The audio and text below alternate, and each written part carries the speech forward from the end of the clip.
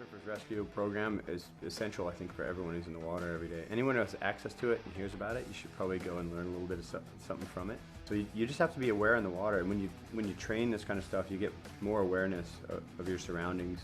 It's even more easy to identify when somebody's in trouble, or to see when a potential problem's going to happen. If you're going to try and save someone just because it's out of the goodness of your heart and you don't have the skills, you're going to get yourself in trouble. Yeah, so everyone should be prepared. You've dreamed of places to go. You promised one day. Now, one day is here. New adventures. Wide open spaces. So, you can't travel the world right now. So what? New South Wales is here for you. Let's all reboot 2020. One unforgettable experience at a time. Now's the time to love New South Wales.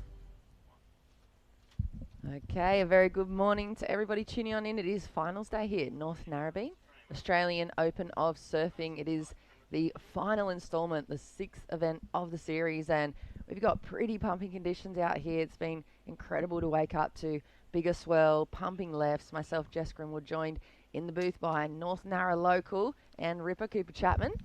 Lovely to be here. Waves are firing out there. That wind's a little bit less than predicted. The swell's maybe not as big as predicted, but as this tide drops out today, the waves could be absolutely firing. It looks super fun out there right now, and yeah, we've got a stacked lineup. This first heat is an absolute cracker. We've got three local boys out there in the red. Dylan Moffat, ratings leader, going in today with the stranglehold on that leading, so he will not want to let this opportunity slip to surf good waves at Narrabeen all day. And in the white, Kai Warner, another local boy who's done a lot of damage over the last couple of years.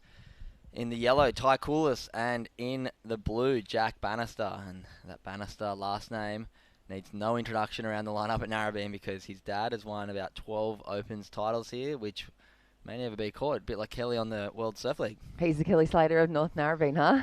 He is, so yeah.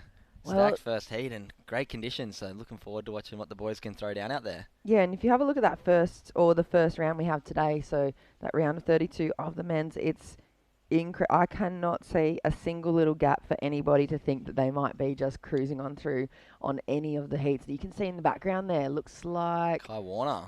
wow, that was a nice looking opening ride for him, and it's just going to be the most high-flying morning of Australian surfing. That's just for the old veterans to the new up-and-coming names in the draw, and then those guys that you expect to be throwing down 8s and 9s. It's going to be hard for anybody really to be bowing out. I think with points, if they're in the double range, I think we're going to see like 16s, 18s, 20s, almost. 20s. I'm calling 20s. Yeah, we saw those 310s go down yesterday, Coops. Yeah, we did. Yesterday was absolutely firing. There was some great waves on that inside left section, and today we've got a little bit bigger conditions. Yesterday in the morning we're on the shore breaks. We see Dylan Moffat opening up his finals campaign. Yesterday he started with a 10 on his first wave. Let's see what he can do today. Just that one foam climbing out there. It's a little bit tricky conditions this morning. Tide's really high. We've got some big Christmas tides coming around this time of year. So as the day goes on, conditions should improve. But still plenty of opportunities out there right now. A lot better than yesterday morning. Some of the double up inside lefts are going to be big scores. So what's it like paddling out at a lineup like this? Obviously, this is pretty much your Monday to Friday workspace. When the swell's like this and there's lump and bump, where is the spot that you paddle out? What's the lineup looking like from out the back there for us, like looking on from the beach? Yeah, I was lucky enough to spend 26 years living here at Narrabeen and loved every minute of it. So in the left corner of your screen right now, you've got the alley behind where you can't see. There's a pool and the headland. So you paddle out along the alley, and then, yeah, we've actually got not too much sand over there right now. The lagoon's closed and it's a bit of a hole over close to the point. So the bank's actually quite far down the beach compared to what I'd say is normal. So the guys are surfing these lefts coming directly down the beach, almost ending up right in front of the surf club or down where the flags usually are put, where we call car park rights, right in front of the car park. But yeah, the bank's a bit wider today, but right now we have a super high tide and not too much sand out the back on the high tide. So but today, because the swell's big enough, it's still breaking out the back, and the guys are having plenty of opportunity to roll them through to the inside. But with 20-minute heats, quite a long paddle out, and a bit of water moving out there today, it's going to be tough to sort of structure those 20-minute heats into being productive. But dare I say, the guys are going to be having a ball on that inside left when it starts turning on. Yeah, I think we might have a first score to come for Kai's opening ride, and maybe just a quick little score for Dylan. So if you are tuning on in, wanting to follow the breakdown, there's a nice overview of the lineup there. It almost is starting to look like a point breaker. There's those roll-throughs that Cooper was talking about, a little bit of whitewash that peaks right out the back, pushes through to that double-up section on the inside, down towards that car park's right that you guys have here. And it's just the quality of wave here, even when it's a little lumpy and bumpy in the morning, is so incredible. And the contest directors were speaking about yesterday, you know, the other possible venue locations, and everybody just had that similar thoughts, just like, why would you go anywhere else? Even if it's lumpy here, the quality of the actual waves individually is just so incredible. So you don't need to move a contest at all pretty much when you rock up at North Narrabeen. Yeah, North Narrabeen's such a great spot, and growing up here, I feel like very, very rarely would I leave North Narrabeen to go surfing. You've got such a good variety from the point over in the corner. There's a little left slab, like a mini chopes almost on its day, and then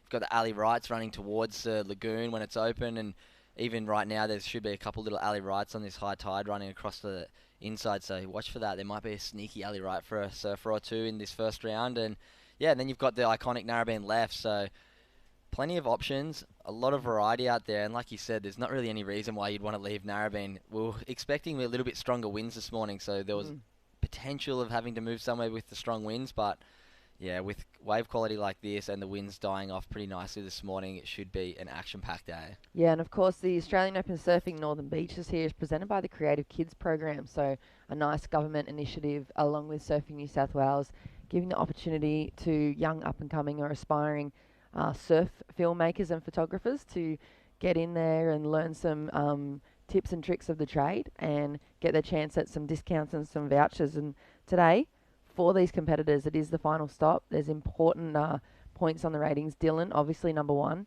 at the top there, looking to take the overall prize of the Australian Open of Surfing Series, which is that all accommodation paid for in 2021.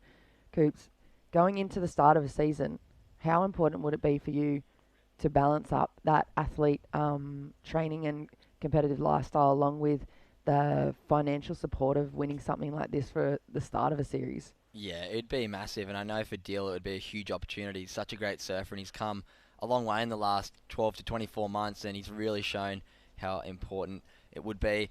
He's working full-time, I believe, at Rip Curl Narrabeen down there, supporting his sponsor and supporting Damien and Belinda Hardman down around the corner. And yeah, he loves his job, but it would be great to see him get a little bit more time to spend on building his surfing, which looks like he doesn't need much work. As we see Jackie Bano out the back, finding a nice little one there. Anything that's going to give you a lip is going to be a great wave right now, and Jack's found the lip there on that end section. So great start by Jackie Bano.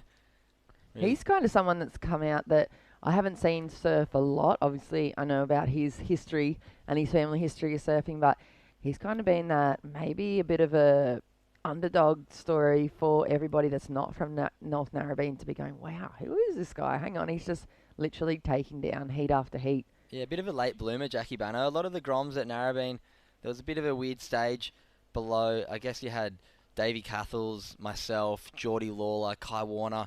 There was a really good group of us coming through, and then it looked like the group below us was maybe not quite up to that same, not standard, but maybe not that competitive. But then the last 2 to 3 years, a bunch of them have absolutely turned it on. Guys like Jackie Bano, Benny Wilson coming up a little bit later, Jamie Thompson, and the boys have really found their stride. And I think it's been led by Jamie Thompson winning that Australian title. It's really showed the boys how capable they all are of maybe getting big results. As we see Kai Warner locking in a 6.33 for his first one, Jackie Bano locking in that 4.5, and Dylan Moffat just a 1.83, and having a bit of a paddle there, maybe a bit of a mistake by the ratings leader early on this Monday morning. That's got to be the first mistake I've seen him make, actually, in competition. Yeah, I mean, over the so series. Consistent, hasn't he? Yeah. I think he's made 4 finals from 4 starts. Mm. Doesn't get much more consistent than that. So yeah, look for Dill to come back strong in this one. I know he's fired up. He was down here early having a surf, and like I said, there's so many locals in the event today, and he just lives down the road, so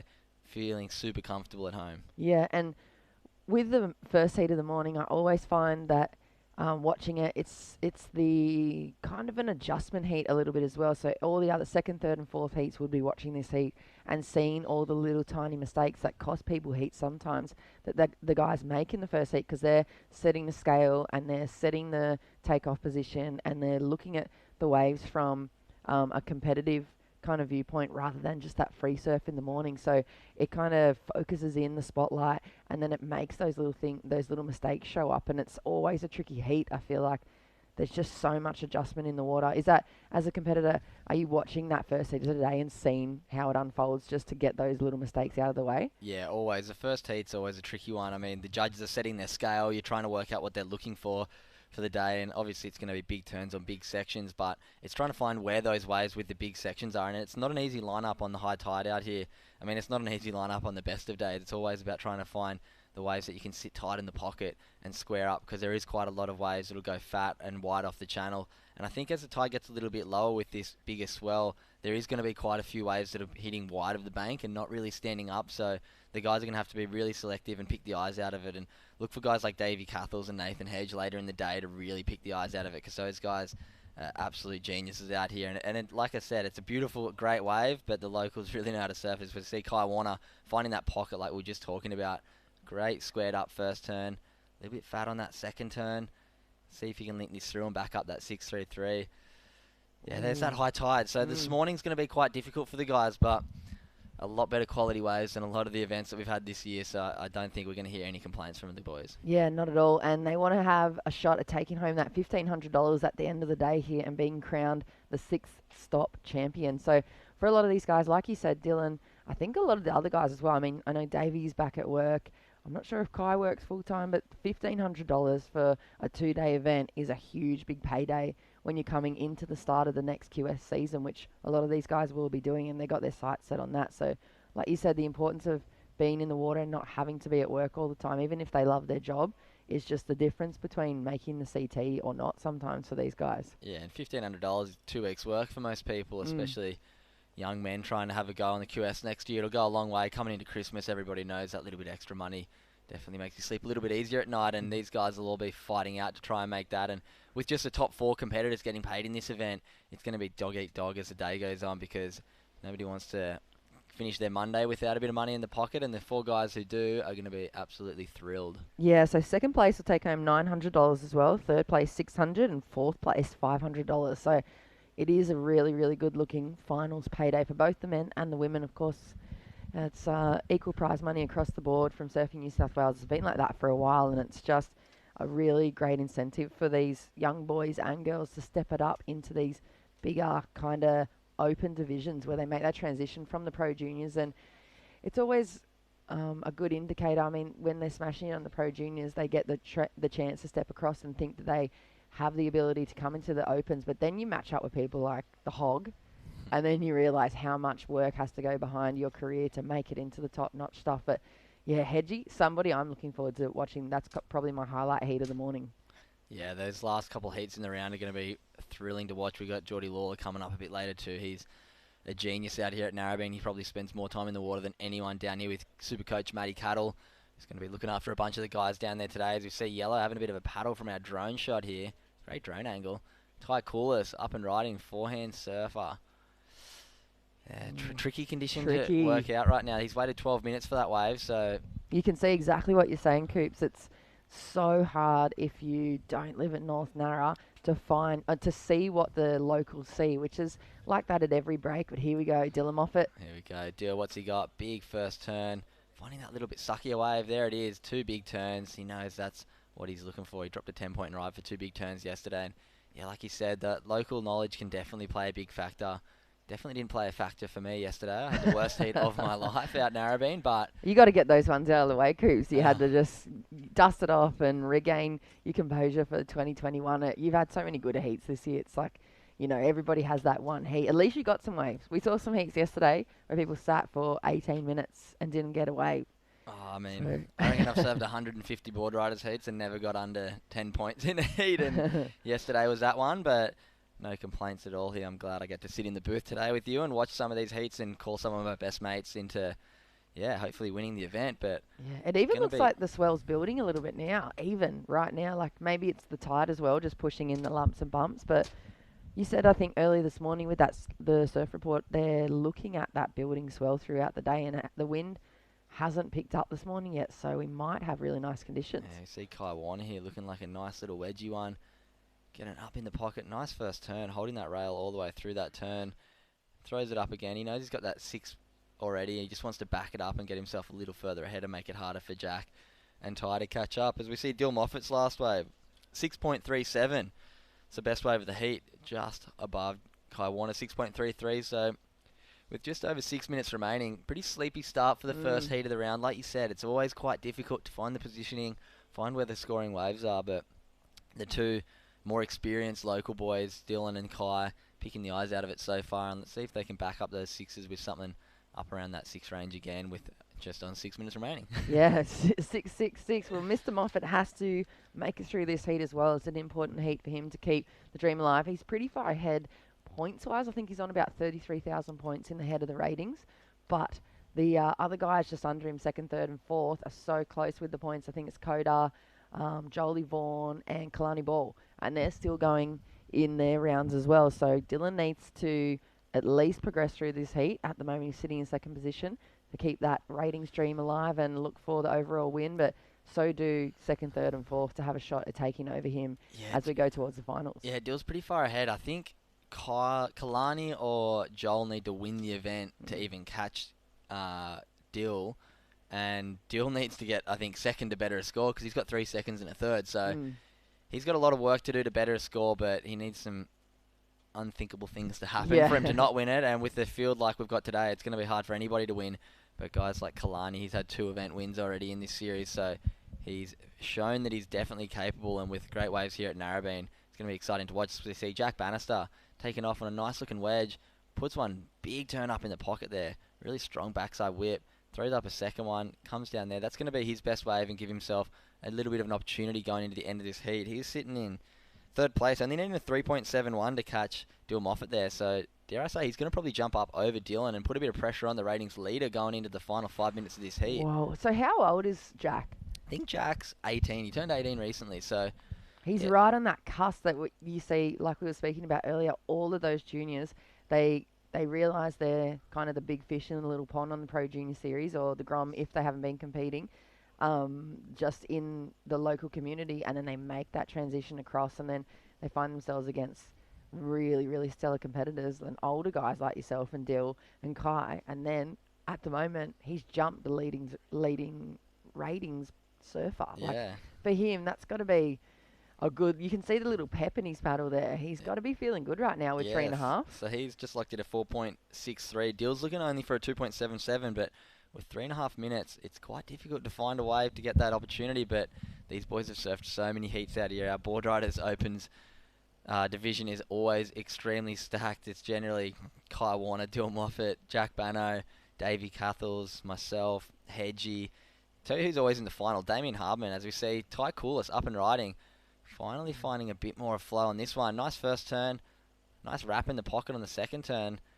Getting his flow on this one. And a big layback to finish. So he's going to throw his hat in the ring with 3 minutes remaining. And quick paddle out to that inside left. He might be able to jag something. He's right in on the shore break there. So might have been a bit smaller of a wave. But that might have been what he needed to get a bit of flow on. Because sometimes the big ones are moving off the bank a little bit and going a bit fat. So with 3 minutes remaining, anybody's game in this heat. We've got Ty Coolis. He was looking for a 7.71 on that. As you see the New South Wales government replay here.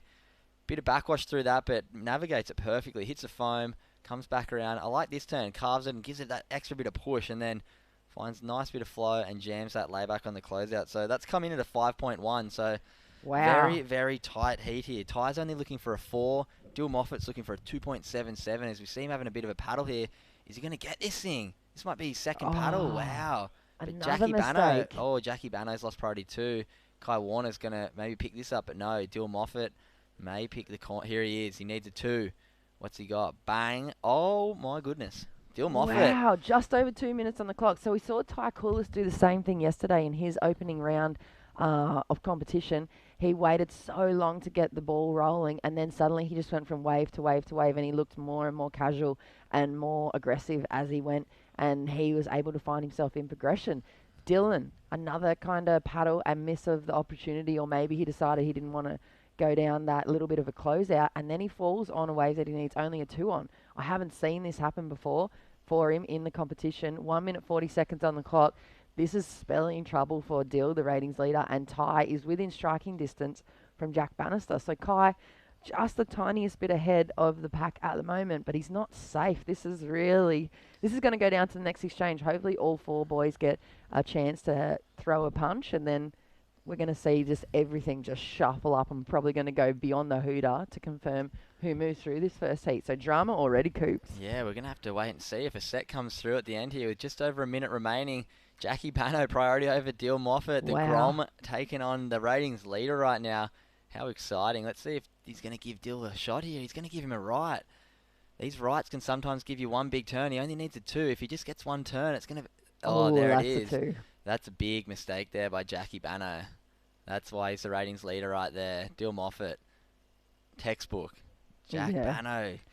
That's where that experience comes in. I think he had priority over him and just let him have it. He only needs a 2.7, so basically he just needed to get one turn. So let's see if Kai Warner... So I think Dill's going to go up to the lead. Kai Warner, that wave that Dill got was a really nice right. So Kai's just locked in his next one.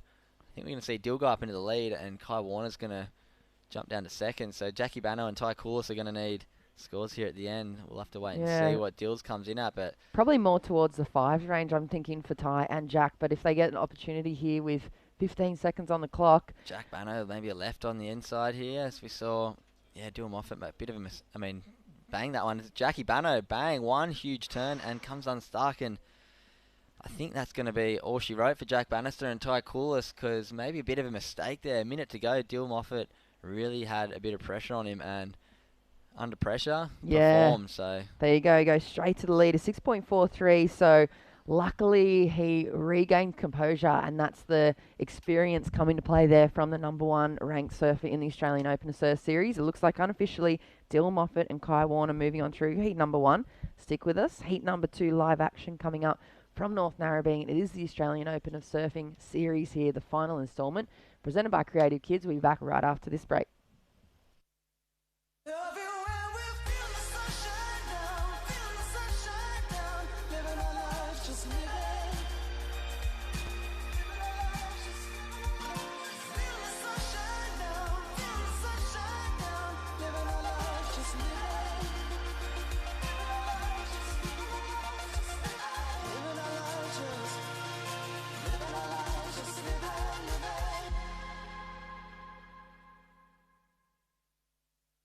Surfers Rescue program is essential, I think, for everyone who's in the water every day. Anyone who has access to it and hears about it, you should probably go and learn a little bit of something from it. So you just have to be aware in the water, and when you train this kind of stuff, you get more awareness of your surroundings. It's even more easy to identify when somebody's in trouble, or to see when a potential problem's going to happen. If you're going to try and save someone just because it's out of the goodness of your heart and you don't have the skills, you're going to get yourself in trouble. Yeah, so everyone should be prepared. You've dreamed of places to go. You promised one day. Now, one day is here. New adventures. Wide open spaces. So, you can't travel the world right now. So what? New South Wales is here for you. Let's all reboot 2020. One unforgettable experience at a time. Now's the time to love New South Wales. Okay, and welcome back to the Australian Open of Surfing, Northern Beaches, New South Wales Open, the last stop of the series. My name's Cooper Chapman and I'm joined here with Jess Grimwood down at the beautiful North Narrabeen Beach. Waves are absolutely firing here for finals day, the final event of the series. And yeah, first heat, almost a big upset of the ratings leader, but Dill Moffat coming through with the goods right at the end, as we see out in the water right now. Heat number 2, round number 3. We've got the Grom heat, Jess. Yeah, it is a bit of a Grom heat. Baxter Hurt opening up with the 5.33.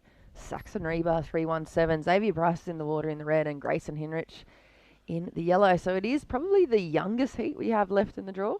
Yeah, a bunch of local guys. We see Xavier Bryce, he's from Longreef. He put in a big showing on Saturday at the Board Riders Battle. I believe Baxter Hurt's from Longreef as well. Saxon Reba from down at Manly.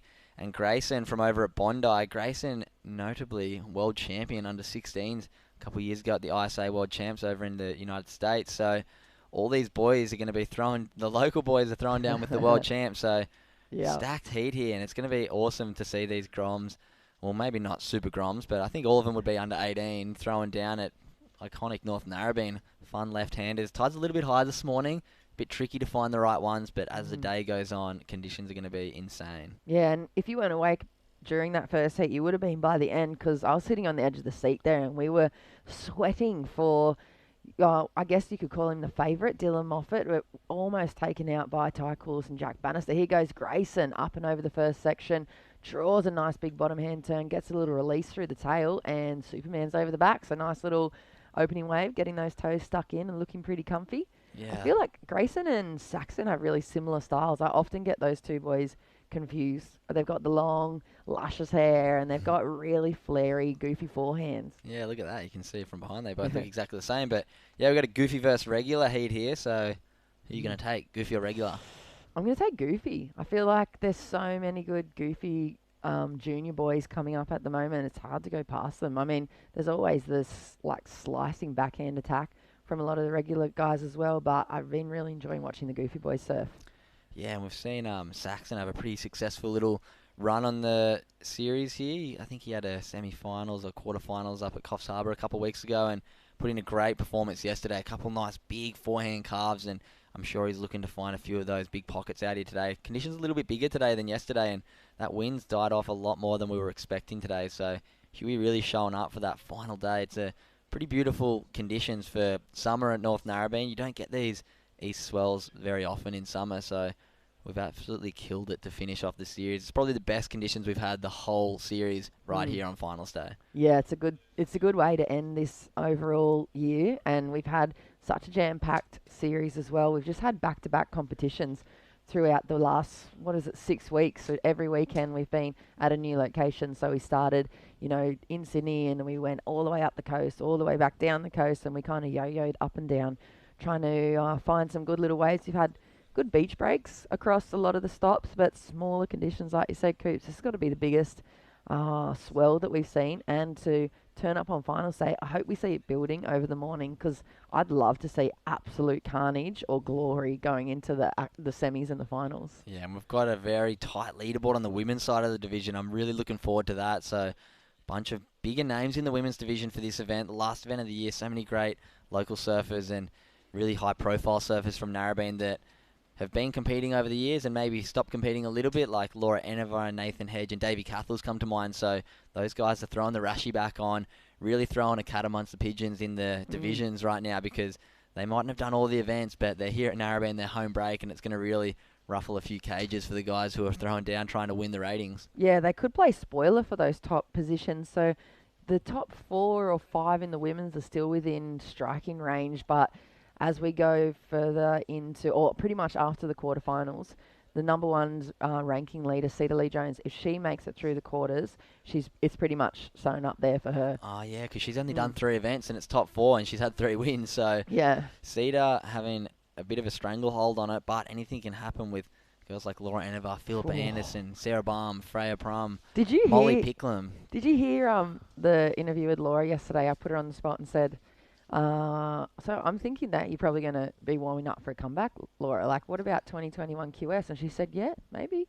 I'm looking at it. So there's, like you said, that cat amongst the pigeons is going to be a spoiler for those top girls as well. But Bormy, I mean, threw down to 10 yesterday, got barreled in pretty much no barrels. I didn't see any barrels out there until she kind of slotted in behind the section. So it's going to be exciting morning of surfing as we go towards those semis. And then we're going to be crowning the champ, and you know, it's going to go down on their resumes, at least for their surfing careers. If you can win a final, you know, even if it's not a top-rated QS or a CT event, if you're winning a final at Narrabeen, you know it's going to have to be done in pretty fine form.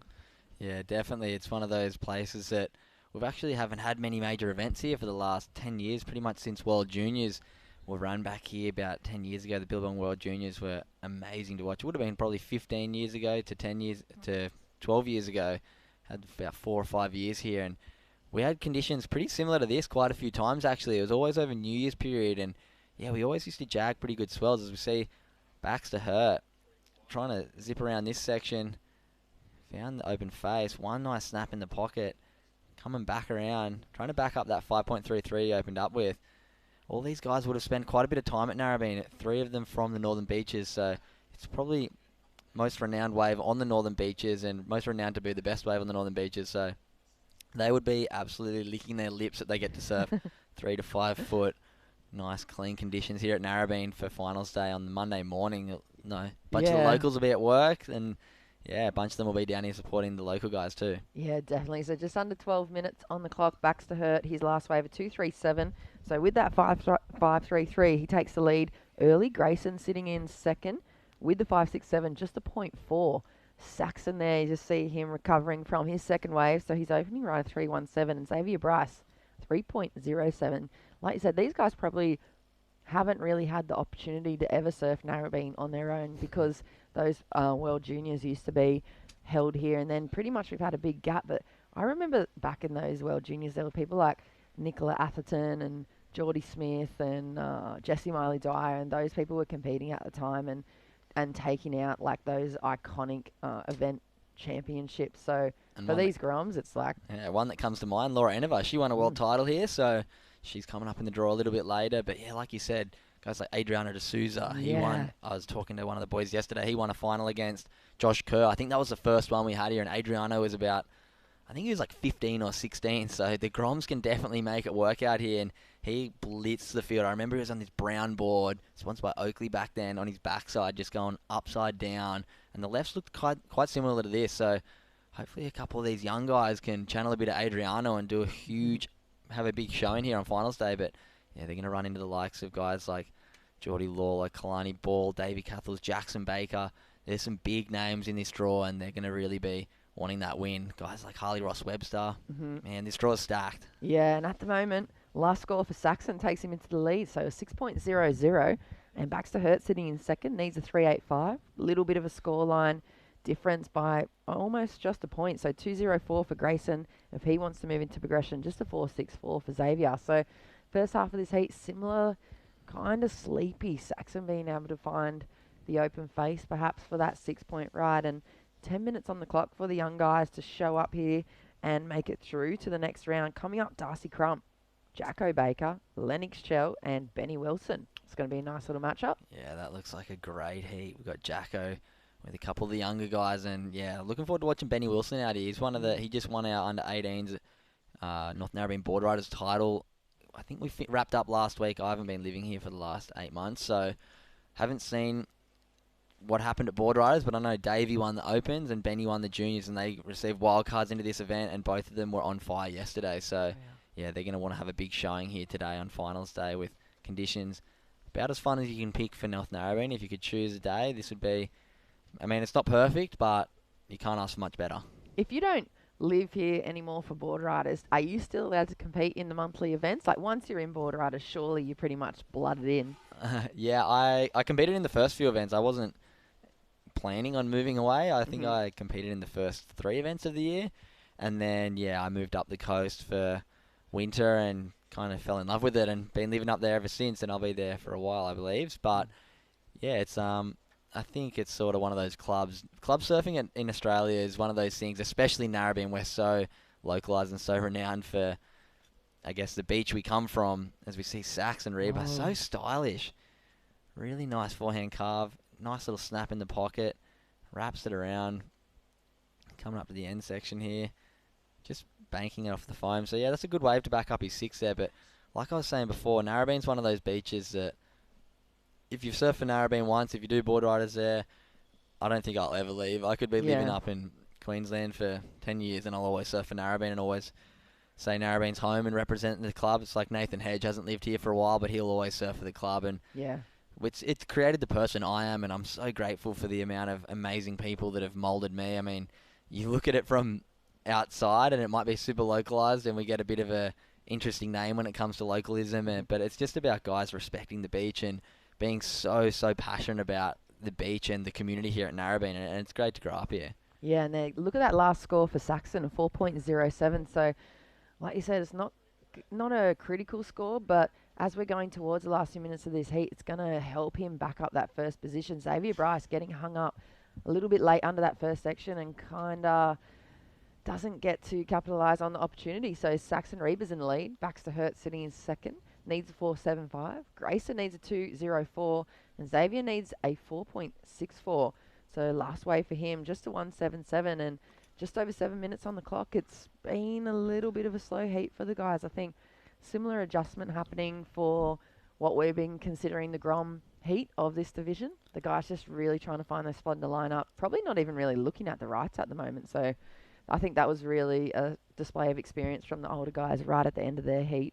In the first heat of the day, they shifted and swung back around into those right-handers coops. Yeah, a bit of morning sickness out there to start the day, and like we were saying, with that high tide, it will give the opportunity for a couple sneaky rights. We saw Dill Moffat pick up the highest score of the last heat on a right, which is quite rare when the conditions are like this, but you'll get those punchy rights with maybe 1 or 2 big sections, and we know that's all you need sometimes. If we see that pulled back angle over to the alley to the left of the screen, a couple running little rights, that looked like a really fun one, but predominantly lefts today. As the tide gets lower, those rights are going to disappear a bit and that left is going to start running. But we've got the man of the moment, Dill Moffat. Tell me about that heat, mate. A lot of pressure put on you there by Jackie Bano at the end, but did he give you that wave at the end? Yeah, he did. Oh. I don't know. That was scary, but I'm kind of glad I just snuck that little right. I know no one was kind of going to be looking at the rights because the lefts are so good today, and lucky it kind of gave me 2 sections, which was good. Yeah, that was a Brett Bano special right there. Jackie Bano, not quite experienced enough to keep you off that one, but yeah, coming into finals day, got to feel good with that ratings lead, and conditions like this, I know you would not have wanted to lose in that morning heat because we all know how good it's probably going to get this afternoon. Oh, yeah. Yes. I was sweating for you, Dill, to be honest. I was just like, wow, I've never seen this kind of heat unfold yet in the series so late into the rounds. And we couldn't believe it when Jack kind of let you go. We thought, oh, maybe he doesn't have priority, but he had priority over you 100%. Yeah. Wow. Yeah. Well, I was sweating too. I was like 2 minutes to go and I need like a 2. I'm like, what's going on? And I was chasing and he was like literally sitting on my board when we were paddling back out. And then I just kind of kept paddling and I saw him like went over it and I like went the little right. Yeah, that right actually ended up being the best wave of the heat. So there's well, you know what it's like. Those Kari rights sometimes wedge back, and that's Yeah. where that local knowledge comes in. I'm super surprised Jackie Banner let you go that one, to be honest. Yeah. But yeah, he did get a little opportunity after and fell on a left. So dare I say, if you got that left, you probably would have got the score anyway. But yeah, looking forward to watching you come up a little bit later in finals day. I'm pretty excited maybe to get you in the booth a little bit later and have a chat as well. It'd be Ooh. nice. Yeah, get him in here. Get him under the lights. Maybe. Yeah, for sure. All right. Good luck, Dill. Well, Awesome. yeah, go rest up and we'll see you a bit later, mate. Thanks, Coops. Thanks, Jess. Dylan Moffat. All smiles there. You can see he's letting off a bit of pressure. Looking like a big finals day ahead for him. He'd be so stoked to be making that one because he really wants to be holding up that trophy a little bit later today. He hasn't had that big junior career that a lot of the guys have had. He's a real late bloomer, Dylan. It's been so awesome to see his development. He's picked up rip curl and picked up lost surfboards, and that's really given him that confidence, I think, over the last 12 to 24 months to really see the potential that he has. And yeah, he wasn't that guy that was killing it through the junior series. I'm not sure if he ever won a junior event, but now coming into the QS, he's really found his form. Someone that comes to mind like that is Connor O'Leary. Never really smashed it during the juniors. He was a guy that I competed against the whole way through the juniors, but then they find their form, find what their surfing is all about, unlock the system, and bang, series leader by quite a long way. And yeah, coming into 2021 QS with a lot of confidence, Dylan Moffat, I think. Yeah, they're almost unbeatable once they unlock that little key, aren't they? And Dill, I saw him surf a few heats probably in 2019, and then I really saw him show up. I can't remember what his result was, but at the start of the year for the 5,000 QS, we went across to China, and he was over there, and I was kind of like, whoa, hang on. This dude, he had these like bleached tips in his hair, and he's like cruising around. He has really cool style, and he's really humble, kind of quirky dude around the contest. And that was kind of the exclamation mark on his name for me over at that event at the start of the year. And I was like, hang on, I'm going to keep an eye on this guy. Yeah, and that's good. Coming into 2021, he'll be carrying those points over from China, so good little start as well for him. But yeah, like we said, Dylan Moffat really turning it on this year, and I'm looking forward to watching him compete next year because I wouldn't be surprised if he's in that Challenger Series top 10 team for Australia going into the back end of next year. Yeah, so at the moment, just under 3 minutes on the clock, Saxon is holding on to that 4.07 and 6-point ride with a narrow lead over Baxter Her, who needs 4.75 to take the top spot in this heat. Grayson needs a 2.54, so one turn off the lip is going to get him back into the mix. And Xavier Bryce, a 5.14. Here goes Grayson. Is he going to get an opportunity here? It looks like a nice wave. Big first carve. There's his two. Bit like Dylan Moffat here, closing down the heat strong. Nice second turn, and he brings it down. That's world champ surfing right there. So Grayson Henrich is going to probably move up into the lead with that one, I believe. And yeah, put himself in a nice spot with just 2 minutes to go. Left it quite late, but held his nerve and yeah, paid off for him. Yeah, so Baxter and Xavier are going to have to do some work now because Grayson's other wave of 5.67. So he's just going to be increasing that little hold with just under 2 minutes on the clock. And you can see why he is the junior world champ. Here's the destination, New South Wales wave replay. Deep bottom turn. Big carve. That was great. Smooth surfing from him, isn't it? Tough closeout re-entry there. He leant back a little bit on it. Looked like he almost lost it for a second and yeah, just got back over the board, dealt with that little bit of explosion and rode out cleanly. So we'll give you that score as soon as we have it. But yeah, great surfing by the Bondi local, Grayson, coming over the bridge for the morning. And yeah, it's great to see Grayson getting involved. And there it is. He's locked in a 7.17. Great surfing there. Clutch right at the end of the heat. Yeah, they love the deep bottom turns too throughout this series. I feel like that's been a consistent across the scoring scale. If you've got that really technically sound bottom turn, really deep, really smooth, no adjustment pumps through that first part of the turn, it usually sets you up for a pretty big top turn or re-entry or snap or whatever it is that you're going for. But they love it. It's just the foundation of really, really good surfing. And so you can see why he's been rewarded that 7.17 two-turn combo. It's been pretty consistent throughout the event so far, Coops. Those two turns, they're executed. You're going to be looking up towards those 7s or the 8s. Yep, and it's great surfing there by Grayson. I'll tell you, it's a funny thing to note. I was just thinking about Dylan Moffat. He's got second in 3 events and third in 1. Over 5 events, he would have only been eliminated from 1 heat. Yeah, He's got second in the events. He would have, out of probably 24 heats now, he would have progressed from 23 of them. That's an unbelievable stat of consistency. And yeah, he showed in that last heat what he's capable of to clutch it up at the end of a heat, as we see. The two boys out there right now. He's given Baxter a shot. 15 seconds remaining. What's he looking for, Baxter? 4.75. Doesn't need much, but this thing's just gone into the channel, and your goofies are looking like moving on through this one with just 5 seconds remaining in this heat. Xavier Bryce, last throw of the dice. Big snap in the pocket there. Let's see if he can back it up. Throws it up there for a second one. Can he hold on? He just can't hang on there. So looks like it's going to be a little too late for Xavier Bryce and backs to hurt. We'll see two goofies moving on through to the quarterfinals coming up a little bit later today. You're watching the Australian Open of Surf. Northern Beaches, New South Wales Open. We'll be right back with round 3, heat number 3, right after this commercial break.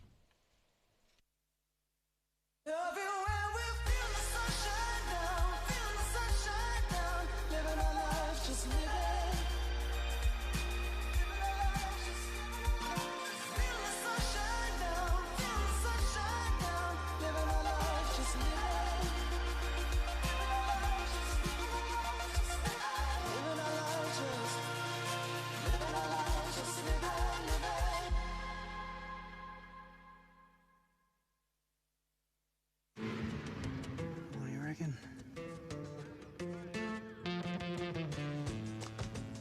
Yeah.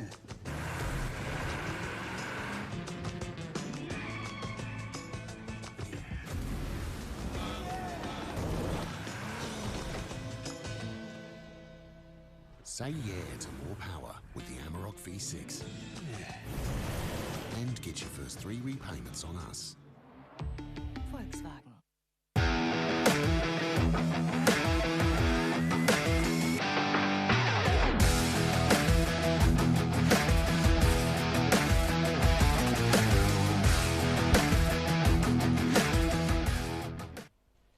And a very good morning. Welcome back. Live action, the Australian Open of Surfing Series. Here at North Narrabeen, we are into round 3, heat 3.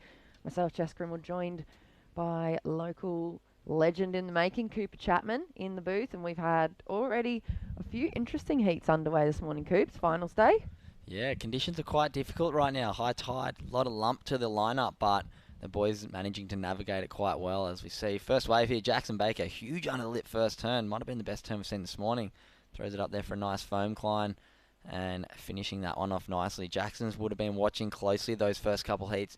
No massive scores to talk about just as of yet this morning, but Jacko Baker maybe throwing his hat down for the best wave so far of the morning, as we see Darcy Crump just from down the road at Avalon getting a few little foam taps there to get his heat underway. But yeah, great conditions here to start finals day. Tide's a little bit high and a bit of morning sickness to it, but still plenty of opportunities on offer. Yeah, and the boys were psyched this morning. I saw Darcy running out for his free surf before the competition kicked off earlier on, and he was just pumped. He like to be rocking up to a competition with waves that are over knee high for any event across the whole QS. I mean, the QS is renowned for the grovel conditions. It's called the grind for a reason. So to rock up to an event where you actually get the opportunity to open up the arms and open up the rails a little bit on the open face, and the increased potential for that to happen throughout the day as well with the swell building, hopefully. It's a pretty exciting way to kick off finals day. Yeah, definitely. And we're here in round 3, heat number 3 in the red, Darcy Crump, white, Jackson Baker in the yellow, Lennox Chell, and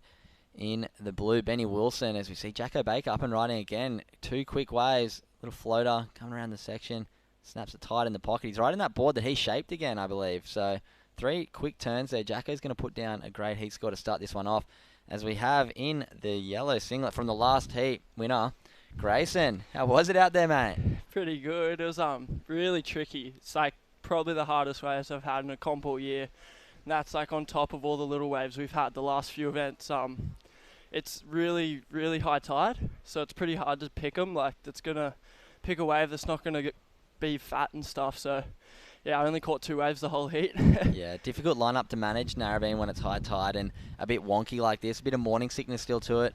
What were you going through your head at the end of that heat where you kind of needed a score, only needed a small score, but you really held on? Yeah, no, I caught a wave at the start of the heat, felt alright, and I was like, alright, I'm just going to get another one of them anyway. That didn't happen till like a minute or 2 to go. But yeah, I was really, once I waited that long, I was like, oh, may as well just not take off on a 2 or a 3.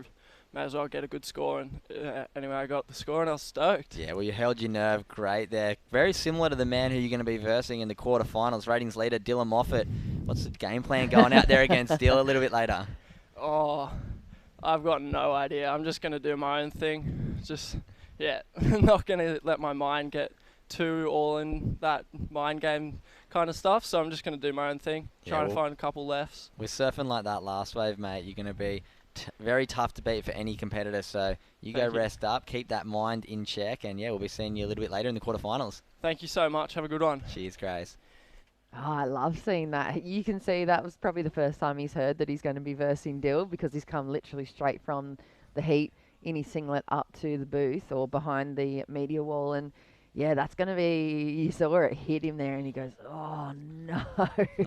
But he can play upset to the rankings leader. He has such a good forehand.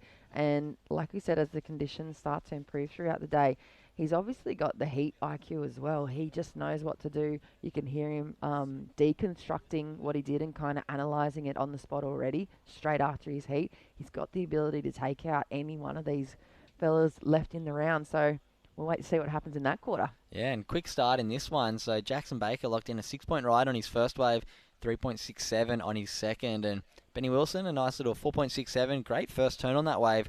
Navigated the backwash perfectly, and then the little foam rebound. Leno Chell just with a 3.07 as we've seen paddling in. Nice looking double up here. Let's see what he can get done on this wave. Big layback snap. Can he hold on? One turn was scoring quite big yesterday, just incomplete there, but you can see the intention there. Really, really set for Lennox Chell. Big turns, big sections. We see Darcy Crump, big turn of his own there, comes straight off the bottom. And another big one. That is very, very tidily done there. I know we were talking to Darcy yesterday, and he's such a great guy, and he's so grateful to get the opportunity to surf here at Narrabeen with no guys out. All those Northern Beaches surfers come down here pretty often, but maybe don't get the opportunity to get the best waves in conditions like this, because yeah, there is a big local contingent, and we're going to see a lot of them coming up today. But yeah, Darcy opening up with that 2.33. That last one is going to be a great score. I'm looking forward to seeing that one come in, as we saw Benny Wilson lock in another 2.7 to back his one up. So here we go. This is that heat number 3. The boys have got the ball rolling now. They've watched the first 2 heats. They've seen the mistakes. They've seen the adjustments. There's Mr. Baker calling for probably a situation update, but he's going to have to wait because that score's not even locked in yet for Lennox Chell. And I heard you say he's riding aboard the He Shape. So that's one of the Jacko Baker specials under his seat, is it? Yeah, we were talking to him yesterday after his heat, man, Chris Enever, and he said he shaped that board with the guys from Channel Islands last year, and he's really wanted to ride it in a heat, but he hasn't had really the opportunity to do it. He said it goes really good on his backside, and put a front deck grip on it as well, because it had a few dings coming in. So he's like, you know what, I want to preserve this thing. First board I've ever shaped, and look at him flying on it. 6-point ride on his first, 3.67.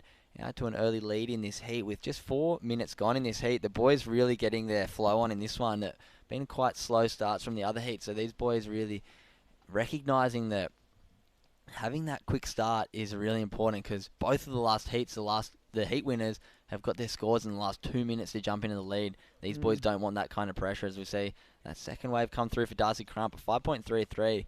Great score there for him to get his campaign started with 4.5 minutes gone in this heat. It's been action-packed already. Yeah, it has. And Lennox Chell, young guy from the Central Coast as well, he's been such a standout for the Central Coast contingent. I think he represents the Voca Beach Board Riders. So to have that heat against Darcy Crump and Jacko Baker, I know those guys would be guys that he'd be watching growing up through the junior series that were taking down the massive QS heats. And Benny Wilson, like you said, one of the local up-and-coming grums from this area. Well, junior surfers.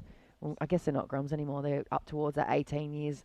And here we go. Lennox Chell up and riding on the forehand. Bit of wobble through that one. It's good to note as well. So looking at this heat, we've got Jackson Baker from the Merriweather team. They won on Saturday. Lennox Chell from Avoca, they got second on Saturday. Darcy Crumps from Nassau, they got fourth on Saturday. And Benny Wilson's from North Narrabeen, they got fifth on Saturday. So just goes to show how important those board riders clubs are in Australia when it comes to creating amazing surfers. And yeah, we've got first, second, fourth and fifth surfers out there right now from the board riders battle on Saturday, and really making a bit of damage out there on this great Monday morning down here at North Narrabeen. Yeah, it's like the boxing ring, isn't it, from your local gym. If you're coming up in like a sport like boxing or fighting, you have all your local guys and your mates that you have to spar against all throughout the very beginnings of your career, and they kind of help you develop. I thought you said it earlier this morning. They help you to grow into the person that you want to be or the competitor that you want to be, and then you kind of have those battles, and then you realize, oh, maybe I need someone outside of this ring, and then they step into this kind of situation where the tops from each of the local communities verse each other, and then that's how we produce the best kind of Australian surfers through that board riders development stuff and all of these programs of competition surfing coming from the state surfing New South Wales, because then the best out of New South will verse each other in the Aussies, and then we have this massive group of incredible competitors that we can push up to that world stage and retake over for world dominance on the championship tour. That's what I'm calling, Cooper. Yeah, I'm looking forward to this Challenger Series next year. The 10 surfers that'll be sent over around the world from Australia will be a hot contingent, with events like this year really giving the guys an opportunity to retain their skills, make sure they have that little bit of an edge over the guys all around the world. I'm not too sure what sort of events the guys all around the world have been doing, but I know that Surfing New South Wales, Surfing Australia are really, really putting in the time, funding and effort to keep our guys sharp coming into next year's QS. And yeah, next year's Challenger Series is going to be a great opportunity for the Aussies to maybe get a few more guys on tour and, like you said, get that world domination back on the World Championship Tour. Yeah, I mean, it'd be hard to think, if the rest of the world and the rest of the surfing community globally were running back-to-back events over the last 2 months, I'm sure we would have heard about it. So I think we're going to be on the front foot. Baker, boom, huge backside turn on that wedgie wave, squeezing in a second one. Judge is going to love that first turn. Super critical. He was almost caught behind the wedge, but that's what you need to do here at Narrabeen to pick up your speed. Darcy Crump found that wedge too. Wow. Great two-turn combo. And a third. That is very, very tidy surfing by the man in red. Darcy Crump, just down the road at North Avalon. He's from just down the road at Avalon. He would have spent a lot of time surfing off rocks there at NASA. Wow. Lovely surfing there. 3 big turns. Jackson Baker, that one huge turn. So let's wait and see what scores come in there. Benny Wilson and Lennox Chell are going to have a bit on their plate after those ones, because Jacko and Darcy have already got the top 2 waves of this heat. Benny Wilson just at 4.67 and Leonard Chell just at 3.07. Here's a replay. Nice tight, extra bit of jive at the end of that one. Great snap there, full rotation, and then straight up over that third turn. Doesn't get much better than that, and scores have locked in a 7.67 for that 3-turn combo, and we've seen Jackson Baker 6.6 for that one back-end turn, so Judge is really showing that they want those aggressive manoeuvres in the pocket. Jacko only a point behind Darcy for the one manoeuvre behind his 3, but yeah, that one big turn really showing that the judges want those powerful turns in the powerful sections of the wave. Yeah, and this is it. This is the point in the morning of the competition where the gears shift up again, and I think it's kind of that signal that there we go, there's scores out there. The judges are going to be waiting to see the building on this. I feel like they're going to be some of the small scores now going into the second half of this round, because the guys have figured out where they are in the lineup. The rest of the heats will be seeing this. They would have heard it across the beach comms, even if they're not watching the heat right on the sand. They'd be back at the car getting ready and realising that, all right, there's scores out there, and there are 6s and 7s, and there are 8s in the water. So these 3s and 2s and even low 4s are going to become a thing of the past of the heats, and you see Jacko waving for a situation there. Yeah, I tend to disagree with that one of Darcy Crump. I thought that should have gone up into the excellent range. That was 3 big. One judge gave it an excellent range, a couple 7.5s paired with the 8. Averaged out for the 7.67, but that was the first wave that we've seen 3 critical turns tied back to back. So yeah, I mean, when you compare it to Jacko's, he had that one hook, and then they've kind of, maybe they crucified him a little bit for the froth on the wave. I know sometimes that the size of the wave or the quality of the wave face comes into play as well in the scale. So yeah, 3 turns versus Jacko Baker's, it kind of shows how much power and spray Jacko threw on that back end and threw into the sky. So at the moment, still looking for something to go way up into the excellent range. One judge gave Darcy the 8, so that's up in that excellent range, but with the average across the board, the 2 7.5s brings it down to that 7.67. yeah, I don't think he'll be complaining with a 7.67 just past that halfway point of the heat. The boys in red and white got a stranglehold on this one, but yeah, I just feel like 3 critical turns on it was a great wave too, Darcy, so maybe he's got to push a little bit harder to get up into that excellent range, a bit like Jacko Baker's first turn. But yeah, they've definitely got the pressure on Lennox Chell and Benny Wilson in this one with 9 minutes remaining. the two local boys from Northern Beaches. Oh, actually, sorry. Local boys from Northern Beaches in first and third right now, and Jackson Baker from the Merriweather Club, who won on Saturday. Yeah, he's a man to watch right now. He's been a blistering form on the QS over the last couple of years.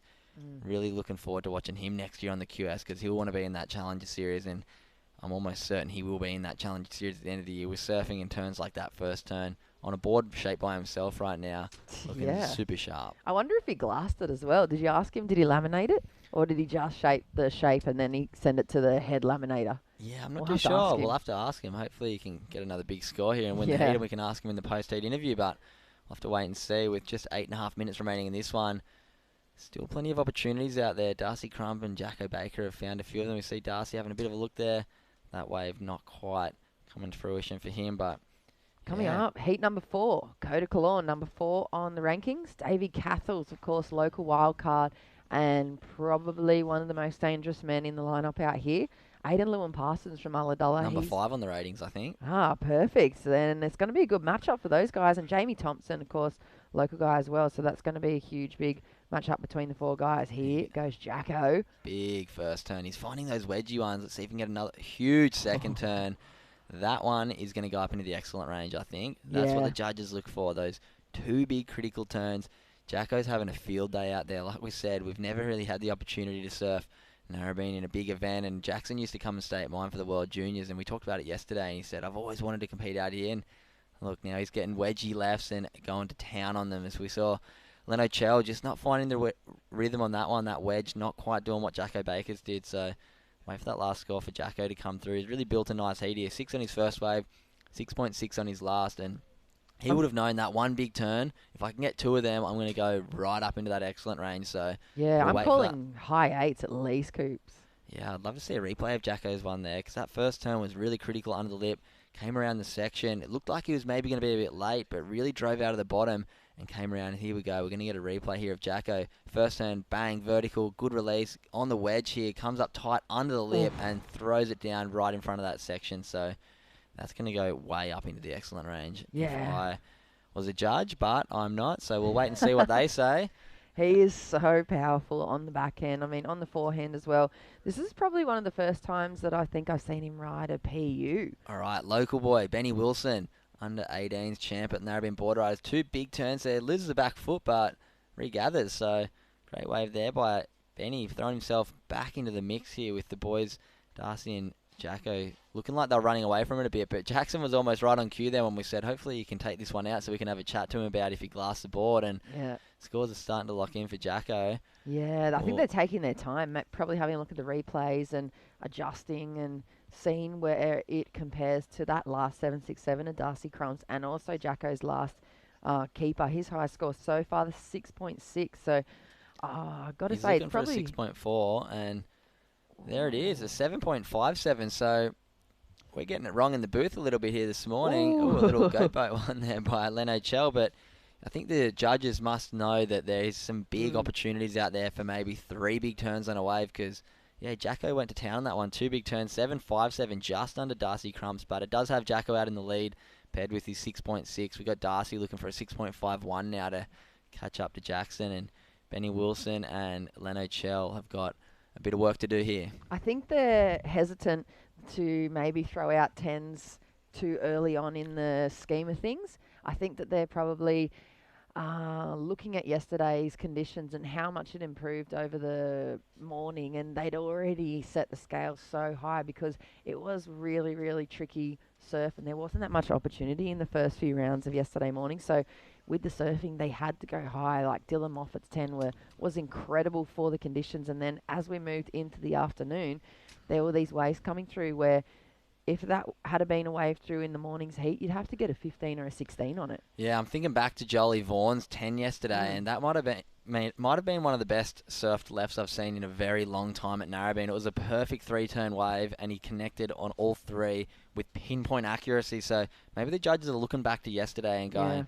there is some big opportunities out here at Narrabeen, and as the day goes on, maybe they want to keep that excellent range open for some unbelievable surfing, which I am going to say we're definitely going to see later today. But, yeah, I still think Jackson and Darcy did pretty well on those sevens just then. But, yeah, keeping that scale a little bit more open today. Yesterday we saw 3 10-point rides, and that really kept us a bit pigeonholed yesterday, dare I say, because I think looking back, Dylan Moffat's 10 compared to Joel Vaughan's 10, there's probably a big gap in it, but obviously the scale can change between heats. But yeah, today the conditions are going to improve and the waves are going to be super fun as the day goes on, and with some huge names coming up, they're keeping that scale open. But the boys in white and red still got a stranglehold on this heat.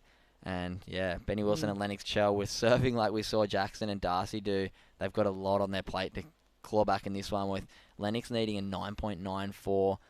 Like we said, we've seen a couple 10s in this event, but they've got a bit on. Ask. And Benny Wilson needing that 8.34, just a 4.47 on that last one. Judges must have seen that little back foot slip and called it a little bit not maybe out of control for Benny on that last one. But yeah, the boys in white and red finding form in this heat. The first 2 heats, like we said, were a bit sleepy. Nobody really got to connect on many waves, but yeah, in this heat, the boys are really turning it up. Yeah, I think that with that scale and with the brutality that is competition surfing, they're going to force the guys to lift their performance again, because if they know that they only have to do 2 big hooks to find themselves in an 8 or a 9, then I feel like we just heard a little bit of a siren in the background, but we'll have a look. I'm sure they got it under control down there on the beach. But yeah, if they are forced to put in the extra work and get 3, 4, 5, 6 waves, 6 turns in a wave, looks like that the guys are making their way on in. So look, while we figure out what's going on, we're going to go on a break here. This is the Australian Open of Surfing Series, and it is heat number 3. We're on pause at the moment. Stick with us. We'll be back right after this break.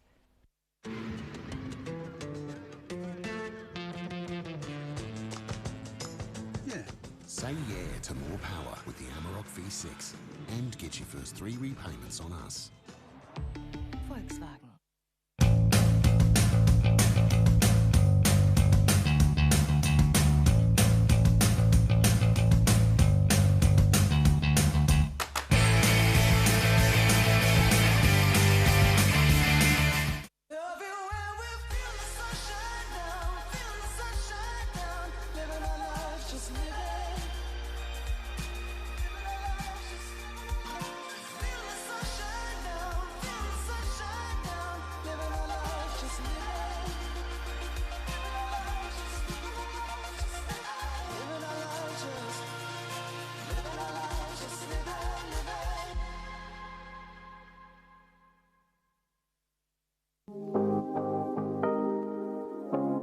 My top 3 recommendations to do on the northern beaches is grab a pie from Upper Crust Pies, head around and do the Narrabeen Lakes bike trail, maybe even walk it.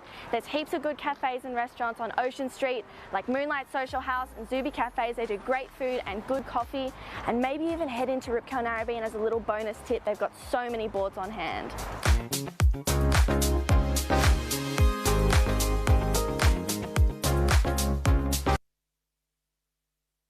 Welcome back to North Narrabeen. We are into Heat 4, round 3 of the Australian Open of Surfing Northern Beaches division happening right now. Jamie Thompson out there in the blue, local surfer. We've got Coda Cologne in the red. Davey Cathels, another local surfer, in the white. And Aidan Lewin Parsons in the yellow. And Aidan's had a pretty good run through the Australian Open series, as has Coda. Jamie's been a bit up and down. Yes, he's been a bit unpredictable throughout the series, I should say. But as we see, speak of the devil, he's Charlotte Pier, Jamie Thompson up and riding on the right today, so opting to choose a right on that one. We have seen predominantly all lefts this morning. We've maybe seen a couple of little rides come through, but yeah, the lefts have been the highest scoring rides. Maybe Curry's rights, there's been a few, but definitely the alley lefts are on point, as we see Coda up and riding. Beautiful first carve. He brings it around for another one, so he's looking for this inside connection. He gets it and finishes that one off. So Coda Killorn opening up his account with a nice looking wave. He's got some strong opponents ahead of him, but I tell you what, he's a strong surfer himself, so I'm sure that he's not going to be backing down. No, not at all. Looking really strong through those turns. Just linked a couple of nice frontside calves together then, so getting underway pretty early in this heat. Of course, got a big day ahead of us, a fair bit of swell, pounding the east coast of Australia. Not too huge here at Narrabeen. We've got high tide is coming through at 8:33. And it's a big one. 2 metre high tide at 8:33 this morning. Then we're running out to a low, just a 0.2 of a metre. So a lot of water to move off the bank as we head that low tide at 3:14, which will be about finals time. Yeah. Well, Coda opened up with a 3.83, so that took him straight up into the lead. Jamie Thompson, a 1.23 and a 0.97. So we see Aidenlaw and Parsons. I don't know if it's Aiden or Aiden. Unfortunately, looks like that front foot slipping off, but out the back. Davey had a paddle on this one. Opts out of that. Jamie says thank you very much. And he takes off on this one. Beautiful first turn. Nice. Straight up for a second one. So Jamie getting underway and finishes that one off. So Jamie Thompson showing his local knowledge out there this morning. Davey Cathell's maybe a mistake letting that wave go. That was a good opportunity or potentially a good opener for the surfer in white with just on 15 minutes and 40 seconds remaining. Yeah, I think Davey was pretty keen to catch that wave, but unfortunately just couldn't get into it because Davey, former WCT Tour surfer, and here he swings around now. So Davey Cathell's in the white. Just kicked straight out of that one, that wave not offering him anything, so he just wants to get back out there and maybe establish priority. So Davey Cathell's heading back into the lineup. Very experienced surfer, of course. We saw 7.5 for Jamie Thompson on that last wave, so big solid turns. The judges like that. We've seen that throughout the earlier heats today. And it's pretty consistent out there. Now, True Starling. I thought I'd better say who we are. I'm Reggae Ellis, you're True Starling. Yeah. Now maybe I'm Reggae Ellis and you're True Starling. Yeah. Well, you're holding your age well. Did you go for free surf? I did. I had a free surf this morning. It was really fun. I think this morning's got a little bit of morning sickness to it. Yeah, it was a bit kind of a wobble. Yeah, a bit wobbly, but I feel like as the day goes on, it's going to slowly but surely pick up. And I reckon it's going to be firing by the finals. Yeah. When, if you're familiar with the setup here at North Narrabeen, the surfers are sort of, at the moment, just out to the south of the surf club a little bit, and we're sort of anticipating when the tide runs out, they'll drift a little bit further out to the north, but these left should start running all the way through as the tide starts running out. But of course, we've still got 25 minutes of dead high tide. So Davey Cathell's just trying to find the wave out there. He won't be too stressed at the moment. Very, very experienced surfer. Speaking of experienced surfers, there's some old bloke down there waiting for us with the moustache.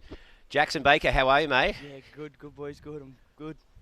You're good. Yeah, bit puffed after that. That was actually, doesn't look that hard, but just having that high tide, it's actually got a fair bit of just water on, like just so much water, and like even when you're on the wave, it's hard to even get your rail in and really square up. I thought it was going to be really fun. It was fun, but it was a lot harder than I actually expected. Yeah, well, it was a bit of a two-way battle. You and Darcy Crump there, of course, and then that last wave, that 7.5 you got towards the end.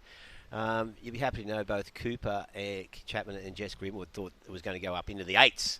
But, big open-face turns again. How are the waves, like, with the opportunities? They're pretty limited with this high tide? There's plenty of waves out there. I just think as soon as you start looking for good waves, you just get lost. I think you just got to catch them and take off and see what happens. I think that's what I kind of did. I got that lucky start with the 6, and then I was just more than happy to keep catching waves. And I think rhythm's a huge thing today. If you sit out there too long looking for waves, you're not going to find any. But if you're just always on them, you can kind of always find a little gem.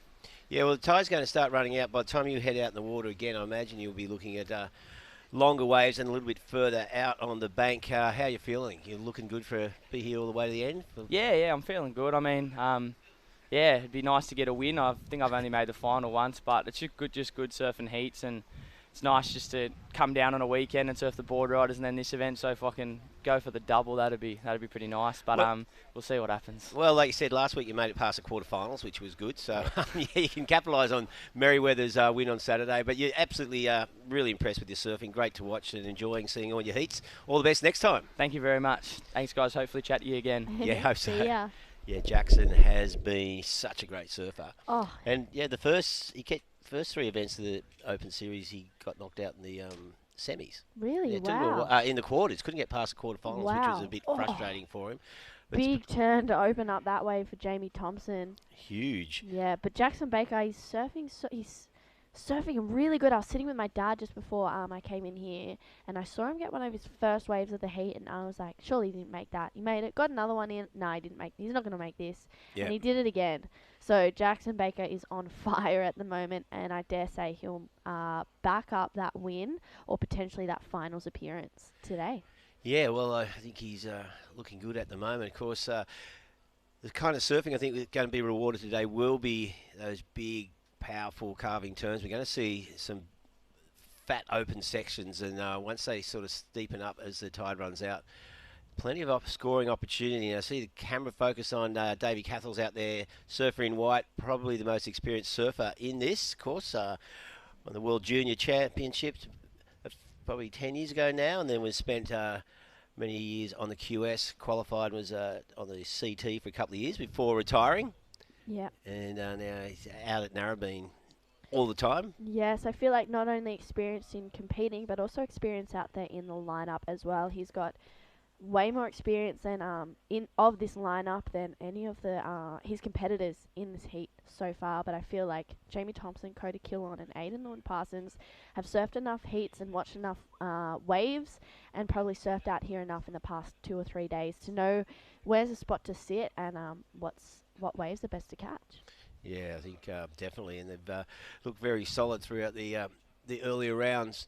Just over 10 minutes remaining, so getting to the halfway mark. Davey Cathell's yet to lock in a score, and same with Aidan Lewis. He's just got Aidan Lewin-Parsons just a 1.43. So Jamie Thompson, the only surfer with a decent scoring ride at this time. That's 7.5 on his third wave. We've got Coda with the 3.83. So pretty slow start to this heat as far as wave catching goes, which is an indication that it's pretty difficult out there. As Jackson said, a lot of water moving around. It's hard work to stay in position and find that position. So at this stage, that 7.5 for Jamie is making a big difference. Totally. I feel like, I'm not sure if you had a look at the beach this morning, Reggae, but there's a truck right in the middle of the beach, that big truck with the speakers on top of it. Yep. I feel like if you're any further north of that track, you're not in the spot. You're not in position, so that's going to be the lineup spot, you reckon? For Yeah. I think as it gets bigger, it traditionally, the waves that come through that have more opportunity or are probably steeper are actually the ones that are a bit wider, and everyone gets caught going up straight up to that traditional alley left takeoff, as we see Coda up and riding. Potentially just the one turn, couldn't ride out of that one. No. So Coda Killon trying to lock in another score, unfortunately not capitalising, but hopefully waves coming through for the surfer in red as we see yellow Aidan Lewin-Parsons flying down the line. Nice. Again for a second one. Carves it for a third. Oh no. Unfortunately, potentially didn't wax up enough off before he came out in the heat. Everyone's looking a little bit slippery or maybe a bit jittery out there. It is bigger than yesterday, and I feel like it's slowly starting to build. And Davey having a look at this one. Yeah, nice wall ahead and just drive off the bottom. Beautiful turn. Just cracks it vertically into the lip. That was a critical turn. Needs to get something happening on the inside. This wave starting to stand up. Throws it up again. Throws those fins out. So a lot of commitment in that second turn. That was a good wave. That does that with ease. Square off the bottom on that first turn and straight up into the lip. So Davey Cathell's waited a while for that wave, but he made the most of his opportunities. And with 8 minutes to go, he's heading back out. So that will probably be up there with the second highest score of the heat. I feel like I've seen Davey surf that wave 100 times. Well, he probably has. Yeah, every time it gets better. Yeah. Born and bred here at Narrabeen. Yeah, well, scores got like married recently too. You know. Yeah, he settling did down. He's become a very responsible young man after years of being a bit of a hooligan. Yes, he has. He got married to his gorgeous now wife, Maddie, which is really beautiful, and they seem really happy together, which is so nice. Good. That helps if you get married. Yeah, you want to make sure that you're happy. Oh, look at that Coda Killon just flying across that section. Not sure if he made that. Was bizarre. It just came out of nowhere. That was crazy. Straight across our screen. It was lightning. Well, this is going to be a good wave. Going. Yeah. So we saw Coda just fly across that section. Hopefully we'll be able to have a look at the replay of that one, but it looked pretty deadly. And Jamie Thompson, well, still looking to build on that 7.5, just holding a 3.7 as his second scoring wave as we hit the 7-minute mark. And you can see Jamie out the back there in the blue. A couple of scores to get locked in. Davy Cathels and Coda Killorn. And I think Aiden's as well. So it's going to be a big change in the points tally over the next, once the judges locking those scores. And I think this is going to tighten up significantly. Coda, Aiden and Davy all got good waves. Yeah, I feel like everyone's going to be dropping good scores, and Jamie Thompson tags that first section, brings it around for another one. He's been working closely with Maddie Cattle down on the beach here for the past maybe 2 or so years. So Jamie Thompson feeling good under his feet. I think the board that he's riding today is looking super spicy. So we've got scores locking in for now all surfers in the lineup. Davy Cathel's last of Davy was a 4.13, last of Coda Killorn a 3.97, last of Iden Lewin Parsons a 4.40. So Jamie Thompson still holding down the lead with a 7.5 and a 3.70. Coda Killorn in second with a 3.83 and a 3.97. Iden Lewin Parsons in third with a 1.43 and a 4.4, chasing a 3.51, and Davy Cathels sitting in fourth with a 0.67 and a 4.13 on his last, needing a 3.68 to progress through this heat. So second and from second till fourth, it's still pretty close. I mean, it could be anyone's heat this heat with 5.5 minutes remaining. Reggae. Yeah, still wide open, of course, Jamie. That 7.5 is making a massive difference at the moment. But yeah, just pretty small scores there. 3.97, a 4.4 and a 4.13 for Davey. So judges not unleashing with their generosity at the moment, but making their surfers earn their turn, so to speak. So I think given the nature of the surf at the moment and how we think it is going to improve, setting this scale in the first couple of heats. There's the overview. You can see straight easterly wind forecast to get up to 15 to 25 kilometres an hour, so going to be pretty lumpy all day, but we are going to see an improvement as the tide runs out. Swell is meant to pick up this afternoon as we see Aiden Lewin Parsons now smacks it up into the lip. Nice critical turn. Bit of white water to deal with and just gets hung up there, so rides out of it, but won't be too happy with that last turn, just stuck up the top. And 4.5 minutes to go. He's not needing much though, is he? Just a 3.41? Yeah, 3.41 for yellow, so we'll have to see what the judges think of that. This heat has flown by, 4 minutes, 20 seconds remaining. It's like, I'm just looking at going, wow. Yeah, crazy. You got like Davey with a 0.67 and a 4.13, and Aiden still holding a 1.43 is his second scoring wave. So that will change, of course, after that one. But small scores at the moment. But Jamie Thompson looking pretty good with 4 minutes remaining in this heat. Jamie is out the back in the blue.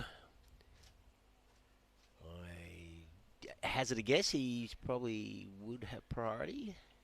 He and Davey have been out there for a while. Yeah. What do you reckon, Davey? I think maybe Davey will have priority. We'll have to wait and see. Yep, 3.5 minutes remaining. So Davey Cathel's on screen, really looking for another wave. Just got that 4.13, and he's still holding a 0.67 as his second scoring wave. So only 2 waves ridden for Davey. We've got a third score to come in for Aiden Lewin Parsons pretty soon. It could change things around. Coda Killorn just sitting there with a pair of threes, a 3.83 and a 3.97.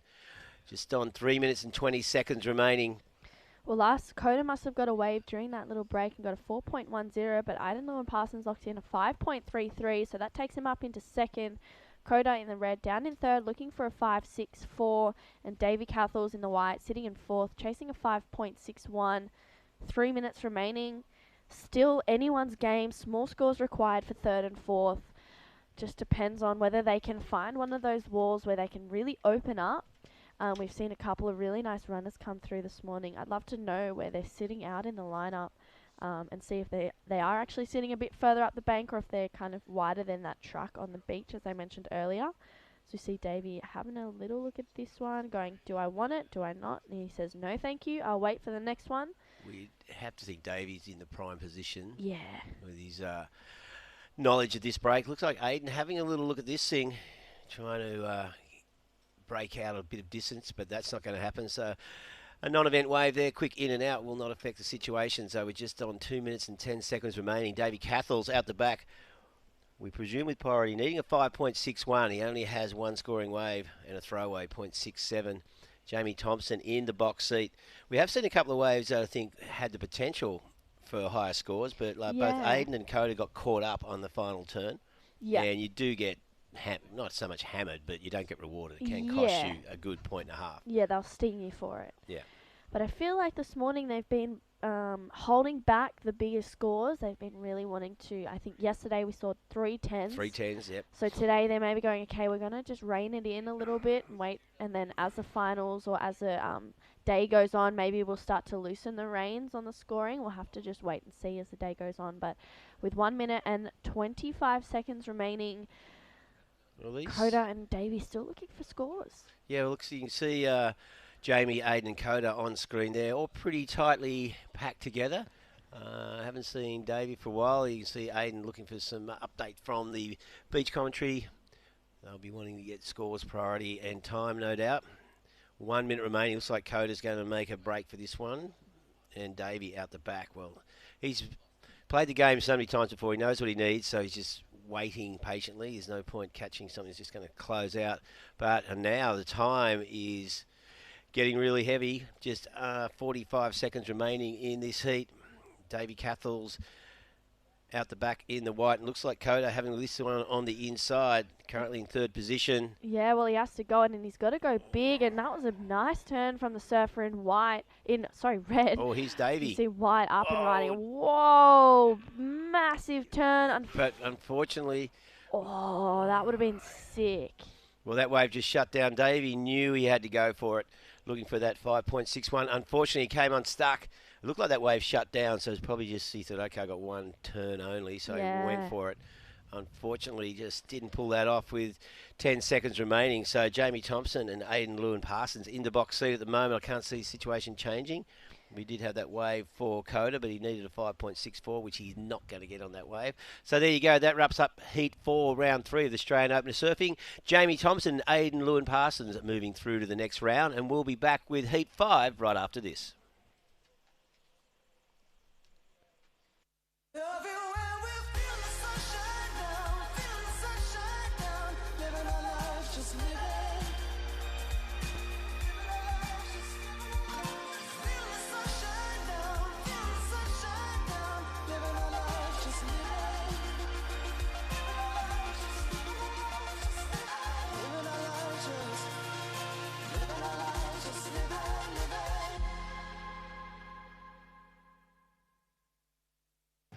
Rescue program is essential, I think, for everyone who's in the water every day. Anyone who has access to it and hears about it, you should probably go and learn a little bit of something from it. So you just have to be aware in the water, and when you train this kind of stuff, you get more awareness of your surroundings.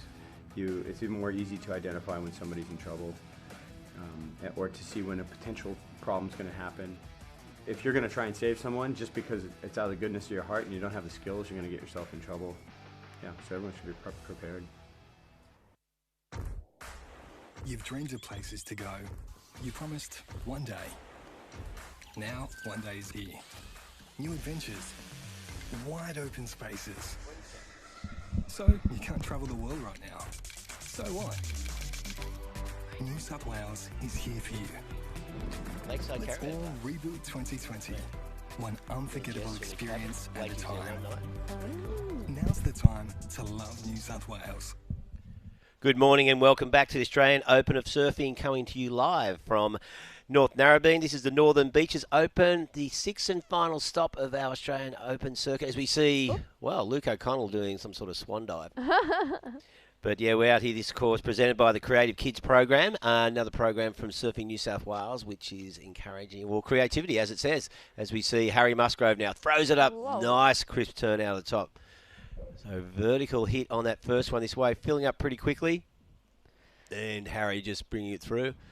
You see most people surfing in boardies or spring suits, and water temp's about 20 degrees. Pretty warm out there. Yeah, it's so nice. As we see Kobe Clements up and riding on his backhand. Just quick foam climb to start that one off again for another one. Looking like a bit of a smaller wave, and Kobe unfortunately can't finish that one off. So yellow Kobe Clements opened up with a 0.67. Luke O'Connell a 1.10. Scores for blue locking in, but yeah, water is really nice. This morning I was in the steamer and I was sweating. Boiling. Yeah, I was boiling.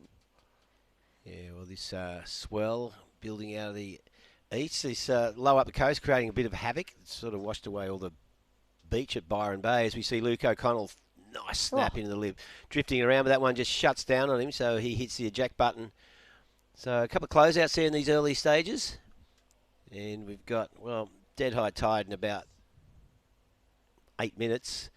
And then we'll see conditions change as it runs out. There's a lot of water on this one. It's a 2 metre high tide, which is we traditionally have the highest tides this time of year. King tides coming through in January. So yeah, so it runs out to 0.2 metres, so 0.02. So that's a big drop. It's going to be a massive drop. Well, first the blue locked in at a 4.83, second of white a 2.97, second of yellow was a 2.67. So blue leads, white second, yellow in third, and red. Joel Vaughan would be sitting out there with first priority. Has yet to take off on a wave, but we're not even 5 minutes into this heat yet, Reggae. No, plenty of time. Of course, Joel, one of the standouts yesterday. These heats do fly past, 20-minute heats. We may probably extend a bit later. Maybe. Yeah, maybe. Depends how I'm feeling. Yeah, we'll have to see. Yeah, if I'm tired, we'll just keep them at 20 minutes. So yeah, I reckon that's a good call. Yes, I wish I don't have the authority to name the length of the heats, but we may around quarterfinal time, semis and finals. Yeah. Extend them to 25-minute heats. So plenty of time out there now, though. There's a lot of consistency in this swell. It's just hard finding that right wave. But someone who did find the right wave, and it made a big difference, was Jamie Thompson. Jamie, congratulations. Cheers, boss. Yeah, I was pretty lucky to get that one. I didn't get anything else, so that one kind of kept me in it. Yeah, made a huge difference. Like everyone else was holding threes and fours, so that's 7.5. And it kind of was the only wave that came through that fully opened up. So yeah. Was that a fluke, or is it just luck of the draw out there? Yeah, you definitely got to be lucky to get on the right ones. It's super hard today. You know, high tide's not helping. Maybe on the low it should start turning on, hopefully. So yeah, we'll see. Well, yeah, we're pretty well at dead high tide in a couple of minutes. So what are your thoughts as a local? How will we, what conditions are going to be like in, say, 3 hours? I think it should be good. You know, swell's going to be picking up all day, low tide. So you'd think that the lefts out the back would start to line up the whole way. So yeah. Yeah, well, looking sharp on your backhand there, mate. So you got to be happy. So you're just going to focus on lefts. I don't think the rights are going to turn into much anyway. Nah. It's pretty heavy out there. I nearly drowned a couple times. Nearly drowned twice. I nearly drowned. I'm so buggered. I need to go home and have a nap. But you're very dramatic, Jamie. No, I nearly drowned. Hey, got like washed all the way past car parks like 4 times, and I was like had to put it in. Yeah, it was pretty relentless, I suppose. Short period swell, and it's quite, it's coming from a long fetch, so it's got a bit of power in it. So maybe you need to do a bit more training, mate. Mate, I thought I was doing enough, but after these 2-footers out the front, smoked me. Well, you have to get on the Chocky Box program, Jamie. Started last week, mate. You sure about that? Chocolate Box. Well, there you go. Okay, great surfing, Jamie, and we'll see you in the next round, hopefully for another chat. Yeah, sweet. Sounds good. Good luck, Jamie. Thanks. See you, dude. There you go, Jamie Thompson. And as he said, hard to find the waves out there. And that 7.5, it was a huge difference. It left his opponents chasing 5-point rides, So a lot of threes and fours out there. And it's the same going on in this heat now. The highest score is Harry's 4.83. Reggae's like, there's a coffee run here, and I don't know why I'm not getting my one. That's what I'm thinking. Where's the large cappuccino? Don't blame the messenger. She always does a great job. So Kobe Clements, of course, so a couple of small waves as well, a 0.67 and 2.67. Luke O'Connell, 1.1 and 2.97. So a bunch of throwaways on screen, really.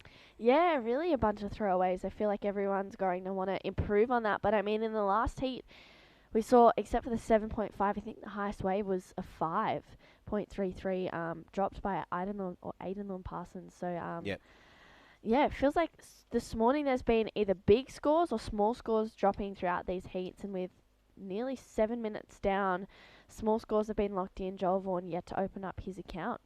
Yeah, you see Joel there on screen in the red, and here goes Kobe Clements. All right. Little right, nice snap, driving off the bottom, but one manoeuvre wave there as that one just runs out into the flats. So Kobe just looking to build his wave count, get rid of that 0.67, probably hoping that thing offered something, but it's that one turn, and I imagine it won't count for much at the end of this heat. So Joel Vaughan just needs to play the patient game at the moment, just hunt around, not freaking out too much as we Have 12 and a half minutes left. Yeah, so he's probably just trying to keep himself in that position. It's actually quite frustrating because there is a little bit of a rip that's subtly sweeping you down the beach. So, yeah, maybe all of the boys are trying to keep in position out there in the lineup. But there's definitely waves. We can actually see them. They're right out in front of where we are, Reggae. And it looks like Red having a look at this one. Yeah, So here he Joel goes. Vaughan up and riding on his first wave. Well, that wave just shut down, so he waited a long time for that. Unfortunately, wave just closes out, so no opportunity there for Joel Vaughan. So it won't change the situation. So we've got Kobe Clements in the lead now, courtesy of a number of waves. He's got a 3.2 and a 2.67, so very low scores at the moment. They are, besides Joel, just a 2.2 on his last wave, so not a lot happening out there for the surfers. And yeah, I suppose you've got to maintain, just do not want to get too frustrated with the situation. Pressure will start to build in a few minutes though, but with 11 and a half minutes remaining, only takes one wave with two opportunities on it, and you can definitely turn things around pretty quickly. But there haven't been many waves like that this morning. So the high tide, which is dead high now, is taking its toll. So we should see things improve. Once the tide turns it and starts running out, we'll see things improve a little bit. At the moment, this is probably the trickiest part of the day. Yeah, I think you're right. I feel like there's still a little bit of morning sickness in this one. We can see a bit of backwash as we see Luke O'Connell up and riding. Tags that first section, brings it around for another one, staying nice and close to the power source. He's trying to find that inside track, and he gets it and rides out of that one. So everyone looking maybe a little bit wobbly on their feet this morning, that's what I was just thinking. Yeah, first waves or first couple of waves within the heat. 10.5 minutes they're probably going. We've wasted 9.5 minutes, haven't really had much on the board, but no one else has either. So everyone's within striking distance. Last of Luke O'Connell locked in at a 3.13, so that took him up into the lead. So white leads, yellow second, blue in third, looking for a 1.05, red in fourth, chasing a 3.68. Yeah, with that 3.13 for Luke O'Connell. I think 3 turns together. It was a smaller inside one. He surfed reasonably conservatively, but understandably, he just knew he had to break out of the twos. Yeah. Which he just did with the 3.13. So none of the 4 surfers have been able to find anything above in the 5-point ride. Here we go with Joel Vaughan. Is this one going to stand up? Beautiful turn off the bottom. Throws it up vertically and gets a little rebound cutty. But unfortunately, again, that wave just ran out. So had that first turn at the start as we see Harry Musgrove. Late takeoff, but for no value at all. Just bang. So out of that one. So boys having a hard time at the moment. And Kobe, what's he got for us? Big bottom turn, throws it up. Gets hung up in the lip and comes unstuck again. So there you go, like 3 waves in a row. They're all going to be, I don't know, maybe one of them will be a 2. Yeah. But yeah, it's a hard time out there. This heat's really struggling the surfers to find anything decent as this high tide just makes things very, very difficult as we see. Well, yeah, Luke O'Connell sort of looked like he wasn't comfortable the whole time. Yeah, it looks like he's kind of just being a little bit conservative, maybe a bit of jelly legs this morning. It feels like I just had a little peek out the door. It feels like they've all come down a little bit wider. Yeah, so they're all actually wider than normal, so they're way down past the judges' tent. They're still inside the area. Do you reckon they're in the wrong spot? Which, I don't insider know. local knowledge, I don't know. No one knows North Narrabeen as well as you. I'm not sure. I feel like the waves that they're getting isn't really offering them too much. There might be more a little bit further up the beach, but you want to be, I feel like from when I was watching it this morning, you want to be right in front of that truck. But it might have changed with being in here with the last almost 40 minutes. But last of red, a 3.80 takes him into second. Yellow down in third, chasing a 2.81, and blue looking for a 1.18.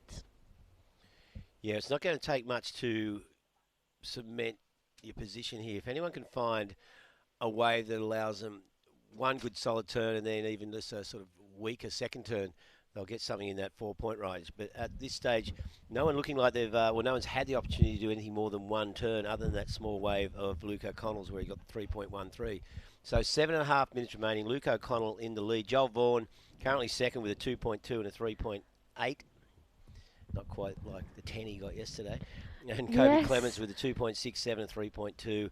Harry's got that 4.83 and a 0.97. So Harry Musgrove probably is the one. He only needs a 1.19 to move in a second. So he's doesn't look like it on the leaderboard there, but he's probably in the best position at this stage of the heat with that courtesy of the 4.83 on his first wave.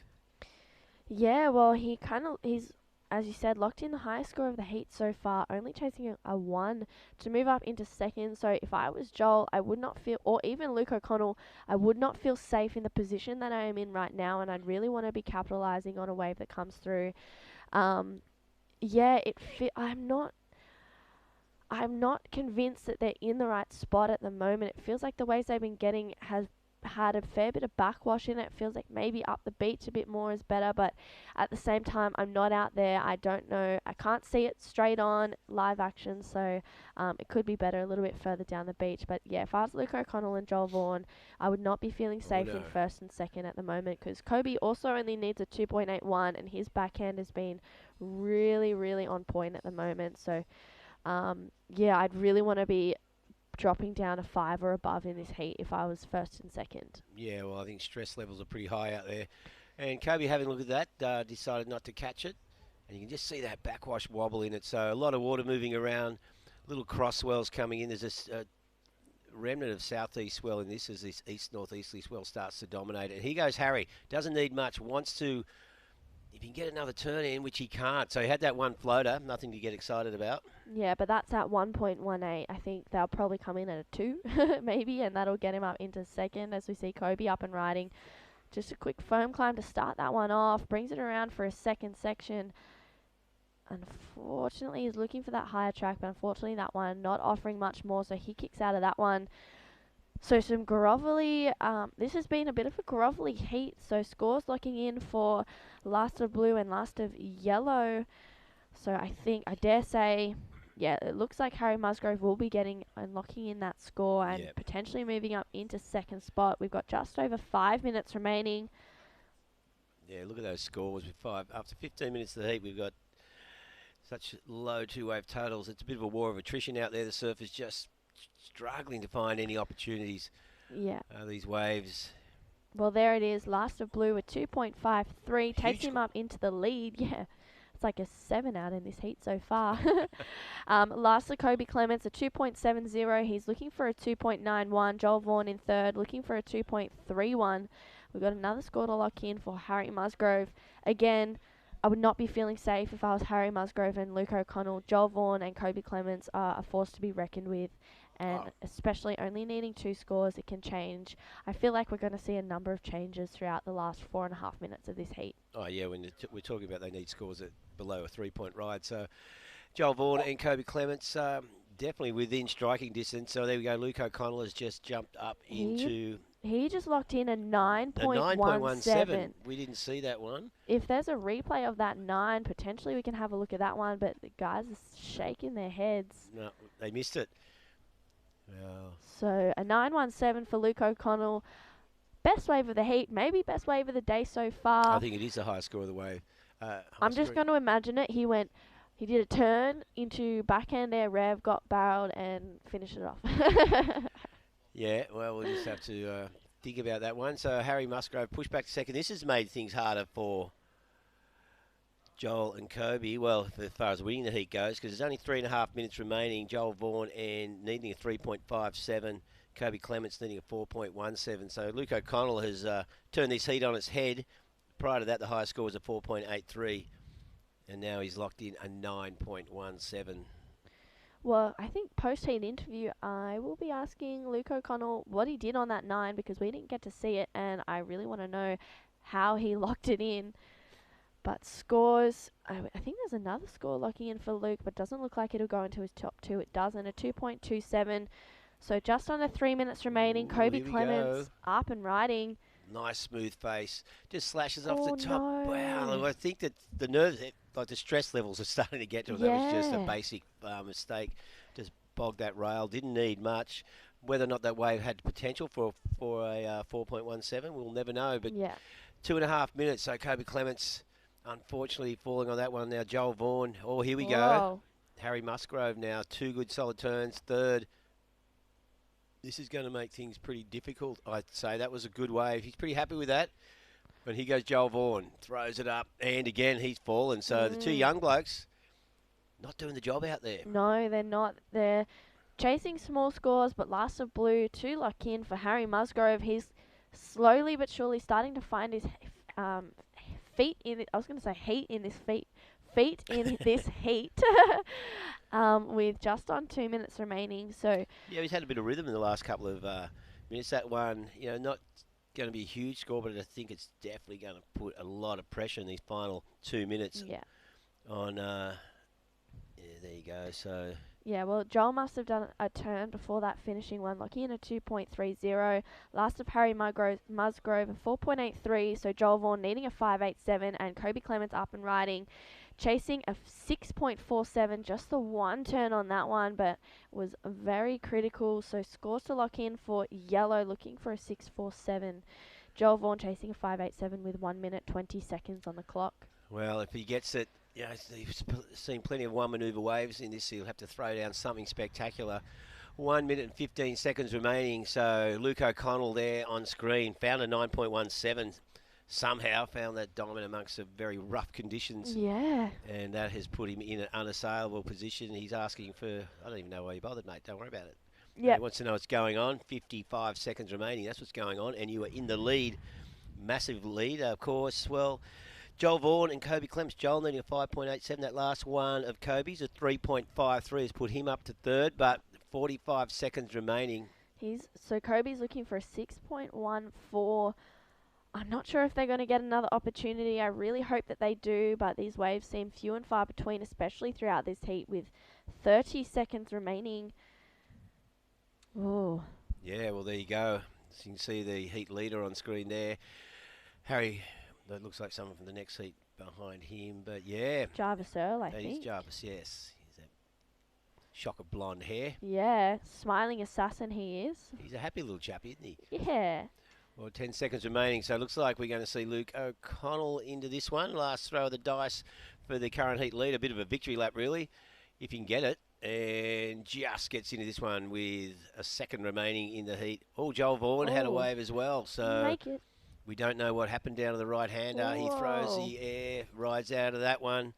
Oh, no. Oh, he fell. Looking for 5.87, so we missed the start of that wave, so we're not quite sure. And then, of course, Luke O'Connell, well, it doesn't really matter what he did in that one because he's already leading. So that has wrapped up Heat 3, Round 5. We do know Luke O'Connell won that heat. Not quite sure about second. This stage, it looks like Harry Musgrove. And we'll be back with Heat 6 right after this. What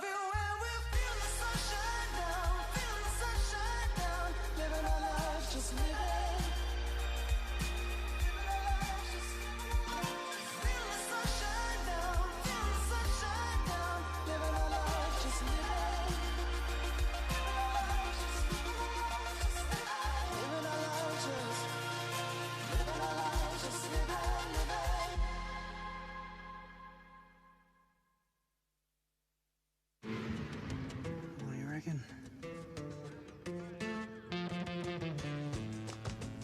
Yeah.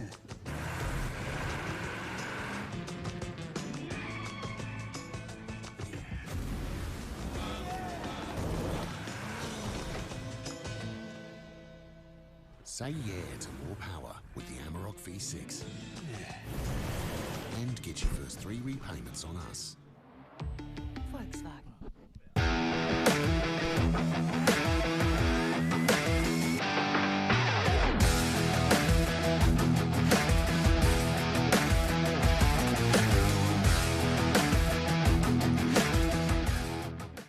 Welcome back to North Narrabeen for the Australian Open of Surfing, the Northern Beaches Open. We have Heat 6, Round 3 out there. Of course, this event presented by the Creative Kids program, a program from Surfing New South Wales, where the New South Wales government's involved in that, of course, and groups of surfers can subscribe to it. It's a 6-week course, and participants will learn the basics of surf photography, filming, and content building, as well as tips to build a portfolio and get your work seen. So creativity there. You know what's interesting about that? What? Sign of the times. Notice what's not involved in that? What? Writing. Writing. Journalism. Hmm. Yeah, so it's all about clips and vision these days. Which, you know, I often wondered, like, you know, when you publish something like a 2,000-word feature profile, incredibly well written in Surfing World or something, most of the kids can't read. That's that long. silly. They can't keep it going. That's silly. No, so maybe they need to expand that and a bit of creative writing there, because you do need surf journalists. Yeah, that's one. I totally agree with that one. As we see Hinata, I believe that's his first wave, locked in at a 4.67. So Hinata Aizawa opening up with a good scoring ride. Finn McLaren has a score to lock in for his first wave. Just under 18 minutes remaining. Yeah, so there you go. We do have Hinata Aizawa out there, of course, in the yellow. Finn McLaren in the red. Eddie Hamity wearing the white, and Jarvis Earl in the blue. Jarvis has been surfing really well throughout this series. Of course, we saw Hinata put on a great display yesterday in those lefts in the afternoon. Apparently, Cooper was saying he's living up at Burleigh Heads. Yep, that's and, correct. Up there at Burleigh Heads now, it's getting smashed by the ocean. Yeah. Whole Gold Coast and northern New South Wales getting hammered. Apparently the Goldie is pumping at the moment. Yeah. Or maybe that was if yesterday. you've got to ski. Yeah, right. Well, first the red locked in at a 2.50. So that leaves Eddie Hamity and Jarvis Earl out there in the lineup, yet to open up their account. With 17 minutes on the clock, we saw a major upset in that last heat with Joel Vaughan. Yeah, form Number surfer 2, yesterday. Yep, form surfer, dropped to 10. It's crazy how you can go from heat by heat or day by day. Things change so quickly, especially with the ocean being involved. This is Hinata Aizawa up and riding. So he's locking in a second scoring ride. That was a nice backup for the surfer in yellow. Dropped to 4.67 on his first. He's still going on this one. Yeah. I think he would have been watching that heat and seen what happened with the lack of opportunities on these waves. So when he got that little inside runner, he thought, I'll make the most of it. Yeah, sort of drag a couple of extra point and a half out of the judges. But that, comes into the 4. So 4.67 and a 4. So that 2-wave total, 8.67. Not huge, but it does give him some breathing space. And as we saw in that previous heat, it may end up being a progressing total. So Finn McLaren is at 2.5. Jarvis and Eddie yet to lock in their first score. Yeah, I think you're right, Reggae. A 4.67 and a 4-point ride is a good combination of scores out there. This morning we've seen people drop 7 5s and 8s, but then we've also seen people get through with a pair of 4s. And speaking of someone dropping some big scores, Luke O'Connell dropped a 9.17 in that last heat. Luke, talk to me about that 9. We actually didn't get to see it on the screen, so what'd you do on it? I'm interested. I did a big air. Aha. Yeah. Oh, that's all you need to do. Just big an air. air. Just a big air. Yeah, I was pretty stoked to land that one. So yeah, I was going to look back at it and see what I needed to do to get a 10, but it's all right. Yes. Maybe a turn after. Yeah, something like that. Yeah. Yeah, well, with that, I mean, obviously out there's not a lot of opportunity. So I presume that wave, you saw that one big section, you just got to go. Yeah, funny enough, I paddled for the first one and I kind of missed it. I had first prior and the boys didn't really realise. And then this next one was a bit of a big closeout, so I just kind of hit it and got stoked that I landed it. Yeah, well, that was a pretty torrid heat out there. That 917 was the only score above 5, I think. So a big indication. Just how hard is it out there at the moment? The backwash is nearly bigger than the waves that you're actually trying to surf, so it's pretty tricky.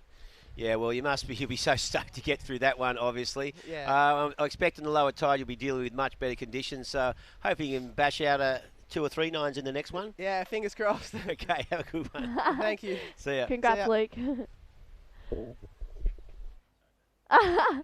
Well, Luke O'Connell locked in a 917 for one big air. Yeah.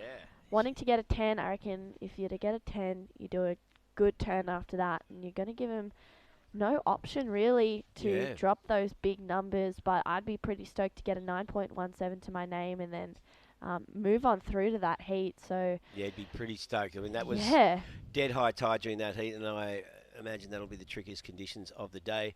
We just saw Jarvis Earl on a wave during that interview, locked in a 3-point ride, just under 14 minutes remaining. So as Luke said, really hard conditions out there with this backwash. Reckons it's as big as the wave you're trying to surf, as we see Finn McLaren now, little floater. Oops. Oh, again, he just didn't look like he was. Yeah, everyone's looking a little bit on the back foot. Yeah, they are, aren't they? Sort of a little bit wobbly out there. Yeah. I feel like you just want to be aggressive and time it well with that backwash coming through, because we did hear Luke O'Connell say it's pretty tricky out there, but there's still scores coming through. I feel like maybe not. We haven't seen too many people capitalising on their waves. We've seen a lot of people falling off. Yep. So it'd be good to see someone lock in some big scores in this heat. Yeah, a number of times, like probably most of the surfers haven't been completing the wave, like even falling just on a little foam climb at the end. Now let's see what we can get out of Eddie Hamady. Well, not a lot. Yeah. And he's been surfing really well throughout the entire series, of course. But just coming unstuck there, 12 and a half minutes remaining, Heat 6, round 3. Yeah, well, scores locking in for first of Eddie Hamady. It's not going to be a massive score. Hanada Aizawa sitting out in front with a 4.67 and a 4.0. Finn McLaren in second with a 2.5 and a 1.33, looking for a 6.18 to take the lead. Jarvis Earl sitting in third with a 3-point ride, chasing a 0.84 to progress through this heat. Eddie Hamady locked in a 1.30 for his first, looking for a 2.54. There's just on 12 minutes remaining. Yeah, not a lot happening in the start of this heat except for Hinata Aizawa capitalising on those two good waves. Yeah, well, they're going to make the difference, I think. We just got just under 12 minutes, of course, Heat 6 in the water. Then we've got 2 more heats to round out the Open men's round 3. And then we're going to go in the women's quarterfinals. So a packed day coming. Women's quarters, men's, then the semis, and the final going in 2 finals sometime, probably around about 2 o'clock this afternoon. So plenty of surfing action coming to you today from the Australian Open of Surfing, presented by the Creative Kids program. And as I was just saying, it's pretty interesting. All the entries will be covered by a $100 Creative Kids voucher, and in return, all the participants, they receive product from Surfing New South Wales. Ooh. Yeah, T-shirt, as well as the experience of working with some of the renowned photographers in the world. As we see, well, Hinata, again on his third wave, throws it up. Oh. Well, he went for it on that last one, but that shut down and unfortunately did not ride out of that one. So will not go into his top 2, I wouldn't imagine, with 11 minutes remaining. Yeah, well, Hinata, he's probably feeling a bit comfortable with a pair of 4s, maybe wanting to build a house, so when maybe risk versus reward on that last turn, and he's like, if I can make this, maybe I'll better that 4-point ride and increase that lead, and he'll potentially feel more comfortable, but that one just locking in at a 2.63. There's a score for Jarvis Earl, I think, to lock in. So if you wanted to check out the breakdown of the scores, just head over to liveheats.com. This is the Australian Open of Surfing. Northern Beaches is round 3, heat 6, and you can see the breakdown of the scores for each of the surfers, which is pretty cool to see. And up next we'll have round 3, heat 7. In the red, Kalani Ball takes on Dom Thomas in the white, Jordan Lawler in the yellow, and Nathan the Hog Hedge in the blue. So if there's a heat, that's a heat, it's this one. That is a massive heat. We saw Kalani Ball take the first heat, the first event out down in Cronulla. Dom Thomas had a cracking heat yesterday, dropping a 7.27 in the last 5 seconds of the heat. Yep. Went from 4th to 1st. Jordan Lawler, local surfer, and he's won the 6,000 down in Manly a couple of years back. Won last week down at Dalmini. Yep, and Nathan Hedge, Hoggy, he's a local legend down here. He's living up in Pottsville Way, but his surfing is so aggressive that as soon as he gets into that attack mode, as when he's got that rashi on, he's near unstoppable. So that's going to be a pretty incredible heat for the next one, heat 7 of round 3 of the Open Men's. But in the water, Hinata Aizawa leading this heat with a 4.67 and a 4-point ride. Finn McLaren a 2.50 and a 1.33. Jarvis Searle just a 3-point ride, chasing a 0.84, and Eddie Hamady in the white a 1.3 to start off his campaign, looking for a 2.54. Well, once again, not a lot in this Hinata Aizawa. He's banked those 2 fours early in the heat, which was a smart move, and 8.5 minutes remaining. So pretty tight, as we saw in that last heat. One manoeuvre can throw you to the top. Luke O'Connell with a 9.17 for one big solid air. And so it's still pretty open out there, 8.5 minutes. We should see things start to improve. We're about 25 minutes since high tide, so it'll start running out. And we'll see conditions improve as these lefts come into play. And there's Finn McLaren on his forehand on these lefts. Whacks it up in the lip. Coming around, needs to complete something on the inside. So 3 good turns. And he's going to get some bonus points on the inside. Oh, just bogs that rail. I wonder if Jarvis Earl had priority over Finn then. No, because... because he dropped that 0.5. Yeah. Well, Eddie Hamady definitely did. I think that might have, if Eddie was around that wave, I probably would have capitalised on that, because looks like Finn McLaren's going to drop a good score with just under 8 minutes remaining. Yeah, you see. Wow. I know, it's flying past. So quickly. Yeah, really quickly. Eddie Hamady on screen there. He's been surfing really well throughout this series. And having a swing around at this one. So surfer in white, clean face ahead of him, just whacks it up into the lip. Steeper section on the inside now, throws it up critically, but unfortunately comes unstuck. He's made about 1 million of those in his lifetime, but unfortunately just not completing that manoeuvre, losing it. See the frustration as he he pulls knows. that board back underneath. He's like, I really need to just capitalise on that finish. I feel like hitting it earlier is the key today, just to ride out in front of that whitewash and in front of that backwash as well, as we see Jarvis Earl, the smiling assassin, up and riding. Great first carve. This one looks like it's going to stand up for the surfer in blue. Will he get a vertical section to really tag? Unfortunately not. So yeah. Well, it'll go into his 2. He's get rid of the 0.5. So yeah, just 3 carving horizontal turns there. Not a lot of steep face, as True said. Yeah. But made the most of it. And given the scores we've seen so far, it'll probably definitely put him in the mix. Yeah, well, last of Eddie Hamady locked in at a 2.67. We've got a score to lock in for Finn McLaren, and now a score to lock in for Jarvis Earl. Finn McLaren bumped down into 3rd. Momentarily, he's looking for a 1.48, and we saw him get a pretty nice ride just before, so I dare say that will be the score to move him up into 2nd. I'm not sure about 1st, but we'll have to wait and see what the judges think of that one. And Jarvis Earl, little Jarvie, has a score to lock in, needing a 0.98 currently, but that's previous to Finn McLaren's wave locking in with 6 minutes on the clock. Yeah, well, this is so tight.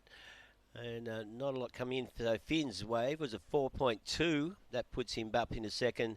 Eddie now needs a 4.04. Of course, still waiting on that one for Jarvis prior to that being locked in. He's needing a 3.71. So we'll see how he goes with those 3 turns. And just under 6 minutes remaining. So there's the heat leader, Hinata Aizawa, currently in the lead. Started off with those 4s in the first 10 minutes of the heat. Has been pretty quiet over the last period, just with one score, 2.63. As we see, Jarvis locks in a 5.33. So that was the highest score of the heat so far. Throws him up into 2nd place. So a bit of a change going on here. Finn now needs a 4.14 to get back into 2nd, while Eddie Hamady. And here we see Hinata, nice turn. Well, he had waited for a while for this one with priority, and I think he's definitely going to change things around. He might extend his lead. And prior to that, Eddie was looking for a 5.67. We've got under 5 minutes remaining. So nice timing there for Hinata. 2 good solid turns. I wonder if he's enjoying these lefts coming from a burly right. Yeah, I often think about goofy footers on the Gold Coast. Yeah. You got lovers down at D-Bar, which gets all right occasionally. But other than that, it's the land of the right-hander, isn't it? And Eddie is just having one of those heats. Yeah, he is. Yeah. Hopefully he can put it together towards the back end of this heat. There's 4 minutes, 20 seconds remaining. Looks like a score to lock in for Jarvis Earl, a score to lock in for Hinata Aizawa, and now a score for Eddie Hamady. Eddie's will just be a quick throwaway score. We've got 4 minutes on the clock. Finn McLaren chasing a 4.14. Eddie Hamady a 5.67. Last of Jarvis Earl a 2.47. That did not go into his top two. If he wants to take the lead, he needs a 3.35. Last of Eddie Hamady just a 0.53. Well, here he goes again, Eddie Hamady. Is this an opportunity to make a bit of a comeback? Throws it off the bottom, cracks that lip, and again, he's just falling. It's like, again, just didn't time that one. Just a little bit too late. Yeah, he timed it perfect with the backwash to fall off, not to ride out of that one. He's looking a bit frustrated, which I can totally understand, just having one of those heats. Still waiting on that last score for Hinata to come through. 3.5 minutes remaining. There he goes. So a 4.9 for Hinata Aizawa. That does extend his lead a little bit. Jarvis Earl now needs a 4.25 to move into first. Finn looking for a 4.14 to move from third to second, while Eddie's looking for a 5.67. So despite all those last three waves where he just hasn't been able to complete anything, he still is in the mix in these final 3 minutes. Yeah, well, small scores locked on the board as we see all the boys paddling back up the beach or potentially just trying to get into that spot out in the lineup. So Eddie Hamady maybe trying to get away from everyone, break free and get one that comes a little bit wider. We'll have to see what he can do if one comes to him. But Hinata Aizawa, well, he's not really well out in front. Jarvis Earl only needs a 4.25 to take the lead off the surfer in yellow. Finn McLaren, a 4.14 is a magic number to take him up into second, and Eddie Hamady, a 5.67. So still pretty doable for the surfers in red and white. We've got 2.25 remaining, so the only thing that's going to be the enemy is time. Yeah, and here we see Jarvis now. Just late takeoff. Did really well out of that top turn, though. Big floater. Whoa. And there's that searing cutback of his. He'll get another little rebound off the white water. And just a quick turn in and out there, so that needs to improve a 3-point ride. Had the late takeoff and then that first hit, so he may do that. Looking for a 4.25 to move into first. Hinata Aizawa currently in the lead. Just under 2 minutes remaining, so Jarvis, he does go into first. He gets a 4.33 on that wave. So it's seen him jump up into first. Now here goes Eddie on the right. So he's now chasing a 6.91 to take second spot off Hinata Aizawa. Unfortunately, that one not offering too much. So Jarvis Earl takes the lead. Hinata Aizawa in second now. Finn McLaren, things have been made a little bit trickier for the surfer in red, looking for a 5.38. And Eddie Hamady, as I said before, chasing a 6.91. That last wave locked in at a 1.20. Judges deeming it incomplete, as we saw that little fat section, unfortunately, stopping him from riding through that one. That's the story of Eddie's heat so far, isn't it? As we see, well, they are down the beach, aren't they? Yeah. It looks like, here we go, Eddie, what's he got? Little hit into the lip, rides out of that one on the inside, throws the, just throws it. Yeah. Pretty well. 55 seconds remaining, so you can tell from Eddie Hamady's body language, he ain't happy and he's coming in, so at this stage, it's all about Finn McLaren and whether he can steal second place from Hinata Aizawa. Hinata, of course, was leading the entire heat until that last wave of Jarvis put him into second place. So he doesn't need much, Finn. It's just whether or not the last 30 seconds. And here he goes, Hinata wants to sort of break away a little bit, but that wave just shuts down. So, man, a two-wave total of 9.66. Not a lot happening out there. Really hard conditions. And Finn now, what can he do? He can do that. Just not much. So that's sort of not going to do anything for him as well, looking for that 5.38. Yeah. And he knows he didn't get it. So he's coming in as the clock winds down. And Jarvis Earl and Hinata Aizawa doing the job there. But look at the scores. 9.66 to win the heat, 9.57. So not even breaking an average of 5 for two waves. So indication of just how difficult conditions are out there. And we'll be back with more from North Narrabeen as the Australian Open of Surfing continues with Heat 7 right after this break.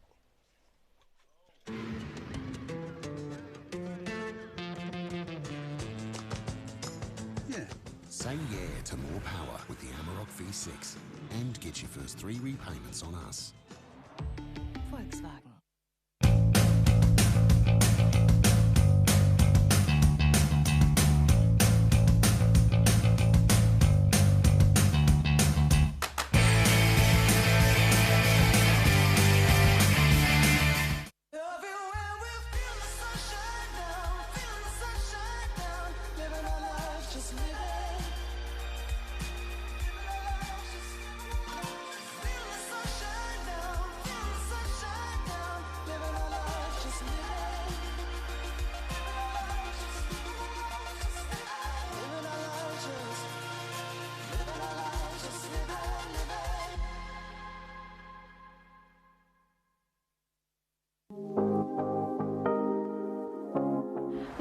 3 recommendations to do on the northern beaches is grab a pie from Upper Crust Pies, head around and do the Narrabeen Lakes Bike Trail, maybe even walk it.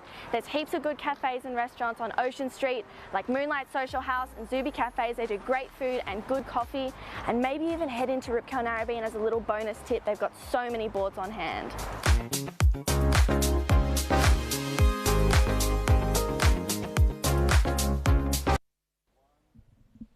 All right, here we are. We're back in the booth, and I've got my good mate Luca Elder with me. It's been an interesting morning of surfing down here, but mate, this next heat's looking like an absolute doozy. Yeah, Navar, this thing's nuts. We've got Kalani Ball in the red, Dom Thomas in the white, Geordie Lawler in the yellow, and the hog Hedgie Nathan in the blue. Wow, and this was what we spoke about yesterday with the potential of that last rung of the heats, heat 12 to 16. There were some crazy names in the draw, and just like we thought might happen, a few of them have matched up, and we have Kalani Ball, one of the most informed surfers, coming out of Australia at the moment, and on this Australian Open Series, 2 wins, and then we've got the little Grom, the hero from yesterday that took down all the big names. Dommy Thomas. Yeah, can he take down another local man? Take down two, mate. It'd be like a hero story coming out of the Australian Open here, but this is what this series is about. It gives these Groms a chance to surf against, the big names. And he didn't disappoint yesterday, and he made the most of it. But here's a hog. He loves these northy lefts, but we've seen the conditions be tricky, but here's Dommy Thomas.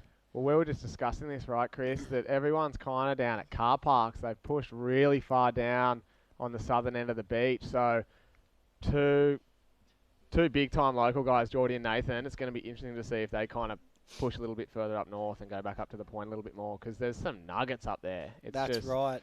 It's just there's kind of not those ones in between. So people are trying to keep busy further down the point. Yeah, it's going to be interesting. I think Kalani's going to be licking his lips. We just saw Jolie Vaughan, who's in second on the rankings, just go down. I know, and I feel like to one of Newport's piggiest, Harry Musgrove, he'd be losing it. Newport Bowler would be flaring up. That'd be a few schooners on tap down there this morning. Next level. So Kalani now in a shot on the rankings. So yeah, and then we saw Geordie Lawler there just lighting up a left. So.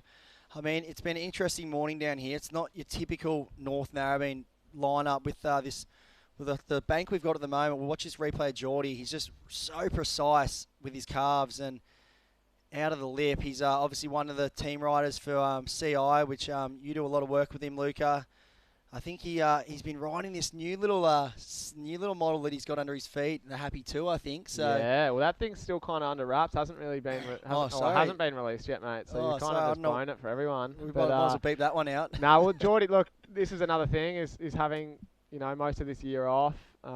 Geordie's been working closely with his boards, with his coach Matty Cuddle. He's gone a lot thicker on his boards on the last couple batch.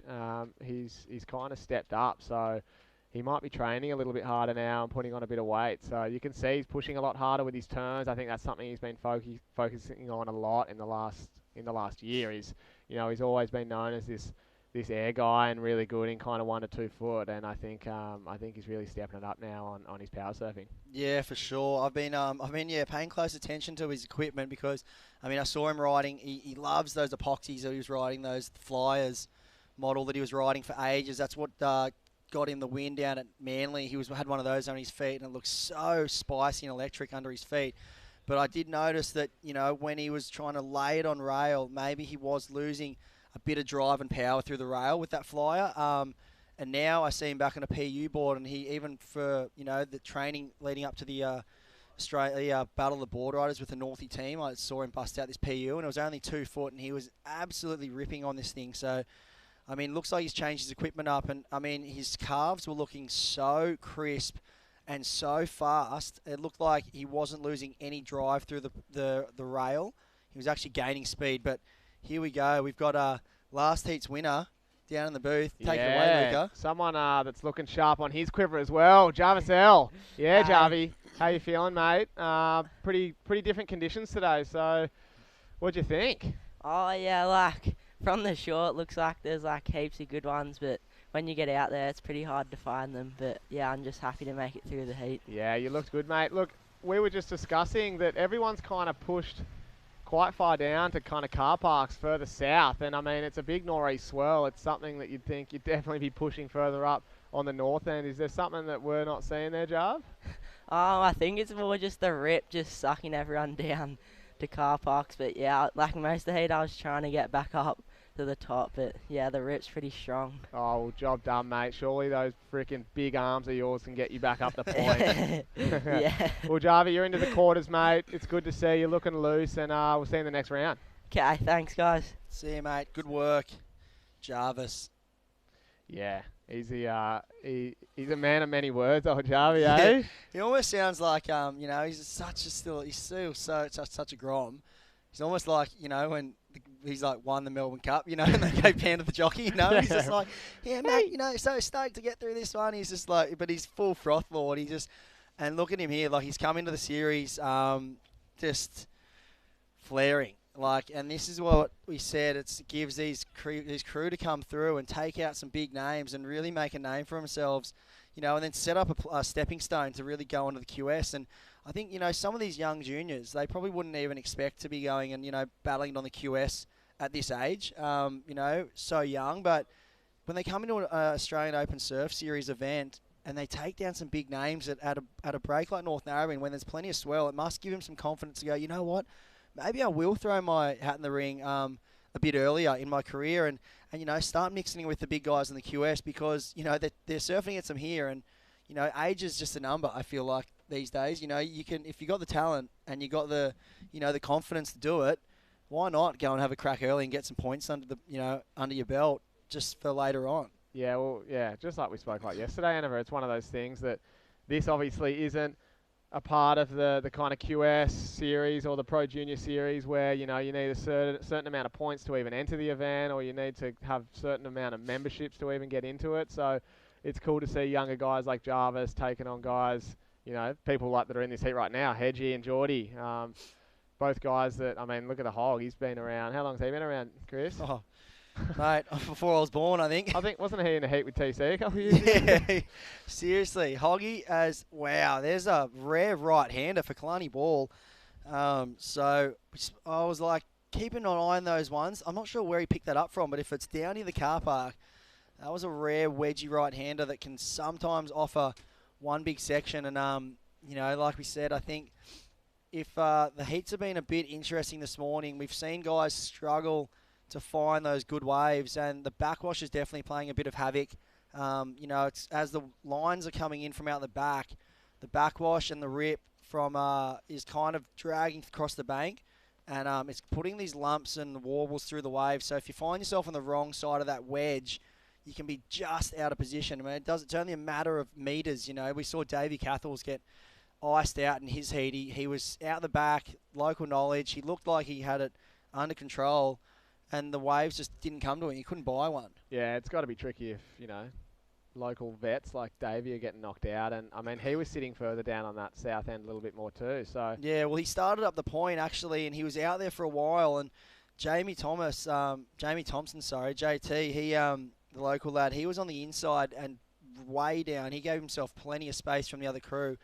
And he picked up two inside wedges at the start of his heat, and that was all she wrote. I mean, he picked those waves up in the first 10 minutes and didn't really improve when he scored the rest of the heat, but he did enough there just to, put himself way out of reach of the other competitors, and no one else could find a wave. But I think as the tide starts dropping out, the waves will start hitting the outside bank more. We saw that yesterday afternoon. It's just in a bit of a funky spot right now because, obviously around Chrissy time we get some really big high tides here at Narrabeen.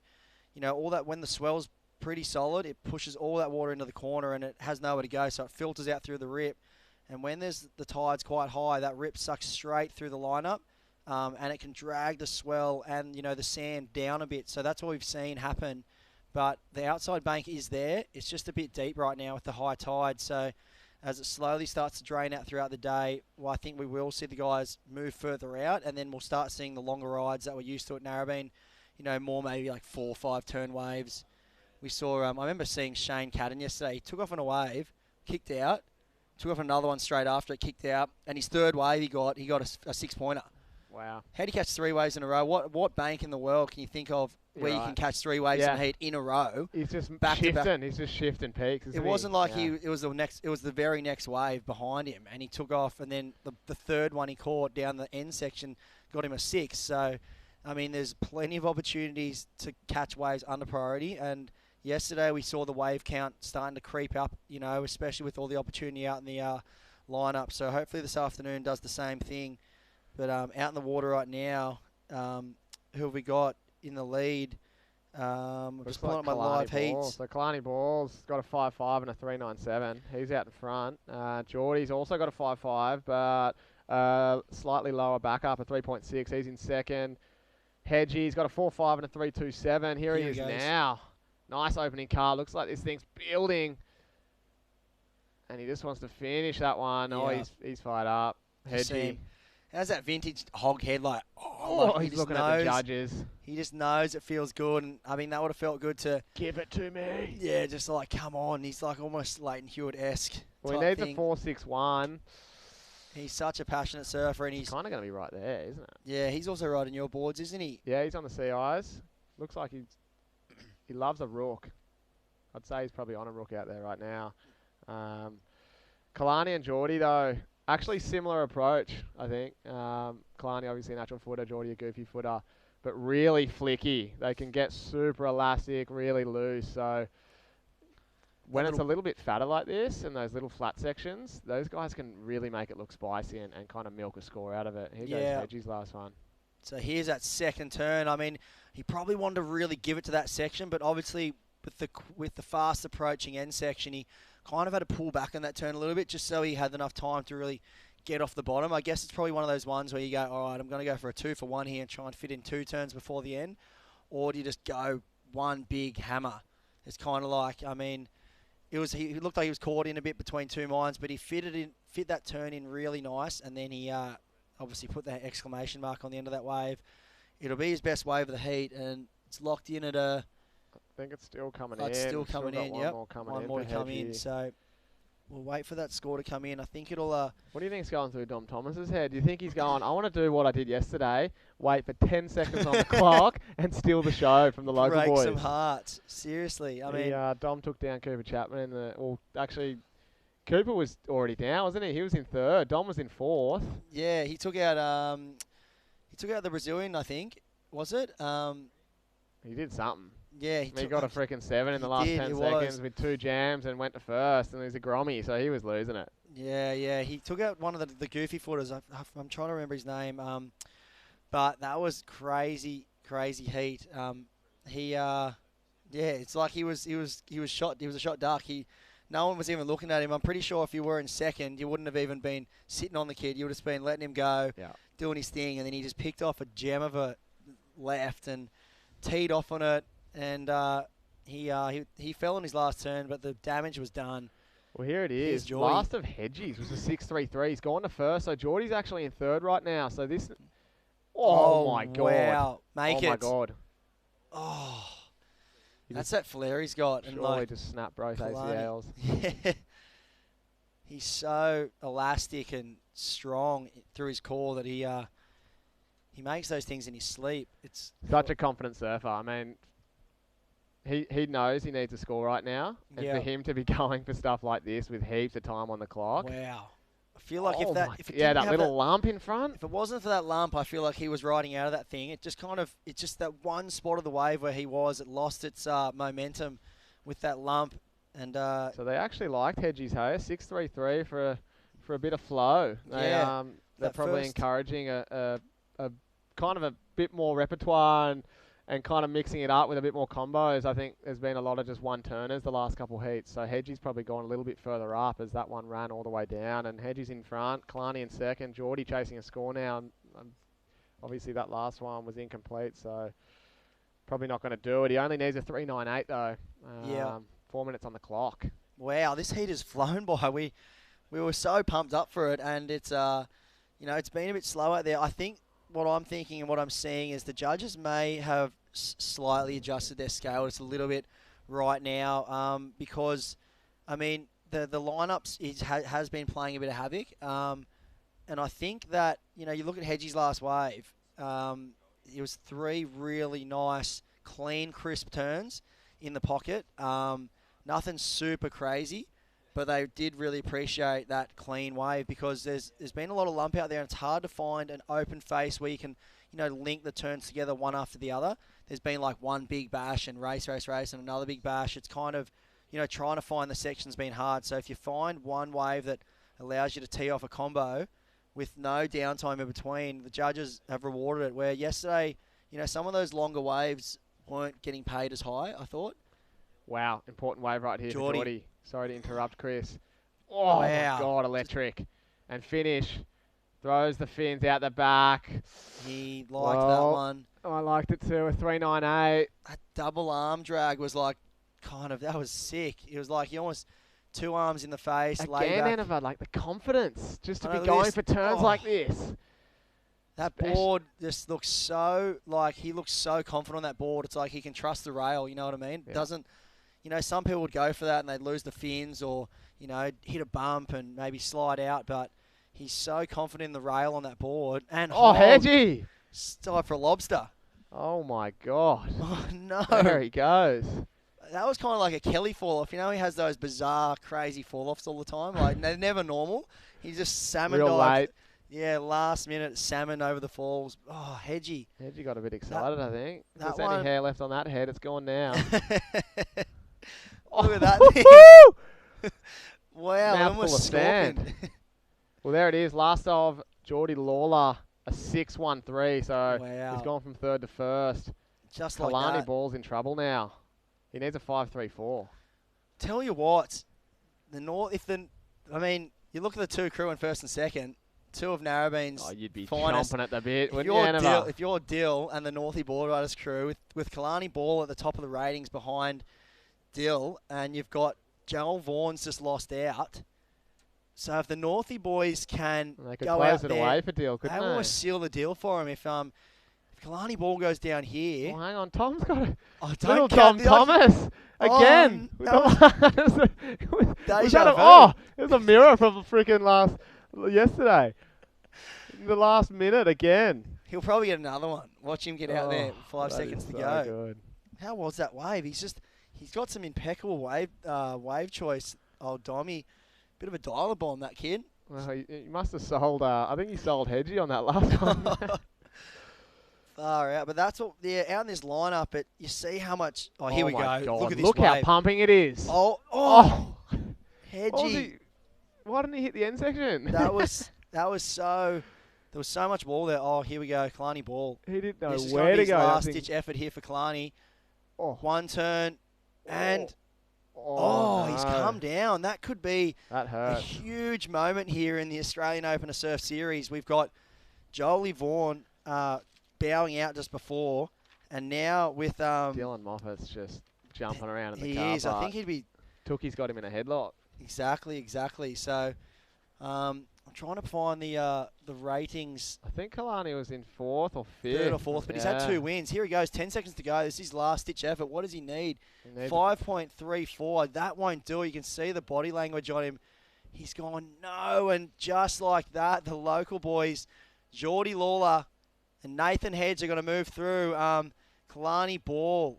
Wow, that is a huge upset, you would say, down here, but you can't really call it an upset when you got guys like Geordie Lawler and Nathan Hedge in your heat, and young Dommy Thomas. He's probably had the best experience of his life here, surfing against Geordie Lawler, Australian Open winner down there at Manly last year, almost qualifying for the CT, and then you got CT vet Hedgie, one of the best up and comers.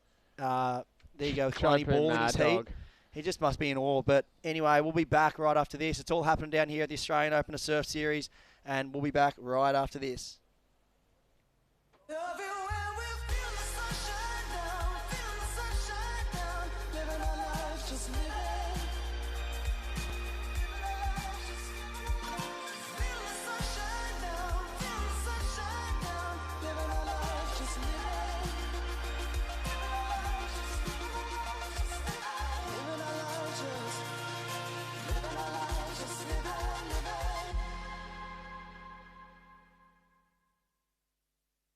Surfers Rescue program is essential, I think, for everyone who's in the water every day. Anyone who has access to it and hears about it, you should probably go and learn a little bit of something from it. So you just have to be aware in the water, and when you train this kind of stuff, you get more awareness of your surroundings. It's even more easy to identify when somebody's in trouble, or to see when a potential problem's going to happen. If you're going to try and save someone just because it's out of the goodness of your heart and you don't have the skills, you're going to get yourself in trouble. Yeah, so everyone should be prepared. You've dreamed of places to go. You promised one day. Now, one day is here. New adventures. Wide open spaces. So, you can't travel the world right now. So what? New South Wales is here for you. Let's all reboot 2020. One unforgettable experience at a time. Now's the time to love New South Wales. All right, here we are. We're back in the booth. Once again, myself, Chris Senova, and good mate, Luca Elder. We just saw a huge moment go down in the Australian Open of Surf Series. It's been a morning of heartbreak here for a couple of the front runners on the ratings. But I tell you what, there'd be one man absolutely pumped to see a few guys bow out, and that's the local lad, Dylan Moffat. And what better way for it to happen? You see, two of the local other lads, Geordie Lawler and Hedgie, taking down one of the guys on his tail, Kalani Ball. So almost a bit of, local got your back stuff there. Yeah. It's, we'll see how much they got their back when they come up against each other, eh? Yeah, well, the thing is, I see Dylan Moffat's in the first heat, so the way this draw is playing out, you got Dylan Moffat up in the first heat, but the back end of the draw, you've got a few crew, like we've got Geordie Lawler and Hedgie. Not sure if Kai Warner's still in the draw somewhere, but look at this. Here we go. This man yesterday and the day before has been on fire. He was one of Merriweather's finest in the Battle of the Board Riders. And yesterday he did some damage, dropping in some huge numbers.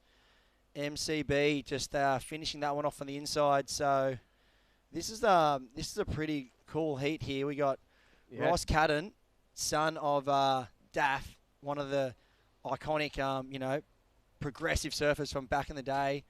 And you've got Tommy Myers, local lad from Freshie, the Fiery. Is he Longy president?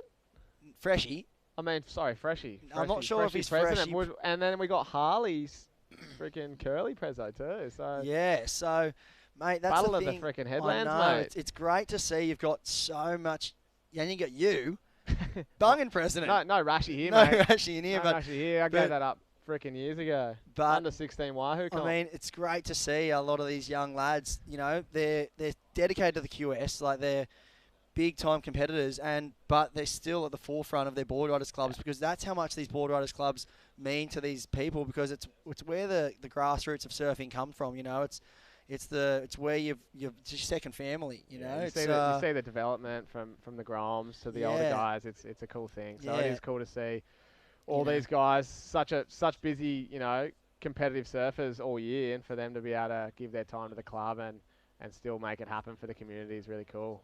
It's epic. It's great, and it's this heat is going to be rad. I'm sure sure they'll be tuning in the day squad down at the Fireys. They'd be the people on the day shift. They probably get the telly on, standing there with their Fireys gear on, but cheering on Tommy.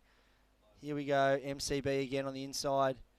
I feel like I can see his intentions are pretty clear. He seems like he's going to try and roll the dice multiple times. Similar tactic to what we saw Jamie Thompson have earlier, with, kind of rolled the dice multiple times and found a few nuggets on the inside. We saw a few crew that have dropped anchor, like Davey Cathal's, Joel Vaughan, Kalani Ball in the last heat as well. So some big names have been struggling to make it happen in this lineup. The cage has been rattled. Yeah, it has. So it's a tricky day, but I feel like these are the ones that make and break an event. It's those getting through those tricky heats when the conditions are kind of a bit funky. It's got a bit of morning sickness. It's still trying to figure itself out, the lineup. But once the tide drops out, I think those long, iconic Northie lefts will start showing themselves, and we'll be in for an epic afternoon of surfing down here. But this man, he is no stranger to a northy left. He spends a bit of time up here. Harley Ross. So yeah, he's a name that's been around for a couple of years now. He's a pretty deadly little QE grinder. We were actually discussing yesterday in the booth. Looks like he splashed the water because he probably just lost priority on that last paddle. He's actually just changed up quivers. Wow. Look, he was on at Decoro yesterday in his heat, and he looked dangerous. Ross Cadden, flaring. Son of Daff. One of the guys that, I think invented the air. One of the first aerial surfers ever. Give us a show, Ross. Apparently, Daff doesn't watch his kids' heats, though, so he might be tuning in after. But Well, they he gets too nervous, or? Yeah, maybe. I don't know. One of those, maybe those, people always got those little things they think are curses, I'm not watching because I'm going to blow it for you. Yeah. Type thing. I know exactly what you're talking about. You don't need to do it for me because I blow it anyway. So Mum and Dad tune in to watch me have a shocker. So but MCB, he's locked in, 4.32 and a 1.86. It's kind of been what's going on down here. It's just been 3s and 4s, and if you can get a 5, you're kind of almost a breakaway. No one's been really able to find those much north of a 5, and you had, who was it? Luke O'Connell doing a crazy air. I was on the beach doing the beach comp for that one, and almost ate the microphone. It was like Kelly-esque at Bells, but he just hucked this big Hail Mary into the flats, and my legs would have imploded if I tried that turn, but he just landed it, and that was the 9 points. That thing was berserk, mate. I know. Something the judges obviously liked, because we haven't seen an air this morning other than that, because it is, kind of chunky lefts running down. It's something that you're not really thinking of, and it's northeast wind, Enova. The thing was on a left. I know. How did the board stick to his feet? I have no idea, because he tried one earlier in the heat, and his board flew about 2 metres away from him. He wasn't even in the same realm of landing it, and then he's gone. To have the confidence, it was a 1-section wave, and it was a big, chunky section. He's just gone, you know what, I'm going to go for the exact same move again, even though the last time wasn't even close to making it. And this time he's stuck the board to the feet. It's almost like he had his straps on or something. He's just and then he's just spun it around, landed in the flats, and made it. I thought there was no way he was making it with how far he had to fall down. And 9.1, Cooper Chapman was down there, and he was calling it could have been a 10, but I saw Luke after, and he goes, "What have I got to do for a 10? Come on!" And I was like, "I'm not judging." I did hear him say that in the post-heat interview. He said, "I'm gonna go back and look at that and see what I got to do for a 10." And it was like, "Yeah, mate, it's a tough one. Maybe just a little check turn before." Yes. Yeah, seriously, right? Maybe do like a chop off after he'd done it, foam climb.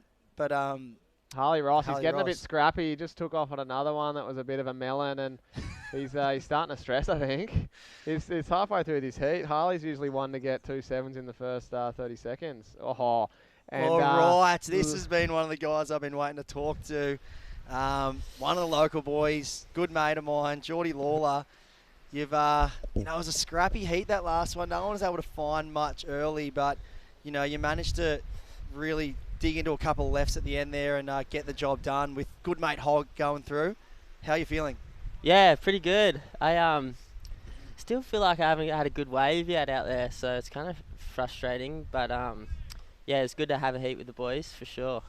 Yeah, mate. I'm in here with the booth with good mate Luca Elder. We were looking at your board. Yeah, Johnny. G'day, mate. we were looking at your equipment out there. It's looking so on point. You've been working really hard with CI, getting your boards dialed in, and mate, I can tell you, I've said it to you the last week, and the forehand hacks that you're doing and the carves on the rail are looking so precise and sharp. How's that board under your feet, and what board are you riding? Yeah, that it's a new model. I'm not Bleep. sure if I'm supposed to say what model it is. Can we cut the mic? Can we cut the mic? I'm not going to have a job tomorrow. But yeah, it just feels really good, and yeah, it feels amazing. Thanks, boys. That actually, for everyone to know, that is a new model that CI's working on, and Geordie's got one of the prototypes. So it's pretty special to have Geordie on that now. That's actually going to be the new happy model that's coming out. So it's good to see Geordie making a couple of heats on it, mate. Yeah. It was Luca, not me. Yeah. So that's a big moment down here. I know it doesn't really affect you so much, but there was a huge moment that went down then with the Australian Open of Surf ratings there. Kalani ball bowing out. The two local boys, the Hog and Jord, doing it for Dill. Yeah. He's at the top of the ratings. Have you seen him yet? And is he buying you some beers this afternoon or what? Nah, yeah, I hope so. Yeah, nah, stoked for Dill. He's tearing, and yeah, I'm really happy for him, and yeah, stoked to help him out in that way. Yeah, cool. Well, I mean, I know your focus is going to be solely on taking out this event yourself. Yeah. You're looking deadly. I mean, the conditions were a bit funky out there, so we're looking forward to you maybe the lineup cleaning up a bit. You're finding some good lefts later in the day, and that board's looking spicy, so it's going to be an exciting afternoon of surfing. You must be looking forward to it. Yeah, totally. I just want to get a good wave, I just keep seeing him, but not really getting him, so hopefully in the heats to come I get some nice ones. All right, Chompers. Well, it's good to have you with us. We're stoked to see you progress through and keep flying the flag for the Northie crew, and on to the next round. We're pumped for you. See you, boys. See you soon. George. Yeah, George. Oh, look at this. Mikey Clayton Brown on a nugget. Oh, my God. Get around it. Get around it. Finish. That'll do. That'll do. Wow. So, how was that free fall out of the lip? That was that inside bank just kind of detonating on that wave, and he just went squared up and banged it through the lip. It's like a free fall, that one. Well, he's currently in the lead, a 4.23 and a 3.6, 7 minutes 30 on the clock. Ross Cadden in second with a 4.1 and a 2.53, and Tommy Myers and Harley Ross still kind of haven't really got their heat started with only 7 minutes 20. So Tommy Myers got a 3.5, and Harley's just got a bunch of low ones and a 0.83. So I think Harley will be the heart's racing, I think.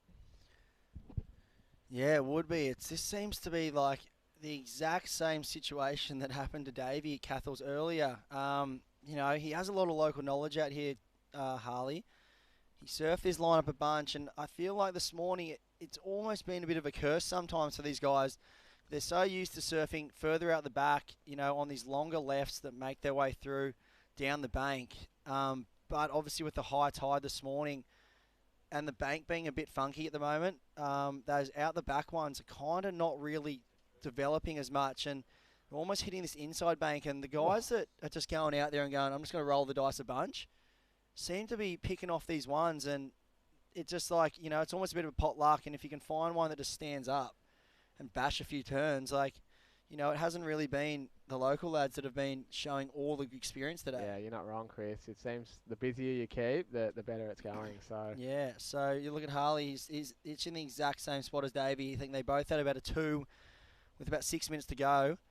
So well, looks like last of white, Tommy Myers, a 4.87. So he's being patient, and I'm glad he's not listening to us because it's working for him. He's in second now with 5 minutes 50 on the clock.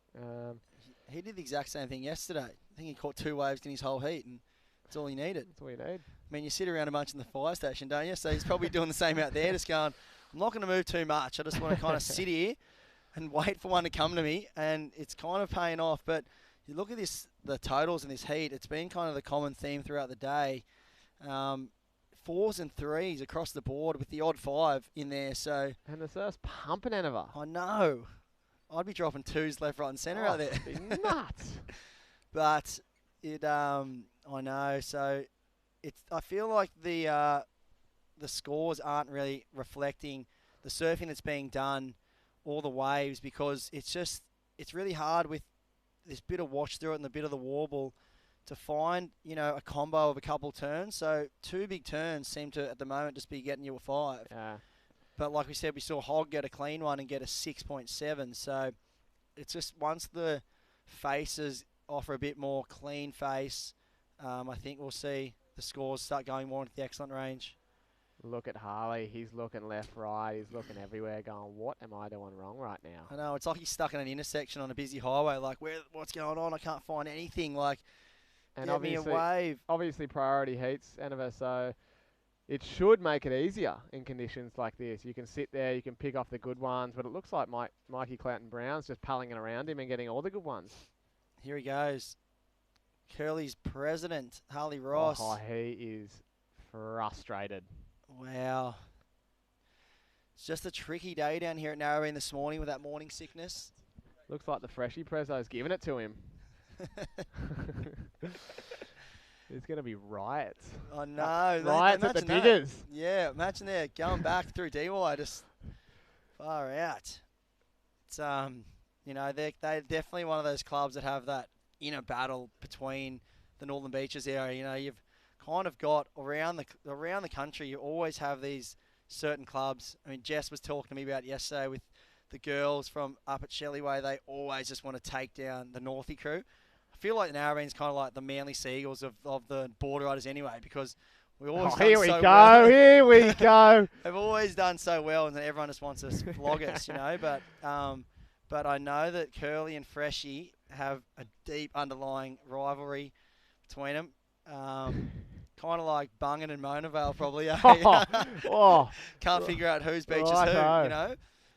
No, we've definitely got a good relationship, good bit of beef with Newport, I reckon. Yeah. It'll be good to see Yeah. over the next couple of years, a battle between us. But here we go, Harley.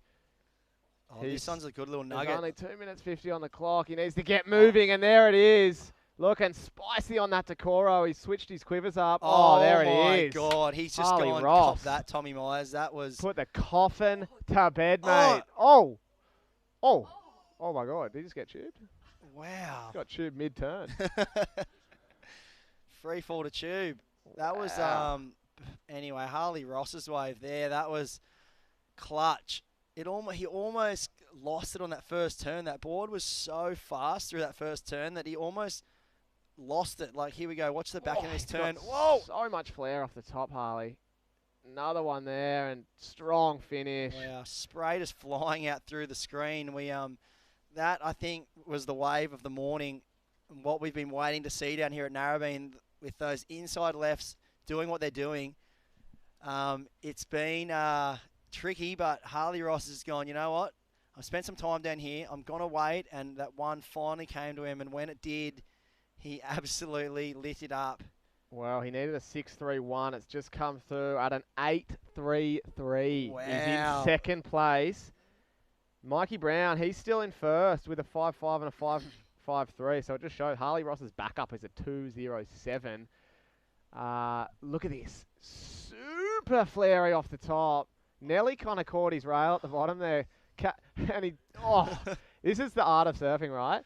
He was so frustrated for 19 minutes of this heat. Yep. And what one wave and just 2-3 turns can do, he would just feel so relieved right now. I know. I really think as well, look, here he goes. I had a feeling he was going to do this, go straight back out and just get another one. And there he goes. That's, But I dare say that'll probably improve his 2 with that one big turn. So if he can, he's only looking for a 2.7. So that'll be right on the money of taking the lead off Mikey Clayton Brown, which will put him in the hot seat with Tommy Myers only looking for a 5.5.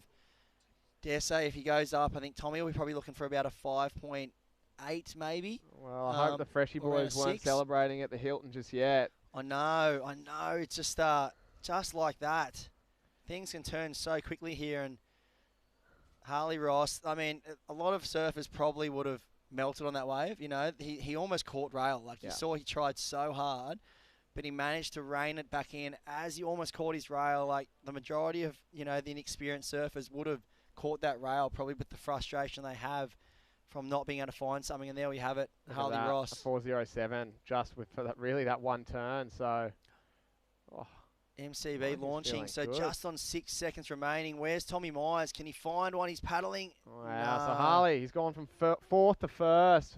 Oh, looks like Mikey Clayton Brown into second. Those two boys on to the quarterfinals. Bit of heartbreak there for Tommy Myers. You got to feel for him. He was, it was flying under the radar that whole heat, and he just, just pipped at the very last minute there by the man around the corner, Harley Ross, jumping up into the lead, and then Ross Cadden, obviously, he's in fourth. But we'll be back just after this. So we take a short break and back to the Australian Open Surfing soon.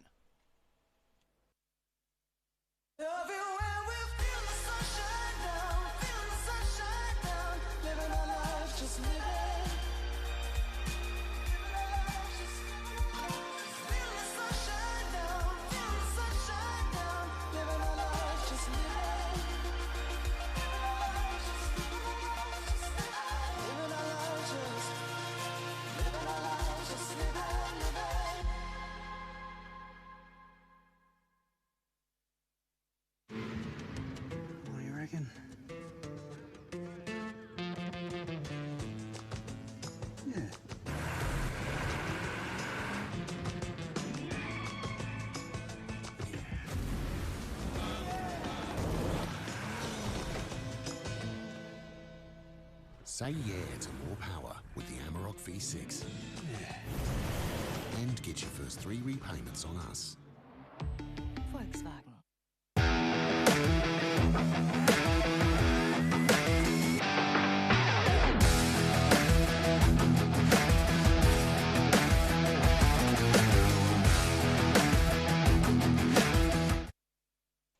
All right, here we are, back live action at the Australian Open of Surf Series.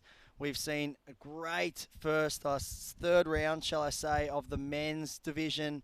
Some huge results going down. I'm in the booth with great mate Jess Grimwood, where there's a lot to talk about, and we're moving into the women's now. We see a few waves kicking off, but the men's, that was a crazy round this morning. Lots of shock results. And also a lot of, a few expected results. Yeah. Some good performances. It was pretty wild. I was expecting kind of huge, big heat totals going into that third round of the men's. And then obviously with the tricky conditions and it's lumpy and bumpy and it's bigger, it's really kind of split the heats. There's been some huge scores thrown down, like Jacko's waves, Harley Ross taking it at the very end there. But it's been a weird morning, but here we go. Philippa Anderson, a wave replay for her, up and riding on the backhand. It is the first quarterfinal of the women. Cedar Lee Jones is out there in the red, Jasmine Sampson in the white, and Kyla Whitfield from North Narra. And that's a warning shot from Philsy, because this is also one of those heats that's really going to affect the rankings. Cedar Lee Jones is sitting in number 1 position, and she needs to make this heat to stay in contention for the overall series champion prize. So this is going to be really important for her. And then, of course, for the men's, there's, Speaking of ratings, I mean, that round was heartbreak for many of the crew at the top end of the ratings. But there's one guy who we see at the top of the list. He came in at number 1. And with all the results in that last heat, officially, Dylan Moffat, he's taken out the Australian Open of Surf Series for 2020. The local lad, he's done it at his home beach. He's got a 10 in his first round. He came here this morning, adjusted the tactics, and he blew up this morning, made it through his heat. Unfortunately, all the guys behind him have bowed out. I've got chicken skin. I'm so pumped for Dill. He's such a legend, and he's surfing so good. So congratulations, Dylan. You are an absolute weapon, and I tell you what, there'll be a few beers going down in the car park this afternoon.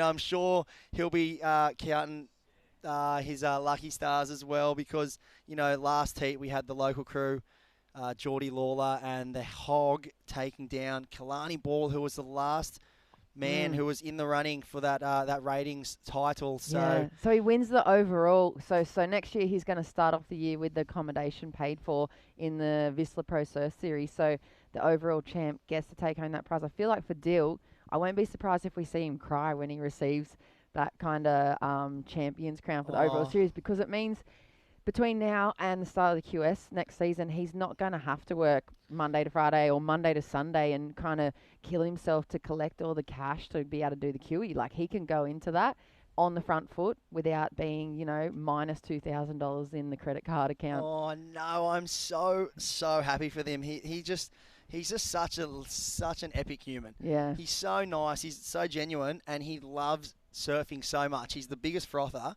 He's always, down there working with Damien Hardman down at the store. Every spare minute he's got to save up his cash so he can do the QS series. He's been on the road for the past couple of years, living out of a backpack. He worked his way through the 1,000s and then the 3,000s, and then you see him get into the 5,000s. And that is so big for him. Like, he'll be able to, obviously maybe cut back a few hours at work, knowing he's got that accommodation package, which is so, helpful from, Australian Open, Surfing Australia, and all the supporting sponsors that can get that to Dill. Congratulations, Dill. It's going to be such a huge season for him and for all the Aussie surfers coming up in the QS. But right now, it looks like we've got the last heat winner coming right on the end of that heat. Clutch moment, as Chris Enever calls it. Harley Ross. How are you feeling? Congratulations. Pretty buggered actually. My heart was pounding the whole time, but no, I was lucky I got that 8, and then I actually fell on my back up, so was about a 3-minute heat, I think. Mate, I said I'd pump your tyres up. It's Chris Anderson in the booth here, mate. Hey, mate. That was a tricky heat. I mean, I looked at, that was a similar kind of heat to we saw Davey Cathles have earlier. You kind of, you sat at the back, you ice-manned it, you were waiting and you couldn't find a wave. You couldn't buy one to save your life. But at the end, we saw you looked a bit frustrated towards the end of the heat, and then you managed to, put that aside. That last wave, you almost caught on that first turn. Yeah. You held on. That board's looking epic under your feet. That's the Coro. What board are you riding? Yeah, it's a Decora. It's actually just off the shelf from Onward Industries. It's the 5+ model, and it goes so good, especially in the bigger stuff. But yeah, I almost nosedived from that first turn as well. I was freaking out. It was so heavy. But you know what? The experience showed you. Your back was against the wall.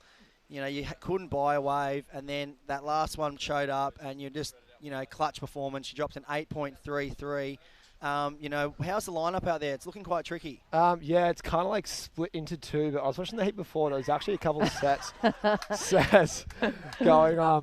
That's your brother there, isn't he? He's trying to throw you under the bus. There was a couple of sets going all the way through, and I think I got a bit excited, wanting to wait for some of those sets, and it wasn't the plan. So next heat I might be hunting on the inside a bit more. Yeah. Do you know Harley, Corey, your brother there that we just saw momentarily on screen? He was so nervous during your heat that he had to walk away and back behind the toilets. And I said, "What are you doing? Harley's surfing." Yeah. She's like, "I cannot watch this." So. My mum and my uncle are down the beach as well, and they're both like, "Never do that again." Oh, well, congratulations. Good luck moving into the main kind of finals part of the event, and we look forward to seeing you rev up to that Formula One style we're used to from you, Mr. Ross. Yeah, thank you. Fingers crossed I can do that. Good work, mate. Congratulations, and looking Cheers, forward Chris. to seeing a bit of swell this afternoon. Yeah, I know. I might have to bust out the 6-3. Yeah, maybe. Yeah. Bring it on. Well, that is Harley Ross. He's Cheers. moving on in through the day, and at the moment, quarterfinal number 1 of the Open Women's. This is a really important heat for Cedar Lee Jones because she's at the moment in front of the leadings for the women, and if she's taken out of this heat by Philippa Anderson, Philippa or Kyla or Jasmine are outside, cannot make a comeback to take the overall series champion ratings. But if Cedar's knocked out of this, it opens it up for True Starling, Sarah Baum and Freya Prum. And maybe, I'm not sure if Carly's still going in the quarters, but at least the first 3 under Cedar will have an opportunity to strike back at that first position and the overall accommodation package and prize for the series champ. So at the moment, 11.5 on the clock. Philippa opened up with a 3-point ride and a 4.17.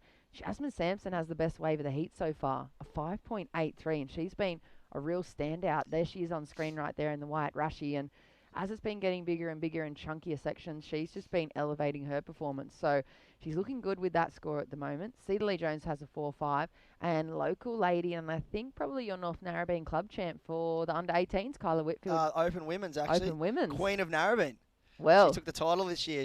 It was a battle off in the final, actually, between her and her good friend Sophia Chapman. It came down to whoever finished higher. There was about 30 points separating them. So whoever finished higher in the last final of the year was going to take them out. And just like the cream does rise to the top, Kyla took it out. Sophia came second in that heat. So once again, it was a battle to the death of those two, and Kyla came out on top, and that earned her a wild card into this event. Yeah. So she should know the lineup pretty well, would you say, Chris? She should be pretty onto it.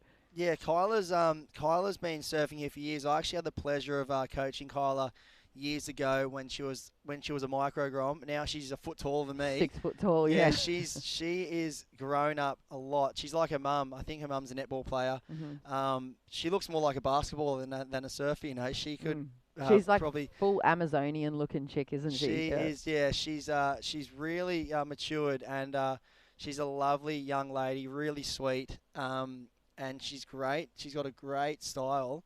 She's got this really cool kind of knock-kneed style, almost like you see sometimes with Bianca. Oh, yeah. She's kind of like Bianca from South Africa, Bianca Buttentag. So she's, I think, very similar styles together, and she's a great young lady that I can see having a great career in surfing ahead of her. No, she's got to do some work at the moment. Kyla needs a 5.58 to get back into the mix because Cedar Lee Jones has just dropped a 5-point ride. So smart surfing to kick off the first half of this quarterfinal for the women. 4.5 and a 5 for Cedar. She takes the lead. Filsey sitting in second, needs a 5.34 Jasmine Sampson, just a 1.35. I think there's a nice little overview. The swell's building. I feel like that whitewash every time we tune back into the next heat, it seems to just be like a micro inch bigger and bigger, and you can see the weather moving in as well. Yeah, exactly. I know that they've forecast a bit of rain today. We've been lucky that they were predicting east-southeast winds all weekend. I don't know what's happened with the forecast here. They've had a full Barry. We woke up this morning, it was almost northwest, so it was little light offshore on it. You can see there's still a bit of offshore to it now, so it's definitely got a lot of north in it, the wind, which Narrabeen likes. It does keep these lefts quite clean. And if the wind stays like this and the swell continues to build, I think, these inside lefts and even from out the back through will really start to show themselves. As we heard before, one of the boys saying that there was a lot of sweep out there. So that's why, Kyla just couldn't hold on to that one. Lovely carve. That's that really powerful style she's got. I mean, she'd be loving these big lefts because she spent a lot of time out here. She just needs to find an open face because she's got a lot of flair to her, Kyla.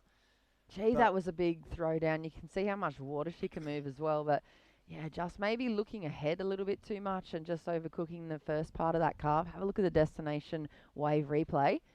Sets it up nicely, throws plenty of spray and You're right there. So what I see in that one is it's almost like she was thinking 2 turns instead of 1. It's like she was committed to that turn, but also looking at the next section down the line. Whereas if she kind of went, all right, just one big hook here, I'm just going to nail this one, and kind of directed her eyesight and her front arm back down the wave where her nose was pointing, then she probably would have ridden out of that. But because she was kind of looking down the line, that's where her weight and her momentum was heading. And so with the board pointing back down to the pocket, she's caught that front edge. So I feel like it's that inside section can be a bit tricky because it does stand up so quick with a bit of backwash on it. Sometimes you've got to go, all right, I'm either going to try fit in 2 quick turns or just maybe just go one hammer, Yeah, one hammer. Like if Kyla can ride out of something like that, she's going to get herself way back into the mix and probably post, high 3 or maybe a 4 for a single big carve or a big hook. Then she's going to be matching up against, for her, would be the older girls like Philippa and Cedar Lee Jones, or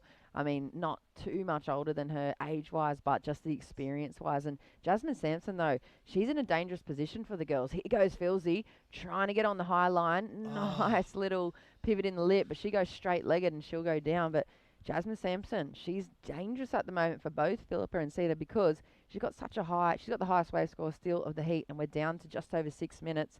She just needs one more wave. I think that she's probably sitting with priority and waiting for the next set to come through, and the very, very well-constructed heat from Miss Jasmine Sampson out there.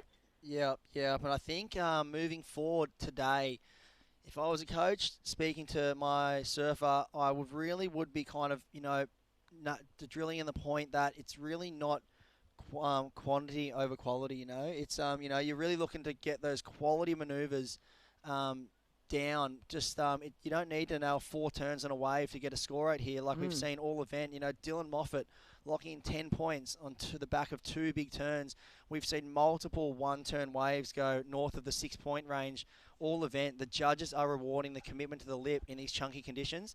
So like we said with Kyla on that last one, maybe a bit of an experience there, really thinking she had to get 2 turns on a wave, like in a contest situation. You want to kind of nail a few turns, a combo, Yeah. But with the bit of experience going, okay, if one section throws itself at me and I just go throw everything at it and absolutely nail a big, huge gaff on that inside section, the judges are going to throw me a 6. And the way we see the scoring today, 2 4s have been making it through. And this heat's obviously a little bit north of that. We've got some 4s and 5s, but nothing north of 6. So and I watched in Jacko Baker's heat, he did one big backhand hook and he got a 6 point something, like as high as 6. So the scale's been set already. And if you've been a really intelligent competitor, to watch, just kind of quickly analyze all the last heats that have been run and go, oh, hold on. People are getting through with 4s and 5s at the moment. Here goes Kyla on the backhand. Nice first turn. Another one. Yeah, smaller inside wave, but a running right, and she's been able to click off a fair few hits on the backhand. So that's going to help her situation. She needs a 6.54 at the moment. Philippa's in 3rd position, needs a 4. Jazz, a 2.33 for that last wave. So just some kind of flatter face calves, but she moves into second. And Cedar Lee Jones at the moment out in the lead, just over 4 minutes, Chris. Yeah, so that's where it could be very interesting. 4 minutes to go on the clock. Kyla's just got a right and teed off a couple of turns. There we go, with 3.47. So if you think back to that left, one big hammer, which if she made that could have been a 5-point turn. Yeah. So she would be in second if she could have nailed that one turn. So maybe a bit of a missed opportunity there for Kyla. But we've got someone up and riding. That does look like Cedar, I think. Yeah, it looked like a fair hook on the back I end know too, that didn't she's it? got that spicy hook out of the lip. It wasn't Filsey because Filsey's riding a red board. Yeah. I think it Jasmine's on a was Cedar yellow. Lee I Jones. think it was Cedar Lee Jones. So one nice hook. She's got a 4 and a 4, 5 and a 5. So that might not go into a top 2. Yeah, let's wait to see what the score locks in. Of course, quarterfinal number 2 of the women up next. Oh, Gabby it did. Spake. Oh, it did go into the top 2. So there you go. One nice hook under the lip. 6.5. 6.5. Unless we didn't see another turn out the back. Here we go. Wave replay. Oh, look, maybe she's got a bit Yeah. of work done. Here's the first turn. Bang. No, there we go. One turn out of the lip. 6.5. Cedar Lee Jones. It's possible. Well, it's written on the wall for the other competitors now. If I they're taking know. note of the judging scale, that's what you need. Exactly what you were talking about, especially with this wind now. It looks like it's swung and there's a bit of rain coming on in from that predicted bit of weather's finally hitting us. But at the moment, Cedar Lee Jones out in the lead. Jazz Sampson needs a 5.68. Philippa needs a 4. And Kyla needs a 4.7. So one turn is going to separate the rest of the ladies and their chance to get into the semi-finals here. 2 minutes, 20 seconds on the clock. Quarterfinal number 2, Gabby Spake, Casey Hargreaves, Sarah Baum, and Elise Cooper. That's going to be another good matchup. And yeah, Cedar Lee Jones looking good to hold on to her rankings lead at the moment and keep the other girls away from that overall series champ title and the semi-finals. Of course, $1,500 on the line for the Australian Open Surfing Series here for both the men and the women. And you can see there's the weather moving in. The athletes having to readjust maybe the game plan a little, and they're trying to pace their way back up to the north side of the bank. And I've heard from all the guys already this morning, everybody that I've run into just says there's just so much water moving across the bank out there. There's so much work. That's because of that high tide this morning. And also the swells shifting more to the northeast. It tends to, bring quite a strong current on the inside lefts.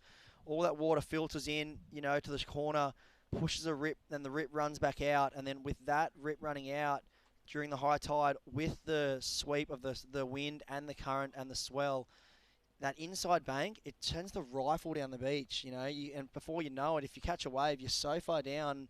I did mention it earlier on the beach comm that I wouldn't be surprised to see a few crew doing maybe a couple of runarounds, getting the legs pumping from down if they get a really long left, because it will give them an opportunity to get back out in the alley rights, maybe save a bit of energy paddling. A shorter paddle, but you're out the back and you've got an opportunity to maybe catch a wave from the back peak down the end. So yeah, even pick up a few of those sneaky little rights I've seen as well. I did see, I don't know who it was, but a few of the guys did do the run around, and it's a huge run back up to that rip in the alley. It's like a, what is it, 300 metre, 400 metre run on the sand? It's not hard sand either. Yeah. It's quicksandish, It sucks your feet in, and in the middle of a heat, here we go. Jasmine, she's got a solid backside on her. She's a little bit mistimed on that second turn. Yeah, she's got a real cruisy approach, but on a big open face like this, with that patient approach of hers, she can really unload some big turns. And here we go, Cedar Lee Jones showing her experience, picking off a right, one big hook. I still can't. That'll wrap up that heat, and it looks like unofficially it will be Cedar Lee Jones, the ratings leader, keeping the dream alive. There's a score to come also for Philippa. So we missed something here, so we're not going to officially lock in second place yet. We're going to wait for Philippa's score. She was looking for a 4-point ride, and we're going to have to wait to confirm that. Yeah, there's a wave to lock in for Jasmine Sampson and a wave to lock in for Philippa. Yeah, it looks like Kyla Whitfield will come in fourth. Stick with us. We'll be back you. with the official call from that quarterfinal number 1. See who are the first semi-finalists. live. Quarterfinal number 2 coming up here at the Australian Open of Surfing. Right after this, we'll be back with you.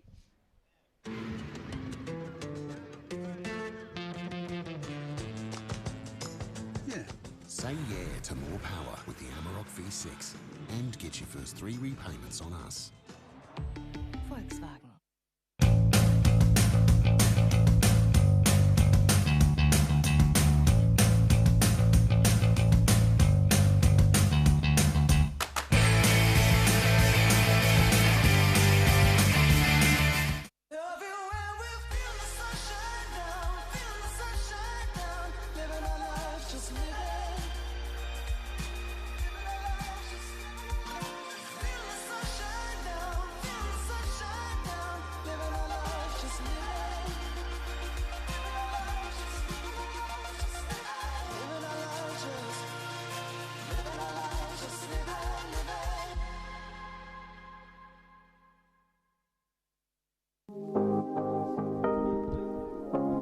My top 3 recommendations to do on the northern beaches is grab a pie from Upper Crust Pies, head around and do the Narrabeen Lakes bike trail, maybe even walk it.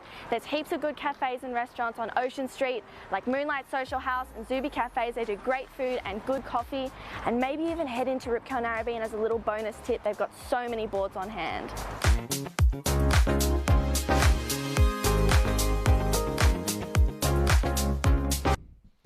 Well, good morning and welcome to North Narrabeen for the Australian Open of Surfing Women's Quarterfinal number 2 out there right now. My name is Reggae Ellis and joining me in the booth is a very special guest, none other than Nathan Hedge. Hog, how you doing? Good, Reg. Yourself, mate? Very well, very well. Good to see you. You've already surfed your heat out there this morning and got through, but it looked pretty tough out there. Yeah, it was sort of a little bit soupy, sort of like a rising swell, a bit onshore, but there's nice like opportunities and some nice bowly bits. So if you're on the right side of the lump, there's heaps of opportunity. Yeah, it's quite fun. So you flew down the other day and you're flying back tonight. Just what was the motivation to just because the event was at North Narrabeen? Is that why you're in it? Yeah, absolutely. I sort of figure how many opportunities do I have, moving forward that I'll be able to put a rash vest on at Narrabeen, and my whole career was based here, and to celebrate being able to come back and put a jersey on and surf at North Narrabeen is sort of what the motivation's about, Picture my dad being up on the sand dunes, and I haven't competed since being a dad, so it's like just bringing all that to the event, and it's got so much fond memories of Narrabeen, so it's nice to be back here. Anytime I can put the feet in the sand here, I just cherish it. So that's what it's about. Yeah. Yeah, well, fair enough. And like you just said, first time competing since you became a dad. So is this a one-off, or are we going to see you back in heats a little bit more often? The qualifying series coming up next year. Well, I don't know. I mean, by rights, I'm old enough to be the other competitor's dad. So let's see how the day goes, and we'll talk later. Well, there's Elise Cooper up and riding in the blue there, young surfer from Queenscliff, and throws it up into the lip nicely. So good opening ride. We've got Gabby Spake out there in the red, Casey Hargraves in the white, and Sarah Baum in the yellow, and of course Elisa Cooper in the blue. Sarah, standout surfer yesterday, got a 10-point ride, full barrel out here, and came out with a spin. Hound. Yep, how did that? Yep, boom, boom, boom. So yeah, she was looking pretty good. And I think we got the winner of that last heat, Cedar Lee Jones down there. Cedar, congratulations. Thank you so much. It looks a bit tricky out there, hard to find that right wave. Yeah, there's the rising swell and the wind's coming up a lot, like picked up just in the middle of our heat, but there's definitely still some good sections out there. Yeah, you got some pretty solid scores. It's a lot of the waves. It's like that one manoeuvre was the critical thing. Yeah, it was definitely pretty hard to find a wave with those 2 sections, but I managed to find a couple just to get those one turns on. Yeah, no, you did well. And okay, Australian Open, the surfing series, you've had 6. This is the 6th event. You're the current ratings leader. I think Freya and Sarah Baum are in potentially the only 2 yet. How important is it to try and win that today? Yeah, well, it's a huge deal with the accommodation deal as well. So yeah, I'm hoping to do pretty well. Yeah, well, I think the waves are going to improve a little bit. I've got Nathan Hedge in here, who's obviously knows this better than anyone. What advice have you got there for Cedar? I think she's on the money with just sticking to her game plan and looking for those bowly double ups, and just winning on the high, that winning feeling she's had through this whole series. If she can maintain that, I mean, she obviously had such a successful series, so just reminding herself of that and bringing that into her surfing is probably the recipe for today. There you go, Cedar. Some inside info from a very experienced surfer. Well, you are ripping at the moment. It's been consistent. You know, a little hiccup last week down at Browley, but great to see you through to the semi-finals, and all the best with the rest of the day. Thank you so much. Congrats. There you go, Cedar Lee Jones, of course. Yeah, great surfer from the Northern Peninsula up there at Avalon. And yeah, so Hog, you were talking about, you'd be classed as a veteran, I suppose, if you were commentating your heats. Nice way to say you're an old bugger. Well, you got Kelly's going on from That's true. tour number 30. Yeah, Like, absolutely. How bizarre is that? Oh, it's just, yeah, I mean, age is just a number. And I think guys back in the day, I think Duma retired at 30-something. Yeah, I Sort think of, he was you know. 32 or something. I remember in Fiji when he was making a decision, and I was talking to Bainey on the phone who had retired. He said, "Tell Duma you're a long time retired." Yeah, right. So don't do it. Yeah.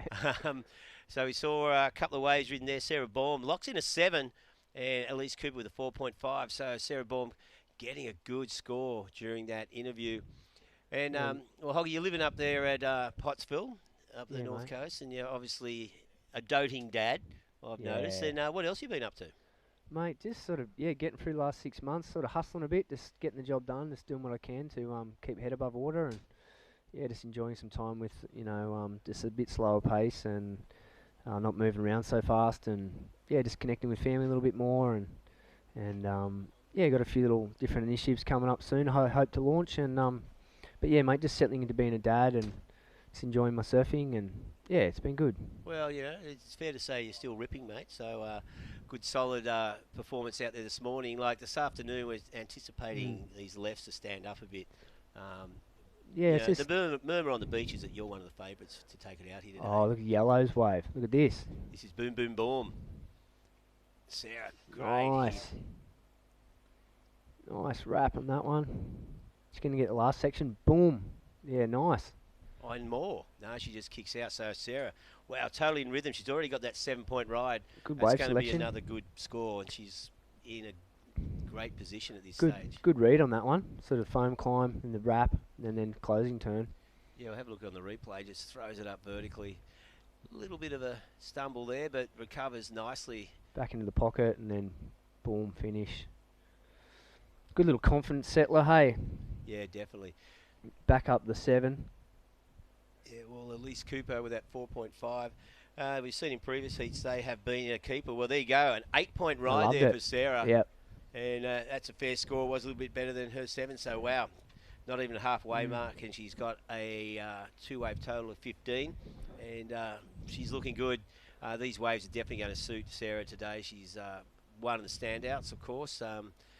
Good power base, hey. Yeah, totally. Same with Alyssa Cooper. She can get some open face. Yeah, and here we Gabby. go. Gabby, I think, is from Long Reef. Nice. Look at this section. So some good waves coming through here. So Nathan, given your experience, these sort of conditions, the swell and the wind, what do you think the waves going to be like for the semis? Well, I think we're going to be looking for the smooth sort of second ones in the set. We've got the nice groomed sort of, the first wave might have all the bump in it, and then you're looking for the double up, the thicker ones that have got a bit more energy in them. Yeah. There's a bit of a hole to the left, so it's going to be about just being in the right spot to be on the right side of the lump. But yeah, it's quite smooth on the face when you're on it, so it's it's great, a bit of swell, hey. I mean, how sick's this series been? Yeah, it's been no one been able to travel, so the initiative Surfing New South Wales to get this off the ground and celebrate. It sort of reminded me, that was another part of being stoked to be invited to come and surf in this last one, was that it was kind of how it was when I started my career. We had the Australian ACC. Yeah. And it was like the best, by the time you left Australia to compete overseas, you had so many heats under the belt, and you surfed against the best guys in Australia, that it was really good breeding ground to head off then overseas. And I think it's brought it right back to that sort of the breeding ground of how it should be. You don't have to spend all these dollars travelling overseas here and everywhere. You compete at home and then onward and off from there. Yeah, well, this whole setup's going to be a lot better because long term, that is the idea, to resurrect what was the ACC, because there's a couple of events in Queensland, there's a couple scheduled for Victoria. So, yeah, you remember those days. And then, you just be travelling around and you end up meeting cool people from different states who, when you're young, they sort of were with you as your whole career developed, and lifelong friends.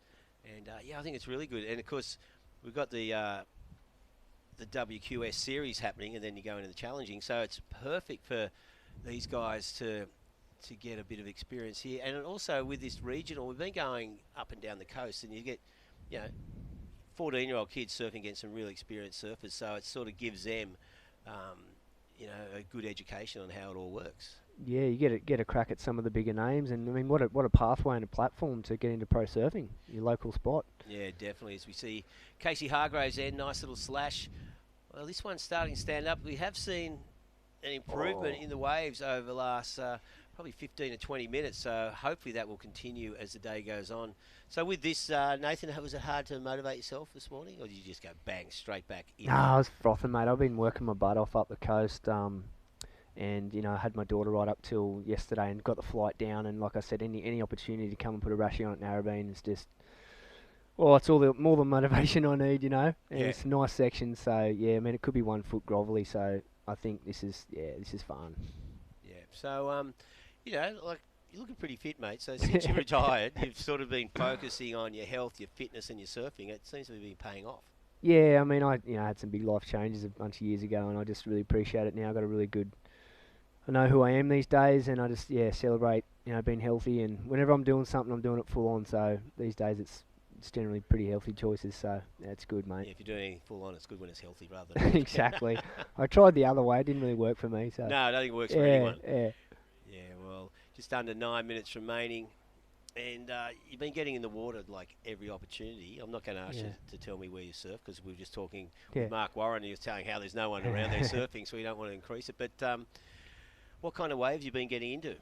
Oh, it's been just sort of some nice little east-northeast swells up the coast. I mean, through COVID, it was just non-stop up the coast. It's just been such a good period, and just good to surf, local spot, and get used to the locals there, and just sort of spend enough time in the one spot to really celebrate that region, northern New South Wales region. Yeah, it's a really special spot to live, and some lots of opportunities. I mean, I love Narrabeen, so I always hold a special spot in my heart. These lefts out here. Yeah. But yeah, it's been great to surf a bit more of the East Coast too. Do you ever get up the Goldie just so you can experience the feral overcrowding? Oh yeah, if it's on, it's too good to not go get in the mix. When it's that good, you get one good wave out there, it makes your month. So yeah, it's like anything, you got to pay the band to see it. It's sort of one of those things. Well, we just see that Sarah Baum duck diving this set. So Sarah's locked in 2 super solid scores. At least Cooper with that 4.5, and had a look at that one. She hasn't caught her. It would have been a nice double up, hey. Yeah, well, she's just looking for those lefts. Very accomplished goofy footer, only with 1 wave at the moment. And we're under 8 minutes remaining, so these 20-minute heats, they fly by, don't they? They go by quick, eh? If you don't get one in the first 5 minutes, it starts to... 15 to go. It's a bit of a paddle back out too, a bit of current. I know Geordie did a run around in my heat. There's sort of a few tactics, so yeah, it's not like it's right on the shore. There's a bit in it. Well, Chris Enever was saying during the last heat he wouldn't be surprised if we see more people doing the run around. What are your thoughts on that? Once it gets lower, we'll have probably a bit more sweep on the bank and start to go from left to right, down the sand, so maybe. But then in saying that, run. Yeah, and then in saying that, if you don't have priority, there's been double ups right on the inside that stand up and give opportunity. That's sort of been a really good tactic. So, yeah, that's a decision the competitors will have to make, I suppose. Yeah, and you're not going to tell us what your decision is until no, you we'll make wait and see, yeah. Well, they're all listening now, trying to get some inside info. Yeah, it's not rocket science. There's sections there, get it and get it good. You'll get a score. That's about it. So you've been, I mean, you're familiar with some of the young surfers we've seen in here, like Dylan Moffat and Joel Vaughan. Yeah. Some pretty high standards going on. Oh, it's so good to see. I've just been digging. I've been watching been a spectator watching the series unfold and enjoying it from a distance. And yeah, I mean, Dylan from Narrabeen here, I've just loved seeing him go from strength to strength, and just love the way he surfs. He reminds me a bit of Davidson coming up, actually. Really good attitude, and just really good kids, and Neil Jolie. Just really proud to be, see those kids coming through and to be representing Australia, and just, excited for them, see their careers blossom, and see what the future holds for those guys and the girls too. I mean, the levels, it's insane to see that women's surfing where it's gone to, and it's it's just so exciting. Yeah, it really is. It's a great time to be involved in surfing. And speaking, have you ever thought about doing any coaching and passing on your knowledge? I reckon you'd be pretty good at that. I've done bits and pieces. I worked at the High Performance Centre for about 18 months a couple of years ago, and I'm just about to launch something for myself where I take people surfing on experiences and stuff. So it's Ah. it's going to lend to a little bit of that, but have Holmes it bus tours. yeah, something like that. So yeah, it's sort of something that I'm passionate about, and I like to see people having a good time, and the ocean saved my ass so many times that I want to get people out in the water and having a good time in the waves. It seems to be the elixir of life and seems to solve any problems. I know when I go for a surf, when I come out, whatever problems I got going on are at least halved. And you're often out there talking with your mates and sharing what's going on for you while you're catching a few waves, and that's where the gold is. Yeah, well, that's part. Look at this one. Look at this, Sarah Baum. Inside double up. Oh, she didn't want to know about it. Yeah, that one. She already got the 7 and the 8, so she probably didn't need to push the envelope, Reg? No, I don't. I think you're right there. So Elise Cooper with that 4.5, she needs to capitalise on that now in the back 5 minutes. So her opponents, Casey Hargraves, only with a 1.53 and a 2.53, but Gabby has that 3.33. So she's in a good position. Only needed a 1.16 to overtake Elise. Of course, Elise just with that one wave, and here she goes. Elise Yes, Cooper. look at this. Square off. Oh, that's nice. Just the one turn, though. I mean, she's looking for a second wave, so I mean, it's going to help her cause. Yeah, that'll help her cause 4.5 minutes. She probably was hoping for a bit more out of that wave, but she did well. As a competitor, at least you feel better once you got the 2 scores, Yeah, it's pretty low. I mean, look at the difference here. You got Sarah on 15 points, and then her opponent's just scratching around for 3s and 4s. And have a look on the replay, just throws it up. Nice critical turn to finish off with. A little bit of a wobble on that bottom turn. Yeah, it's a shame she couldn't square off straight from the get-go, but like I was saying, as a competitor, you've got your second wave locked in. I'm sure Alyssa will be feeling like, okay, there's my 2 scores. If I can just better one of my lower scores now, because I mean, Casey and Gabby don't have much on the board yet, so she's in a good position now. She's just locked in her second 4.3, so that sort of consolidated her second spot. Sarah's, bolted. She's on 15 points, and so it's going to be all about the back end between Casey and Gabby if they can have a bit of success in the last 3.5 minutes. Yeah. Yeah, well, the door is still open for sure. So Elise Cooper will be breathing a little bit easier, but she knows she's very vulnerable to being overtaken by the Casey or Gabby, while Sarah showing us why she's got the nickname Boom Boom Boom. Yeah, nice. Yeah, Jess Grimwood labelled her that, our co-commentator. That's stuck, eh? I like it. Yeah, it's cool, isn't it? It's cool, huh? I can get stickers on there. Boom, boom, It'd be awesome. So 3 minutes remaining, and yeah, pretty tight finish for second place. Both Casey Hargraves in the white, Gabby Spake. You see Gabby on screen there just looking for another wave. Gabby's only had one wave and does not need much, a 5.48, so that's doable. We saw in that last heat, Cedarly Jones get a 6 point something just for one hook under the lip. I've been digging that, how the judges have been scoring just one big hammer. Better if you can get 2, but it's been, really sort of promoting getting after it rather than sort of going soft. The judges have been really rewarding getting after the sections, which has been really refreshing and nice to see. So you said, so you've been watching a fair bit of this series. I have, yeah, been enjoying it. Oh, that's good. Yeah, we've had a lot of small waves. It's the first time we've had. But having said that, we've been pretty lucky because all those, everywhere we surfed, there was the sandbank was just drawing whatever ocean was there, and there was like any energy in the ocean, and they're getting. It's amazing, 2 foot waves, backside airs, 4 or 5 hooks off the top.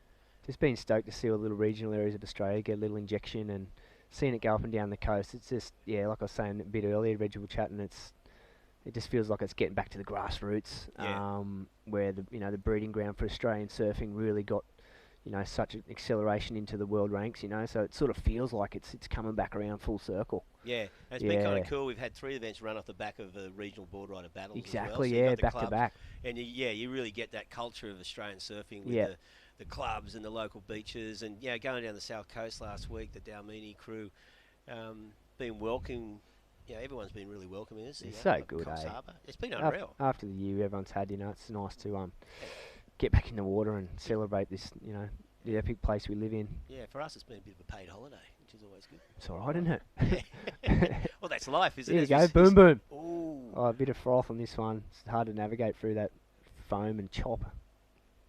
Yeah, but she looks so solid on her board. So, coming through that with 1 minute remaining. Bit of a victory lap there for Sarah Baum. Probably save it for the next round, hey, semis. Well, she's been on fire, you know. She Yeah. got first 10 of the day yesterday. With and that pit. Yeah, it was a full-on big hack. Then backdoors his full barrel section. Snapping to pit TC style. Yeah, exactly. Yeah. It was full. It was all about the timing as well. It was super impressive. Great surfer. Yeah, she's very experienced. She's just chomping at the bit for the qualifying series next year. And as we Here see, we go. Ooh, Casey sniffing around for a little double up. There's only 30 seconds to go, so crucial time here. Elise Cooper just hanging on to second place at the moment, pair of fours. And here she goes, hoping she can extend that, put a little bit of a gap there, but not much happening. And there you go. One so slice. Little finishing turn. Boom. I Yeah. wonder if that'll better a 4.3. I think it will. No, I don't think it will, actually. Okay, Probably that's right there. 5 seconds to go. And coming down to the wire. It looks like, did Casey catch a wave or just get caught inside? Not quite sure. I think she might have got that one in the head. Well, there you can hear the hooter going on the outside. So a big win there for Sarah Baum. Gabby Spake may have caught this before the hooter, looking for a 5.45. Not sure she's going to get it on that wave. No. But we'll be back with more quarterfinal action from the Australian Open of Surfing live from Narrabeen Beach right after this break.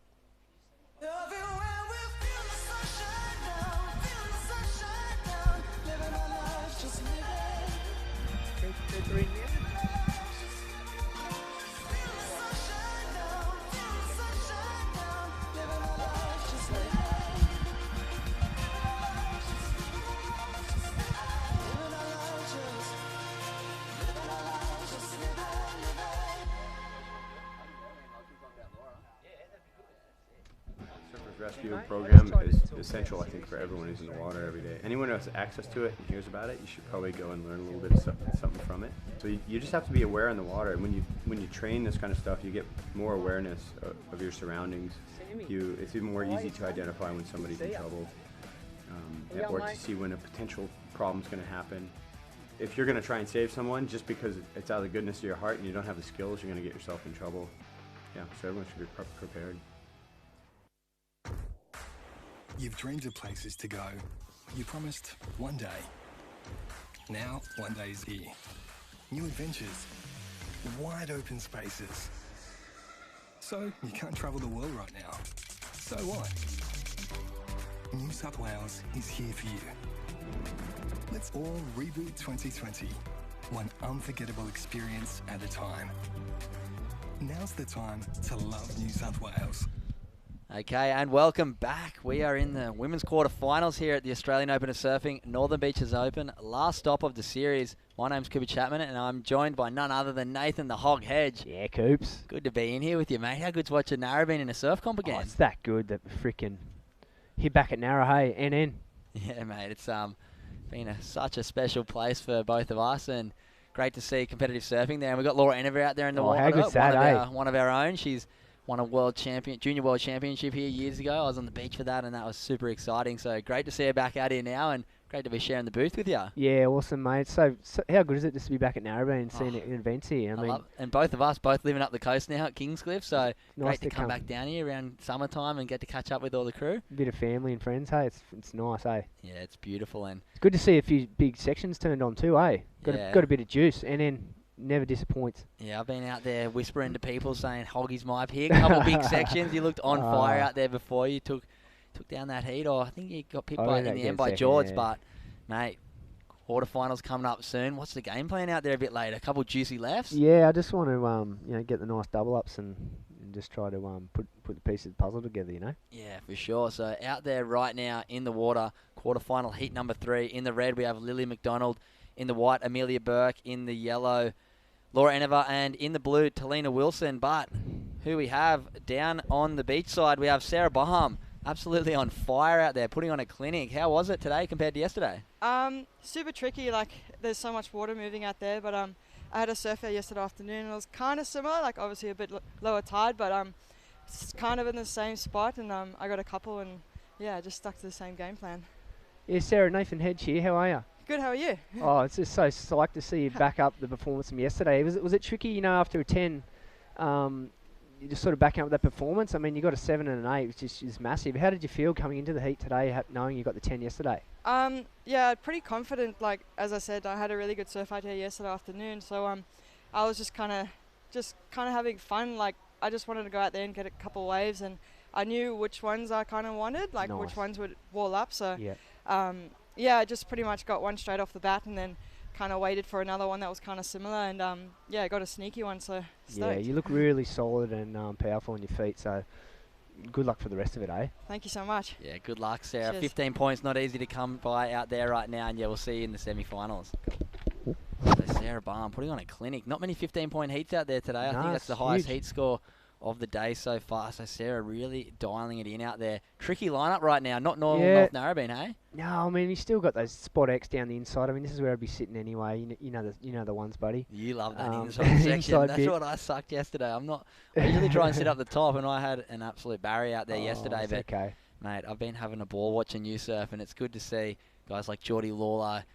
Who else we got? We got Dill Moffat, just won the series, announced just before. How good's that seeing Dill come up and take out the series? He's been maybe a guy that you probably haven't even seen that much of Dill surf, because he wasn't really, it was a real late bloomer, so it's great to see Dill, as we see none other than Laura Enevar sitting way out the back. She has done this a million times before, and just fallen off there on the inside, and the same thing She had the right idea coming in, getting the chip shot coming into the steep section, but just needed to probably get a little bit lower, compress over the front leg to come into the steep bit. It looked like she'd done all the hard work, so it was a bummer that she couldn't ride out and just come into that nice clean bit, eh? Yeah, maybe just looking a bit too ahead of herself down the line, getting ready for that turn, but just getting bucked off on the Bronco there. But she'll be still out the back in a good spot to pick up a wave, and none of the girls have really locked in too much yet. So we're seeing a 1.4 for Lily McDonald, just a 1 point ride for Amelia Burke, and we're just waiting for scores for Amelia, Laura, and Talina to lock in. So you know what it's like. Sometimes you fall off one and it puts you in the right position, and it all works out. You know, sometimes you just got to go with the flow and.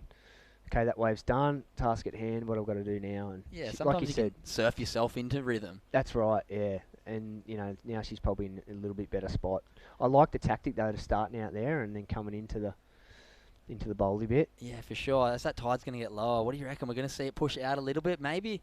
I reckon it's going to maybe start pushing wide of the bank a little bit, just because that bank yesterday with a bit smaller swell was already pushing wide on some of the sets. Maybe with that bit extra swell today, it's going to be even wider, and maybe the inside section's going to get real steep and grunty. Yeah, I mean, that's what the judges have been rewarding. Even if it's not the biggest set, as long as it's been steep, they've been loving it. Speaking of steep, here we have Amelia Burke. Big nice forehand wrap. Another mid-face slash there, which is good. She chose the right part of the wave. She can finish here. Boom. Oh, yes. Oh, bummer. Right idea. Just tough inside section. Bit of backwash there. The sand on the beach is really backed up, so we're seeing a lot of backwash with the high tide. I think we've gone past the high tide now. It's going to start drawing out, and we'll see it get a little bit shallower on that inside. Stokes, she went for it, though. You know, she didn't leave anything out there. She, went hammer time in the last section. Just shame she couldn't have sort of stayed over the front leg and rode out of that one. Would have been huge score, but I guess it's put her in rhythm. She's picked up a really nice wave, so that'll be good for her confidence anyway. Yeah, so she's picked up a 6 point ride on that last one anyway. Even with the fall off, judges really liking that aggressive first turn. Laura, as we see Laura, look at her big backhand. Wow, Ushka. That is what she won a world junior title on. Turns like that, lethal backside, eh? Unfortunately, what's that one turn? Let's see, eh? I reckon think that's it's going to probably be be close a to that 6 anyway. as well. Yeah. Maybe quite similar to Amelia Burke. So getting herself underway, like we said, surfing herself into rhythm, and she picked up a 2.33 on that first one. We'll wait for that last one as we see the New South Wales government replay. Look at this bottom turn. Uses that wedge perfectly and wraps it back. Wave losing a bit of juice, but she's going to be straight back out, not having to deal with that pretty tricky paddle out. As we see the score drops in 5.17 for that one backhand whip. Nice. So nice score, setting herself up with the other girls in third and fourth, only having those 1 point rides. 7.5 minutes gone in this heat. Here we go. There's a bit of a wedge coming in. Who's on this one? Laura's having a look again. Laura's having a sniff as well. Yeah, Going she's to got suck the other priority, girls so into she's it. going to try paddle the other girls into it. No Neither of them took it. Laura would have been kicking She would have herself been 'cause hitting she that would have thing been right there, smashing eh? that. Oh, it's hard. That It's situation. tricky, the eh? priority. That You wouldn't gotta- have happened back in the day, you huh? gotta- If you you're gotta on try. the inside, you're fine. But now it's weird. You can't actually sit up on the inside of people. It makes it... Tactics have changed quite a bit from back when you would have competed here. Yeah. Tell me about some of your memories surfing in events here back in the day. Oh, mate, it was just so sick. It was like, started with the hot butted Ocean Nerve Pro Junior, and he had the Cope Classic here every year. So he had the best surfers from all around the world turn up in Narrabeen. It was so sick. I mean, yeah, it was just, I didn't actually have that good a Pro Junior career here. I made some heats, but it wasn't sort of the highlight. I've just sort of more celebrated growing up here and surfing here, really. but yeah, it was dogfight because he didn't have priority. It was gnarly. Yeah. So in those, did you ever compete in the Coke Classic? Oh, they would have been the older guys. Nah. So that's. I feel the same way. When the World Juniors were here, I never actually got to compete in it. But how important was that in your development, getting to watch those world-class surfers here? Yeah. And I feel like the Groms now getting the opportunity to watch guys like yourself, Davey Cathles, Geordie Lawler, the top guys in this draw are some of the best in the world. And the young guys are getting to throw their hat in the ring. I think of Jamie Thompson, Jack Bano. Those guys didn't quite get to watch all that amazing surfing from big talent, and it's so awesome that Surfing New South Wales have got an event back here, got to surfing at North Narrabeen, and it's great that we've got some waves as well. Oh, it's a celebration, hey. Like I was chatting to Reg before, just get a platform and pathway coming back through and celebrate these local region areas. It's epic. Here goes Laura. Look at this. What she got?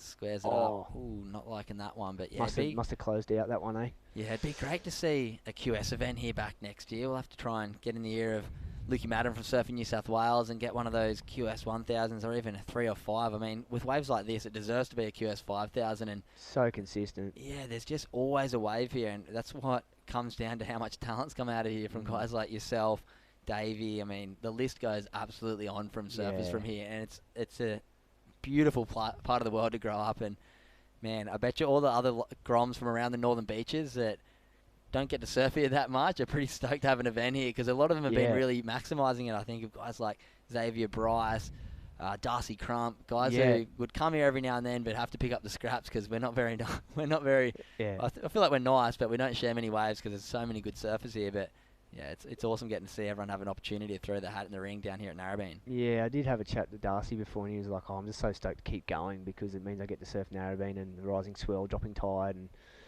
just to be continuing on in the event. So yeah, that was his take on it. So yeah, you're right. He smashed it this morning too. And had a good one, eh? Yeah, him and Jacko Baker had a heat this morning. I was calling that one. I thought they both got a little bit undercooked on their 7s, but Darcy had one with 3 really nice turns on the inside, and that was just like the exact kind of surfing that I wanted to see. And then Jacko Baker right behind him, 2 massive turns, locked in 7s, and they're going to be coming up a little bit later.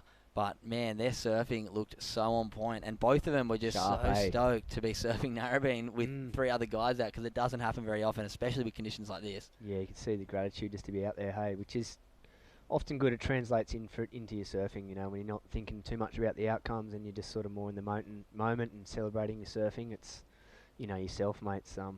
When you're feeling good, you're doing your best surfing. So yeah, definitely. Gratitude's such an important thing, and something that I try and focus on quite a lot with my business, The Good Human Factory, which is actually partnering with Surfing New South Wales on their Mental Health 360 program. So we're working with the New South Wales government on getting a grant. You probably don't know this, but hopefully next year I'll be going around to 25 board riders clubs speaking to the juniors about building resilience and upskilling them with their mental health maintenance. So that's something I'm such good news, really excited about. But as we see, Laura Enever up and riding, nice forehand, nice backside carve there, looking for the inside section. This one's going to stand up for her, bang, and that is why she was on the World Tour for close to 10 years, I think. So Laura Enever showing why she is one of the best in the world. And I was having a bit of a chat to her, and she was thinking maybe next year, a little QS campaign. Really? Regional QS tour. What about the Hog next year? Regional tour?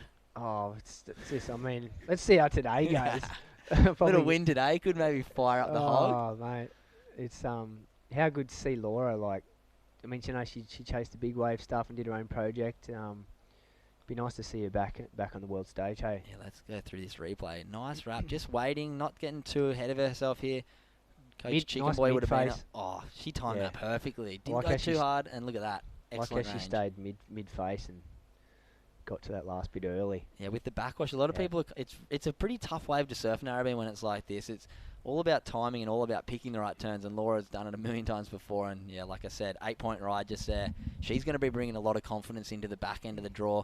Laura's a real confident surfer. She seems to be, if she's not in rhythm, she's out of rhythm. But with waves like that and big lefts, it's her forte. So look for her to really turn it up against all the girls today. Exactly, yeah. She thrives on a bit of momentum, and this is going to serve her well coming into the pointy end of the day. Yeah, and when it matters most. Definitely, and I've just been updated that from the women's semis. So women's and men's semis onwards, we're going to be jumping up to 25-minute heats. So what does that mean for you? Will that change your game plan if you make it through this next quarterfinal heat you've got coming up a bit later? 25 minutes, different game plan or same game plan? Well, I mean, you get scored on your best 2 waves, so it just gives that nice little buffer zone of an extra 5, you know, a little less antsy in the head, maybe, I'd say so. Rather than 10 minutes a wave, you've got, 12 and a half. So, yeah, it's nice, you know, getting to the point end of it and sort of settle into... Probably just help with the nerves a bit, I think, having that bit of extra time. Yeah, definitely. It can make or break. It's funny when you have those 25-minute heats sometimes and you get one in the last 5 minutes to get through, you're like, oh, thank God. But then when you lose and somebody gets one in the last 5, you're like, why didn't you leave it at 20 minutes? If you're in front, the last 5 minutes goes forever. And if you're behind, you're like, yes, I love these 25-minute heats. Yeah, but it just as depends. This one's whittling down with just 6 minutes remaining. We've got Talina Wilson down in 4th in the blue with just a 1 wave, a 1.03. So she's going to have to get a move on if she wants to progress through this heat. In 3rd, we have Lily McDonald with just a 1.4 and 1.93. She had a great heat yesterday, so look for Lily? her. Lily. Yeah, right. Banged a couple yesterday, so really love to see her get an opportunity on these inside What Narrabeen about left Talina? bowls. She needs to start flaring up too. Yeah, the girls down in 3rd and 4th got a bit of work to do, as we see Amelia Burke in 2nd. She has a 3.5 and a 6. But if she wants to chase down local girl Laura Enevar, she's looking for a 7.18. Oh, someone's gone. Lily's made the right. Sniffing the front side right. Yeah, the sneaky carries sometimes pay off. True, we saw eh? Dill Moffat this morning. Did you see that one? Get 2 turns, I did, yeah. Dill Moffat snuck one under Jackie Bano. Brett Bano would have been pulling his hair out with that one. Drove them all away. But nah, it's great to see Dill take out that series today. And looking forward to him. Maybe a bit of pressure off the shoulders now the rest of the day. He can free up and really throw down some big... It'd be great to see you, Geordie, Dill, and maybe... Who else on the front? Dill and Jamie Tomo in the final. 4 Narrabeen boys would be pretty nice. Be like board riders. That'd be pretty sick, eh? Yeah, but nah, it's just awesome to see the club getting behind it and so many of the Groms getting a shot today and so many of them surfing really well. We saw Benny Wilson, Jack Bano and all the Northie guys. So good to see Bano in it, hey, at Wildcard. Oh. I saw a photo of him from yesterday's heat. The nicest backside hook. Dad to be proud, eh? Yeah, he's been ripping and it's great to see. I feel like there's been a bit of late bloomers at the moment in the Northie Juniors and I feel like it's been led by Jamie Thompson. He took out Davey Cathles before. That's a big upset right there. Big scalp, eh? Yeah, for sure. But Jamie took out the under-18 Australian title 2 years ago. So I think he's leading the charge and really inspired the other Groms to maybe start lifting and following that footsteps of guys like Geordie Lawler, myself and Davey Cathles who have been having a pretty nice career, QS. So a few of those junior guys. Here we go. Amelia Burke. Talk us through it, Hog. Second turn here. She's just eyeing off the last section. Hey, is it going to come together or is it going to split on her? Oh, she spotted it. Tough. Yeah, she's going to make this one. Bit of water moving on that inside section. You got the backwash, you've got the north swell, and then the wedgie southerly swell coming back at you. Almost looked like she thought about the fall off on the first wave and was still a little bit hesitant. Just wanted to see her really commit to that one and just back herself. Yeah, she went super hard on the first one and maybe a little bit soft on that one, and both. She In needed between, to find that sweet spot. Yeah, that's right. But yeah, she's in Tricky. a pretty nice position right now as we see Talina Wilson out there with 3.5 minutes. She's looking for an 8.48. It's always easy from up in the booth here too, eh? Nice and warm in here. It looks a bit chilly and rainy outside, but it's easy from in here. Yeah, and so Talina looking for that 8.48 with just 3.5 remaining, and Lily McDonald down in 3rd looking for a 7.58. So very difficult lineup to manage right now, but local girl Laura Enevar showing why she is a junior world champ a few years back here at Narrabeen and why she spent plenty of years on that world tour, and very comfortable with a bit of grunt behind the swell as well, as we saw her Undone film with some of the craziest waves ever ridden by women. Oh, it's so sick to see, eh? One at Ship's Pushing Turns. the envelope, nuts. Oh my goodness. Wouldn't see me on that thing. Yeah, you she wouldn't can have see it. me on it either. I'll stick to my Northie lads. She can have it. Here we see her having Good a bit of on a her. paddle. Here we go. What's she got? Coming from behind. Oi. Oh, bit of a buck and bronco on the start, but look at this. She's chipping off a bit further out. That's a bit of local knowledge. Little fade, getting the steep part. Whooshka. There it is. Nice. Tight in the pocket. Squares it back up. Let's see it, Laura. Well overhead. Bang. Airdrop. Nice. Oi. Yeah. Yeah, that's solid. She's going to back up. Oh, we're still going. Oh, Boom. and the taps are finished. Nice. See, that's the confidence. She's going to bring that into the semi-finals because that's going to be another great score. Amelia Burke locked in a 4.03 on her last. That increased her score by a little bit. So Talina's now looking for a 9.01 and Lily an 8.11. So not out of range, but a very, very difficult task with just 2 minutes remaining and a changing lineup out there. Girls have got a lot on their plate, but I'm looking forward to seeing that last score of Laura Enevar. It's going to be... Going to have to be upwards of 8 again, eh? Yeah, probably. Getting the finishing. It was a bigger turn. one too. She got that chip in, that little chip shot from a bit further out. She check faded at all of those turns. Nice read on it, hey? Yeah, it wasn't an easy wave to surf, especially that one where she hit it and had to airdrop down. She wasn't too aggressive. She waited for the wave to push her down, airdrop down, and then got that little bonus section. I think the judges are going to love that little last turn, just the exclamation mark. She was patient for each section, hey? She didn't sort of get too ahead of herself. Yeah, and there it is, 6.17, not quite up to that 8. I think maybe that second turn where she did catch a little and have to airdrop down, maybe cruel on that one, but like you said, it was a tough wave to surf, and to come out with a 6.17, second best wave of the heat, she's going to put herself in a very strong position. The girls are going to have a lot to catch up to her, but yeah, with a minute 15 remaining, Laura might even be calling it a day, because she'd probably be right near the beach after that last one. Yeah, probably smart, save some energy in the reserve tank and the sub tank for the pointy end. Yeah. Yeah, there's a long day ahead. The guys who make the final today are going to have to surf 4 heats, so doesn't sound like much, an hour and 20, or it'll be, in the end, an hour and 30 of surfing for those guys, but you would have done it plenty of times. How much harder is surfing a heat than going for a 20-minute free surf? Yeah, I think just the mental side of it and what it takes, and you're pushing hard every turn, every paddle out, so it's more like, every heat's more like an hour surf, kind of. It can sort of feel like that. So yeah, by the end of the day, and the emotional roller coaster too, coming in and out of just the highs and lows of the day, and the constantly, things that get thrown at you and having to adapt and change, and by the end of the day, you're spent. Yeah, man, those days where you have to surf a bunch of heats, and especially in conditions like this, it's not easy out there. There's a lot of paddling, there's people doing runarounds, so it's going to be survival of the fittest, but you're one of the fittest out there, so looking forward to you bringing it up at the end of the day. Probably one of the older competitors in the heat, but I mean, in the draw. But doesn't matter. Age is just a number, eh? Look at Kelly. Yeah, I mean, it's I was just super grateful to get invited to come back and put the jersey on here. That's what it comes down to. Really, really grateful. Yeah, well, we're just counting down the end of that one. Laura Enova looks like she's taking it out. Amelia Burke in second. My name's Cooper Chapman. I've been here with Nathan Hoghedge. He'll be coming up a little bit later in the quarterfinals for the men. Thanks for watching. We'll be right back with more finals day action here at the Oz Open of Surf, Northern Beaches Open.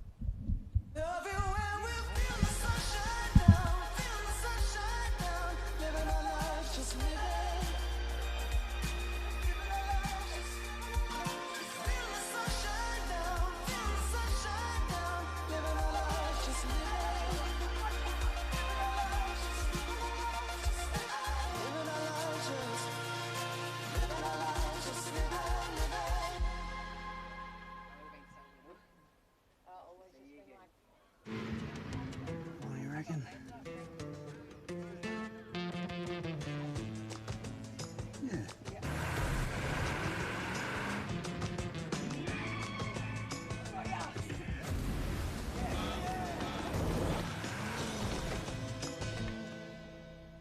Say yeah to more power with the Amarok V6. Yeah. And get your first 3 repayments on us. Volkswagen.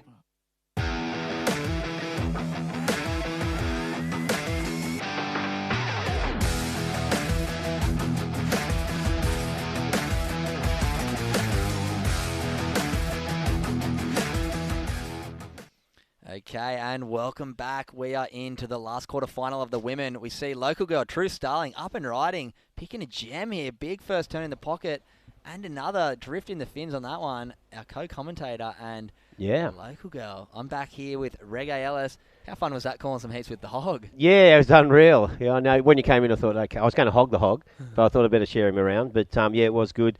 And you're just outside there, Cooper. It's interesting watching that last heat. Laura was up to the north, up that way a little bit, and the other 3 surfers hanging here. So no surprise that she was finding the best waves. It looks like True Starling's gone up there as well. But the lineup's a bit confusing at the moment. Yeah, it's not easy out there. Me and Hedgie were just saying, not your normal Narrabeen lineup, but the girls are definitely making the most of it. Laura picked the eyes out of it just then, teed off on a few waves, picked up that 8-point ride, and then backed it up with a 6.17. So local knowledge coming in as we see True Starling locking in 4.5 on her first wave. We're going to pick up a replay here. Nice hook off the bottom.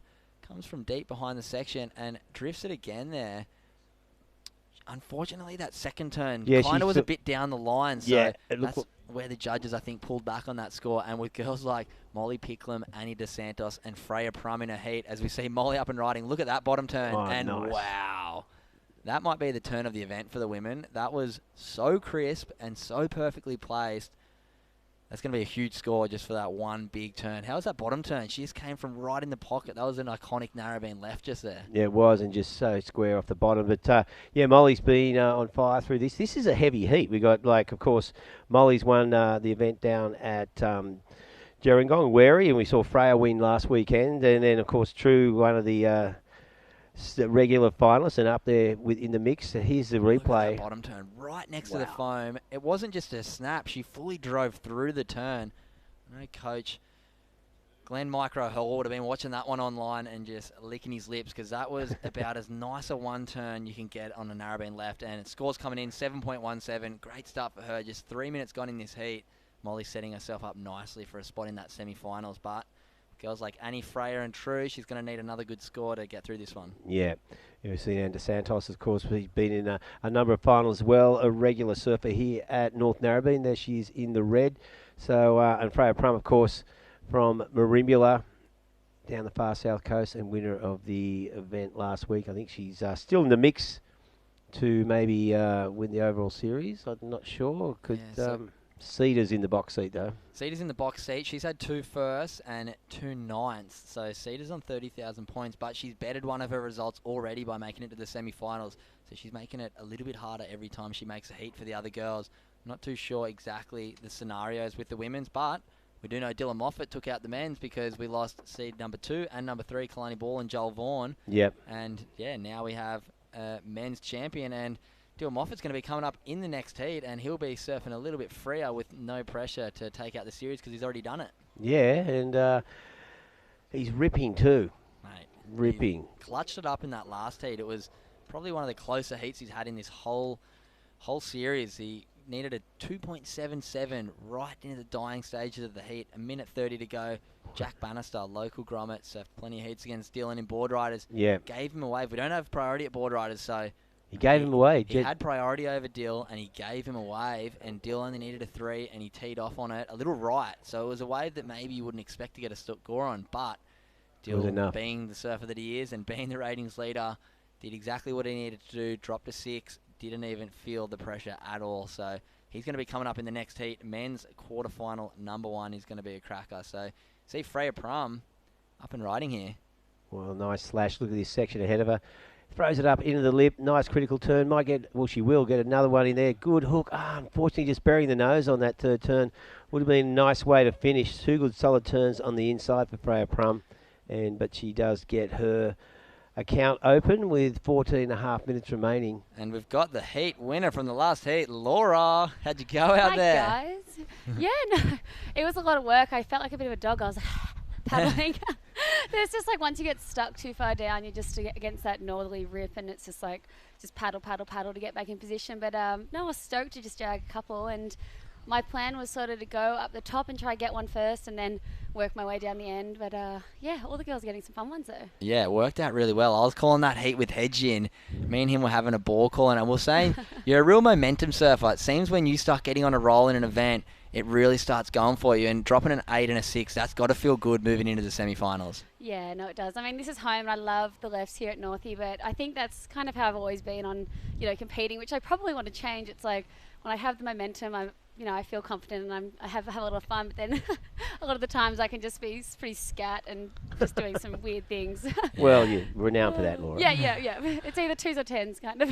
Well, hopefully we'll see 10s in the semi-final, because you're going to have tough competition with girls like Molly Picklum, Freya Prum and Sarah Baum still in the draw. Cedar Lee Jones absolutely flaring. So a bunch of those young girls are going to be coming up against you. You've won a junior world title here. I remember watching that when I was a Grom, and that was amazing to watch. So what would it mean to you to win another event here at North Narrabeen? I know, that was my last time surfing here was in the World Juniors, and it's so cool to be back. Like, that was some good times. It's like 10 years ago now. It's crazy to think where did the time go. But seeing these young girls come through, it gets me so excited, a little bit scared, but I mean, it's just good. I haven't been competing for the last few years, so I mean, it's fun to do it back here at home. I love it, and I wish all comps could be at Narrabeen. I'm sure. I don't know if the locals, if all your friends would really like every comp here every weekend. But we can arrange it if you want. Yeah, might as well try. Well, you're going to be coming up in the semi-finals a little bit later. Go Pat Ziggy for a while, and we'll see you coming up real soon. Thanks, guys. See you, Laura. Well, congratulations, Laura. Yeah, ripping out there. And, wow, I see some good waves ridden in this thing. We saw that Freya Prum locked in a 7 on that wave, Cooper. And I reckon if she finished it, she would have been looking at a 7.5. And Anna Santos just going for the big hack there, but unfortunately just mistimed that and went over the falls. How was that? Big layback hook right under the lip. Unfortunately not making it, but from sitting in the booth, it looks like the waves are maybe getting a little bit better. It seems like the guys were having a lot of trouble in that last round, but these last couple of girls' heats, Sarah Baum locked in a 7 and 8. We saw Laura lock in an 8, and now we've seen 2 7s in this heat. So conditions starting to get better. We're getting to the pointy end of the competition. All these surfers have been in great form, so looking forward to it. In the next heat, we've got a big heat coming up. Dylan Moffat, Darcy Crump, Grayson Henriches, and Aidan Lewin Parsons. So I'm looking forward to that one. The waves are definitely starting to improve. That tide's dropping out. We've had a bit of a squall of wind and rain. Seems to have passed. And, yeah, it's lining up for an amazing afternoon here at North Narrabeen for finals day of the Northern Beaches Open. Yeah, for sure. We've just seen an improvement in these waves. The consistency of the better waves is improving over the last 20 minutes. Just out there before watching Laura's heat from outside, we got the full view. Yeah, where she was sitting, getting those longer ones, and the scoring opportunities are starting to open up on that. So I reckon we're going to see some pretty outstanding surfing in the quarters, semis and finals. Looking forward to it. So it's a big action-packed day here at North Narrabeen as the Australian Open of Surfing. Event number 6. Pretty full on, hey? Yeah, they've done so well to squeeze as many events as they have in to this last. So much respect for the Surfing New South Wales guys. Adam, our contest director, Lukey Madden, for getting it all over the line, and the sponsorship with the New South Wales government. Yeah, it's been such an awesome initiative. Every event being sponsored by different initiatives, and this one is sponsored by none other than the the Creative Kids program. Can't forget about them, and it's such an awesome thing as we see True Starling up and riding here, opening up the shoulders, backside wrap there, squaring up for the next one. She's heard the 7s from the other girls, and she knows she needs to pick it up and really getting aggressive on that one. Yeah, 2 good solid slashes there back to back. So True locking in 4 good turns there. Looking to she'll get rid of a 1.23. So she only needs a 2.51 to move up into second. We're right at the halfway mark now, 10 minutes remaining in this heat. Freya Prum just with 1 wave. Molly still holding that 2.67. There you go, True locking in a 5.33. Puts her into a second spot. Yeah, she's going to like hearing that one come in as we see Anya DeSantos sitting down there in 4th place right now. Just a 1.57 for that big aggressive turn. She's going to be looking to put something on the board so she can be in striking distance as it comes to the end of this heat. And Freya Prum down in 3rd, just that 1 wave, 7.0. She's looking for a 2.84 to jump up into an advancing position. True Starling, 4.5, 5.33. She wants to drop that 4.5 and distance herself because Freya Prum is going to be hot on her heels, not needing much of a score to catch up with her. And Molly Picklum out in the lead, that 7.17 for that huge backside carve in the pocket. 2.67 on her first, so same with her. She's going to be looking to ditch that 2.67 and distance herself. And look at that, 0.01 in it at the top right now. Yeah, not much in it at all. Of course, Molly with the next wave, she'll have a good opportunity to extend her lead. Same with Freya, just with that 7-point ride. So Molly with that 7.1, 7, Freya with the 7. Good scores to build on in the back half of this heat once they lock in a better second scoring wave. Freya, of course, yet to catch her second wave. But Anna Santos sort of behind the 8 ball at the moment as we head into the back half of the heat. Wants to lock in something pretty quickly, but it won't take much for her to stay in touch with True and Freya. And, as we see the wind out there, pretty well straight easterly at the moment.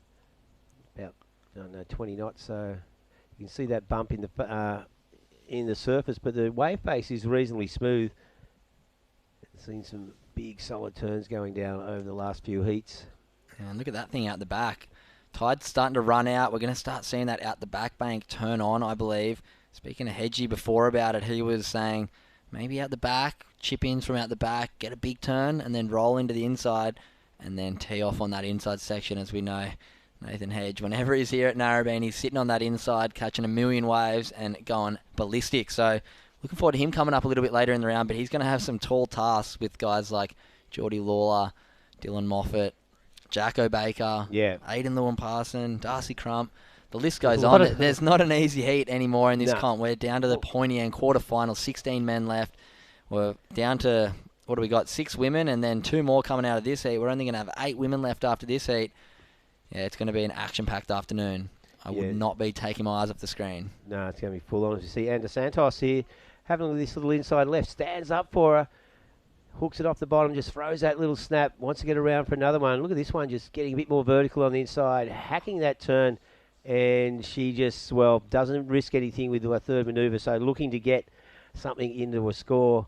And, well, Molly just falling off there. Yeah, a little bit of a mistake maybe by Molly behind her. Annie picking off a really nice wave there. Annie actually lives just around the corner from here and spends a lot of time surfing North Narrabeen, so she has it pretty dialed in here. She's riding that great MG surfboard. Look at that. On the wedge, comes from behind it, hooks it tight in the pocket, hard off the bottom again here, and another nice, opens the shoulder up carve there. Would have been nice to see her throw one more up there, but I think the damage was done. That's going to put her back in a position in this heat where she's in striking distance at the end. Just picked up the end of Freya Prum's wave there. Hopefully we'll pick up a replay of that. She wasn't looking for much to jump up ahead of True Starling, so we'll wait for the replay and we'll wait for the scores for the last of Annie and Freya and give you a bit of an update heading into the last 6.5 minutes of this heat. Yeah, it's really going to tighten things up, those last 2 waves. So Freya locking in her second wave and locking in a decent score as well. And we just saw Molly just with a quick in and out. It's got that score to get locked in. And I think probably won't make much difference. It may improve on a 2.67. Didn't see the start of it. But just on 6 minutes remaining, quarterfinal number 4 of the women's happening right now. So 2 of these surfers going through to the semi-finals. And you can see True Starling there just trying to get the rundown from the beach commentary on time, etc. And she'll be waiting on these scores to get the latest situation. Just 5.5 minutes remaining. Yeah, and all of these girls will want to make this heat because as the conditions get better, you don't get too many opportunities to surf North Narrabeen with 3 people out. So every heat is like Christmas coming early. So with conditions improving, every heat is super important. As we see, Anita Santos locking in that 6.17. Like we said, 2 big turns in the critical part of the wave. She does have a bit of local knowledge. She surfs here quite a lot. So picking off probably one of the more scoreable waves out there with 2 big turns in the pocket. We're just waiting for other scores to come in here. Freya Prum's locked in a 4.67. Shoots herself straight into the lead here with 5 minutes remaining. Putting herself in a nice little spot there. A bit of pressure on the other girls now with Anita Santos sitting down in 4th. She's looking for a 3.68 to move up ahead of Molly, so really tight up the top now. And True Starling's looking for a 4.52, but Molly still holding on to that 7.17, best wave of the heat. She wants to replace her 2.67 with a 4.5 if she wants to jump back up into lead. Yeah, well, Molly's next wave is going to make a big difference on this because True and Anna Santos don't need much. That 6.17 for Anne has put her right in the mix, just needing that 3.52. So as we get down to the last 4.5 minutes of this heat, a lot of waves coming through. It's just a matter of picking the right one. You can see all that water moving around, but like that wave of Anne's was a classic, Cooper, just the way it wedged up, and she had those 2 hooks on the inside. Didn't go for the third turn. Kind of probably would have got, maybe she would have been up in the 7s, but I think she just thought she didn't want to risk a fall off because it was. That board, that first 2 turns were in the bank. Yeah, she was maybe going to be a little bit late to the third one. She could have potentially waited a bit longer and hit the foam, but I think the damage was done. I think she read that wave quite well. She came from behind it perfectly at the takeoff. That's how you want to surf Narrabeen. Anytime you're sitting too far out on the face, it makes it really tough to get critical. So Annie coming from behind that section really allowed her to hook it right in the pocket and then come straight off the bottom, hook another one right before the foam, and she's just asking for an update there. She's going to get told by the beach commentary that she needs only a 3.52 with 3.5 minutes remaining. This is going to be a really tight one. Molly Picklum holding on to second right now.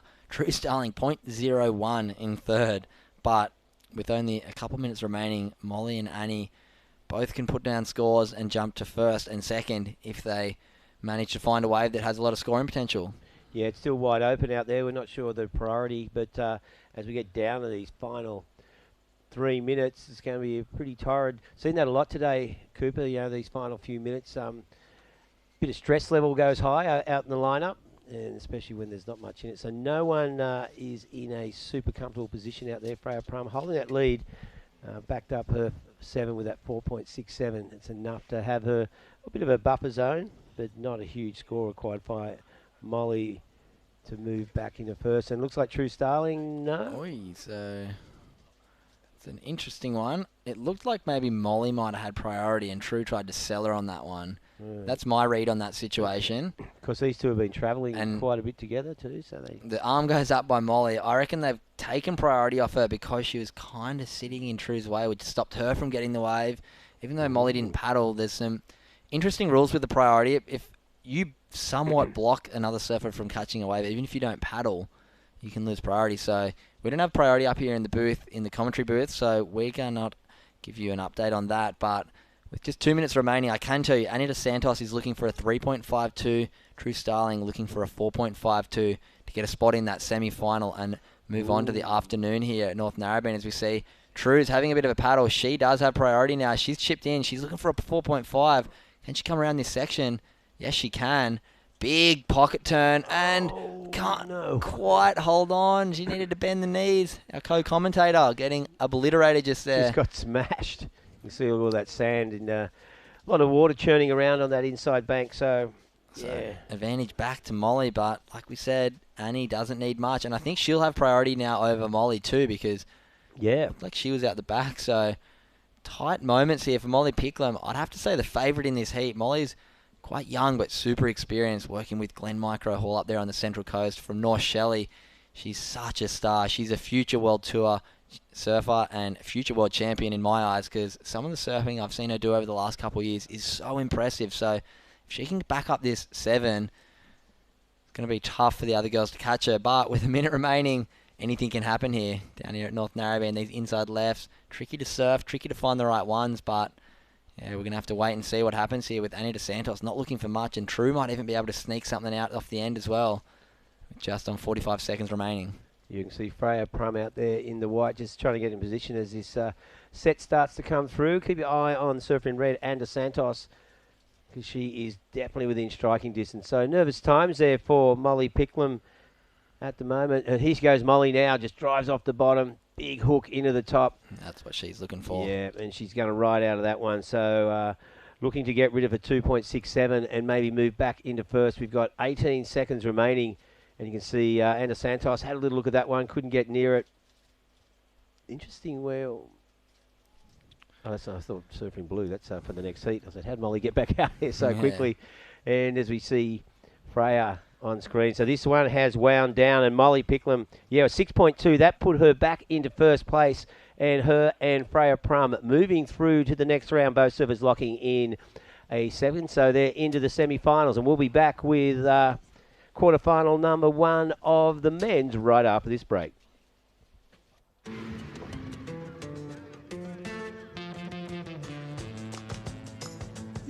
Say yeah to more power with the Amarok V6 and get your first 3 repayments on us. Volkswagen.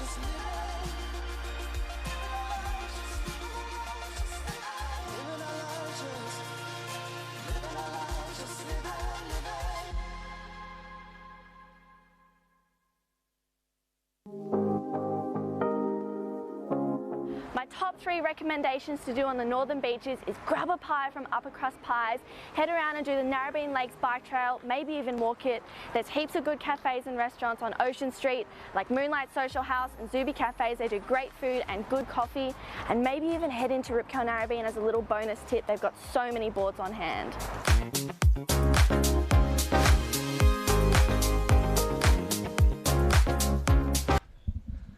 All right, and welcome back. We are into quarterfinals action of the men, and we see Darcy Crump going to town on that end section.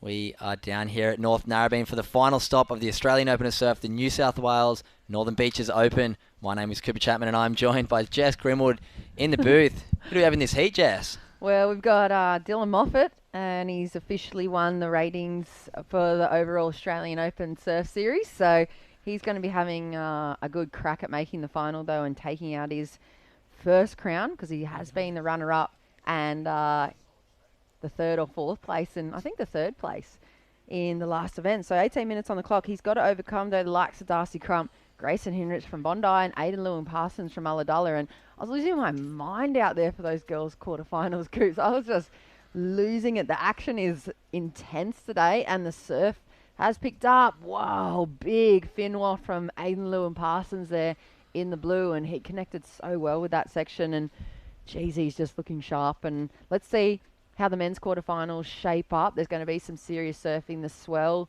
and the push and sweep across the bank looks so gnarly to navigate. But yeah, it's going to be an exciting day. I thoroughly enjoyed listening to Reggae and yourself with the Hog, Nathan Hedge. He's one of the all-time heroes and legends of Australian surfing. And I know I just quickly mentioned to him, he didn't remember, but he's one of those guys that just went out of his way to help any Aussie when you're overseas, which is so neat. And I remember not even having a hire car somewhere in Europe, and I was late for my heat, and I didn't even have my surfboards, and he put his hand up, drove me back to the accommodation, and flew back across the highways to get me back in time for my heat. And so that's the kind of guy he is, and to have him back into competition surfing or kind of, around and about the industry is pretty amazing. He's just an incredible legend. Yeah, what a legend the Hog is. It was so nice to call a heat with him. He's been such a mentor and an inspiration to me, coming from North Narrabeen, watching him on tour when I was a Grom. Such a great surfer, such a passionate dude, and it's so awesome to have him in the draw here this afternoon. These North Narrabeen lefts are going to be right up his alley, and all these young guys are going to have their task set to have to beat Hoggy this afternoon, but with surfing like what Darcy Crump just did on that last wave, it's anybody's game. There's so much talent out there, and with some swell and some nice waves here at North Narrabeen to finish off the series, it's going to be a good afternoon of surfing. Yeah, and there's heaps of locals there along the top of the dunes as well. All the girls, I even saw Elle Northey there up the top with Sarah Enever, and just all the local crew coming down to get a little sneak peek at the future of Australian surfing, as well as some of the legends of the sport, both in the men's and the women's. And it's just an incredible day to be having finals action. And it was pretty rainy and squally with that weather for a little while, but it seems to have the sun's broken through a little bit now, and it's heating up once again. So we're going to have a good afternoon of surfing here for the finals day, and the ladies will be coming back up in the semi-finals after these quarters for the men. But I think we're going to switch to 25-minute semis as we move on into the afternoon of action. So that'll be nice too, a bit of extra time to paddle back out to the takeoff position. Yeah, that little bit of extra time is definitely going to help. A bit of extra swell here today compared to a lot of the other events we've had this year. As we're going to pick up a replay of Dylan Moffat. How's that bottom turn? So much energy from that bottom of the wave, sitting right on the wedge. Wow, he's looking so comfortable out there on these Narrabeen lefts. Taking a bit of pressure off his shoulders too. Look at that little drift off the foam. Easy as ever. Oh, look at that little... Finds an extra wedge, and he's been doing this all series long. Whoa, bonus. Doesn't fall on that turn, and wow, that is what we like to see. And look at this. Going to go through the quarterfinals draw for you. How's this for North Narrabeen? Dylan Moffat in the red in the first heat. Kai Warner, Jamie Thompson in the second heat. Nathan Hedge in the third heat, and Geordie Lawler in the fourth heat. So Narrabeen in all of the heats, and they're going to have their work cut out for them, because look at who we have out in the water. Darcy Crump opened up with a 6.23. Huge closeout re-entry on that first wave. We also have out there Aidan Lewin Parson. Big backside snap on his first one. 4-point ride. Here we see Darcy Crump up and riding again. A little bit of a fat one here. Nice first wrap. Let's see if it gives him a bit of a section. But just trying to back that one up quickly. Jeez, his board's looking nice, Darcy. Yeah, he has a little bit of a difference to his style. I feel like he's really solid, got the rail game as well, but he always looks a little bit of extra flair out the lip, a little bit like maybe Saxon Reber-ish. They kind of have that similar goofy foot style. Maybe Saxon draws off Darcy surfing a little bit as well. He's a bit younger, so 3-4-3 for last of Darcy, and he goes into an early lead. And the guys just having to keep the arms turning over there continuously through the 20 minutes, because you can see the sweep.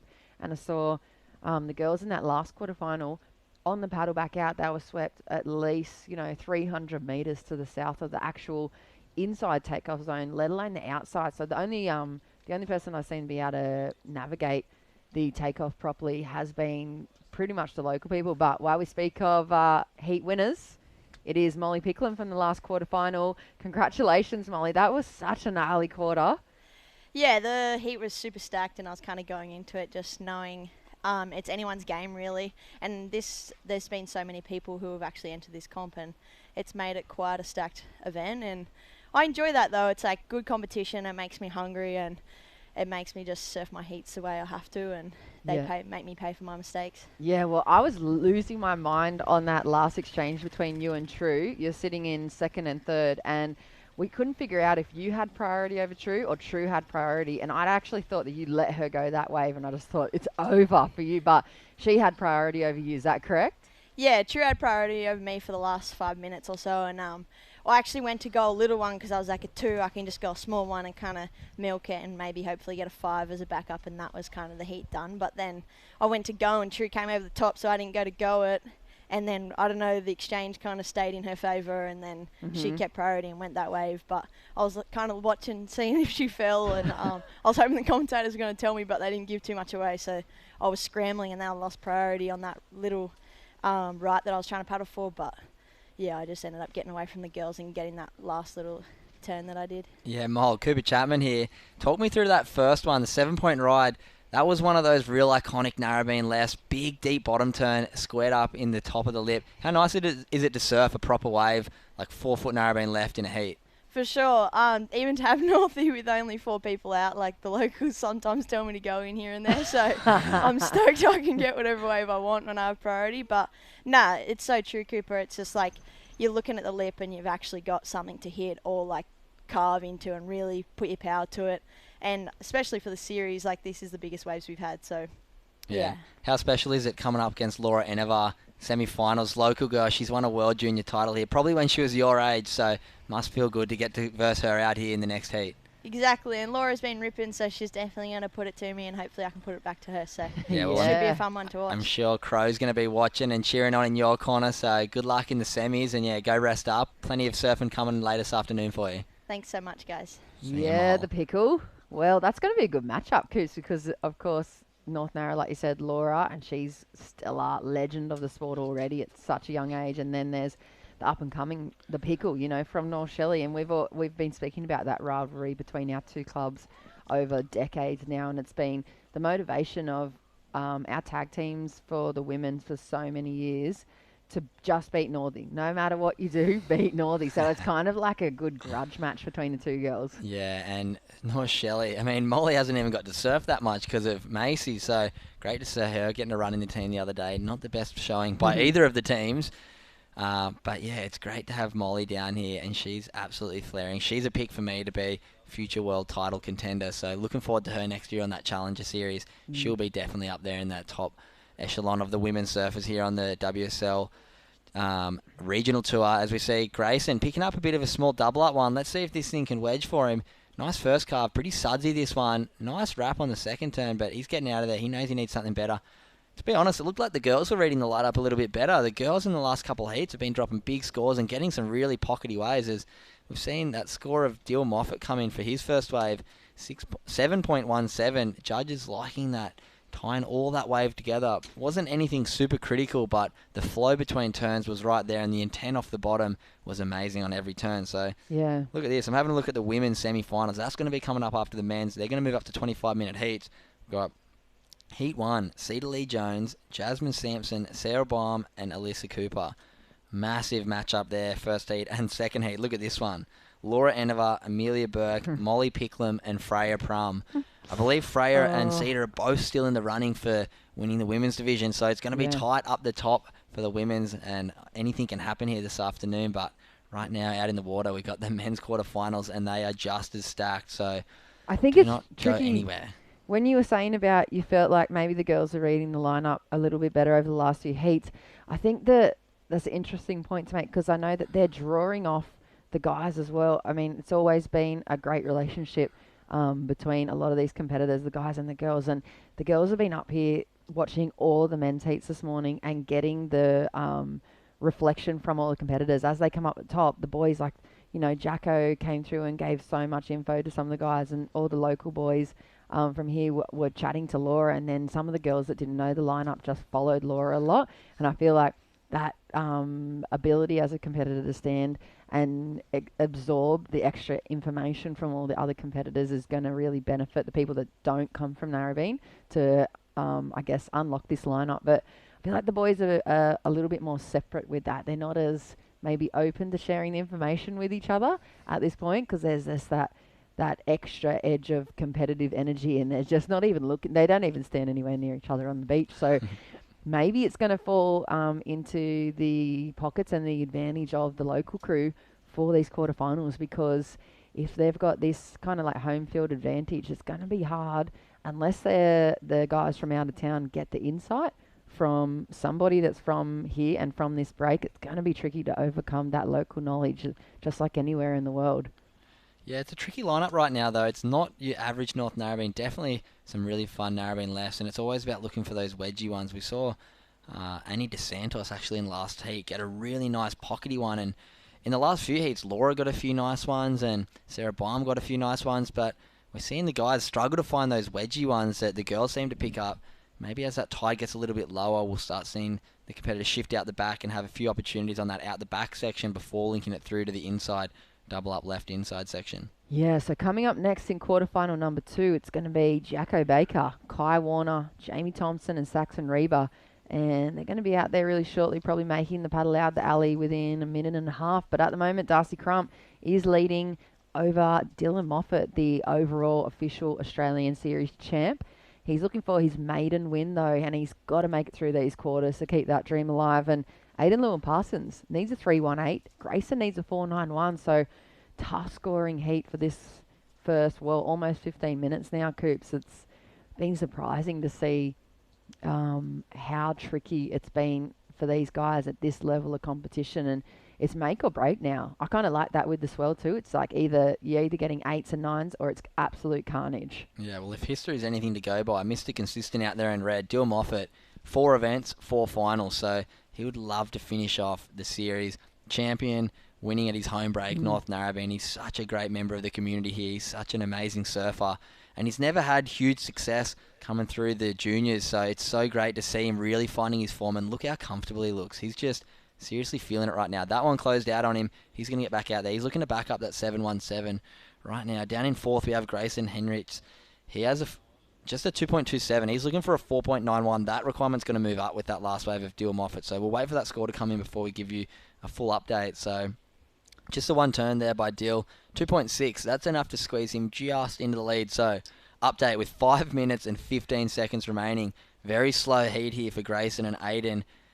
Darcy and Dill have both got that one good score, looking for a backup. So with 5 minutes on the clock, Grayson's down in 4th, needing a 7.4. Aiden's down in 3rd, looking for a 5.67. Darcy Crump's looking for a 3.55 to jump up over local boy and series champion Dylan Moffat out there in the red, looking super comfortable. Still looking to back up that 7.17 with something a bit better than his 2.6 though. So just under 5 minutes remaining. Just like every heat I feel like I've commentated this series, it is going to be tight. Yeah, it always comes down to right on the buzzer. Here goes Darcy Crump, up and riding on his forehand. Nice, sharp over the foam section. Lines up the second turn. A little bit behind, but he rides on out of that. So that's going to be a good 2-turn combo for Darcy, looking to get rid of that 3.43. I think he's going to go straight back into the lead. Look at the destination wave replay. Up and riding straight over the first foamy section. And lines up, more critical manoeuvre there, a little late, but it's able to push through over the top of the roof of that thing and ride on out. So last score for Darcy, just locking on in. It's going to be similar to the other wave, and it looks like it locked in at a 3.83. So he jumps just in front of Dylan again. Dylan now needs a 2.9, Aiden needs a 5.78, and Grayson needs a 7.51, just under 4 minutes on the clock. Yeah, so that's job done there for Darcy. Not the biggest score, but just jumping up that one position. Now it means 2 people need to get waves to get ahead of him. Going into the last 3.5 minutes of the heat, it really makes a difference. Even though it wasn't a big score, just moving up that one position means not only one person needs to get a wave to get ahead of you, but 2. So it can make a big difference, especially with conditions being this tricky out here right now in this inside section at Narrabeen with 3.5 minutes remaining, but Dill Moffat is always going to probably lock in something better than that 2.6, and we saw it in his first heat this morning. Pressure was on, and he came through with the clutch to move into this quarterfinal heat, so look for him to try and squeeze back in the lead, but Aiden and Grayson, both very, very talented surfers, both with a lot of skill and a lot of experience, so these guys will know what they need to be doing here with 3 minutes remaining. Grayson had a few big scores in his last heat, so not out of touch for these boys, but very slow heat for both of them. Yeah, and Aiden's been so consistent, though, throughout the whole series. He's been throwing down pretty big results in all of the contests kind of conditions that we've been turning up to. So he's going to definitely have a fair swing. I think he'd be sitting in that priority position along with Grayson, so they'd be sharing that first or second. And they've only got one wave apiece, and I know he works full-time as well, so this would be a day off work, and he's looking for that berth into the finals and the money round to make it really extra worthwhile. Of course, the experience he's banking up probably going into that 2021 season, maybe having a look to get into the 1,000s and the 3,000s event. But yeah, he wants to make the payday along with, you know, the bragging rights that you get to have saying that you made the final here at Narrabeen or even taking it out. So it's not over, 2 minutes on the clock. Maybe we're going to see another last chance opportunity for all four guys to be up and riding. There's a pretty big space in between the competitors. When you look from the beach, they've got a lot of water in between them, so there's anything can happen. Here he goes. Here we go. He doesn't want this to be his last chance of his surfing events for this year. He's coming hard off the bottom. Big first turn. Coming around the section. He's got a bit of a wobbly one there, but he gets it up there. Throws it up for the third. Can he hold on to this one? He doesn't need too much. Geez, Dill Moffat might be put on the chopping block there, but maybe a little bit too much downtime coming around the beginning of that one. So we'll leave that with the judges. Yeah, I feel like if he had gone up and over the roof there, maybe even just put the floater in when he was just trying to jump on that pedal and make it in front of the section. I mean, it's so easy to say from the booth here and not being in the water. It's such tricky conditions, but I think he might just come short. I think there's just not enough meat in the middle of that. All right, Grayson looking for that 7. He might have to throw a big pun here. Throws the alley-oop. Oh, and he sticks it. We haven't seen an alley-oop go down yet in competition. I think it was just a bit small and sudsy, that one. I think he surprised himself almost when he brought that one down. It's funny in competitions. That seems to happen weirdly. I feel like the same thing happens sometimes when I try it in comps. It seems to you have this extra bit of mojo and a bit of flow when you're in an event. But surprise yourself with the landing. Yeah, we're going to wait for this last one of Aiden. He might be able to sneak back out wide lefts and pick something up. Yeah. Dill Moffat not putting this one out of reach, but with 30 seconds remaining, if he can just put something over that 2.6 range, he'll make it a lot harder for Aiden and Grayson. But time ticking away here. They're having to think about, they're having to think about Aiden's. I think it's going to come in just short anyway. So Dill Moffat looks like he might dodge a bit of danger here.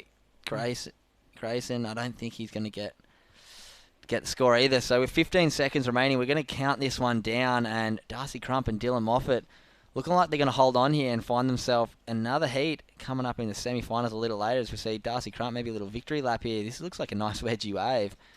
Where is Dylan Moffat? But boom, big floater there under the lip, and Darcy's looking really flowy. I like it. Freeing up. He hasn't competed that much recently, so I bet he's stoked to be getting to surf some heats. We're seeing Dill paddle back out, and look at that. He jumps up into the lead, 3.6, textbook surfing. We might see that last one for Darcy Crump potentially jump up over him. Probably not. So Dill Moffat, super comfortable. He's won the series, and here we go. We're going to pick up a replay. Another right. Look at him. Just a one turn, smart surfing. He's done that a million times here at Narrabeen, and that's going to take us to the end of quarterfinal number 1. We're going to go on commercial break, and we'll be right back after this with quarterfinal number 2 of the men's action here at the Northern Beaches New South Wales Open.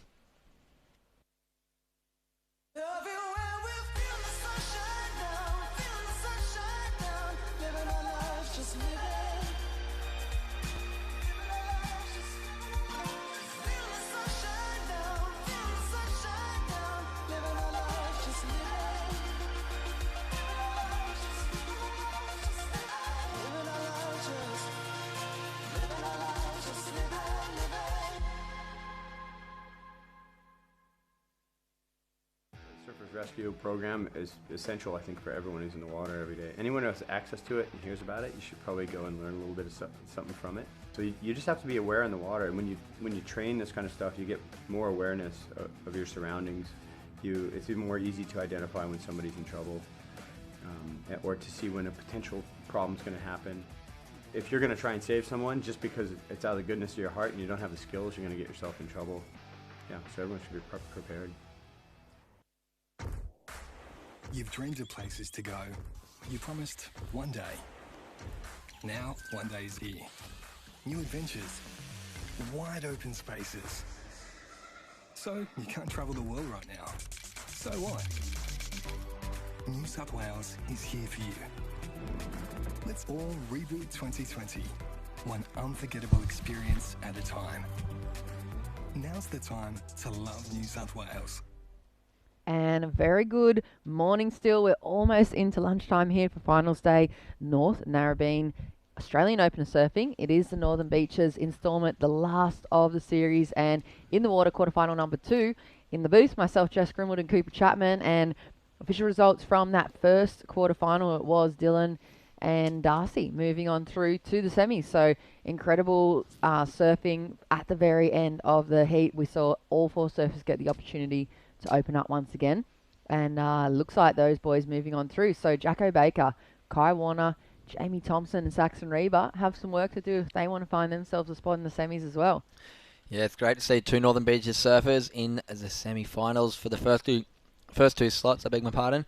And here we have another Northern Beaches surfer, Narrabeen local, Jamie Thompson, coming hard off the bottom, cracks that in the lip. That is a beautiful looking turn, under 18 Australian champion 2 years ago.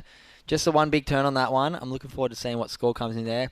Good to see that he's feeling it out there right now though, but this is a tough heat. Jackson Baker been in blistering form all event long. Kai Warner, another local superstar from here, took out a QS last year, 1,000 up at Boomerang Beach. And Saxon Reba, the young Grom from up at Manly, he's been seriously putting in a big effort along these New South Wales series events. As we see Jackson Baker out the back on the board, he shaped himself.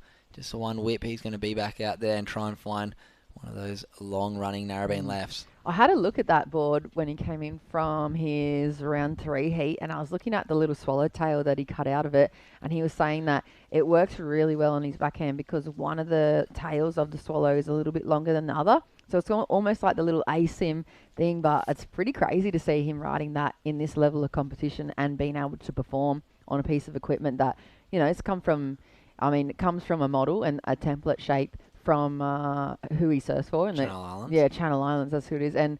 But he's able to put his own kind of workmanship into it. We just got to get him into laminating after this. He said that's the next step.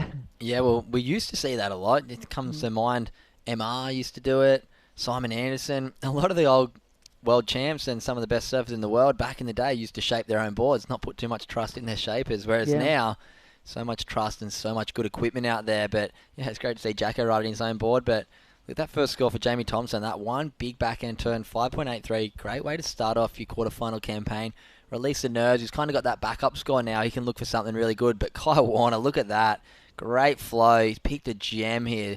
Another nice turn coming around the section. Squeezes it up there. That's a beautiful turn. And 4th one. Local crowd is going to love that one. We've already got one guy in the semi-finals in Dylan Moffat and the event series champion.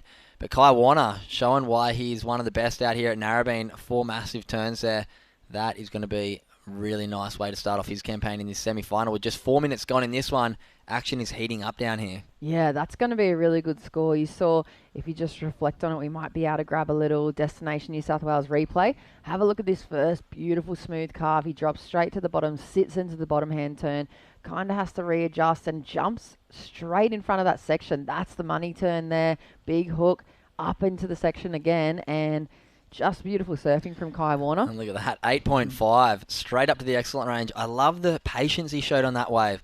First turn, drew the turn all the way around, didn't try and squirt it just out of the top, drove on the rail to the bottom of the wave, stayed on one rail, straight back up into the lip, snapped it out of the lip on the second, and same thing, sat on that heel side rail all the way on the bottom turn, 3 turns, no transition, And that's exactly what the judges want to see. They don't want to see you pumping between turns. They just want to see critical turns flowing between them. And 4 back-to-back turns. Kai Warner, 8.5 to start off his quarterfinal. He means business. And the local boys out in 1 and 2. It's been a story of the North Narrabeen guys right now. Got Laura Eneva still going in the women's division. Dylan Moffat in the first semi-final. Kai Warner, Jamie Thompson out there right now. And then we've got Nathan Hedge and Geordie Lawler coming up in quarterfinal number 3 and 4. So you will not want to miss this. The waves are starting to turn on here at North Narrabeen. And yeah, the local boys are teaching everyone a lesson on how to surf it, because not an easy wave to surf, but there's been some huge scores thrown down by all of the competitors. Yeah, so JT, you can see him on screen there in the yellows, making his way back into where he's feeling like there's going to be some bigger scores. He's probably just heard the number being read out across the beach commentary for Kai Warner, so he's going to be really looking to step it up. And that 5.83 is going to hopefully be his backup score before the end of this. Jacko just with the 2-point ride, so he's going to have to find himself a nice link and get that his little handshake going and flowing under the belt there. But he's got some nice little bits of nail polish on this morning as well, maybe helping him look a little bit fast and fancy out there. Very Saxon fancy. Reba, he's probably sitting in priority, just hearing all those numbers throwing down, and that is so hard to hold your composure under. I feel like as this level of surfers come into the draw, to be able to listen to those scores being dropped and just keep it out of your mind and wait. You know, he's already waited almost 7 minutes for his first wave. We're going to really see what he's made of as the Super Grom in this kind of lineup. Yeah, it's not easy out there right now, but I'm sure Saxon will find something in the end. And of course, we wouldn't be out here without our sponsors, the Creative Kids Program, amazing New South Wales government initiative. Also, the Oz Skin Cancer Clinic. My skin cancers are preventable, treatable, and curable if they're diagnosed and treated early. I actually went and got my skin checked on Friday, so came back down. Yep, all clean. Came back down to Sydney for the week for this event and asked Mum to book me into the dentist and into the skin cancer skin check. And yeah, all clean, no fillings, and yeah, it's super important to look after your health and make sure that those teeth are looked after. But more importantly, all of us surfers who are out there in the sun a lot, and I'm sure a lot of people tuning in are out in the sun a lot, so make sure you go and get your skin checked at least annually or every 2 years, because it's such a deadly and sad thing to happen if you get skin cancers and they're not caught early on. So make sure you go get your skin checked. And also the Northern Beaches Council, how good is it to have a surfing event back here on the Northern Beaches that's highly rated like this event, last stop on the Australian Open of Surf Series. And yeah, great to finish here at North Narrabeen. Such an amazing location, and the waves are really turning it on here for finals day. Yeah, they are. And quarterfinal number 3 is coming up in just 12 minutes. So Luke O'Connell, we saw him post a 9-point plus ride this morning with a barrel. No, it wasn't a barrel. It was a huge air reverse. The Hail Mary air reverse. Yeah, that's right. I was calling 10s. I was watching from the beach and I went 10s. No worries, 10-point ride. It reminded me of Kelly at Bells that year, where it was long waves, and normally you get cruelled if you just do one manoeuvre wave, but that air reverse was huge. So what was the average across the judging panel I think there? it was a 9.17. I guess they're looking at it like you can definitely do more than one manoeuvre on a wave, but in my eyes, that was as big a section as you're going to hit out there. It was a big closeout section, so he hucked that out to flats. And we've also got in that heat Jarvis Earl, Mike Clayton-Brown, and Nathan the Hog Hedge. So that's going to be a cracker. I'm looking forward to that one. I'll be watching from the beach as we see. Looked like maybe Saxon Reba opening up his account.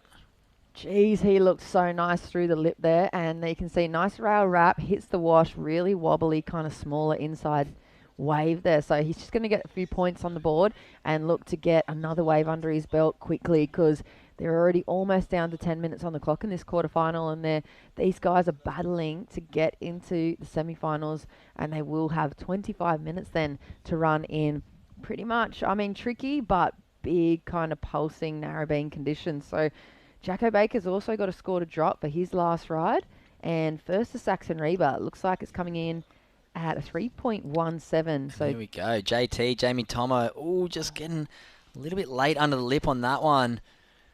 No harm, no foul, though. He's going to still be out the back. Move down the priority order, though, but with 10 minutes remaining, he's still going to be in position with that 5.83 on his first wave. He's in a nice position here. Yeah, I feel Kai Warner, like at 8.5, he's just got to get one more wave, and he's way ahead of the pack. Yeah, Kai's going to be looking just to put something, I guess, over that 5-point range on the board, and he'll be sitting very pretty for a semi-finals berth to meet Darcy Crump and Dylan Moffat in that first semi-final. So, local boy Dill Moffat taking out the series. Kai Warner and Jamie Thompson have surfed many, many heats against Dill in board riders, and yeah, it'd be awesome to see them all share a spot in the semi-finals, but they're going to have to get past Saxon Reba and Jackson Baker, one of the form surfers, not only of this event, but of the series. So Jacko will not be an easy task to get past. So as we come down to 9.5 minutes in this heat, it is an awesome afternoon down here at North Narrabeen. We had a bit of a rain squall before and a bit of a wind squall, but it looks like the sun's coming out outside, and yeah, the afternoon's going to be jam-packed with action. Yeah, it is. And having a look at the women's rankings as well, True Starling, she suffered the elimination to Freya Prum and Molly Picklum earlier on in the women's quarterfinals. So she's out of the draw now for the overall series champion. Cedar Lee Jones is still in. Sarah Baum's in striking distance. And I think Freya might be out now mathematically now that Cedar's pushed through. I'm pretty sure that maybe Baumey might be the only one that can take over that number one spot from Cedar if it's doable. Otherwise, Cedar's looking pretty strong, and she's pretty much only going to need to make the final and finish. I'm pretty sure if she finishes anywhere in the final, that she wins the overall series. We'll have to double check with Maddie, the numbers man, down on the beach and get a little live update of the situation at the moment. But yeah, it's still kind of alive for the women's rankings. Like you said, it's done and dusted for the overall series champ, and Dylan will get the 2021 accommodation package. Here goes Jamie. Oh, a sneaky car park right. Look at that carve. He's been working on that really closely a lot and throws the second one up, but just pushes through the back of it. That's unfortunate. He would have backed up that 5.8 with a nice score just there, but still that one really nice forehand carve. He's really starting to fill out, Jamie, and with turns like that, he's going to be really deadly on that regional QS tour next year. Yeah, how open he got through that manoeuvre. He was able to wrap his torso around so quickly. Have a look there. Really nice style. Used a lot of the rail, and then, like you said, unfortunately, kind of went over the back of that. Overcooked it a bit, and still moves into the lead, but just a 3-1-3 on probably, like you said, exactly, Cooper, could have been a potential 5-ish with that second turn. So he's going to have to find himself another wave if he wants to hold off Kai, Saxon and Jacko. 7.5 minutes on the clock. Saxon needs a 5.34. Jacko needs a 6.51, and we've seen Jacko throwing down scores just like that with one manoeuvre this morning already. So it's really kind of nobody's game at the moment, and 7 minutes on the clock. It's going to get right down to it again. Once again, I'm going to be biting our nails. I'm going to be jumping off my seat and pretty much screaming watching the end of this thing. Yeah, you got to say Kai Warner's in the box seat right now with that one wave, 8.5, right up there in that excellent range. Saxon and Jacko not really locking in anything substantial just yet. Just a 3.17 for Saxon, 2-point ride for Jackson as his best is. Tomo's picked up another ride here. Big forehand carve. Wow, he is absolutely smashing that right. Throws it through the lip on that one, and another snap. Wow, this is the best I've ever seen Jamie surfing, and rightly so. Finals day here at his home break, and that's when you start seeing people feeling it in front of their home crowd. I feel like some people lift and some people fall. I fell, but Jamie Tomo is lifting beyond his years and far out. That was some very strong surfing. You're calling it the best you've ever seen JT surf. Yep, I'm going to call it. He's absolutely shredding. He's lifting a gear as we see Kai Warner. Speaking of lifting gears, 8.5 first wave, squares it up under the lip, second turn. Is he going to get another one? That's that local knowledge, picking the good waves here. Throws it up. Let's see if he can ride out of this one. I think that's a complete turn, but the wave kind of got in his way. So maybe not a huge score, but he's going to back up that 8.5. Tomo's going to put down a pretty nice score for a sneaky car park ride, and that's the local knowledge. These guys can pick up waves, maybe where the other guys don't see them, but we're going to pick up a replay here. Look at this, Jamie Tomo, right-hander, not many four-turn rides, big forehand carve, lent right into that. Comes around, I love this turn, he goes up and over but drifts the fins, keeps his speed, and then bang, straight into another snap. Picks it up, little jam, and then polishes it off right on the inside. So Tomo's feeling it. That first turn was very, very strong and rewarded. 7.33. And Kai Warner here, great first little check turn, keeping his speed down the line, comes hard off the bottom, vertical under the lip, straight around the section. And the judges are calling this one complete. Big closeout turn and a 5.73. So the local boys really turning up the heat right now, putting the other boys in a difficult situation. Jackson Baker's comboed, and Saxon Reba needs a perfect 10. So this might be the first heat that we've seen two people run away with it. Yeah, this is the best heat that I've seen all day for sure. And that Kai Warner on that last ride, such mature surfing, really intelligent. He didn't try to pack in too many things. He could have done like 2 little check turns on that end section, but instead he waited, went around, and then just closed it out. I think it was ridden out with such control that the judges had to pay the completion because the next bit in front of him was the dry sand. So incredible surfing from Kai. JT calling the best performance you've ever seen from him in free surfing and competition, just across the board. I just feel like sometimes when it gets to final stages of event, people find this new form and find this flow state that just looks so comfortable. And JT on that first turn, he put so much into it, but then maintained speed. And it's just this weird thing I find when people get to finals day in events and they start lifting performances and they start putting down maybe not maneuvers that they can't do free surfing, but the consistency of it and the urgency that they bring. It's that finals day step up, and Tomo's really bringing it today. Yeah, and like we said, he's just the ever performer. He loves being in the spotlight, and it kind of revs him up. And instead of crumbling, he's lifting to the game. And here's somebody who's been able to find himself in another semi-final. You've pretty much not lost a heat throughout this whole series until you get to the finals. You've won the overall series championship. I'm not sure if anyone's been able to tell you that yet, but congratulations. Thanks so much, Jess. So stoked. Yeah, so you'll be going into the 2021 season with that accommodation paid for in the Vissla Pro Surf Series.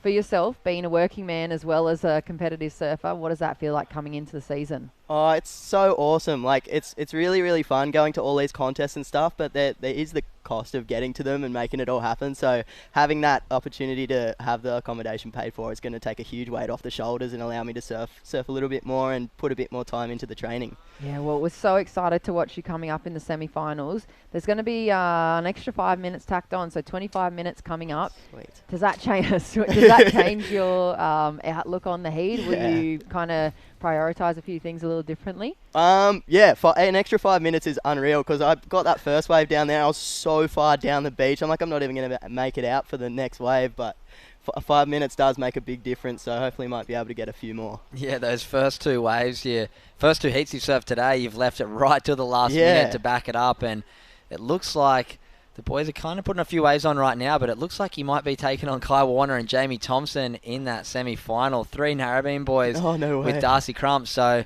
what's it going to be like going out there? Do you feel like it's going to be like a board riders heat? Like a board riders heat.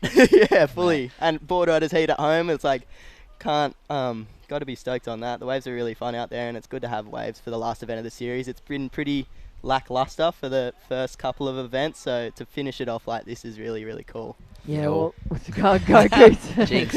No, we're excited to watch you in the semis, mate. Go rest up and, bring your A game because I want to see you win one of these things, mate. You deserve it, so get out there and flog them. Epic. Thanks heaps, Coops. Cheers, deal. Cheers, Jess. All right, well, that is your Australian Open of Surfing Series champion in the men's, already crowned in the previous round for his incredible hold on the rankings and the points throughout the last 4 events, 4 finals, and he's just an incredible surfer. Like you, Coops, I'd love to see him get the actual win. And at the moment, 1.5 minutes on the clock. Kai Warner looking pretty solid. JT's out in the lead, out in second position. 6.91 for the lead. Saxon Reba needs a 9.57. And Baker, here he goes. He's fought his way into the heat. He needs an 8.5. Bit of a catch on that first turn. I don't know if this one's going to do it. Ooh, and with a minute remaining, looks like Narrabeen 1 and 2, unless Saxon can pick up a near perfect 9.57 to round out this heat. As we see Kai Warner, maybe a little victory lap here, hard off the bottom. Wow, how good does he look right now? Wow. That was beautifully done. He looks pretty similar to when he was surfing in that event that he won over in Boomerang last year. He's got that flow on his backside and he feels so confident out here. Riding his dad's board, Brett Warner Surfboard's an amazing shaper from here on the Northern Beaches. Another Narrabeen boy, and it's going to be great to watch these local boys out there. And coming up in the next heat, Nathan Hedge. Can't go past that name when you think of North Narrabeen. No, I'd love to see him make the finals and bring it back for the legends of Aussie surfing. And at the moment, 25 seconds on the clock, or just under, and Jacko needs 8.57. Saxon needs a 9.57. And as you heard Dylan Moffat saying, with that sweep and the distance between the actual takeoff peak, it's only going to be up to maybe if they can pull off something, maybe one of those little weird inside rights and throw that Hail Mary like we saw earlier on in the morning. 5 seconds on the clock. It looks like unofficially it's going to be Kai and Jamie. Oh, there's a score to drop for Jacko, but I don't think it's going to be enough. And Jamie looking happy as well. And unofficially, Kai and Jamie moving on through. So it's going to be that North Narrabeen matchup with Dylan Moffat in the semi-finals.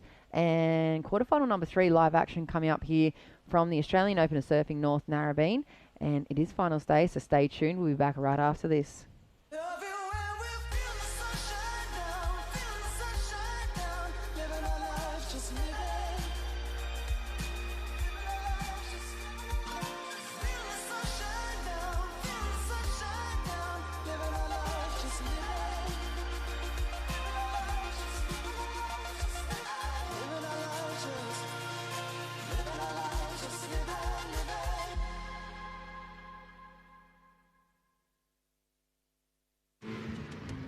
What do you reckon? Yeah.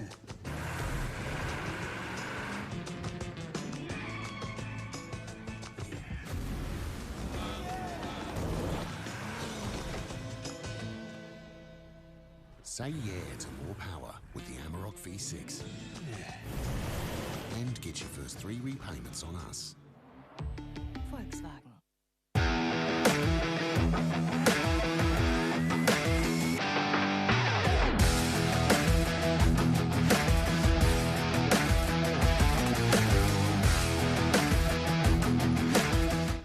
And a very good afternoon, or almost afternoon. It is the Australian Open of Surfing, and we are into quarterfinal number 3 of the Open Men's. It's been a huge morning of action here for finals day, the last instalment of the series. And joined in the booth, myself, Jess Grimmer, with Luca Elder, back from the beach. You've been in the forefront, on the front line. What's been going on out there, Luca? Yeah, Jess, it's been crazy all day. It's been shifting. There's a massive current. It's hard to tell on the live stream. You've probably been seeing guys disappearing out of the camera pretty quickly. But, you know, in the heat prior to the last one, I saw Darcy Crump.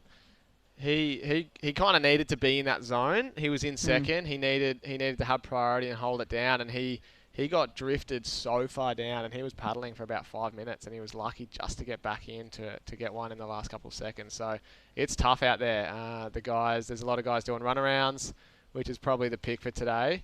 But we're finally seeing that tide come off that bank, and it's starting to run a lot better. So it's going to be good. We got the hog in here, so if anyone's going to read these lefts, it's going to be him. Yeah, and it's kind of like the matchup of the younger guns against pretty much the legends of the sport.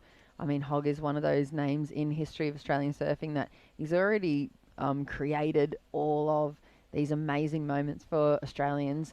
And these young guys like Jarvis and Mikey, surely they watched him growing up. I can't imagine they wouldn't. And there goes Luke O'Connell. He threw down the Hail Mary this morning and a little bit out of touch there, a little bit off time. There goes Mikey Clayton, and also hitting a bit of a wobble but regaining composure, looking to go to the rail and line up this inside section. It's a nice choice of wave because this thing doubled up for him. So a little bit off timing in there, I think, for both the fellas. Here goes Jarvis, frothy little suddy looking lip, so he gets on out of that one as well. It's starting to get busy, isn't it? Tell you what, Mikey Clayton Brown, he's been looking good last couple of heats. He's from your area, isn't he? He's from up in Port Stephens. Like, spot on. He's gone from looking like a Grom to, like, turning into a full-blown threat for all these guys. So that full boys to man. Totally. I mean, just the last 2 days, he's been looking from start to finish in his heats really strong, holding it down. So you can see super mature surfing. And I tell you what, for someone that surfs mature, Jarvis, he's a Grom. He's actually not as much as a Grom as what everyone thinks. He goes, oh, that's Mikey's replay there. That back foot fully came off the board then. He did well to regain and finish strong. Yeah. Yeah, Jarvis, you'd think he's about 13, 12 years old, but I think he's 16. Yeah, I think you're right. And don't get me wrong, he surfs above his years. He's amazing. And, you know, we've been seeing him the last 2 days. come against these older guys, and he's holding it down. So it's pretty funny. People go, oh, how you, like, God, Jarvis is so young, but he's actually probably not as young as a lot of people think. Yeah, I think it's just that smile, and he's pretty quietly spoken. He's like, Yeah. He comes across really innocent, and not like some of the feral kind of grummies running around the car parks. But yeah, he's getting on now. He's looking to make that transition as well. One of the other juniors that's going to jump across into the QS series over the next few years and be the next kind of crop of Aussie surfers coming through. But at the moment, just a couple more scores to log on in, and I'd say the Hog is probably sitting out there holding priority right out the back of the takeoff zone. And I mean, Mikey, Jarvis, and Luke could be still making the paddle back out, as you can see on screen. So he's got some space, and he's got some time, and he's got his pick of the next wave that comes through. Here goes Luke, up and riding on the forehand. Ooh, what's he going to go do here? Nice big projection out into the flats, but he's not able to stick it. You can see the toenails digging into the wax there, trying to regain composure. I think you see this a lot, Jess. We obviously saw that Luke, in his earlier heat today, he was in fourth. He actually lost priority paddling for a wave, and then the one behind he took off, and it was a closeout, and he just went for that Hail Mary full road to the flats. Everyone went nuts. Yeah. And it's funny. I think once you get the taste of something like that, it's easy to keep going back to it. You're like, oh, I got a 9.9 or whatever he got for one section. Let me just do that again. Mm-hmm. And here goes the Hog. Oh, he's looking strong. Here he goes. He's just coming into his own now. Jeez. This is his spot. He's so sharp. Look how good he is still this long after his career, looking this good and sharp. And he's sporting those out of known stickers everywhere. I saw him in the booth before. He had the out of known hat on. So you did pick up on that yesterday, didn't you? Yeah, maybe working on a little project. We heard him kind of give a few clues when he was calling those heats with reggae as well. He's working on a little bit of a project. Here's the Destination New South Wales wave replay. He missed the first wave, got into this one, big deep bottom hand turn straight up into the lip, big power use of his rail, and hits the wash, and just no adjustments between any of those turns. Look how patient he is, and looks to line up the inside section. Beautiful looking wave for him. I've got to say that's has to go into up and towards the excellent range, Yeah, maybe just under the 8s, but we'll see, I guess. It's hard to call. I just find his surfing so incredible. I'd easily just throw out 9s and 9.5s anytime he stands up, pretty much. Yeah, I mean, he's for sure the one guy in this draw that has more experience than anyone out here, not only in just events, but actually out North Narrabeen itself. So he's going to be one to watch, I think. Yeah. He's super dangerous, and he's so fiery. So as far as, you know, his mental game as well, he can psych people out. Yeah, he's so steely, isn't he? And there you go. First score for Nathan Hedge. It locks in as a 7.83. So straight to the lead. Luke O'Connell has a 2.67 and a 5-point ride. Mikey's got a 2 and a 3.6. And Jarvis is holding on to a 4 and a 1.57. Jarvis just looking for a 3.68. Mikey needs a 4.08. Luke just needing pretty much a 3. And Nathan with one wave. 12 minutes on the clock. He waited. He missed one, and then he's found himself a gem to go straight into the lead, quarterfinal number 3. Yeah, Mikey's wave probably under what I thought, but again, that back foot slipping off on that first turn, obviously the judges kind of keeping that down just because of that, because he finished that wave really strong. So yeah, they pretty much just cut off half of the scoring potential of the wave. I think with that first section seems to be really, really critical, and they would have just chopped that thing. They had the 10-point kind of buffet, chopped off 5, chucked it away, and then said, well, you've only got 5 left to make of it. I think that's probably how he ended up with the 3.6. They're brutal. You know, it's a tough job, but it's also tough to be a surfer, and it's, you know, we speak about it all the time. I always hear people chatting about it. It's so subjective, which is what makes it so exciting to watch, because half the beach could think one thing and the other half of the beach are blowing up and thinking the other. So yeah, it always makes it real exciting when you're on the sand and, you know, tuning on in, and you blow up at the TV if you're at home, you're throwing things around the lounge room if you don't think it's a score. Or here goes Mikey. Looks to the rail, really weird wobbly wave. I think he thought that thing was going to wall up through the inside of the bank, but he's going to have to do a good little sprint paddle to get himself back out the back, and we're almost halfway through quarterfinal number 3. Yeah, it's a bit of a punish, kind of, if you're not picking them properly.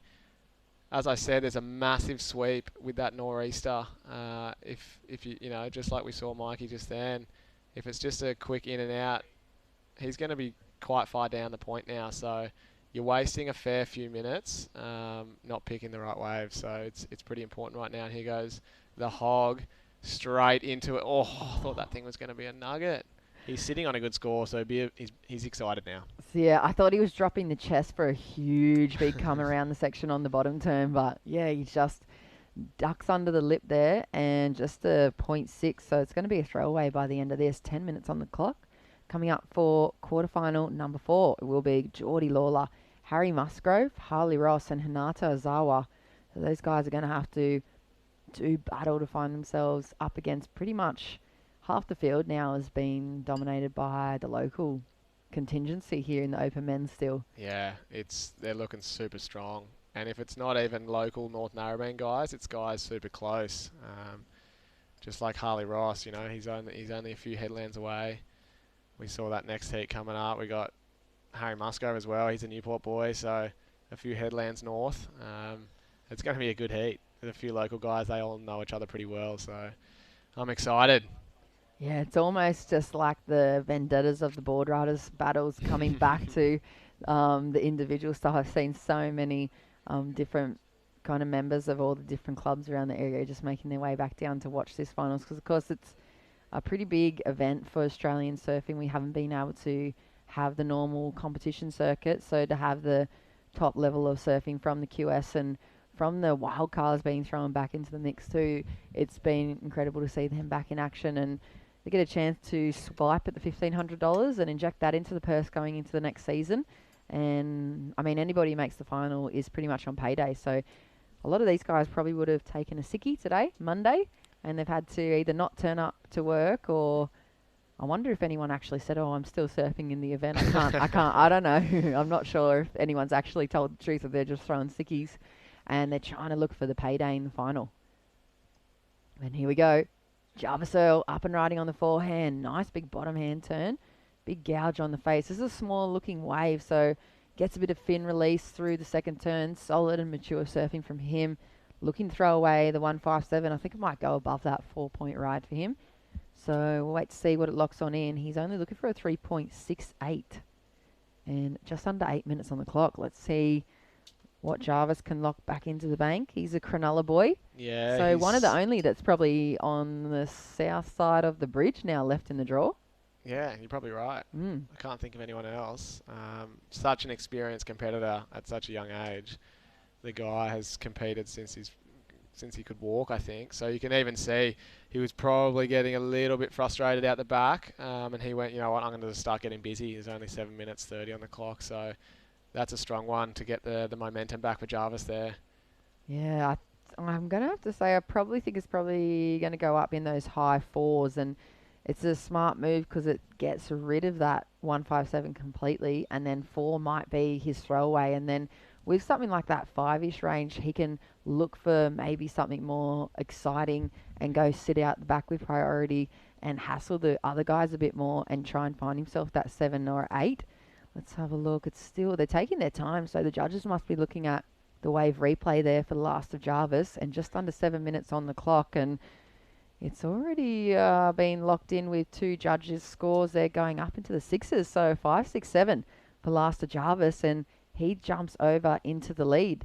And just like that, we've got heat on our hands, and Luke O'Connell, no opportunity for him, so he's going to be chasing 3.44. Mikey now needing a 4.84. And the Hog needs a 185 if he wants to take the lead off the Super Grom from Cronulla. See, look at Luke. I'm telling you, this is all he has in mind after that big air in that last heat. It's kind of working against him at the moment, I know, isn't it? he's trying to like tap back into what he had, but technically his last heat wasn't a very good one up until that air. So he probably should try and kind of get out of that headspace and put a couple of turns together, because he keeps looking for these end sections, and it's actually not really a day that you really want to be going for airs on these lefts. It's a strong nor'east wind, so really it's actually the opposite to what you want. Yep, and here goes Nathan Hedge up and riding on the forehand. Frothy looking section ahead, but he's pretty good on the rails, so he pushes straight through that with just a pure brute and gets a couple of turns off the bat. He's looking to throw away the .60. You can see the tactics and the experience coming into play there. That's definitely going to get rid of that and take him back into the lead. He only needed a 185, and he pretty much clicked that thing within the first wrap. There's a little pan view of North Narrabeen set up right here. Crazy weather this morning, a couple of seasons already before lunchtime, and we're looking at some good afternoon of waves. At least we've got some swell. Here's a replay from Luke O'Connell. Nice first turn, second turn too. Go. Hey, he heard you, Luca. He must have. Yeah, he did. Speaking of seasons, I'm sitting in here with a puffer and a beanie. Could be the middle of July right now. This was smart from the hog. I think, again, like a more of a mental thing for him to get back into first. He knew that he really didn't need much. He was sitting on 0.6, so few just kind of easy safety turns. Big backhand whack there for Mikey. So Hedgie will probably, for sure, get pushed into first. Jarvis will get knocked into second. So again, it's something that just the pressure takes off your shoulders and you can relax a little bit more, and then you can focus on getting a better score. So. How's this of Mikey? He kind of reminds me of B. Durbridge on his backhand. I don't know if it's his style or... Definitely got a similar frame. Yeah, look at this nice big hook. He's even just a little late, but he kind of manhandles it out of there. Only one turn, but it's going to go well towards getting rid of that 283. Hopefully, we'll have to see what it locks in as. Last one for Hedgie, a 3.27. And last way is the Luke O'Connell. Not factoring in at the moment, so waiting for the last of Mikey Clayton Brown, just under 4 minutes on the clock. Nathan Hedge in the lead. Jarvis needs a 5.44. And, just like that, Luke O'Connell, a 5.87, straight into second position. So Jarvis now needs a 5.21, and Mikey needs a 7.28. So a 2.9 for the last backhand attack for Clayton Brown. And Luke O'Connell, listening to the beautiful wisdom of you, Mr. Elder, and a 5.87, 3 turns, and he's back in the game. Yeah, there you go. I mean, it's been such there's a lot of low-scoring affairs in these heats. We've seen, a lot of the time you'll see first, second, third, and fourth holding 7s, and it's always super close. But this whole day, third and fourth have kind of most heats been under a total of 10, and first and second are not far off. So there's actually...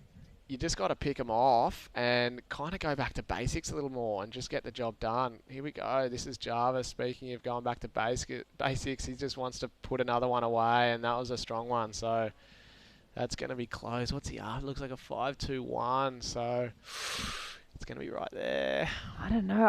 I guess if you... 2 calves and a finish. Probably. I don't know if it was as spicy as maybe his last one. Yeah, and if you match it up to Luke O'Connell's, he didn't throw as much spray, but he probably had the rail kind of engaged for a little longer, so he's probably going to go well towards it. That first turn was really nice. He waits so nicely for this second. Kind of cuts it a little bit short to jump ahead of this and get the turn in before the closeout. Oh, it's going to come close. So Luke got a 5.87. He only needs a 5.21, and... It's going to be close. It's going to be close for sure. We'll have to wait 2 minutes on the clock. The Grum from south of the bridge, Mr. Earl, waiting for the last number to lock on in. We'll see what he needs, if he needs anything to move into progression. And, whoa, just like that, a 5.57. He jumps back into the lead. So the hog into second needs a 3.42. Luke now needs a 5.24. And Mikey needs a 7.51. So they love that, maybe the rail engagement and the patience with the bottom turn, the technically... super sound forehand for Jarvis Earl. Yeah, so now Hedgie's back in the hot seat in second place there. So he's not going to like that. He's going to want to try and get back into first. It's kind of been a battle between Jarvis and Nathan, just going back and forth. So Luke O'Connell's actually in a good position. There's Mikey. Yeah, Lukey's actually not in a bad spot. He doesn't need a huge score. 5.24. We saw probably pretty basic surfing for him. On his last wave, which was 2 turns, and he got a 5.87. So just get another one of them, and he'll be back in the top 2 in the progression positions with we're under a minute now. So. Yeah, look at the hunting going down out there on that takeoff peak, you saw the hog just probably looking back at priority or looking what colour's right behind him on his heels. But he just needs to find another wave. That 3.27, he would not be happy counting that at the end of the day. So 40 seconds on the clock, and he needs 3.42. Jarvis on another wave. Here you go, Luca. This could be a little victory lap here for Jarvis. He's going to...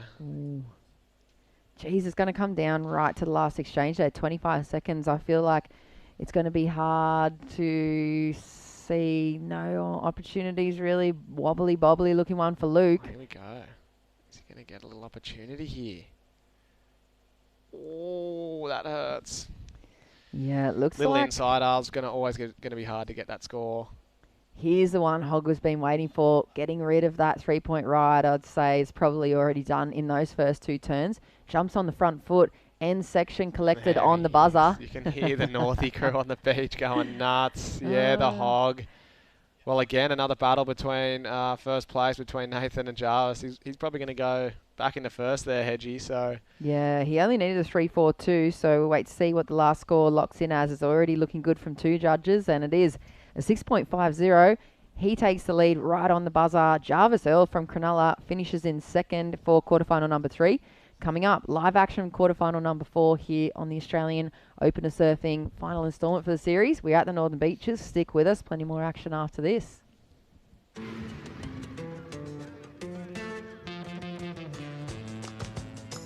Yeah. Say yeah to more power with the Amarok V6 and get your first 3 repayments on us. Volkswagen.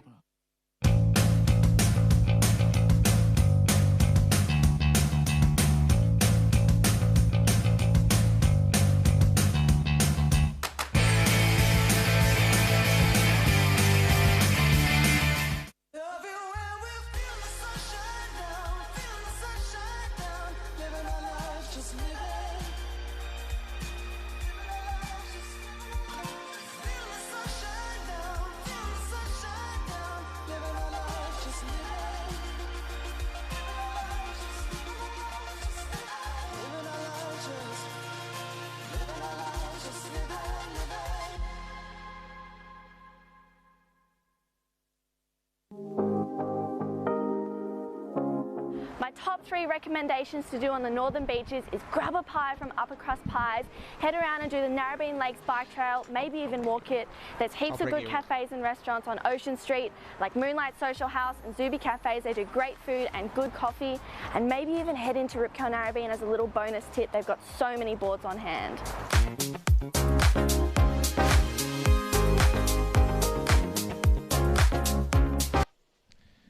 welcome back. We're here at the Australian Open at North Narrabeen, the 6th stop, the 6 out of 6. We're at the last one. We're here with my good mate, Enova, Northie's finest, Northie's worst. Yeah, maybe go the ladder when I'm there, you know. We just, speaking of Northie's finest, we just got to see that man, the hog, go. Wow. And speaking of Northie's finest again. Another one, there's plenty of them. Jeez, I tell you what, the local boys have really shown up in the second half of this day here. Oh my God. I tell you what's funny. We had a post heat with Geordie, didn't we, last heat? And he went, I don't really feel like I've got one yet. First wave of this heat, or maybe second wave, Geordie Lawler just went berserk. So huge inverted air reverse there from Geordie, which is no stranger to seeing out here. But I'll tell you what's funny, he probably will come in and say he still hasn't had one of those running lefts, which we're seeing. Is this the piggiest pig from Newey? It is Harry Musgrove. Wow, he's teed off on a couple, just getting hung up on his last one. But, mate, his backside has looked so deadly this whole event. I wonder if he's gone to his step up. He said he was looking at it. I think he stayed with... Oh, my God. We'll get that replay to you again because he did one on the first wave and kind of came off the back, and now he's done that on the second. And what is going on there? We didn't even see that first air in the first replay. Oh, my God. Oh, the cameraman's obviously come in just behind it, but we saw the back end of it, and that was almost an inverted air reverse. Speaking of the back end of it, he just blew the back end out of that thing. Geordie Lawler, elastic hips. Wow, crazy. Me and you'd be in a wheelchair after that one. Your knees, mate. they're not the best. They look like a couple of chicken wings that have been chewed on, but. Speaking of Musgrove, Anova, just before, he ran into both of us after his last heat, and he was riding a little misfit string at epoxy. He was kind of umming and ahhing for this heat. I just ran into him just before, and looks like he stayed on that epoxy. I think he just put some bigger fins in it. So wow, let's see what Newport's finest piggy pig can do. He's had a dream little run here, has he, Musgrove? And that's what this series is all about. We keep saying it. The Australian Open of Surf Series, it gives such good opportunity for not only the top competitors in Australia to put the Rashi back on, get the feet in the wax, get prepared for, the upcoming QS Series next year. Like, it's so hard to get that experience and, that time in the Rashi, and this is what it's giving them, but then it gives those guys like the grungy Harry boys. Musgrove, the guys you'd never see it at a QS, just that love surfing and love the froth, and they just love competing in their own board riders clubs, gives them a chance to compete against some of the world's best. Like, you look at the crew at the top of the ratings, Dill taking it out. He's on the QS, and he'll be doing damage next year. But this heat here is a doozy. And we've got this man, Hanada Azawa from Burleigh. Oh, my God. Wow, that was unbelievable. He told us that he's been spending a bit of time working on his forehand. Where do you go left at Burleigh, mate? Yeah, I don't know. Maybe Froggies or behind the rocket snapper or something. And maybe there's a couple of lefts in the corner. I said it's harder to find a left up on the Goldie than I don't even know what. They're non-existent. So and then here it goes, Harley Ross. This heat's a doozy. One of Curly's best. He pulled out of the bag last one in the dying stages. Yeah, 30-second heat for Harley last round. So he's going to want to get things started a little earlier this time. I tell you what, though. Scores in. Hinata. Talk to me, Chris, about this. This was a gem on the inside. It got steep, and how's this little coping it off him? It was such a perfect section to just detonate, and he did just that. He's got such a good style that fits in here at Narrabeen on these long-running lefts. He's super silky smooth, really powerful, and he's got a good board under his feet. So, shaped by Alex Cruz, I'm pretty sure he was telling us. He's been doing some work with Cruzy up on the Goldie, so I'm sure he'd be tuned in watching one of his team riders go mad. And just like that, there's been a couple of good scores locked in. Look at that, Geordie Lawler for that upside down air into that fin up. 7.27, Hanada Azawa. Last score 6.73. So Geordie Lawler got the quick lead here. He's backed it up with a 2. But I tell you what I'm noticing, I think, with the way the conditions are looking, they're definitely getting a lot better. So the judges, if that was an earlier heat, I would have been calling probably an 8.5 for Geordie. Well, I was going to say that, Anova, is that... here goes Musgrove. What's he got? He wants to get busy. He's looking really fired up and energised. He's putting a lot Look at him go. Put a lot Keep of the tool belt down. The tool belt, mate. Chuck it in the bin. Rob Musgrove. Put the Rashi back on your son, mate. Yeah, seriously. Get him on the Kiwi. But what you were saying, Anova, about Geordie 727, that thing was berserk. But for people at home, I think he did get a little bit caught up on that air rev on that first section. So they probably didn't go nuts just because of that. But also, it was one of the first waves of the heat. They can't go 9 or 8. They need to, make some room. Because we saw Hanada in the wave after. He got a 6.73 with those 2 big turns. So it was right there with Geordie's. Exactly, and I think as well, I mean, you probably could go up into that excellent range, but the wave would have to be a doozy because you look at maybe a pulled back shot here from Narrabeen. We'd love to get one of those because if you look at that lineup now, see where the guys are surfing quite far in. Look at those waves out the back. I mean, we saw Hogg roll the dice out there. Geordie kind of started his heat out there. But if you can tap into one of those, get a big turn out the back, and then maybe link up with the inside and blast a couple of big ones, I mean, that's where those excellent scores could really come from, I think. So I think the judges have kind of brought the scale down a bit just so they don't put themselves into a corner. Geordie's done a big air, backed it up with a finner. But I'm just thinking the waves are starting to get better and better. So that's why probably the judges have brought the scale down for these heats. In the they've got the quarters here and they're moving into the semis. So things are going to go crazy later. Oh, sorry, we've... Speaking to one of Narrabeen's finest before, we've got him in the booth. He must be fired up because he finally tapped into a couple of Narrabeen lefts. We spoke to you before about it.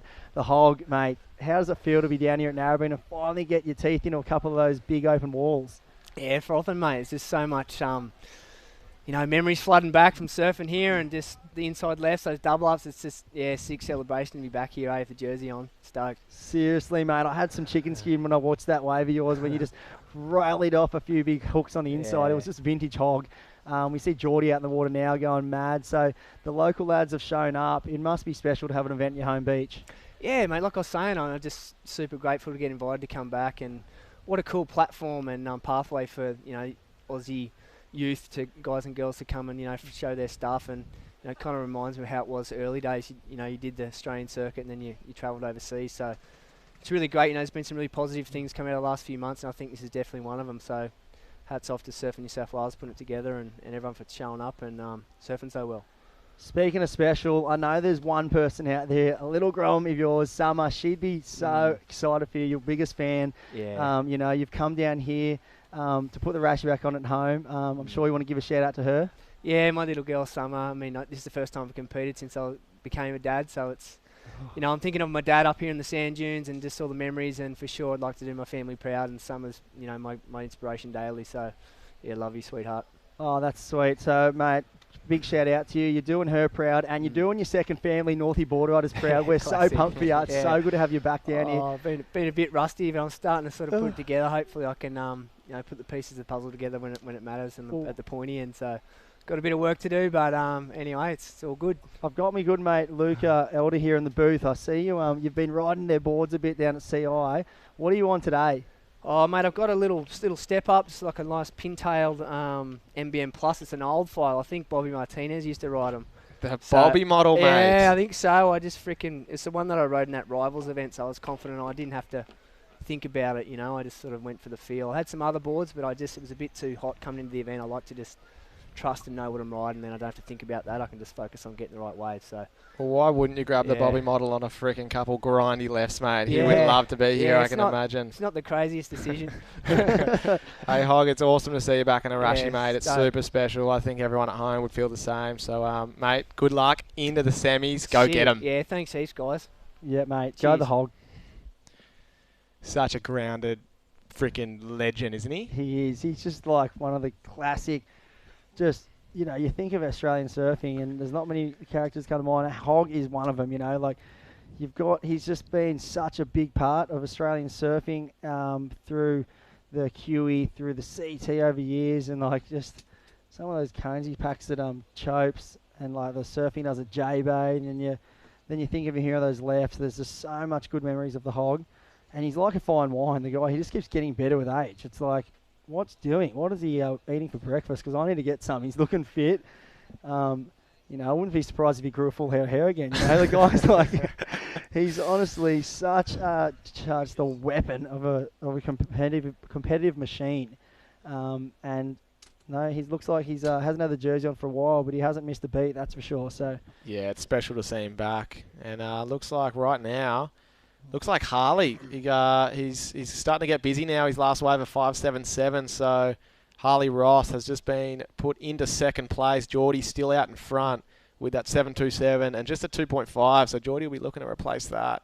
Musgrove, he is on a 3.67 and a 3.93, so I reckon Harry's going to start to get a little bit more patient and just wait for those nuggets. And Hinata, he's actually in fourth, and he's holding on to a 6.73, so he doesn't need much. What does he need? Yeah, 1.68 to move into second. So it's a super close heat still. 7 minutes 40 on the clock. It's anyone's game. That it is. This is turning into an epic little final end of the day here. We've got the quarterfinal number 4 now. A little bit of information through from the booth that they'll be running 25-minute semis for the women and the men. So giving those guys a little bit extra time in the lineup so they can just navigate their thing and also give us spectators more of what we want to see. Yeah, the surfing hasn't been on enough this year, mate. I know. Keep it rolling. Yeah, just make it an hour. Jeez, there's been some good stuff going down, and think back to yesterday, a couple of 10-point rides. I mean, it's been a bit more tricky today. The conditions have tested a couple of the guys, but I think as the tide keeps dropping out the Savo, I wonder, if people are gonna get to the outside bank. They're just like, Well, it's funny, right? It's the better the conditions get, Anova, it's actually harder to get a 10. for sure. Yesterday, a little bit smaller. There was still punchy ones, but it really is harder to reach that kind of maximum capacity on a nugget out here because there's so many kind of expectations from the judges for the whole day. So they kind of always just hold that scale back. You'll probably see one in the semis or the final, I say, because then they don't have so much pressure on themselves to kind of keep that scale down. So it's been funny. I think the 25-minute call was a really good idea for the semis and the final because we've seen most heats. You know, we can see Geordie hanging on to a 7.27. Hinata's in fourth with a 6.73. We're actually seeing a lot of heats where they're just getting a one good wave and their backups are like 2s and 1s. Yeah. So I think that extra 5 minutes with this current is gonna help them get back up the point. Where's one of Newport's fittest, Harry Musgrove. He looks like he's just finished paddling. He's getting back up there. Yeah, has a. They'll have to carry him up the beach later if he keeps making it through these heats. But he has to do 2 more heats. Mate, get the defib out. There's but nah, these guys are all fit as I know Geordie and Harley. Put a lot of time into their training down here on the local Northern Beaches area. Mate, you need to. When you have days like this is when you get tested because that inside, there's a lot of water moving down the bank. If you get a long wave, it's a long paddle. Yeah. Like a very long paddle. We saw Darcy Crump get a small one earlier, and he was halfway to longy, I thought. So, but got back out there, got the job done. We're actually not seeing as many runarounds as I thought, Chris. You know, you think you'd be running around closer to the pool and it'd quickly suck you back down to the takeoff spot. So it's pretty interesting that people aren't doing that. Maybe people rather paddle than jog. Yeah, well, there's a sneaky little, like, an alley that you can kind of paddle out in. If you're down far down the end of the lefts, you can paddle out a little bit further outside of the current. We saw Laura do it earlier. Gives you a bit more of a tow back out the back. But we saw a few crew that have been stuck in close in the rip. They haven't moved. They've been on going backwards on an escalator, you know. So here's Hinata. Look at this one. He's really starting to stress. He wants a backup. One turn there, just a bit late into that section. But like we said, you said it before, he's got that 6.73 and you just can't buy a backup at the moment. So with 4 minutes remaining, he's going to be pretty far down the... it's going to be hard to get back up there. Down the beach. So he might even look for one of those punchy end rights or a wide left in the back end of this heat. Well, here we go. Harry, what does he need? 4.98. This thing's got a bit of promise to it. There it Nice is, the hook. first turn from the Haz. Wow. The flying piggy, mate. He's going. That was... Oh, here we go. Keep it going all the way to Newport Bolo, mate. Oh, he was stoked. Yeah, Haz. This is unbelievable down here. Harry Musgrove, Newport local, underground ripper. Like, you would never see him in a QE, but the Australian Open of Surfs rolled to town. He got talked into putting a rashy on about 2 days before, and he's come out, and look at this. Look at the extension in the back end of those turns. He's got so such... good. He almost has got a full Sam Page style, you know, where they compress with that kinked back knee and then heavy back-footed, and when they get a big open face, he just extends through that turn and's able to throw buckets. And Hazzy Mackie Musgrove. I would not be surprised if that goes to the wave of the heat because he's teed off on that thing right down the line, finished it strong. I mean, there was some good surfing there, so... He's in fourth, and this could be a crazy moment in the Australian Open of Surf final event of the series down here. Well, as you said, Anova, you know, these guys are athletes, and most of these guys are training 24/7 just to make heats, and the only training Musgrove's doing is down at the Newport Bolo. So it's a dream run here for Harry. The guy's always ripped, so it's cool to see him put a rashy back on, and the scores, they're still coming through. The judges are having a good Here we go, Geordie Lawler. Oh, just losing the fins a bit there. Just weaving that one back. It's funny, right, about Harry is that, you know, he got those 2 threes, and he's only had that was his 4th wave that we just saw him on. We mentioned it after that second 3. I thought that Harry's going to want to be a little bit more patient and kind of just sit up further and wait for that good one because he knows that He doesn't want to grovel. He wants to wait for those good ones. Here goes Geordie. He probably heard everyone go nuts over Harry's, and he wants to start to get busy again because we don't know where the Musgrove score is going to go. So Geordie's still trying to get rid of that 2.5, and he's in the lead right now. So I'm doing some maths. I'm kind of figuring out if Harry can get above a 6.3 or thereabout, maybe even a bit less, he should take the lead here. So, I mean, this is a big moment in this heat. There it is. He got, what was it, 7.17. But Geordie Lawler on the back of his last wave locked in a 4.2. So, wow, Harry just missing out on going to the lead there. But Geordie Lawler is now in first with a 7.27 and a backup of a 4.2. Harry Musgrove, the Newport weapon, is in second with a 7.17 with some great surfing on the backside there, and he's locked in a 3.93 as his backup. Up the bloody port, they'll be saying. I'll tell you what, he's in. He's going to want to... I mean, we can't see priority here, but he's going to want to try and lock this thing away. Is this him on a... No, that's a replay again. Yeah, it's the replay of that wave. That's you know, one of the waves of the heat. This one, such good surfing. Just kept on giving. I know, mate. He's looking so crisp. He hasn't nuts, missed a isn't beat. it? He hasn't missed a beat on one wave all event. Like he's yeah, we already said there's going to be some 25-minute finals coming up, semis, but that will play into the hands of Harry, because if he can make it through this, a little bit more time in the lineup to be patient. I don't think he wants to be teeing off in too many waves, because 2 more heats to get to the final. I dare say he'll be wanting to keep the wave count to a minimum to keep some fuel in the tank if he does make that final. So look at this. That's it. That's all she wrote. Geordie Lawler and Harry Musgrove. You can hear them screaming from the arms right now in Newport. They're going Narrabeen and Newport, they progressed, taking down the curly boy, the curly president, Harley Ross. He'll be bummed. He was on form all events. So, wow. Big result there, Anavar. Yes, that is a huge result. But once again, we've seen it happen a few times now in a row. The local boys have been showing up, and that local experience has been coming into play with Geordie Lawler taking that one out. Harry Musgrove second, Hanada Azawa third, and Harley Ross, like you said, coming in fourth. So some great results for some local crew here. And we'll be right back in just a minute. We'll take a break here at the Australian Open Surf, kicking into the women's semi-finals next. Thanks.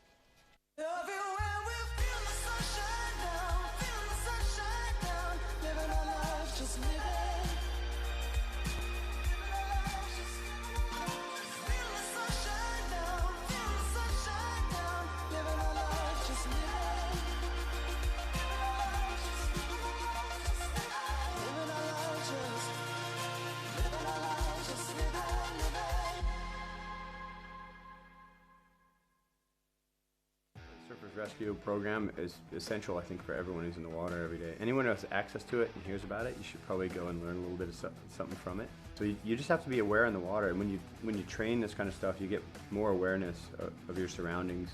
It's even more easy to identify when somebody's in trouble, or to see when a potential problem's going to happen. If you're going to try and save someone just because it's out of the goodness of your heart and you don't have the skills, you're going to get yourself in trouble. Yeah, so everyone should be prepared. You've dreamed of places to go. You promised one day. Now, one day is here. New adventures.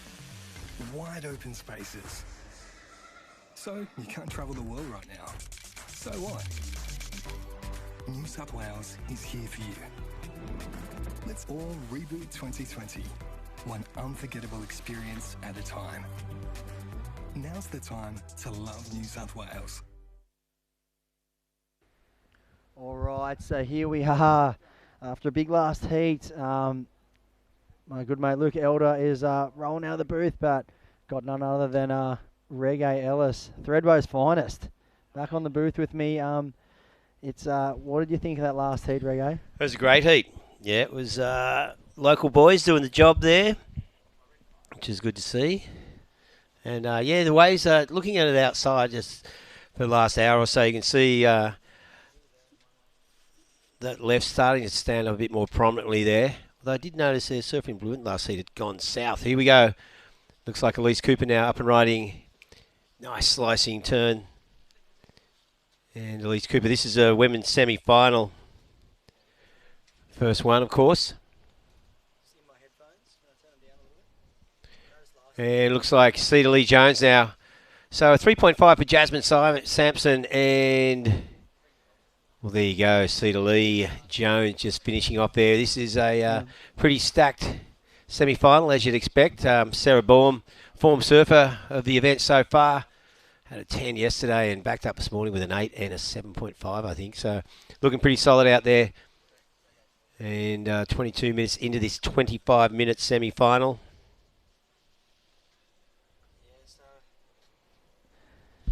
Yeah, so it's we're into the semi-finals, like you said. First semi-final of the women's.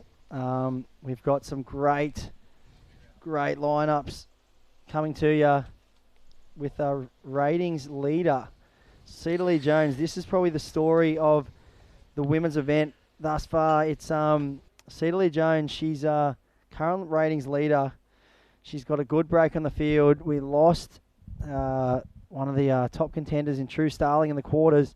So it's just down to 2 now. I think it's Cedar Lee Jones and none other than the experienced Freya Prum. So this is a big heat. If Cedar can make it through this one, with the break she has on the field, I don't know exactly the situation, but you'd have to say she'd be close to wrapping up the series with a finals berth. We'll wait for the official call to come through, but the ratings, but... Freya Prum told me she thought if Cedar made it through the quarters that Freya was out of the picture, but I'm not quite sure. But she did say she qualified that the same, but then I don't really know what the real numbers are. Here we go, Sarah Baum now. The Goofy put a good section ahead of her. There's that swooping cutback. Nice rebound off the whitewater. So taken way back into the foam, building up some speed on the inside, just slices that turn. This section standing up ahead. And again, so Sarah looking really solid out there, just throws it up, just releases the fins. Wow, She is ripping. She has been the standout of the women's event so far. I've been blown away by the talent she's showing.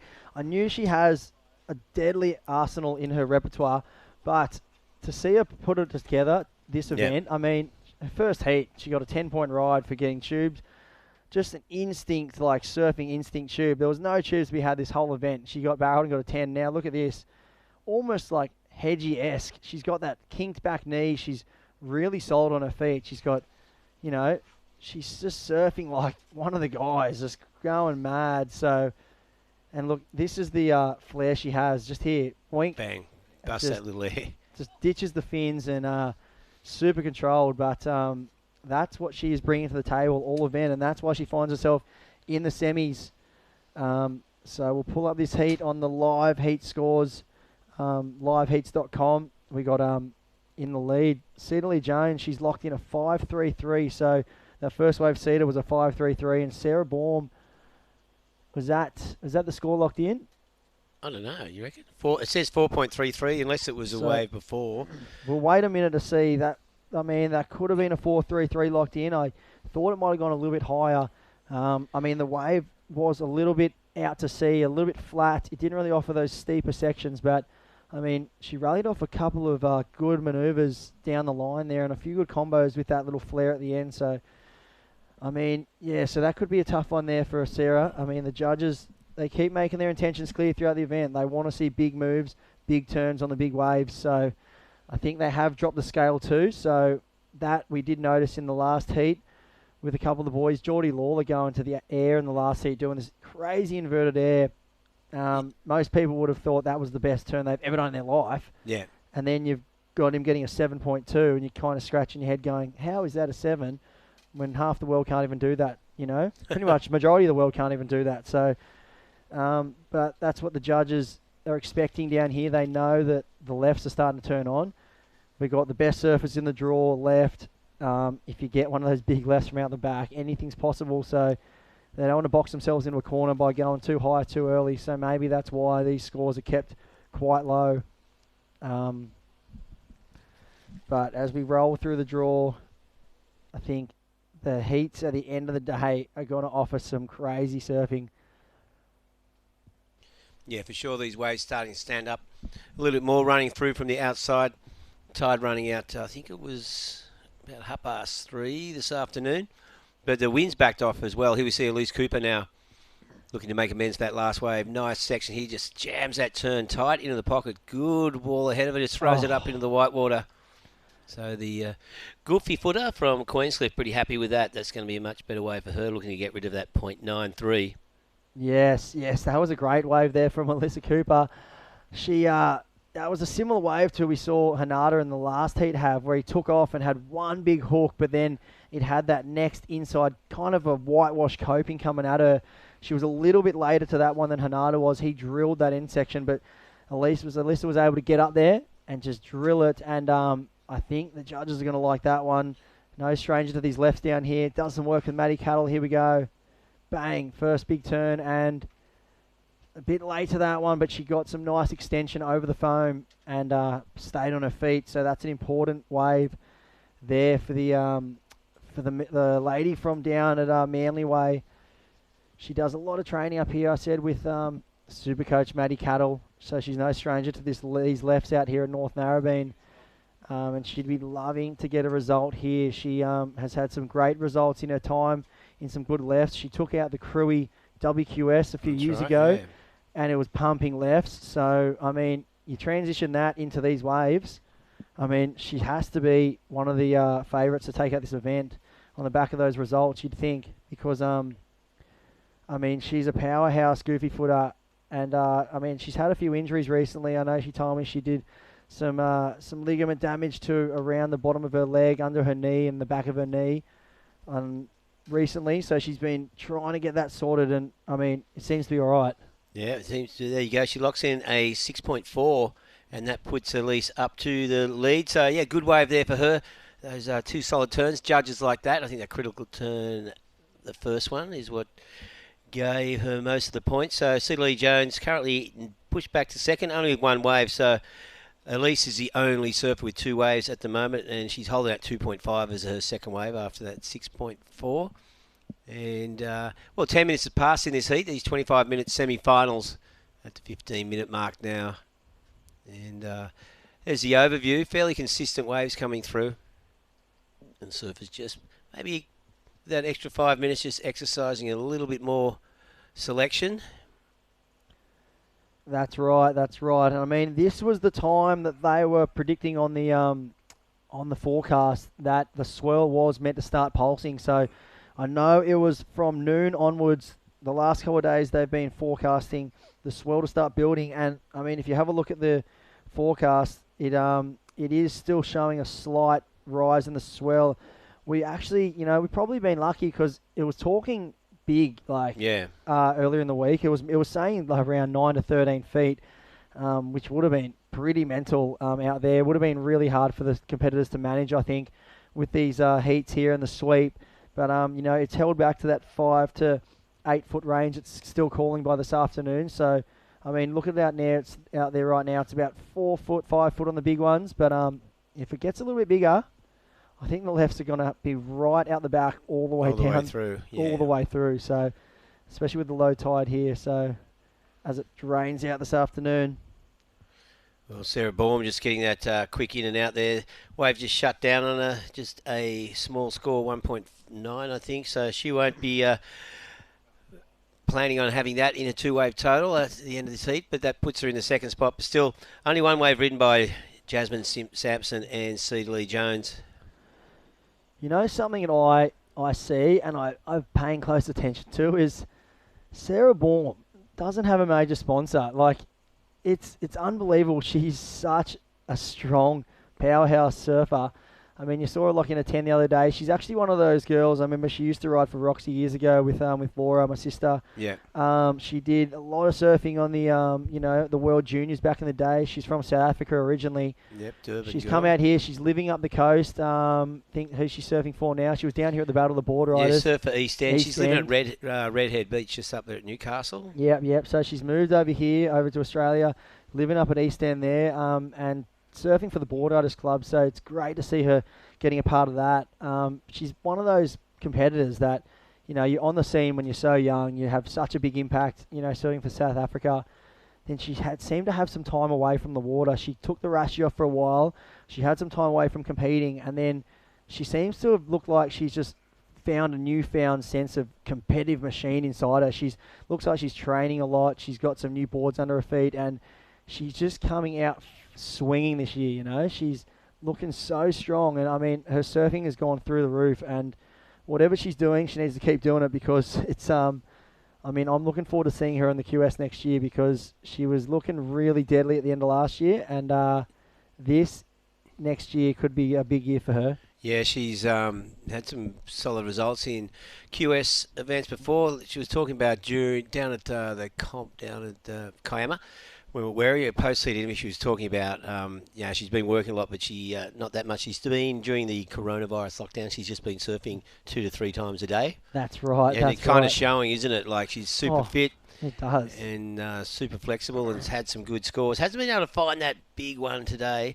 This seed, I should say. She had an awesome quarterfinal, but currently sitting in second spot with that 4.33. Here she goes, Sarah Baum in the yellow. Just stalls on that takeoff, drives around the bottom. There's that big hack with a bit of a rail grab, and that wave just shuts down. I presume she was catching that under priority. Cedarly Jones has only had one wave, and I think she's the one holding priority at the moment. So down to 11 minutes remaining.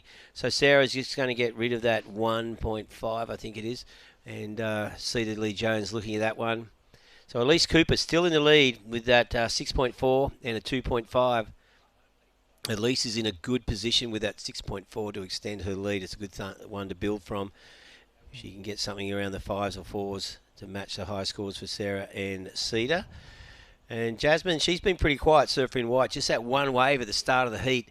And we haven't seen her take off again for about probably 10 minutes, I reckon. Yeah, she had a similar issue in the last heat. She struggled to find waves out in this lineup, but she got the job done last heat.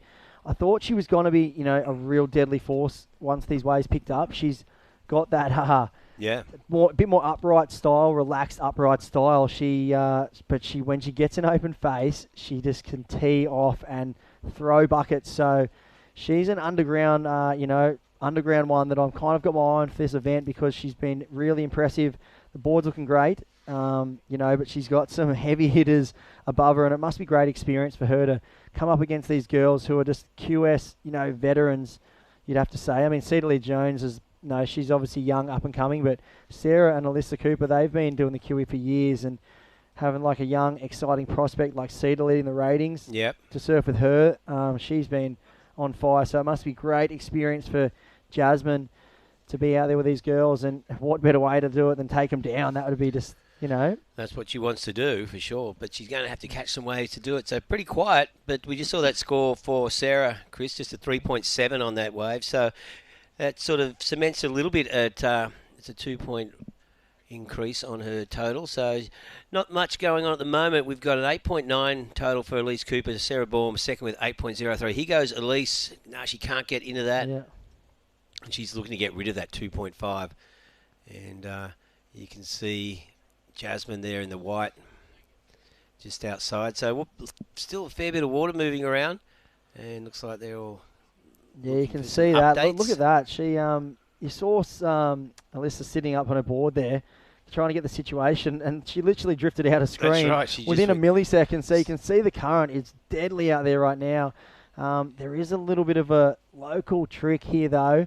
If you can just move maybe about 30 to 50 meters out further off the bank, you can get in that. You can get out of that escalator rip, and just you can see the water out the back not moving as much. Yeah. Whereas inside it's just draining across the bank. If you can get out a bit further, it's almost like a reverse current, and it can drag you back out the back. So, I mean, I've seen a bunch of the local crew utilising that. Hoggy got some long waves. He was using that to get straight back out the back. Also, Laura was doing that. So, I mean, interesting to see those local crew really, having those little tricks up their sleeve to give them any bit of advantage in this lineup. Yeah, well, in these sort of conditions, as you can see, just that water moving left to right. So those little bit of local knowledge can make a big difference, especially in tricky conditions like this. It's not totally defined out there, and a lot of wind ripple in the surface. The wave face is still pretty smooth, and there's Elise Cooper, current heat leader. We've got just under 8 minutes remaining. So Elise has been calling for some info from the beach commentators, which I presume was just the situation update in the time. But yeah, look at a low-scoring affair at the moment. And Cedarly Jones, just with that one wave, it's not going to take her much to jump into first, not chasing down a huge score by any stretch of the imagination. Yeah, so, mate, it's so great to have this series wrapping up here at North Narrabeen, the Australian Opener Series that's been going up and down the East Coast. You know, I know there's some people around the world that'll be tuning in right now, watching this event intently because, you know, there isn't a lot of events going on around the world, and we're so stoked to be having this on. And, you know, I've got a few messages coming in. A girl, Alexa, she's an American. She's tuning in really intently watching these girls because these are her competitors, you know, and all around the world when the QS kicks back off, you know, that's what's so special about this series. It's really giving these girls some experience in the Rashi leading into the QS next year. So, I mean, I can't wait to see, you know, the names of like the likes of Cedar and Sarah Baum, and also, you know, maybe even get a little comeback from Laura. You never know. Could be on the cards after this event. Yeah, so well, she's coming up next semi. So, but having this event and this series put on by Surfing New South Wales and all the sponsors has been so great for the competitors and also the underdogs and local crew that can just come out and put the Rashi on and have a bit of fun with it. Yeah, there's been and the good mix as well. Yeah, you got a lot of the juniors, grommets starting off in the first rounds, getting to surf against more experienced surfers, and it looks like, well, that could be. Yeah, I think it was Jasmine Sampson there, just in that little left, a couple of turns on the outside before it sort of ran out of steam on the inside. They've got just under 6 minutes remaining. So Cedarly Jones had that wave at the start. She's been good 15 minutes since then, maybe longer. So, and look at that, she's just dropped to 4th place. So, I mean, it's one of those. It's been the tale of the day. You know, the people that not always are getting that first good wave. It's been so hard to back up your good scores out in this lineup. I think, you know, with the long paddle back and then kind of getting a bit lost in the lineup. How far do you paddle out? How far do you sit in? Yeah. Where we're going back? It's a big playing field. So that's been the biggest thing, I think, for these competitors once they've got that first good wave. I feel like it's a lot easier to kind of set your lineup and get a first one once you've paddled out through the rip and you're out further. But as you paddle back up, it's like, how far do I paddle? How far do I stop? You know, having a lineup could be really crucial here. I think that's something these competitors would be paying a lot of attention to. Yeah, I can see how much hard work it is there. And you can see Elisa Cooper there. She was just putting in the big ones just to maintain a position. Yeah, she wasn't even moving. Now she is. She's kind of, I mean, I know she's been out with an injury for a while, and one of the biggest things you lose as a surfer when you don't spend time in the water is your paddling fitness, and this is an absolute test of the fittest out here today. So if you're surfing 5 times or 4 times to make the final, you want to be fit. Oh, you want to be fit, and that final could be brutal. So, wow, we're down to the 4.5 minutes remaining. So Cedarly Jones at 5.33, current ratings leader, only needs a 2.71 to move up in a second. So, we got Elise Cooper still holding that 2.5 as her second score, and Sarah with a 3.7. He goes Elise Cooper, looking to get rid of that 2. Just a little snap off the back there and try and find something inside. I didn't see the start of that one, but if it's better than that 2.5, she'll extend her lead. And of course, she had that 6.4 on her previous wave, so just under 4 minutes remaining. So the pressure is building on Cedarly Jones. She has priority. I've seen her look at a couple of waves. Hasn't made any serious movement for it, though. And you can see Sarah Baum there on the outside. So if a set does come through, we're presuming Cedar will have right away on it. And wow, 3.5 minutes remaining. So this heat's flown by, just like a blink of an eye. It has, as we see Sarah just getting in a position for this one. And no takeoff there. Just that wave backing right off. So this is coming down to an interesting last few minutes because none of the surfers need much at all. I mean, you look at Cedar needing a 2.7 to take down Sarah. I mean, I'd almost be worried if I was Elise Cooper. She's way down the end of the bank, it looks like. She's just taken off on a wave, and I don't think she's going to improve the situation. She didn't. No.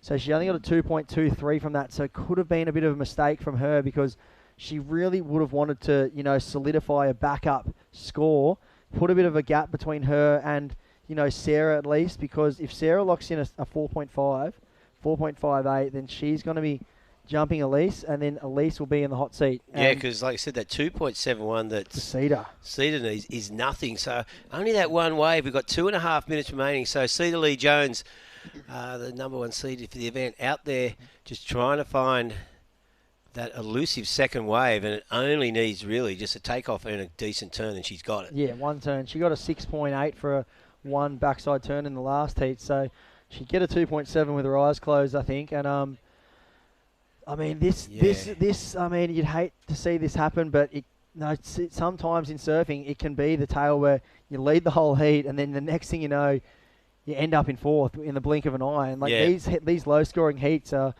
the ones that really can make that happen. But you know, I know Coops, her dad, he'd be on the beach chewing his fingernails right now. For sure, like maybe she's looking for a little small right even or something down the beach, but you can see she is really feeling it. I think she's struggling against that rip. You can just see it. And here we go, Cedar Lee Jones. What she got? This little wave standing up the inside. She's going to get the nice little turn off the top. What's to get across this section? There she goes. She'll get another little slash. So she's going to get the score she needs with this. So this puts the pressure back on Sarah Baum. Cedar only needing a 2.71. And here goes Sarah. She had a wave as well, and she may have put the pressure back on. So it's that scenario, I think, is going to come through with Elise Cooper in a really precarious situation with 1 minute remaining. Elise has that 6.4, the highest score of the heat, but she's only got a 2.5. We've seen her just paddling against that rip. Here's the replay. So look at Sarah's. We didn't see the start of this wave. We came in late, so wow, nice big hack there. She's done another hook in the pocket. Yeah. Just imitating Hoggy's nice low style, and wow, so that's going to be a huge score. Looking for a 4.58 to take over Elise Cooper. Yeah. And then the competitive machine, and she's just got the most switched on, surf head on her. She's surfing well above her years, Cedar. To be able to come in and find that little wave, knowing she only needs a small score. Well, it's going to be interesting to see how it happens. So 3.53 puts her in a second. So Sarah has a score to get locked in. And prior to that, it needs to be a 4.54. So Elise Cooper's still hanging into second spot as this thing winds down. And here goes Jasmine, only needing a 5.37. Big hack, just buries a rail a little bit as this heat winds out. So as you can see from those scores, nothing huge in it. We're just waiting for that last score for Sarah to come through. And is she going to push Cedar Lee Jones back into third spot? Well, this is a pretty crazy moment right here in the Australian Open of Surf final event. We're waiting for a score for Sarah Baum. And there it is. Wow, there it is. Last score for Sarah Baum, 5 points. Elise Cooper, she's locked in a 3.3, so she's gone back to first. So, wow, we didn't see that wave from Elise. She did what we were hoping. She's picked off one down the beach. Her dad would be ecstatic. Maddie Cattle, the super coach, would be frothing. Wow, so Elise Cooper showing some local knowledge here. She's got that last left. Sarah Baum second, and a big moment with Cedar Lee Jones bowing out of the event here. So we'll have to wait and see what happens with the ratings here. Jasmine Sampson coming in fourth, but that is a crazy end of the heat, which we thought could happen, and it did. Yeah, it was awesome. And we'll be back with women's semi-final number 2 right after this break. Do not go away.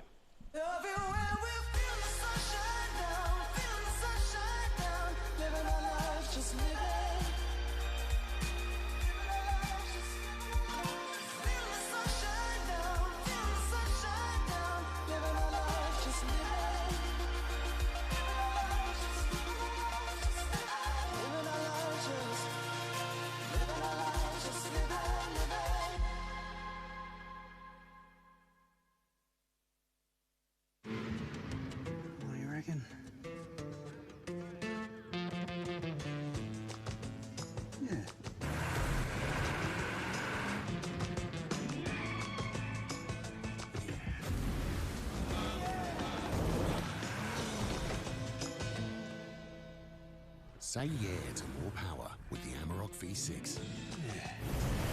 And get your first 3 repayments on us. Volkswagen.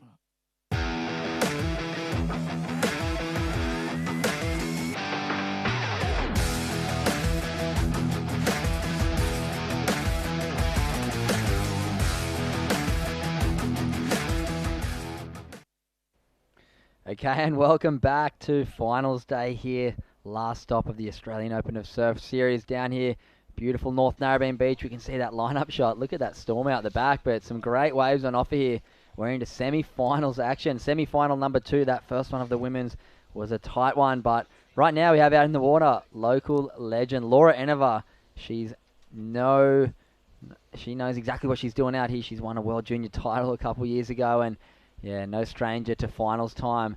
And Amelia Burke in the white, Molly Picklum in the yellow, and Freya Prum in the blue. What a stacked heat, and that's what you get when you get down to the pointy end of the competition. My name's Cooper Chapman, and I'm here with Reggae Ellis. What do you think of this heat, mate? It is a really stacked heat, as you said. They've been the form surfers, just really standing out.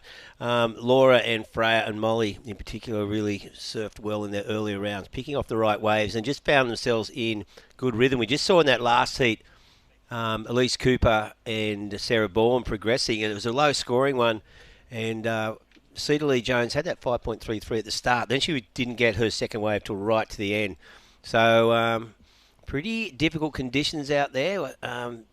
Elise was just battling that rip for like a long time, and Chris was saying, secret is you paddle out as much as you can. Then that's the whole thing, though, isn't it? You know, when you get caught in a rip, go with it until it leaves the bank, then come around. But that sweep's pretty full on north to south. Yeah, it's not easy when the swell's coming from the north and the wind's coming from the north.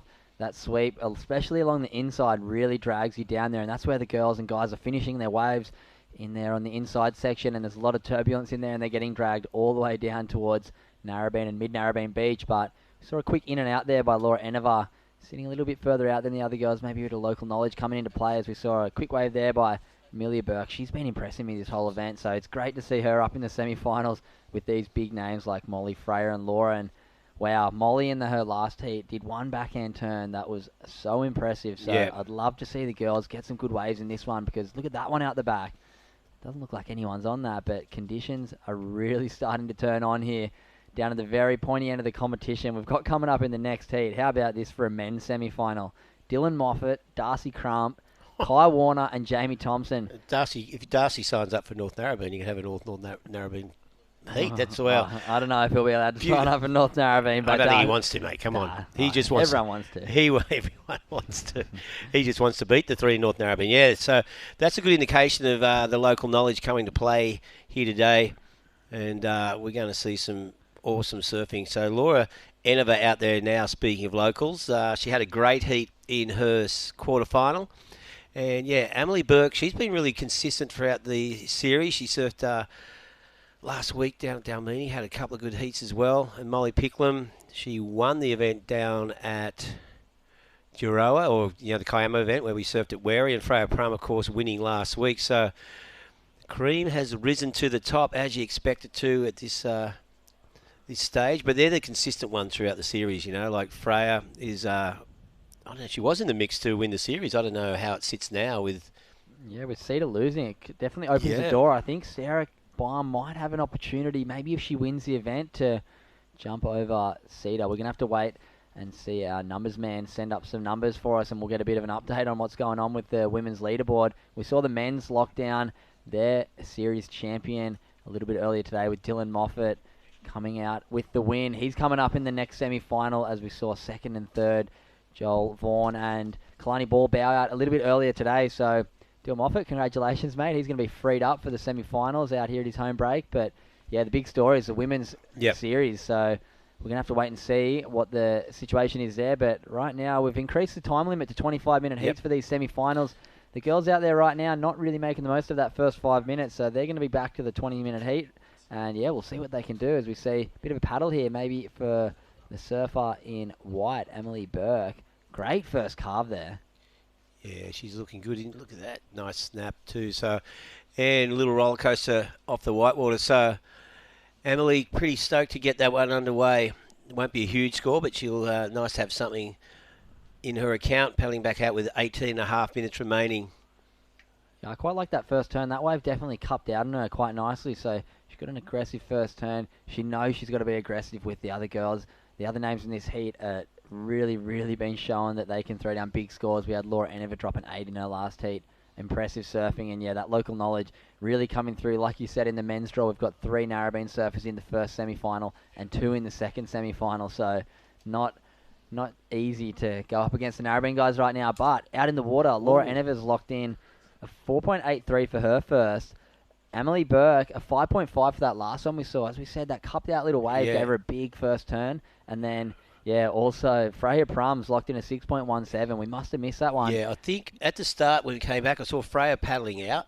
So I think she must have caught one really early you got to in love this an one. early wave. But talking of tough heats, Alyssa Cooper, how was that out there? Very tense times at the end of that heat.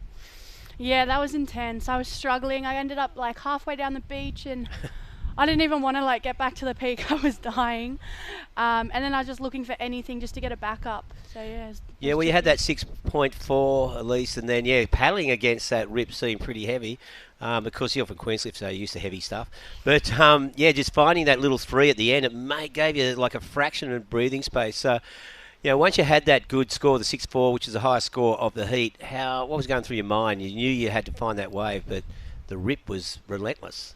Yeah, after that one, I was just like, I got to get it back up.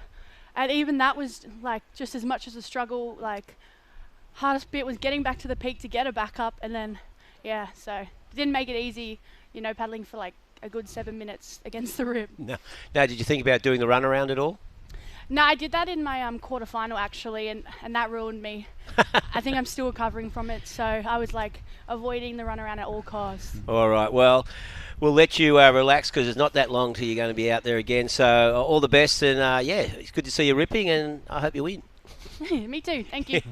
Well, bit of QBC bias there. Yeah, she's surfing so well, She but is. seen a couple scores lock in while we were at that interview. Molly Picklum picking up a 7-point ride, picking up right where she left off. Yeah, she's such a strong surfer. Doing a lot of training with Micro Hall, and he's such a experienced guy, and wow, he's really done some great work with Molly Picklum over the years, and her surfing is looking about as mature as you can get for a girl of her age, and really looking forward to her on the WSL Challenger Series next year, because dare I say she's going to make easy work on the QS at the start of the year, because surfing like that, she's got so much talent, and I'm really looking forward to her one day being on the World Tour and possibly a world title threat for Australia. Yeah, you said that this morning, you believe that, and I can see that, because as you said, she's only young, and she's over the last 2 years, her progression has been obvious and relentless. So good to see. Well, will be good to see if she can keep going with this as well. Freya Prum looking to get around this section. She did a good job, but unfortunately the wave just runs out. So she took off deep and limited opportunities and gets around. But she does have that 6.17 from her first wave. And Laura with the 4.8 and Emily with the 5.5. So it's pretty tight out there. Yeah, all the girls have got off the mark. Nobody's just taken off and fallen off. So all of them have got some sort of a decent wave to start off their account. Molly with that 7 and Freya with the 6.17 sitting in the box seat right now. But Laura Enever, local girl, she's going to be looking to really square up. Her backside is so lethal, and she's spent more time than probably any female surfer on Narrabeen's left than anybody in the history of Narrabeen left who's a female. So look for her to find something to really open up. As she's having a look at this one, big wedge out the back. The swell's picking up, and they're on that out the back bank now, and it's great to see. Look at this, Laura Enever, bang, straight up into the lip. Critical section, hard off the bottom. Another wrap, brings it back around. Let's see if she can get a bit of a wedge here. Tidies it up there, sitting in the foam, and this is going to give her a nice little snap there. She's feeling it, Laura.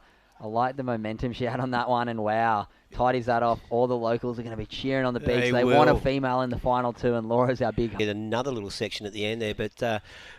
the criteria, what is it? Speed, power, flow, and that was evident there, thrown in with some nice critical turns. So Laura Enever locking in her second wave. Have a look here at the Destination New South Wales replay. Yeah, I love it. She comes from real deep behind this and squares it straight up into the lip. The judge is going to like that. And then always sticking right next to the foam. It's really important at Narrabeen that you don't go too far out in the face, because it's really tough to get critical turns. She sits right there in the foam, throws it back up. That was a tough section. That wave split into two and then bangs it off the whitewater. We'll wait and see what that score is. Nothing super critical on that, but she really tied it together nicely. So we'll see what the judges reckon. And it's good to see the girls are sitting out the back now and they're getting a few more opportunities. That inside section got a little bit tricky towards the last couple heats, but looks like the girls have moved out the back and they're getting a lot longer waves and a bit more opportunity. Yeah, we've seen that already in this heat. That the last heat they were struggling on that inside one. It was pretty indicative from Alyssa Cooper, the heat winner, just sort of struggling for breath at the end there. So these longer waves. See, there's the overview. You can see that line up there. So from the outside, it's a more atypical North Narrabeen lineup. And we see that score moves up to 13.33 for Laura Enevar. It's going to lock in at an 8.5 her last wave, so judges loving it. Great surfing there for Laura Enevar. And yeah, like we said just a minute ago, she knew that she was going to, well, we knew that she was going to turn in a big score at some stage in this heat, and there it is. Well, there you go. She was in position and waited for the right time for that, using the priority, and the 8.5. Here it is again. You can see just taking off way outside in the peak, and then that really critical turn. And as Cooper said, staying tight to the whitewater, which allows this her to stay in the hook as this one stands up, and this bit here, the wave splits in two. But yeah, great job and finishing it off cleanly with that little snap to finish. So an 8.5, and whoa, big carving turn there from Millie Burke.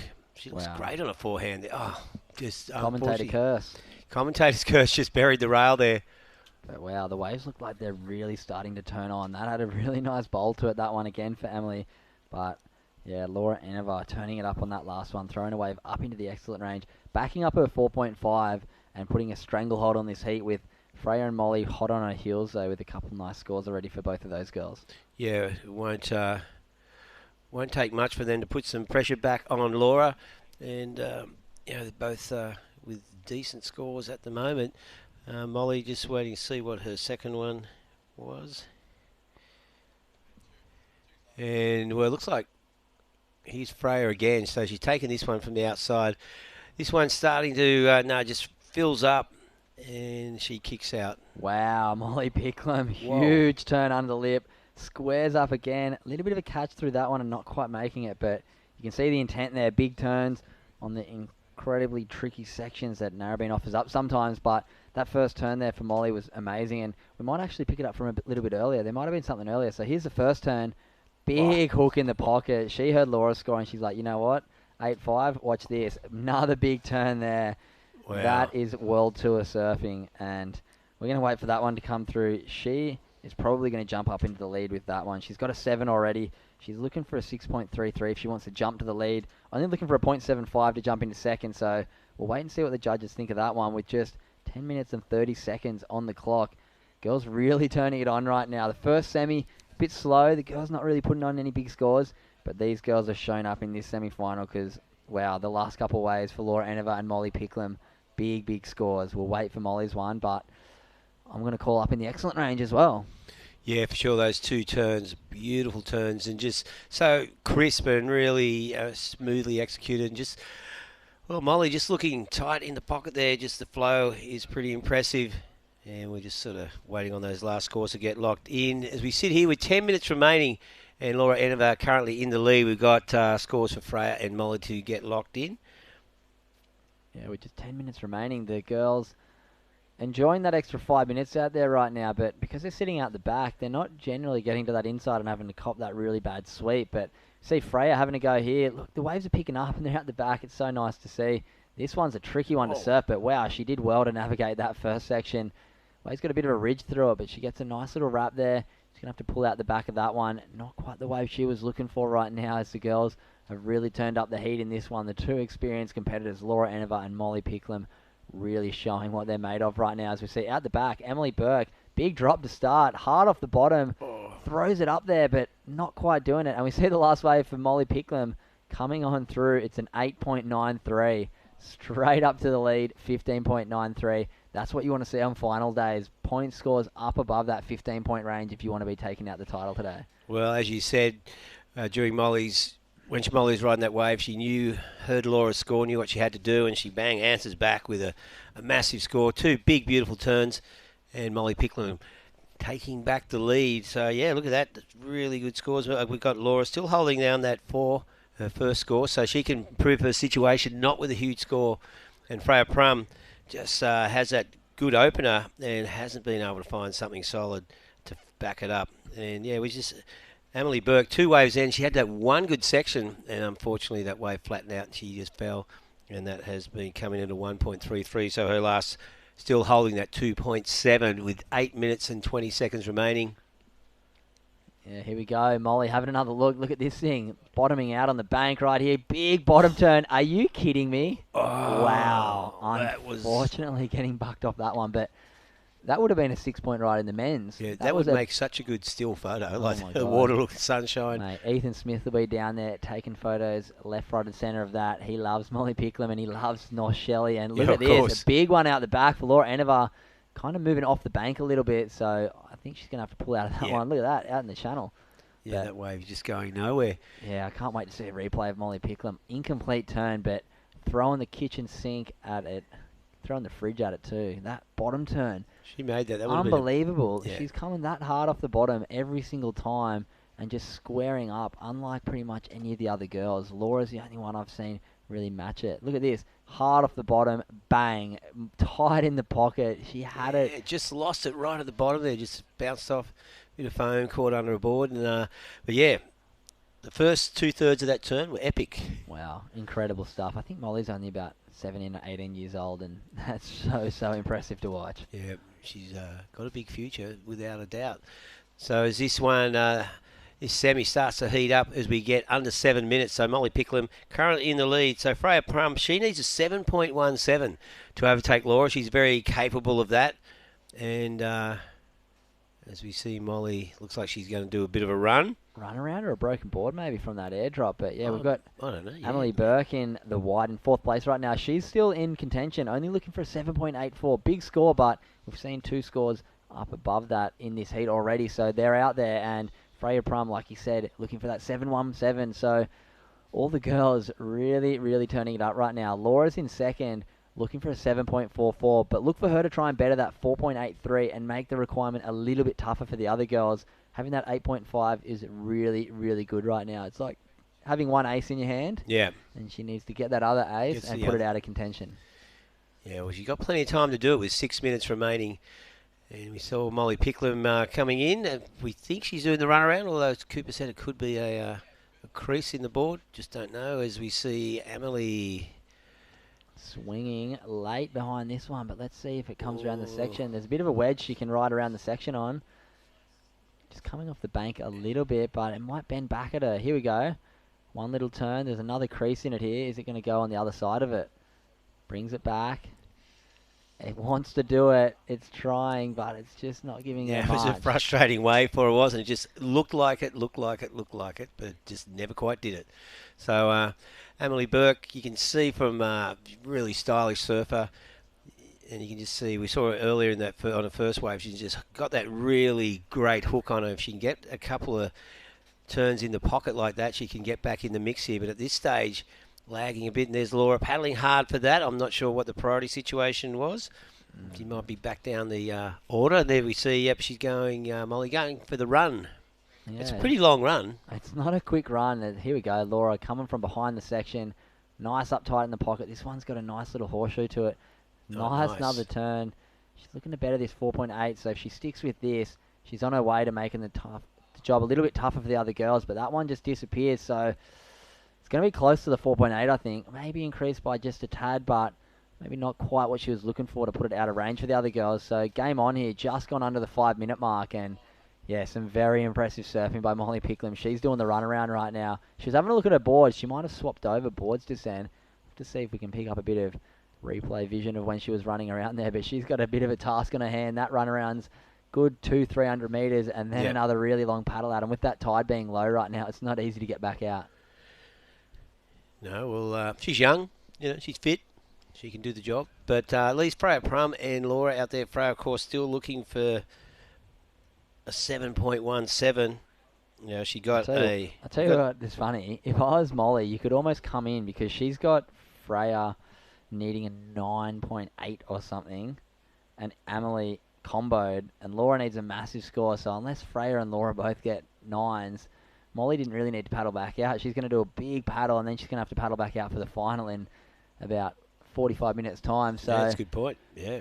I mean, it's always, you can never really leave a heat with 4 minutes to go, can you? No, because you're just asking for something to happen, I reckon. It's going to take her 3 minutes to get back out, though, so it's just a bit of an interesting one there, but she's young, like you said. She'll get back out there and probably drop another 8, so looking forward to Molly maybe getting another opportunity. But, yeah, pressure's on right now for Emily and Freya. Both needing pretty solid scores. Yeah, we saw Freya. Here she goes. Freya hooking it into the lip. Now she needs it. It just falls off. Because I was going to say she had a 6.17 on the first, so only needs to improve that by 1 point. She'll get the score she needs, but unfortunately falling on that second turn, and she'll get back out there and try and make amends for that. As we can see, Amelie there in the white on the right-hand side of the screen. She's thought about that one. That wave just backing off. So she needs a big, solid score. Looking for a 7.84 to move from fourth to second. And now time's going to be the issue for Amelie. We're just on 2.5 minutes remaining. Here's Freya Prum getting back into the lineup, so she'll have another shot. Of course, Laura, if she can extend on that 4.83, she'll make things a little bit more difficult for Freya. Currently, Freya looking for that 7.14, so it is attainable. But if Laura could turn that into Freya needing an 8, it would be a lot better.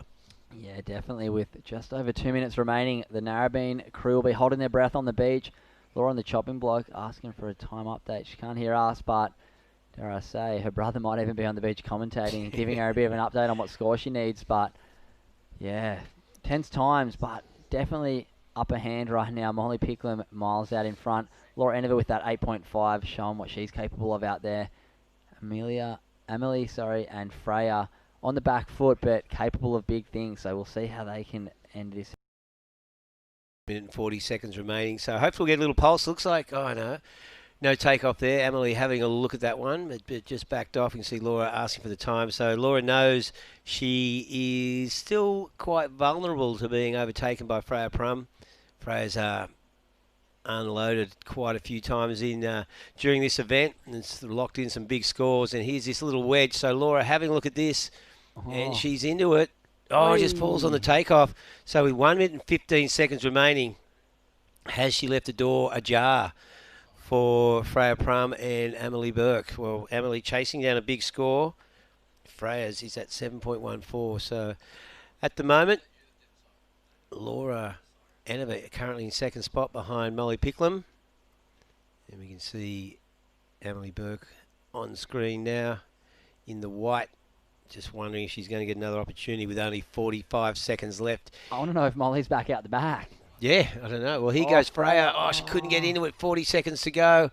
Looking for that 7.1, so frustrating for her. That wave wouldn't have given her the opportunity, though. But a little lump coming here with 30 seconds. I don't know if anything's going to arrive in time. Yeah, you need something of pretty big quality to drop a 7-point ride out there after the waves that Laura and Molly had earlier in the heat. As we see Freya swinging here. Last-ditch effort, last event of the year. Let's see what she can come up with.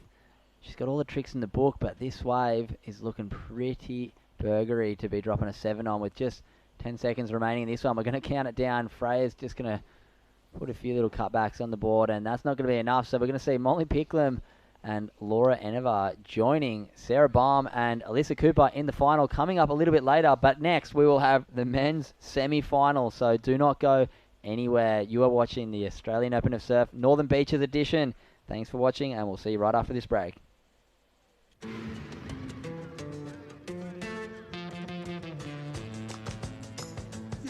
Say yeah to more power with the Amarok V6 and get your first 3 repayments on us. Volkswagen.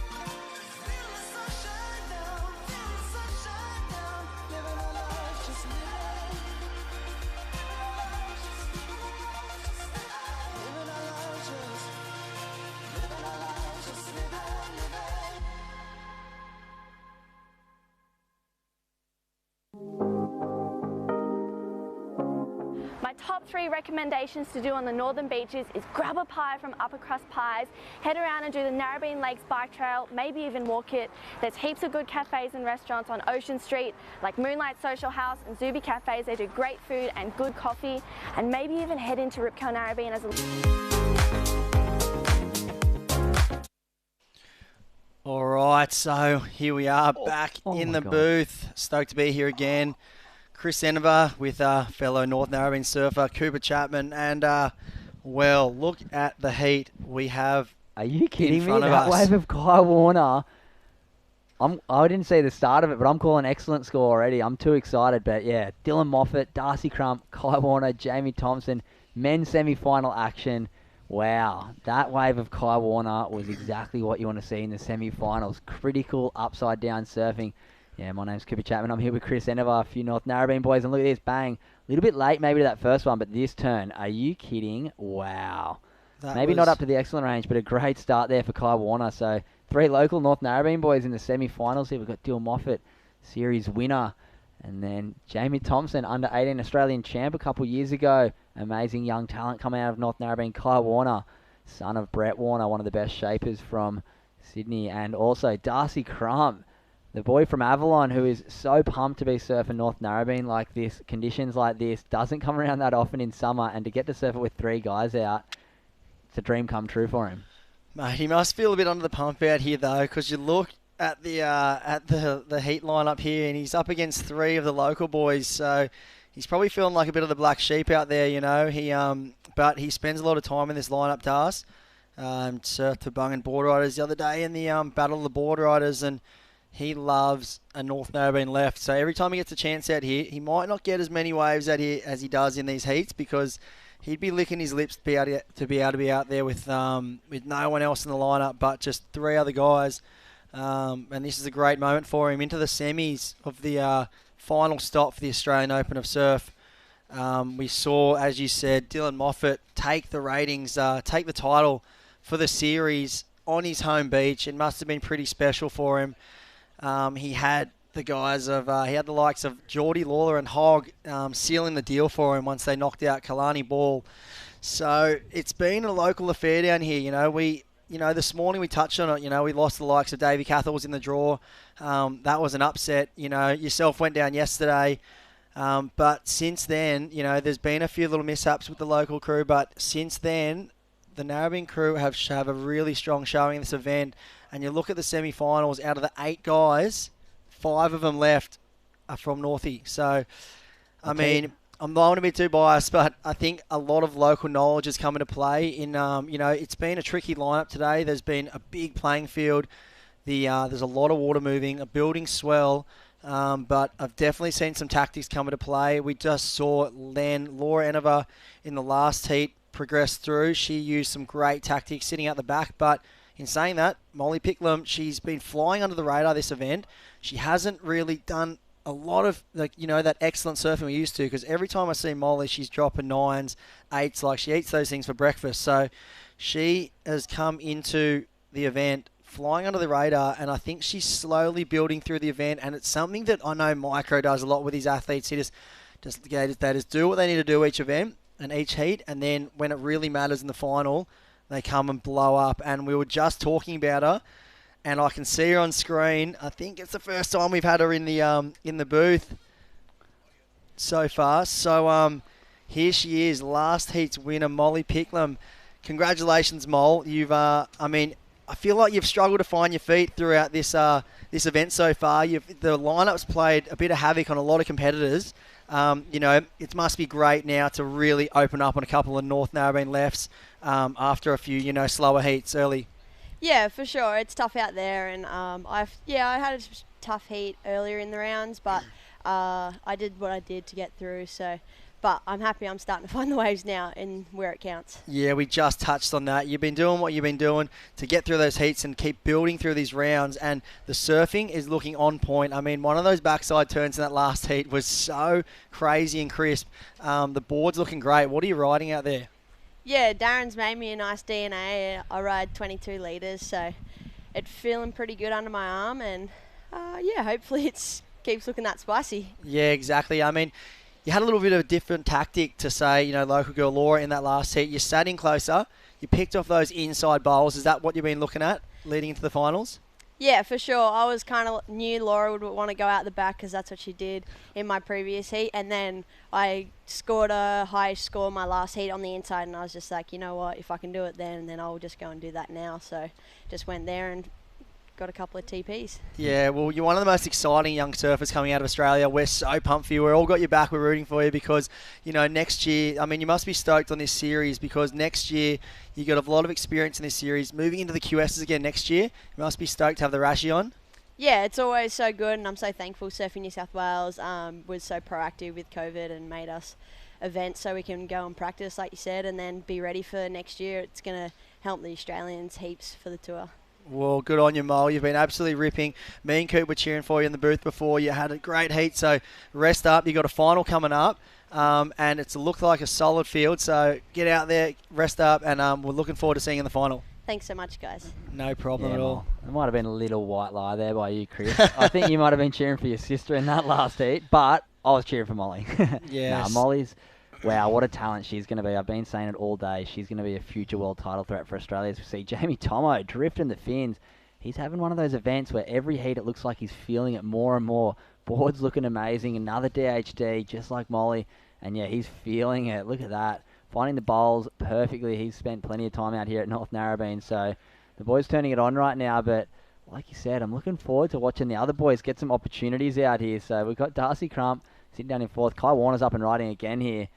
Just whipping it back. The conditions are getting better. It's looking super fun out there right now. And Kai Warner, one of the best to do it out here on his backside on the North Narrabeen left. So 17 minutes to go, and there's plenty of waves coming through. Non-stop action right now. Dill Moffat. Oh, my God. How did he make that? What was that? I was looking at that bottom turn going, how's the spring in this kid's bottom turn? It's so...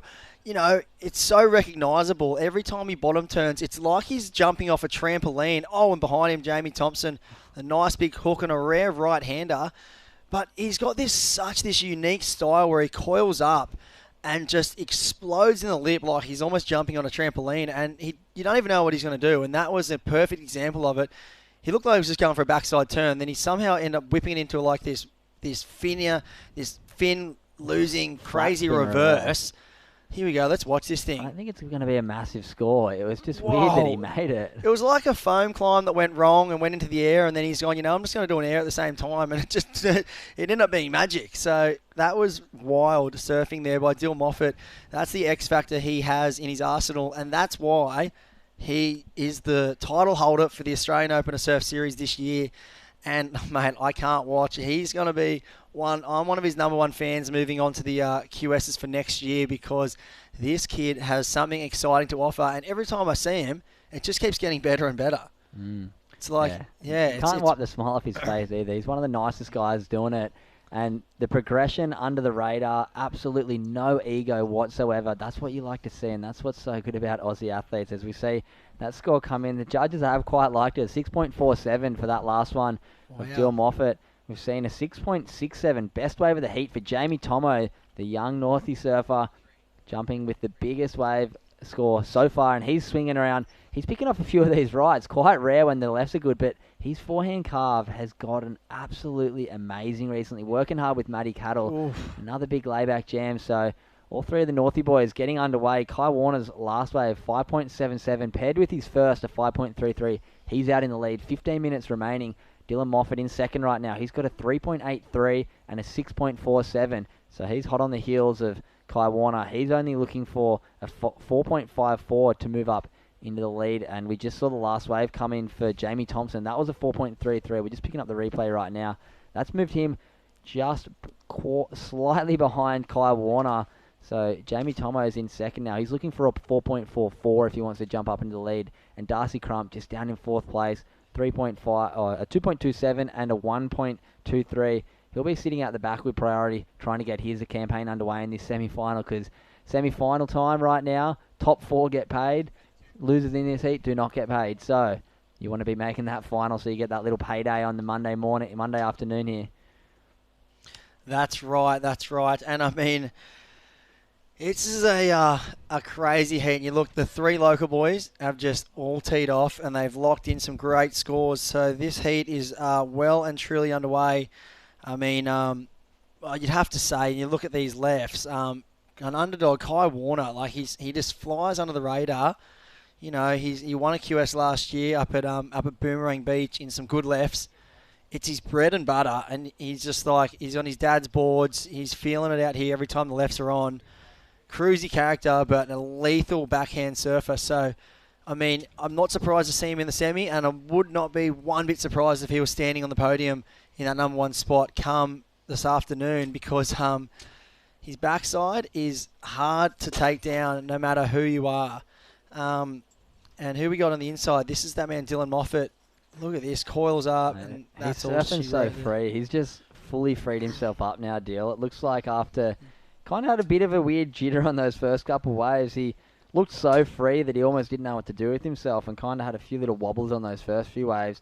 Look for him to try and find something, settle into this heat, and he really wants a win. He's been second, third in the first 4 events that he's done, so absolutely amazing. Mr. Consistent, but he wants that win, and to do it here in front of his home crowd would mean the world to him. So hopefully Dill can put down a big score here, but he's got a tough task. Kyle Warner, Jamie Thompson, and Darcy Crump in this heat, but yeah, the waves are really starting to turn on. We were saying it yesterday, we definitely got that little bump in swell. Tides are running out, and now they're sitting out the back. And what about this next heat we've got coming up?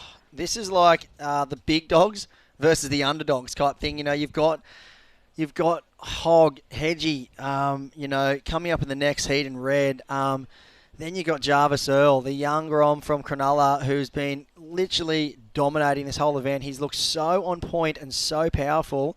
I mean, it's a pretty great story for young Jarvis to be in the semis, and I wouldn't be surprised to see him in the final either.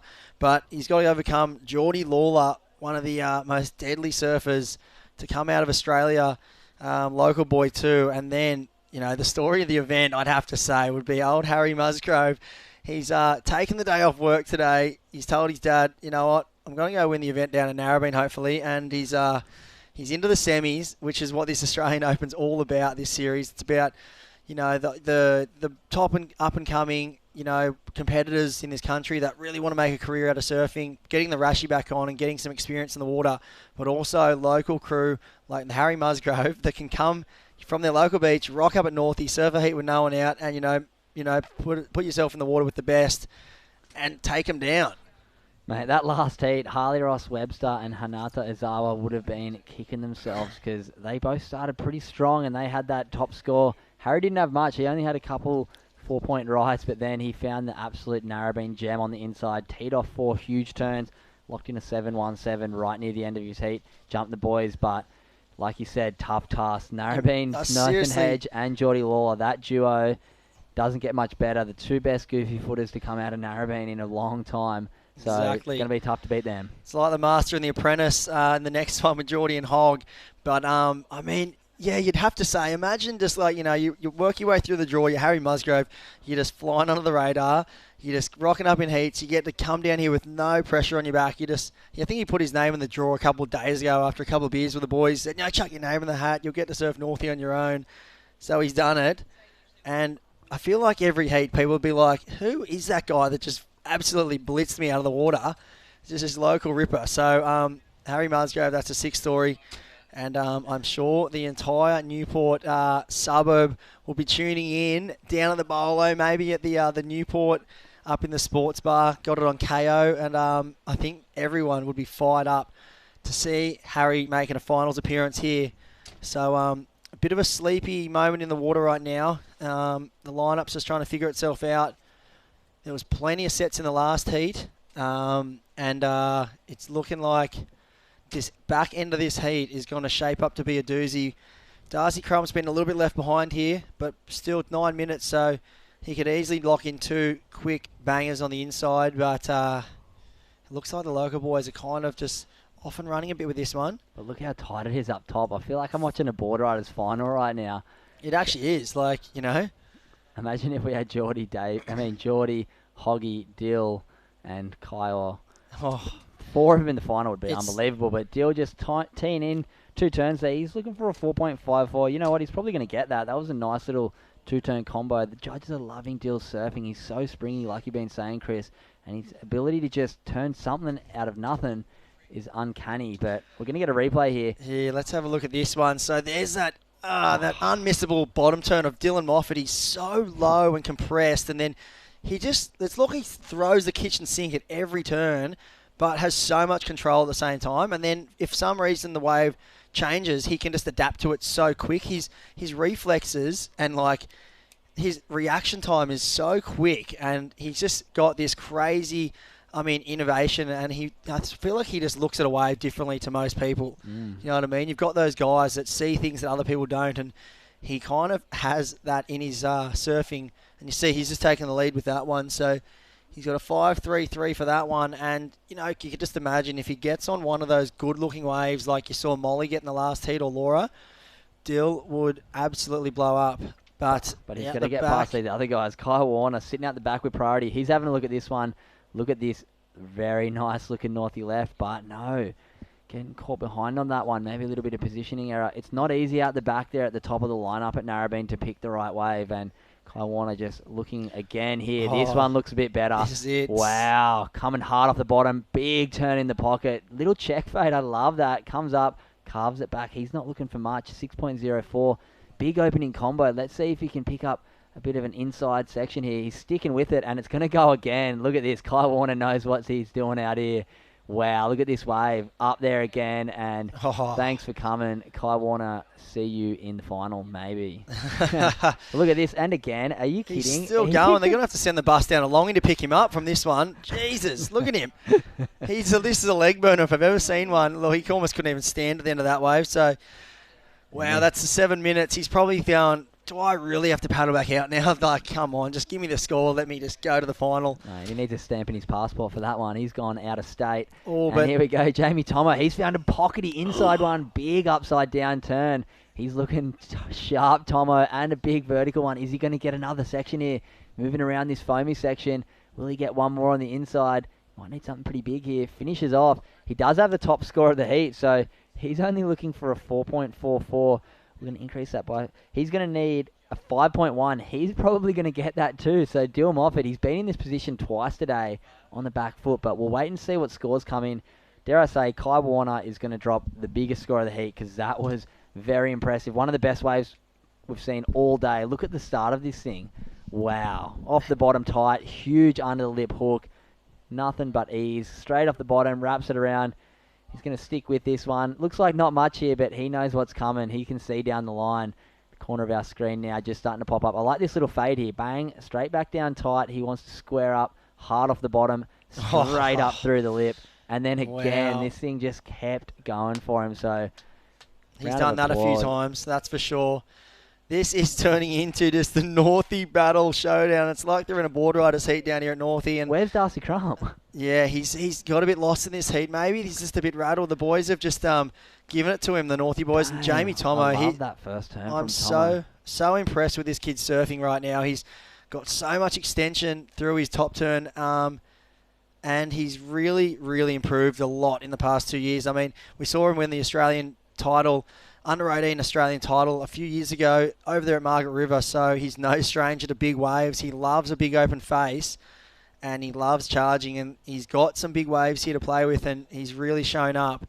So he's this exchange is going to be massive, and the back end of this heat is going to be an absolute doozy. I think Dill Moffat will be looking for a score here. Tomo's just locked in a 6.4. He moves up into the lead, and Kai Warner, 7.33. He jumps Tomo by 0.03. Dill Moffat on the chopping block, needing a 6.6. Can we have the fairy tale from Dill one more time? I will note Darcy Crump, I did see him after his last heat. He was walking up the path, and you know at Narrabeen, and that little bit of the path, he stepped on the edge of the thing where the sand meets the little boardwalk and split his toe open. So the lifeguards were putting a bit of care into his big toe on his back foot, I think. So that might be playing on his head a little bit. Sometimes those injuries can really play on your head, especially coming into the pointy end of this event with guys like 3 local guys in your heat. Can make it very difficult. But yeah, Kai Warner, 7.33 for that last one. Jamie Tomo, 6.4. The boys turning it up on the series leader. They're like, I don't care that you won the series. I want to surf Narrabeen one more heat because waves are firing and the boys are turning it on. So with just on 4 minutes remaining, Darcy Crump's comboed. Dill Moffat looking for a 6.61. He has no... He didn't even really, shouldn't have a 6.4. The wave that he got that 6.47 on, he had no right to get a 6.47 on that. He threw that backhand reverse on the weirdest foamy section, and he's manufactured his way into this heat. So it'd be great to see Dill pick up a wave like Kai's, maybe sit out the back and pick up a wave with priority with 3.5 minutes remaining. It's going to be a very exciting end of this heat.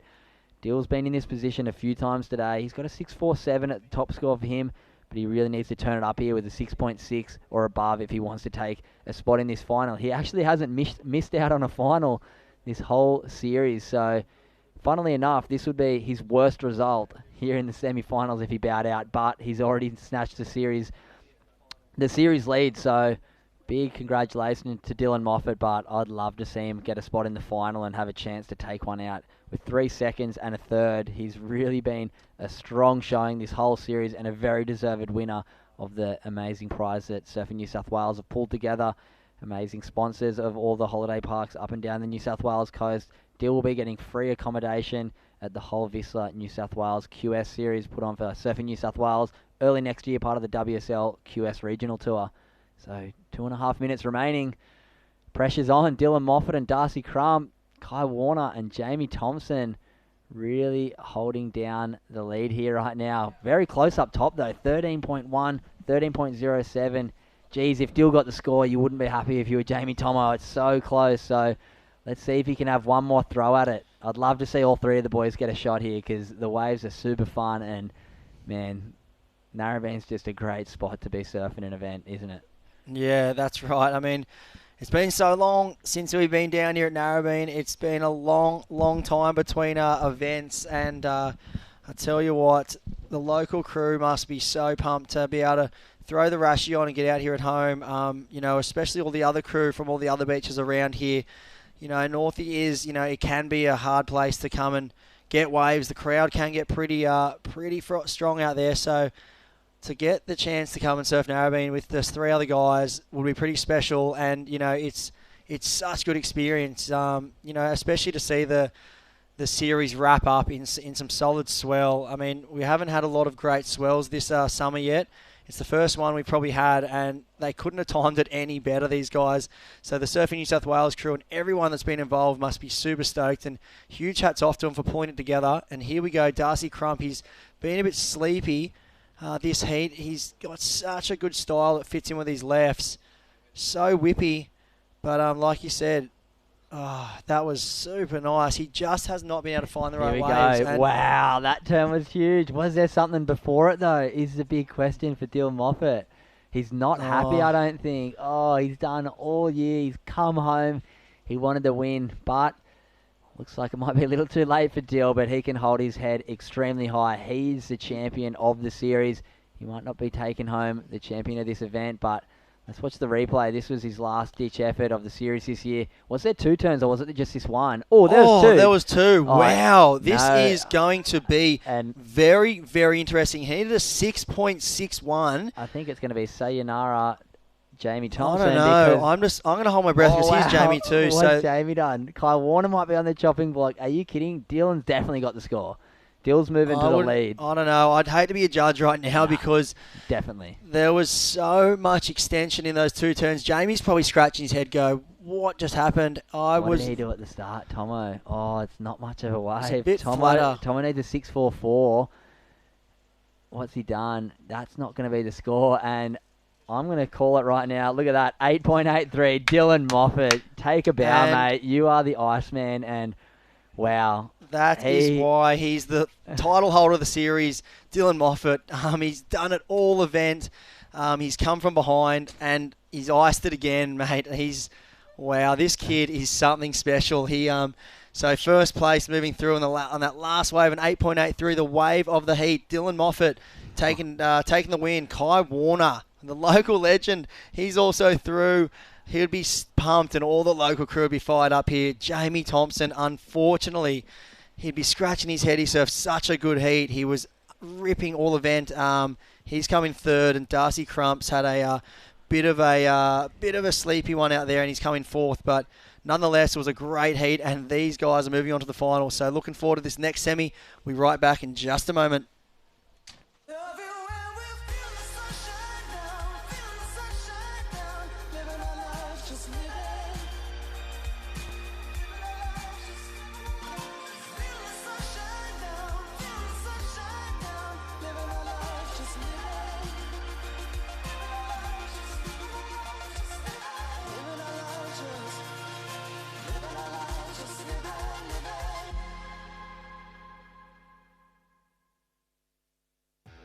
rescue program is essential, I think, for everyone who's in the water every day. Anyone who has access to it and hears about it, you should probably go and learn a little bit of something from it. So you just have to be aware in the water, and when you train this kind of stuff, you get more awareness of your surroundings. It's even more easy to identify when somebody's in trouble, or to see when a potential problem's going to happen. If you're going to try and save someone just because it's out of the goodness of your heart and you don't have the skills, you're going to get yourself in trouble. Yeah, so everyone should be prepared. You've dreamed of places to go. You promised one day. Now, one day is here. New adventures. Wide open spaces. So, you can't travel the world right now. So what? New South Wales is here for you. Let's all reboot 2020. One unforgettable experience at a time. Now's the time to love New South Wales. All right, we're back. We've got to take a quick deep breath after that last heat because, like it's done all event, it's offered so much entertainment and excitement. We see the Hog up and riding just as much energy as he's always had. This man is a pure frother. And we see him working this one to the inside. So, wow, nice hook there. Oh, he's just come unstuck. I've just cursed him, but now I'm in the booth with good mate Luca Elder. He was on the beach commentating that last one. Oh my God. How was the finish of that heat? I'm losing it. That was a I'm doozy. puffed, I was screaming. Dylan Moffat, 883 or something. Kai, the corn. I know. Wow. So, look at this. What a final this is setting up to be this afternoon. We've got the last semi-final out there now.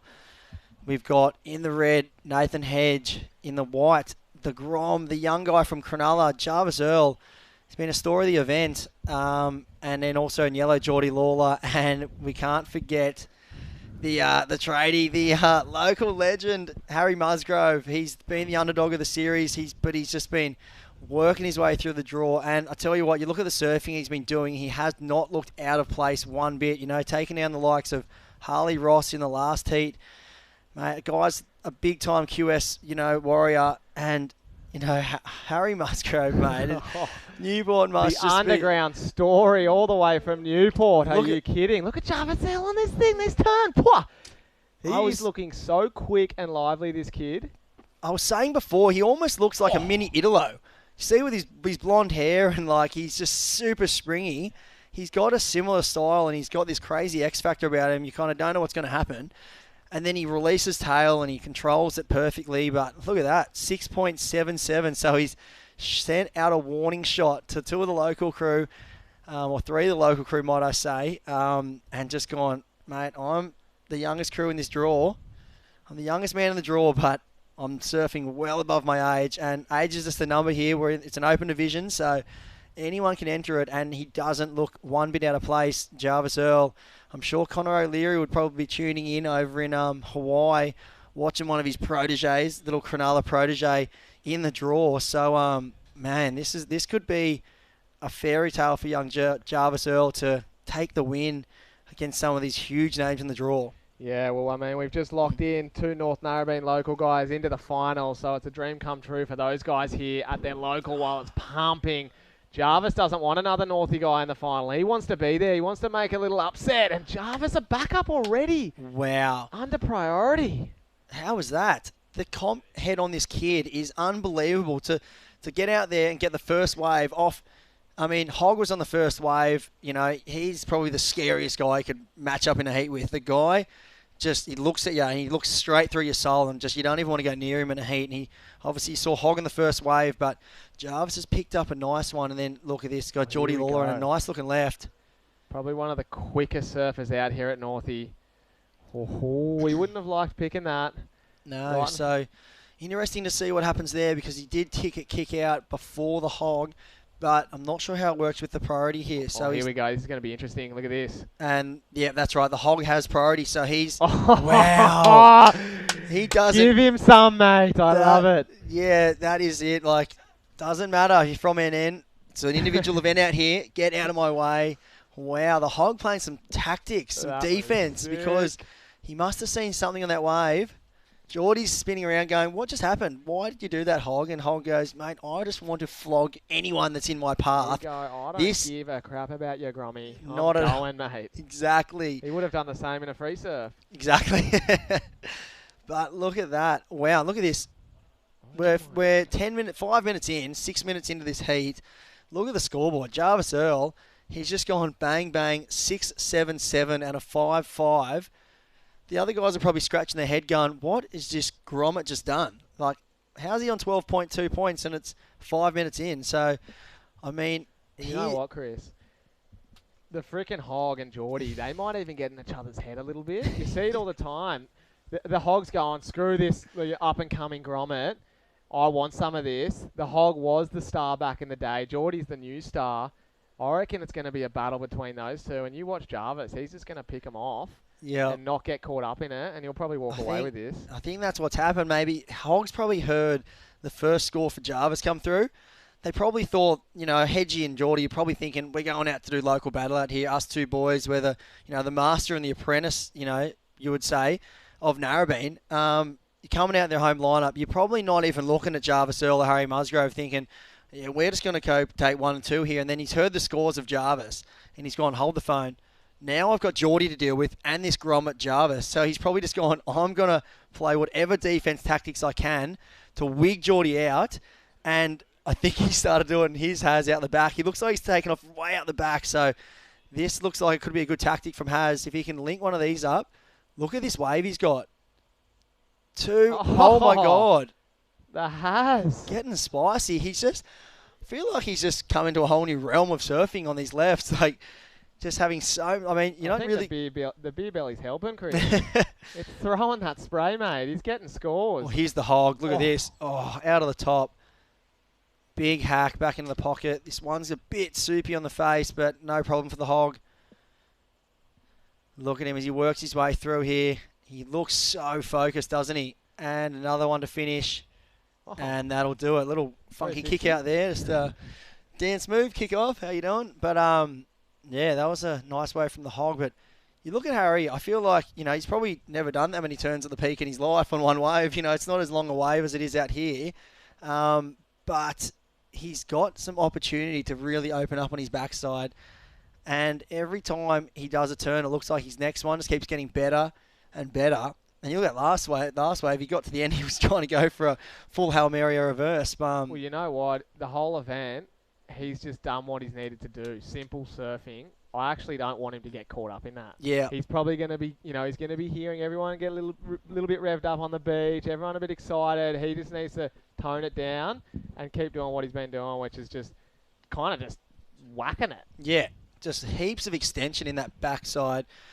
And this is what Jarvis is doing. I know. Watch this kid. I'm kind of excited to see what happens here. I think that was a bit of a mistake there from Jarvis because he's got 2 good scores. He's got a 6-7 and a 5-5, so he doesn't need another 4 or 5. He needs to, against these guys, you want to be winning this heat with 7s and 8s. But speaking of 7s and 8s, what is doing Mr. Dill Moffat, the champ of the series? You are the Iceman. You're gonna take the title off Dummer if you keep this up, mate. The leopard. I'm shaking. Oh, that was crazy. We had you. You were surfing so good at the start of the heat.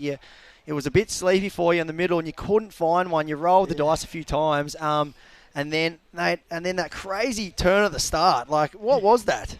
I don't know. I was really late to the section, and I kind of thought I was just like, I'll just push over it, and I kind of did it more than I thought I was, and I was like, oh no, don't fall off. So I just kind of tried to pat the dog out of there and made it. But pat the dog. You crucially went into a full rev and just came out backwards and then made it. It was unbelievable. But yeah, the back end of that heat. I mean, you had Tomo. You had your good mate Tomo out there. You had Kai Warner. Those boys were blowing up. Yeah. And you've just, you knew what you had to do. And, I mean, this is the one thing that's gotten so good in your surfing, the way you've been able to control your emotions and, stay calm in the back end of a heat and do what you had to do. And you've had that little left come and you've just lighted up. So how does it feel to lock that in right at the end? Yeah, really stoked. Just happy that the wave came and I could do what I needed to do to get the score. I kind of claimed it. I wish I didn't do that, but happy to make it through to another final. Really stoked. Everyone was ripping and happy to get through that one. Yeah, well, from here, we actually thought you'd only done one turn and kicked out. It looked like you were almost annoyed because there was a little stomp on the board. But then we saw the first turn and we were like, wow, that was a happy stomp. So there wasn't much of a claim, so don't worry about it. It was well-deserved, though. Oh, it was the wave score of the heat, mate. Your board's looking unbelievable. What are you riding? Talk us through it. It's a pocket rocket that lost us. A little bit longer with a round tail, and it just feels like I could do anything out there. It's feeling sick. Well, I tell you what, half of Australia's probably running to this Lost store right now to get a pocket rocket because those things are looking sick. You're a bit of a bloody pocket rocket yourself, Dill. You're a bloody leopard, mate. Epic. Hey, how many finals have you been in now, Dill? This is the 6th event here in New South Wales. This is my 5th one. That's crazy, mate. You've got to be feeling good here. Yeah, 5th one. 2020, maybe this is your year, mate. This is your year. You've just actually won the rankings, hey, for the Oz Open New South Wales rankings. So you're going to get the accommodation shouted for all the Kiwis next year. So, mate, that's gonna be a pretty big deal, hey? Yeah, definitely. My wallet's saying thank you very much right now. So I'm very stoked about that. It's always a bit of a blow to the pocket, all those accommodations and things. So it's great that Surfing New South Wales and Australian Open of Surfing could hook that up because that's a good prize. Oh, yeah, that's so sick. Well, I've just sent Doomer a text. I've told him you're not coming to work tomorrow. So, you're going to have a good time. Go surf these lefts all week. You've got a bit of pocket money up your sleeve now because obviously that package you've got coming to you. Mate, we're looking forward to the final. Go rest up. It could be a full local affair with this next heat unfolding now. But, I'm sure you don't care. You just want to go out there and do it for yourself in this next heat out of Northie at home. So rest up, mate, and great surfing. We're stoked to see you in the final. Awesome. Thanks so much, guys. Yep. Up the Dill. He needs a win, mate. That's what he needs. He hasn't won one yet. I know. Well, this is going to be his 5th final. Yeah, we didn't want to tell him that. No, you don't want to tell him that. Nah. Rattle him. Get in his head. I don't think anything can get in this kid's head. I honestly don't. You look at him like he's just so he's so chilled and happy, but in the water he just looks like so part of the ocean. Like it's like he's in his place where he belongs. A few of those waves, like that one he got the 8. Those things were 4s all day. I don't know how he does it, but he makes nothing. He makes something out of nothing. He makes nothing out of everything. He makes nothing, yeah. He makes something out of nothing. It's ridiculous. He pushes so hard through his turns. And you're right, his boards look amazing under his feet. Here's the hog now. Look at this thing he's got behind the sand dunes, finishing that one off. Might get a bonus section, but wow. Geordie Lawler, he's another guy that makes something out of nothing. That's he's looking a little bit frustrated, George. He's I think Jarvis with those 2 early waves has maybe kind of rattled him a little bit, I reckon the hog rattled him, mate, dropping in on him. I think he did. I actually, George is a great young surfer, but Looks when like you've got Hedgie kind of heckling you, you're just going, what are you doing, mate? Leave me alone. Oh, that wave was pretty sick we still. actually missed the first turn. Yeah, It we looks missed like the he start of that had. wave. Yeah, so that's gonna get him back in the game, I think. But look at Jarvis. He's out in front, a 6.77 and a 5.5. The hog with a 4.67 and a 3.67, and looks like Harry got a 3.73. So it's all right there. It's all still in contention from 4th to 1st, and Jarvis, he's definitely not running away with it right now. So the young gun from Cronulla holding it down. That's right. I feel like if you were, Jarvis's coach or, Connor, someone tuning in that has had a big influence on his surfing through his career, if you had some words for him, you'd probably just be like, mate, you've got this in the bag right now. You just need to sit out there, and when the best wave does come, just be on it. You don't need any more waves right now. He doesn't need to try and hassle with Hedgie. Look at Hedgie's scoreline. He's got a 4.67, sorry, and a 3.5. So Jarvis's worst wave is better everyone's wave in the heat right now. So if you look at that, Geordie Lawler just locked in a 5.07. So Jarvis Earl still has the 2 best waves of the heat. He needs to probably just chill out, wait for that one narrowbeam bomb to roll through the lineup and put himself on it. He doesn't need another wave unless it's a doozy, I think.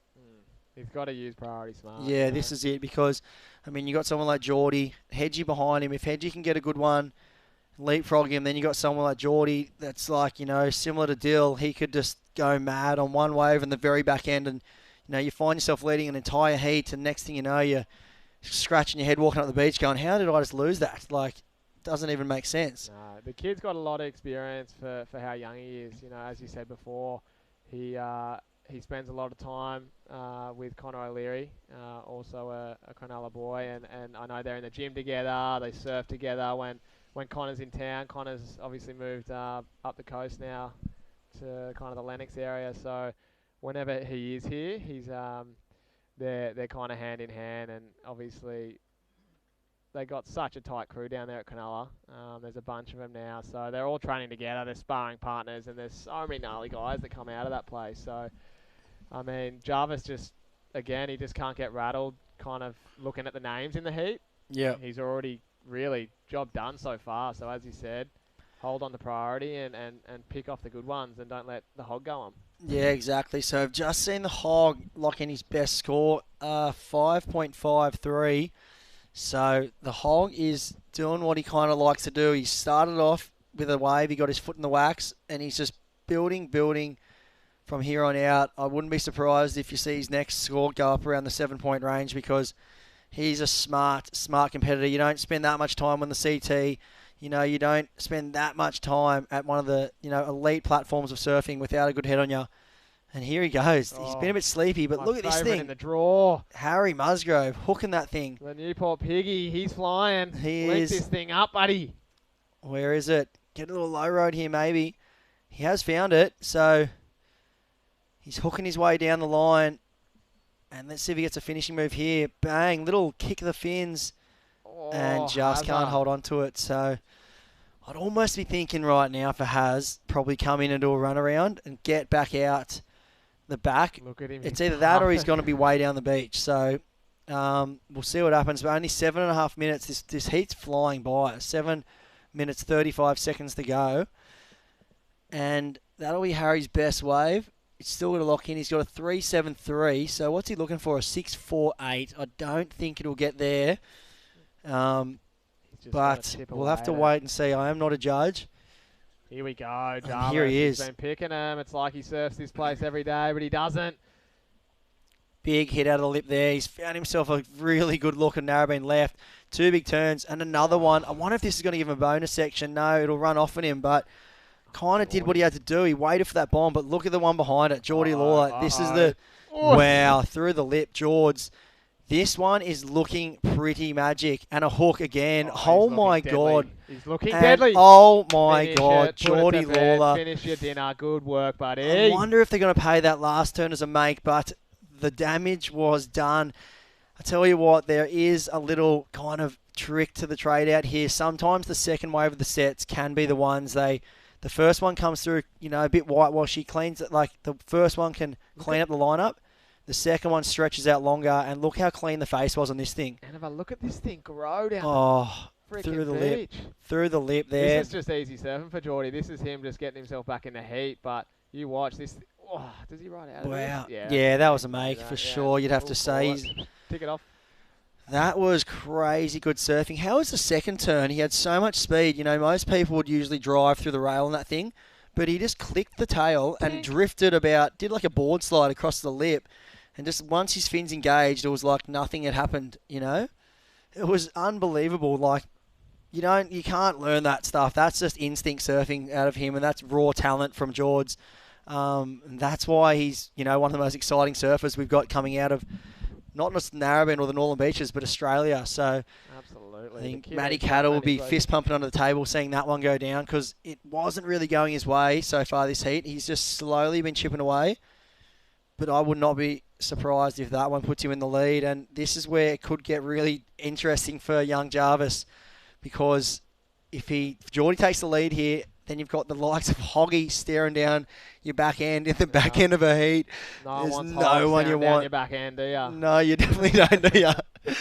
Not at all. But we'll wait for this one. The judges are having a good think about it, so they know this is an important wave in the heat. Well, last of Musgrove was a 3.9, so that was actually his best wave.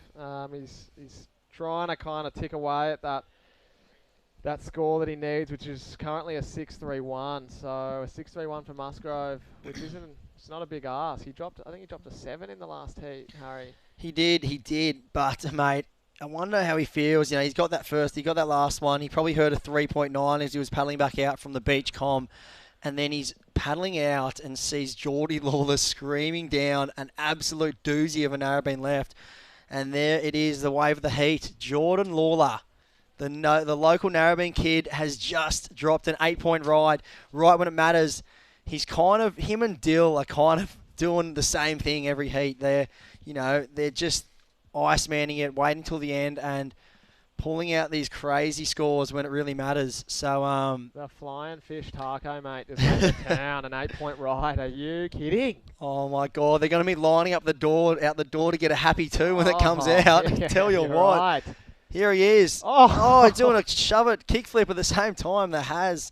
Is Harry calling it a day? He's like, I'm in the semi of the Oz Open. I'm done. I'm in a heat with the freaking hog. What? Maybe he's got the iPhone watch out, just said, boys, line me up a bunch of schooners at the Newport Bolo. I'll be back in a second. But I don't want to write him off. $5,000 on the bar tab. Let's get there. But sure, he might take away a little bit of prize money from the semis. I'm not sure what they get. But nonetheless, he has done an epic display.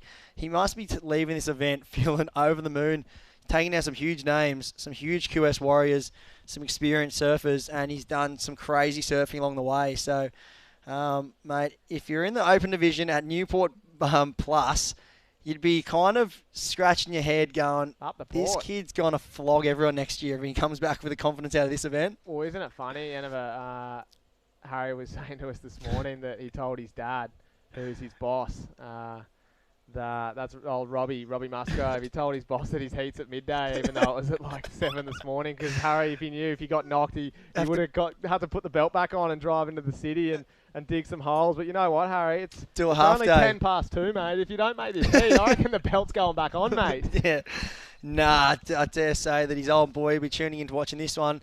Not much work's probably been done during these heats of Has, and I dare say there'll be a few cheers coming from the job site. I think there might be, a bit of a Monday session going on in Newport somewhere after this one, because the boys would be fired up. I know he's one of his little compatriots from Newport, Lemon Jennings. He was in the draw early, but Harry's just flying the flag for the crew and going, you know what, I'm coming here to play and I'm going to dominate a few of these crew that are surfing in comps all the time. So Ocean Alley's going to be on a week with, mate. Well, here we go. So this is a crazy finish at the end of this heat. You look at the score line on the liveheats.com and you see that name, Nathan Hedge, looking for a 7.15. He looks like he's out the back. He was hunting that one there. There's a minute 40 on the clock, mate. Where has it gone? Mate, time flies when you're having fun. We're having an absolute ball in the booth here. Give him another 10. Oh, Hoggy. Oh, Hog, he's going to start punching on. Oh, he's just, he came out looking so sharp. But, that's the beauty, like I keep saying, of this event, this series we've got on.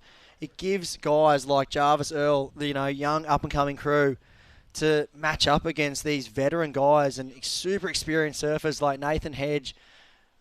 Jarvis must be feeling pretty elated if he could get the jump on Hoggy at his own break. It'd feel like taking down Slater, wouldn't you? You'd be like taking down Slater at Pipe. That's what it'd feel like. Send him packing, mate. Are you kidding? Well, Geordie Lawler and Jarvis Earl, the two young ones in this heat. Here's Hog. He's up and riding. Oh, this one, the glide on him. It's like PC a snowboard. glide. It's like a snowboard carve, that thing. Thing was sick. Well, here we go. He's got a few sections here. This one is still not done with. Oh my God. Oh my God. Is this going to be it? One more turn. Oh my God. Oh my God. He might get another one here again. What? The Hog. Are we at Warriewood right now? I feel like I've just pulled out the crystal ball. Jarvis Earl would be chewing his fingernails. Look at this side. I wouldn't be surprised. A little fist pump. There it is. The stand tall from the Hog. He's looking confident. He knows that one felt good. Look at him. He's going to staunch the judges. Go get him, Hog. He knows that one felt good. I reckon we're going to be on hold before we run into the final for the women because the judges have a huge, huge task on their hand. Oh, my God. This could be a massive moment here. I'm calling that he got it. Oh, 7-1-5. Of course you do, you naughty dog. It's a 7-1-5. It's, you know what? It's going to be right there. It's gonna right be now. there. I honestly, I don't want to say yes or no. If we think about Geordie's 8, it's definitely right there, isn't it? I got my hands on my head. I know Summer would be at home on the computer jumping out of her skin with Dad just getting that last one. The judges got a huge job on their hands here. Let's see. Nothing has been locked in yet. Well. Keep your leggy on, Hog. Yeah. Back out there, mate. Jeez. Well, we know that, Harry Musgrove's already at Newport Bolo, so he's coming forth. Job done, Hazard. Yeah, Haz. Yeah, good work. That's a big hats off to the Haz. He's done a great job in this event. But we wait for this score from the Hog. I'll watch it about 45 times, I reckon. I know. They've got the replay going down there. Can we get a replay up here of it? We can't. The kingpin at Northie. They can't get this one wrong. The judges won't be allowed back. I'll tell you what, that was wild in the last couple seconds. Yeah, that was... we saw it in the last heat. We saw it in this heat. All right, we're going to cut to a break, and we'll get right back with you with the results of that last one. The judges having a good think about it. We'll be right back here at the Australian Open of Surf.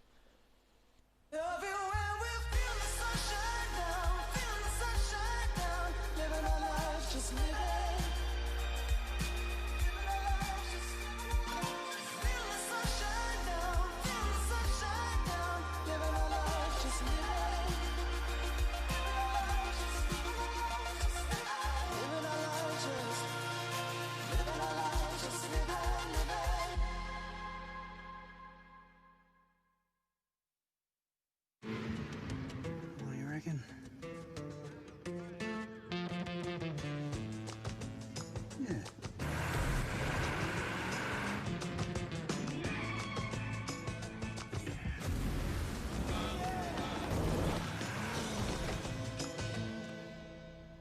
Say yeah to more power with the Amarok V6. Yeah. And get your first 3 repayments on us. Volkswagen.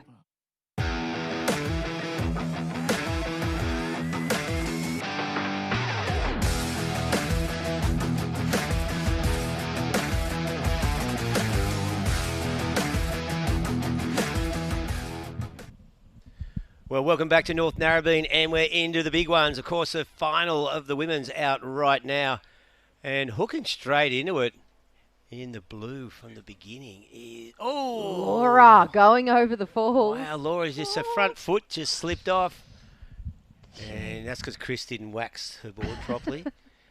He's too excited watching the semi-finals. Out there we've got Elise Cooper, Sarah Baum, Molly Picklum and Laura Enever. Of course, Elise in the red. She's from Queenscliff, just down the road. Sarah Baum from Newcastle. Redhead is her hometown. And Molly Picklum, of course, from North Shelley. And Laura Enever from Collaroy. No, she's from North Narrabeen. My jaw hit the floor then when you said that. I just had this pause going. Have I been tricked my whole life thinking that Laura Enever was a North Narrabeen local? But no, 25 minutes on the clock for the women's final now. And this is so crazy for Sarah Baum. If she finishes unofficially, I think the points dictate she has to finish second or higher to beat Cedar Lee Jones on the overall rankings and take the 2021 accommodation package for the Whistler Pro Surf Series. So there's a lot on the line for the guys. We just saw the official results from the men's semi-final, and Jarvis Earl, the 16-year-old from down in the Sutherland Shire, held on by the skin of his toenails or big toe to keep the Hog just off it. I think he missed out by 0.13 of a point. So here we go, Molly Picklum. Yeah, so Molly just trying to set up this first turn. Just nice slicing turn out of the lip. Well, a bit of a weird one on the inside here, but she's got some potential. You look at this wave just running left to right on the screen as that rip and sweep. But Molly making the most of it with 2 good solid turns on the inside and kicks out. Yeah, that last one, of course, the Hog. Here we see Sarah Baum. Nice cut back. And this one a little bit full through this section. She'll be waiting for it to stand up on the inside. She's been surfing so well here at North Narrabeen. That one not offering her much joy there, Jess.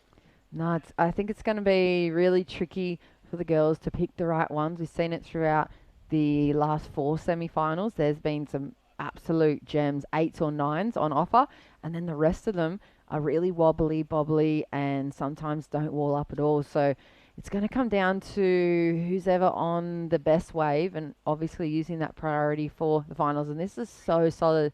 Elise Cooper, of course, in Northern Beaches, local. I think she's from Queensy, and she is an incredible surfer, great athlete, obviously top level footy player as well. She's been away for injury for. Obviously a top level footy player. No, I guess, yeah, she's pretty solid. If you have a look at her and you see her kind of competitive. I didn't know she was a footy player. Yeah, she's a really high level. I'm pretty sure she plays rugby league at quite a high level. I'm not sure if she's been signed to a premiership team, but I'm not sure about that at the moment. Have a look at the replay for Lasta Molly Picklum.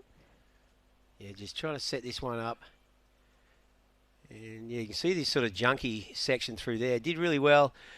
Just nothing too critical with those turns, but does manage to link 3 decent hooks together. And I think she ended up with a 4-point ride for that. Yeah, here's the replay for Bormy. So they're all really similar opening rides. You can see how well this final's matched up. Just a few calves for Bormy. Laura opened up with a 4.33. Molly has a 4 and a 3.83 for Bormy. Here she goes. Live footage here. Big hack into the lip. And stalls it up top and just rides out of that one. So Sarah Baum just got hung up a little bit there. A bit of an extra hair flick across the brow there, maybe to exaggerate the landing. Yeah, maybe. So- Make it look more difficult than it was. She's Boom Baum. She's very astute competitor. Yeah, she's a tricky cat out there, but Elise Cooper now holding down first priority. Just over 20 minutes on the clock, and she's a younger competitor as well. Like I said, returning from injury over the last season and a bit, and she's trying to return back into that QS form that she's seen over the last few seasons. So we're going to see what her opening ride is. There's another score to come for Sarah Baum, and really, really no big gaps at the moment in the first 6 or 7 minutes of this final. No, it's been pretty consistent so far. Just waiting on Alyssa, and we've got a wave replay of Sarah's last wave. So just cruises into that first turn. Now have a look at this one. Just stalls it nicely. Great positioning, and she just sort of waits patiently for this wave to offer us something. And here it is. Just drives it straight off the bottom, hooks it up in the lip, and yeah, she just stalls it around up the top and just rides out of that one. So good solid turn there for Sarah Baum on her second wave. Well, here goes Elise. There goes Coops, up and riding on the forehand. Another goofy footer. Ooh, just projects a little too hard through the lip and disconnects momentarily, so she'll go down. But similar kind of power fashion to Sarah Baum. They're both goofy footers, both really heavy on the front foot. And then also on the flip side of the final, there's Laura and Molly, so the regular footers. And similar kind of in the pocket backhand attacks for those two ladies as well. I think Molly probably is a little more aggressive through the lip, and Laura has, I'm going to say, a smoother backhand carve on her. So they're going to match up really well when you look at the spread of the girls overall. Molly's just posted another score. Here goes Laura. Yeah, nice driving turn off the bottom, up into the lip. Looking pretty sharp out there. This one flattens out. She'll be waiting for this to do something inside, but she knew it wasn't, so Laura just gets out of that one. So a little bit tricky out there. We saw in that last heat, Nathan Hedge and Jarvis and Geordie working over that inside left quite a bit. That last one that Nathan caught, where he just banged all that series of hits, looking for that 7-point ride. It was on the inside. Didn't quite get it, of course. So we've missed out on a 100%, like, of all North Narrabeen final by one surfer, Jarvis Earl. Upsetting it, just wrecking the fairy tale for the local board riders when they need it after bombing out in the surf tag the other day, so the board riders battle. I know. I'm not sad to see Jarvis Earl in the final, though. I think he's an incredible surfer, and he really had to step it up in his performance to bring it. Under a lot of pressure then. He had, all these Narrabeen guys harassing him. But, yeah, as you said, Hedgie gave Jarvis a big handshake when he came through. And how stoked would Jarvis be with that? Oh, yeah. Jarvis would have been watching Hedgie all the way through his career. And, Hedgie probably had 10 years on tour before Jarvis was even born. So he's got to be one of those legends of Aussie surfing for Jarvis, and to collect, the congratulations and the respect from a competitor of that calibre. And the ex-CT surfer, that is Hog, it'd be huge for Jarvis going into this next part of his career, moving from the juniors out into the opens. Yeah. Well, that's the thing about this this series, Australian Open of Surfing series, given younger crew like Jarvis plenty of time to, well, plenty of opportunity to surf against some more established, experienced professionals, and even some very established ones like Nathan Hedge. As we can see, Laura Enover just heading back outside. So Molly Picklum picked up a 6.83 on her second wave. Laura Enover 4.93, while Sarah Baum a 3.87. Still waiting for Elise Cooper to lock in his second wave. So two-wave totals see Molly Picklum in the lead with a 4 and that 6.83. And it looks like here goes Molly again, just coming from behind the whitewater here. Is this one going to stand up? Jess, I think it is. Oh, here she goes. Bang. Wow. On the backhand. Collects another click on the turn clock. So that middle turn, the meat in the sandwich there for Molly's third wave on the board. It's going to go well above that 4, I'm going to say. Let's see if it replaces the 6.83. I mean, ideally she wants to get rid of the 6.83 as her highest score, and that becomes her second wave, and that 4 doesn't even count at all. Let's look at the replay. Yeah, so like nice positioning just behind the whitewater, and her timing here just draws out that first turn and just delays that bottom turn for the hook into the lip, and beautiful crisp turn. And just like that bottom turn, the way she just holds that rail and just sets it up for the big hook. And there you go, an 8.57. Massive score there for Molly. Smaller insider with that one big solid turn. So the judges really loving those bottom to top turn combinations. Wow, that's such a high score, and she's comboed the field at the 15-minute mark of the final, and I feel like she's set it up. So if we're looking at the replay again, Destination New South Wales, here it is. Here's the bread part. She butters it here, little bit of lettuce, little bit of tomato, and here's the meat patty. That's the 8.57 there. Puts the bread on the other end of it, little bit of sauce and salt, and there you have it. She's comboed the field. Wow, with a hamburger. Yeah. Yeah, look at that. Well, she didn't. The buns weren't toasted, though, were they? That's a hamburger with the pickle on top, and now she's found herself in the lead of the final. Yeah, well, there you go. Jess. Oh, I know. You're on fire. Well, it's hard not to be with the day of surfing like we've had today.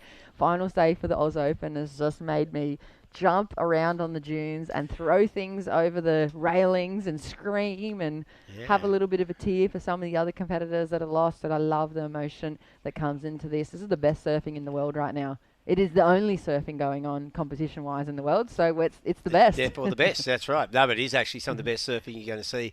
And, of course, Molly Picklum there. Well, look at that, a two-wave total of 15.4 at the halfway mark. We've got 14 minutes remaining.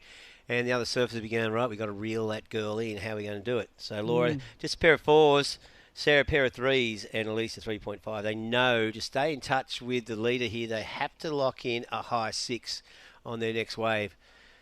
And, of course, it can be done. We saw Sarah, speaking of the devil, here she goes. Goes to the rail. Rebounds off the wash, a little bit soft because it's a setup for this inside, lays back a bit more intensity in that last turn.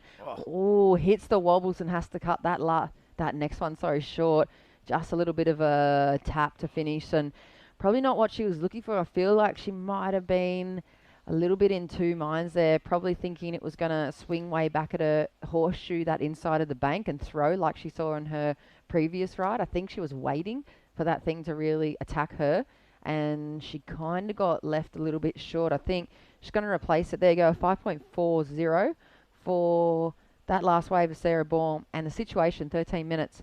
Baumie has to finish second or first in the final to overtake C. Lee Jones for the overall rankings of the Australian Open. So that's the official call from Matty, and he does the numbers. Oh, he's never wrong. He's never wrong, Matty. He's the captain nerd. He is.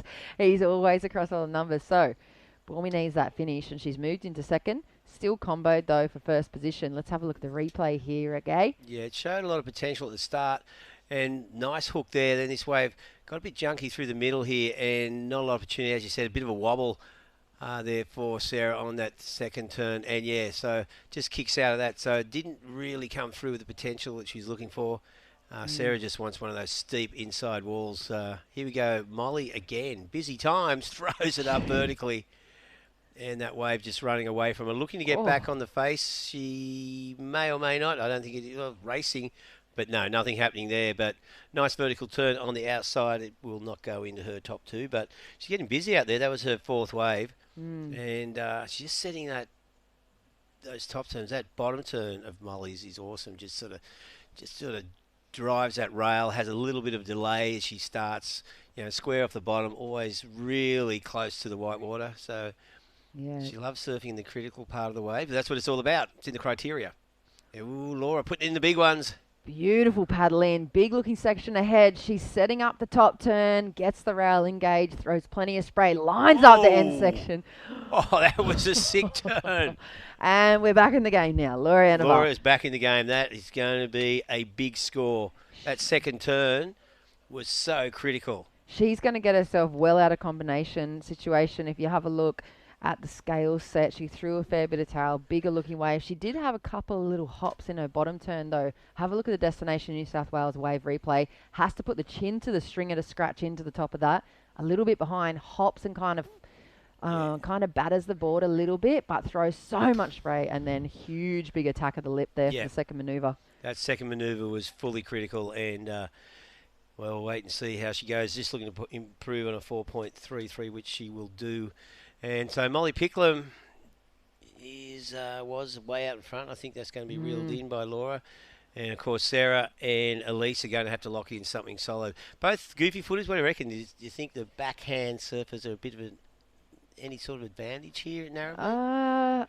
I don't know if it's an advantage, but at the moment... Definitely not a disadvantage on the backside here. No, I guess you can come from behind the section a little more. Yeah, and square it off. Yeah, you don't have the opportunity to run away with the face as much. I feel like when some of the goofy footers have been seeing that wall up ahead of them that has it swings back through the inside of the bank, they get super excited and they're being caught in between turns or halfway through that first critical turn and kind of bogging the rail, looking to that wall that's almost ramping up at 90 degrees to them. So, yeah, I think it's maybe a little helpful to be on your backhand to come from behind the section and really put it up there towards the 12 o'clock mark. So we're just waiting for that score to come in for Laura, and it's going to get her out of combination situation. You can follow on with live heats and see as the judges drop their scores into the system, you'll get the display on top of that kind of dash. There's the black tag and there's the 3 numbers that drop in from the judging panel. So you can see the average across that, and there you go, an 8,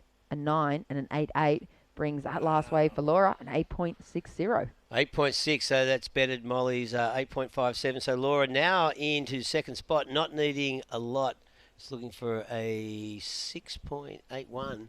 So Laura Enova back in the mix, so that'll a good indication. I'm sure Sarah would have taken that on board. She knows exactly what she has to do, and as will Elise. Elise has been pretty quiet. She's usually a busy little beaver out there. Yeah, she's pretty aggressive too. I think that probably Sarah and Elise need to do exactly what... Oh, looks like Molly might have just had another wave under her belt as well, but they need to do exactly what Laura's just done. Wait for the right wave, and 2 massive cracks, if not more, on their forehand are going to get them out of combo and back into a position where they can come in the back end of this heat and play attack, attack, attack. And when Laura and Molly, if they're still holding that first and second under so much pressure from competitors like Sarah and Elise, that's when those girls are going to, they've already got 2 big scores. They're going to start either making mistakes or rising and answering back. And I'd love to see pound for pound hit outs between all 4 girls. Yep. But I think it's going to force the fact of the priority strategy, and that's where we're starting to see people slip up, and that's the difference between champs and the chumps. Champs and chumps, that's right. 8 minutes on the clock. I'm so psyched. This is such a good final to be watching. Of course, we have the men's final coming up next as well, and it will be Dylan Moffat, Kai Warner, Geordie Lawler, and Jarvis Earl in the water. And $1,500 for first in both the men's and the women's. So it's payday here for all these 8 surfers left in the draw. Yeah, once you're in the final, you get some cash to take home. And, of course, the series winners, Dylan's already claimed that, and it's between Cedar Lee Jones and Sarah Baum. And, of course, they get their accommodation covered during the New South Wales Whistler Surf Series in 2021. So that's a lot of money to be. You'd be starting the QS season in the green instead of pretty much traditionally on the QE in Australia. You start the first 3 months and your credit card's in the red by at least $2,000. So it's a massive boost to these girls. And Molly, Laura, Sarah, and Elise are looking for that Challenger Series qualification, then eventually the CT stuff. I'm going to just call it for Laura because she gave us a 50-50 answer. I think that with this result, it's going to really fire her up again for next season. Well, I was talking to Laura's mum earlier, and she was down the coast on the weekend, so I didn't watch it. But she watched that interview, and she went, "Oh, really?" I said, Sarah, she did not say no. Yeah. She I mean, said, "I know." she's a free woman. She can do what she that's likes. right. It. I said to Sarah out the front there, I said, "Are you ready to go back on the CT?"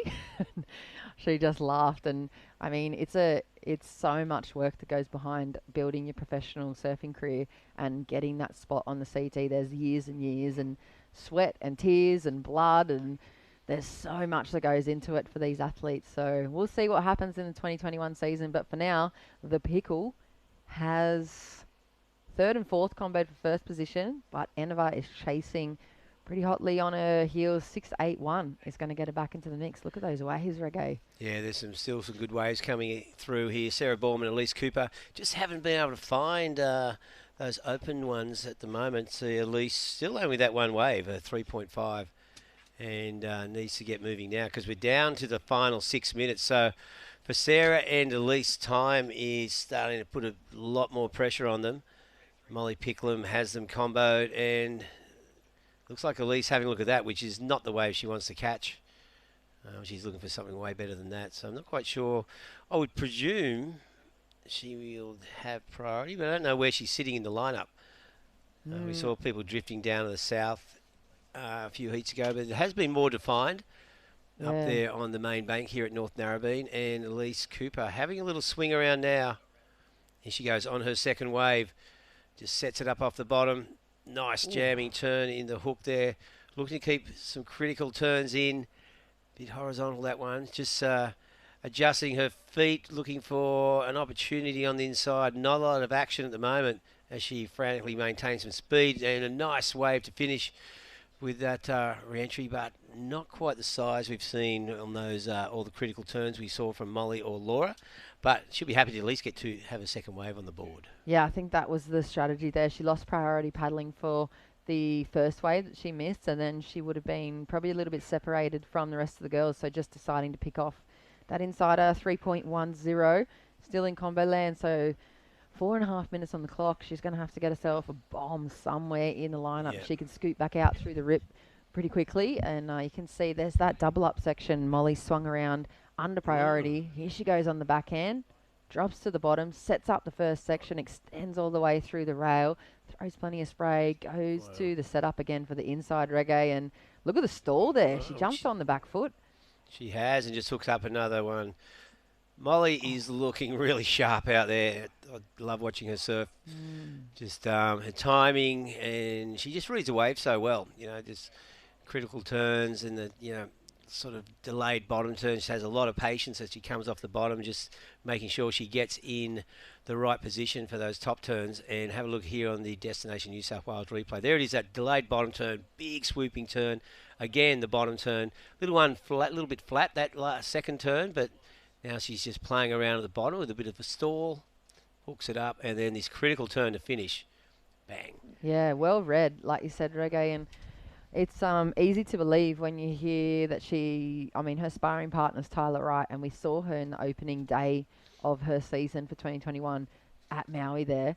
Good sparring partner. Yeah, great. I mean, she was speaking about Molly on the post-heat interviews with Kaipo and with Megan Abubo. Yeah, she was saying, I surf against Molly Picklum. So she revs Tyler up for the competitive stuff, and I think Molly probably pulls that maturity and the aggressiveness from Tyler as well. So there you go. Yeah, look at that. She's just extended the lead. A 7.33 has given a bit of a buffer zone. Laura now needs a 7.31.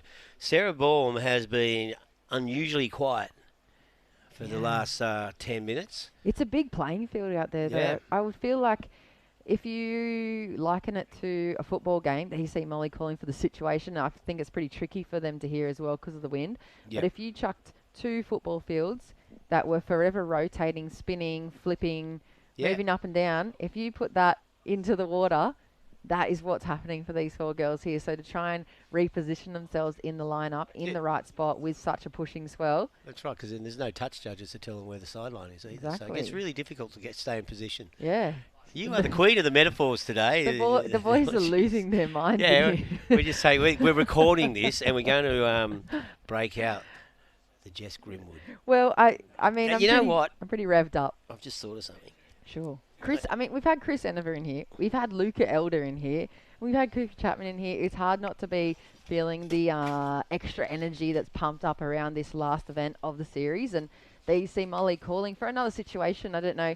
Maybe she can't hear it, but also perhaps it's a strategy for the other women. And she wants the beach announcers to continuously reiterate that she's comboed Sarah and Elise at this point, and that Laura needs a 7.31. So that's 1.5 minutes. I mean, that's what I'd be doing. That's if not I was a bad Pickles. idea, actually. You could just go, say it again. Molly Picklum, you've comboed the field. It's all, I mean, I hear people say all the time with sports psychology, and I've heard it heaps in surfing, that it's 80% mental once it gets to this stage. They've done all the work. Yep. And in here, it's the mental game. Like, they all surf with the capacity to take out the final, all 4 of these women. So it comes into how they play mentally out here. And I mean, I'd be calling for reiteration of my combo situation too if I was Molly. Well, she's done a good job, that's for sure. 50 seconds remaining. So Molly Picklum, she is way out in front with that 8.57 and a 7.33. Oh, look out. Here goes Boom Boom Ball. We didn't see the start. It's beautiful swooping roundhouse cut back there and just kicks out. Not sure she had it much on the outside, but that wave running out quickly. She needs a big score. Well, she's comboed even to get up into second spot. So, well, Cedar Lee Jones be going, oh, accommodation time. I've got the caravan. Look out. No, she is comboed for first, but that's all to go to first. So 20 seconds. She needs, what is that, a 5 or a 6? It's a 5 point something. Yeah. So nothing too huge. Oh, look at this. Molly again with another sick turn. Shorter wave there for Molly Picklum as she catches that in the final 10 seconds. And coming through there, we're just waiting on that score there for Sarah. Is it going to be enough to take her up in the second spot? We don't know. And there that wraps up. We do know Molly Picklum has won the final. Laura Enever currently in second spot. Just got that score to lock in for Sarah Baum. And congratulations to Molly Picklum. That was an incredible final for her. There's still that number to lock on in, and it's going to be close for the overall rankings results. There you see Molly on the screen. She's been able to collect the champ's crown here for the Australian Open of Surf series at North Narrabeen, and that's going to be one that goes into the resume for sure. And it looks like the last one for Baumie is a 5.17. So she stays in third position, and I think concedes defeat overall in the rankings to Cedar Lee Jones, unofficially. Yeah, unofficially. We'll let you know. And, of course, we'll be back with the men's final of the Australian Open of Surfing coming to you live from North Narrabeen right after this heat. Do not go away. It's going to be an epic final. Isn't that nice?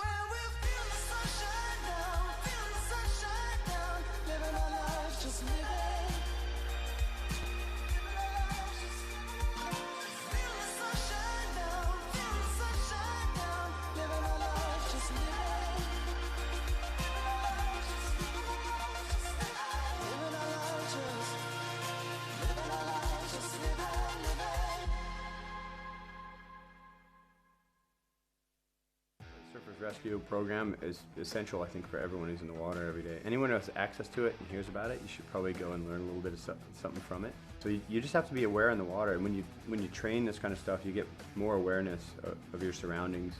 It's even more easy to identify when somebody's in trouble, or to see when a potential problem's going to happen. If you're going to try and save someone just because it's out of the goodness of your heart and you don't have the skills, you're going to get yourself in trouble. Yeah, so everyone should be prepared. You've dreamed of places to go. You promised one day. Now, one day is here. New adventures. Wide open spaces. So, you can't travel the world right now. So what? New South Wales is here for you. Let's all reboot 2020. One unforgettable experience at a time. Now's the time to love New South Wales.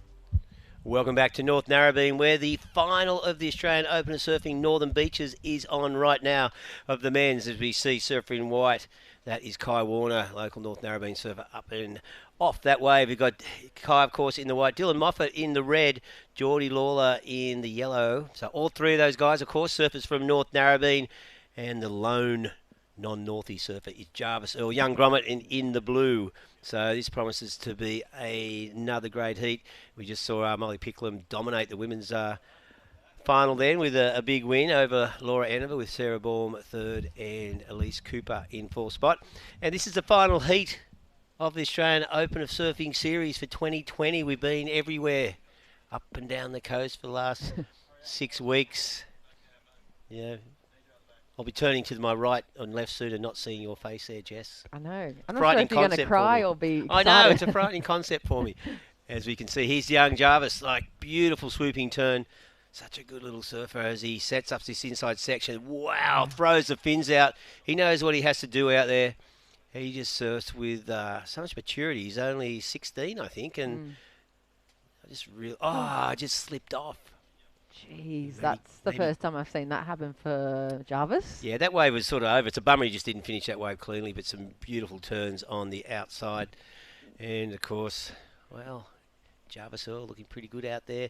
So Dylan Moffat, of course, he has wrapped up the series, the overall winner. So he's been in 3 finals, hasn't won one yet. How much would he want to win this final? Oh, at home against the other guys that he surfs against in the Opens for board riders. Yep. Plus Jarvis, who is he's pretty much been crowned the next thing. Yep, next big thing. Yeah, so... Was that a good thing, but the next big thing? You know, when you were crowned being the next big thing? I was never put crowned. more pressure on you? No. Oh, look at... Oh, that was a razor-sharp turn there from Jarvis Earl. Whoa. Oh, I just didn't finish. That first turn was incredible. He's been watching the hog. That was a very Nathan Hedge-ish down the face carve. That was just rail. perfect. Have a look at this. This is just off the bottom, and then, wow. And I love that little extension for the power out and the acceleration out of the back of that turn. Jarvis Earl, I tell you what, it's looking pretty good. Yeah, The Northie boys will be going trying to get him to move to Narrabeen and join their club. Yeah, maybe. Here goes Kai Warner on the back end. Huge section, big rotation, up towards that 12 o'clock right there. So maybe just one turn on offer there. It's been a 25-minute final affair this afternoon. So 20 minutes and 15 seconds left here in the men's final. And just a few scores. Now we've got 2 probably important scores to lock on in for Jarvis. I feel like one of them is going to be a keeper by the end of this heat, but... Dylan Moffat, of course, like you said, in form. I saw him land unlandable manoeuvre earlier on today. Here he goes on the back end. Frothy looking wave. He and doesn't have priority. I was wondering what was going on. Geordie Lawler flexing over the top of Dylan Moffat. Look at this thing wall up. Geordie releases the tail through the rail work there on the first thing. He's setting up this inside. Oh, just loses his footing though. So you saw Dylan take a quick in and out on the outside. That meant he lost priority. Jordan said, I know, we're mates and you're in my club, but bad luck. You're not getting this wave. Yeah, they're pretty fierce competitors in the water. I know. Right. Yeah, it all gets left in the water and then at the end. But yeah, no friends out there. But this is shaping up as a good heat. Already seen some beautiful surfing from Kai Warner and Jarvis Earl, and Geordie looking pretty sharp on that last wave, just falling on that air. So 6 events, and wrapping it up here today. Everyone looking forward to a bit of a break as we head into Christmas. Bit more surfing on the cards. Done all your Christmas shopping? Yep, Christmas shopping is ticked off. Yeah, and I haven't started. Well, this is the last day at work for surfing, pretty much. If you're working in the event scene. I'll tell you, if you're looking for a late Christmas present, I've got a good idea. You got a phone? Well, I do. I probably need a new case, actually. If you need a new phone case, Apple phone case, check out Vertigo phone cases online, vertigo.com. Now, that was a gratuitous pub for my daughter's business. Well, she's an entrepreneur and the same age as Jarvis Earl, so you can imagine, I mean, you're either chasing down the life of an athlete or you're setting up your own business at 16 these days. So it's a huge, big thing. I think we'll have to get the board riders team. She sent me this pretty funny tech. Dad, while you're surf commentating, Could you give a shout out to Vertigo cases? Like, it could just be like, wow, that was a good wave. Also, you should buy a phone case from Vertigo. Well, that's the honesty and the rawness of the Grums these days. They're not worried about No. anything else other than their goals, and they're focused on it. And when you got a dad like Reggae Ellis, why wouldn't you? Who's just going to abuse his position with some gratuitous plugging. I'd be asking for the shop to be turned into my very own personal walk-in wardrobe. Well, is that what you'd be asking? Yeah, that's what I'd be asking. And there you go. First score for Jarvis, a 4.77. Second wave to lock on in is probably going to be similar. You can see the averages starting to pop up there across the panel. And there's a score to come for last Kai Warner and 2 waves to lock on in for Geordie Lawler. So bit of a smaller start to the scores for the men's. Yeah, Judge has got a bit of work to do, of course. We saw Jarvis to do the 2 back-to-back. Ended up getting a 5.03 on that second wave. I think if he'd made that third turn, would have been looking at a 6+. But Kai Warner with a 6 on his second wave and just waiting on those scores to come through for Geordie. And looks like Dylan Moffat here. What's he got? Comes around the bottom. Nice swooping turn out of the top.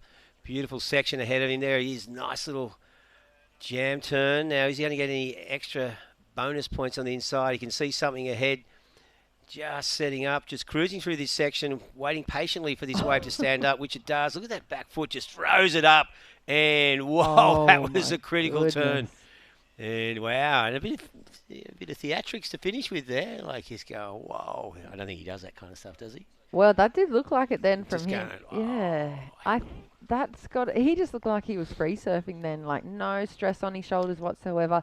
Like you said, he's already won the overall rankings and he just looks so relaxed and casual. Look at the Destination New South Wales wave replay.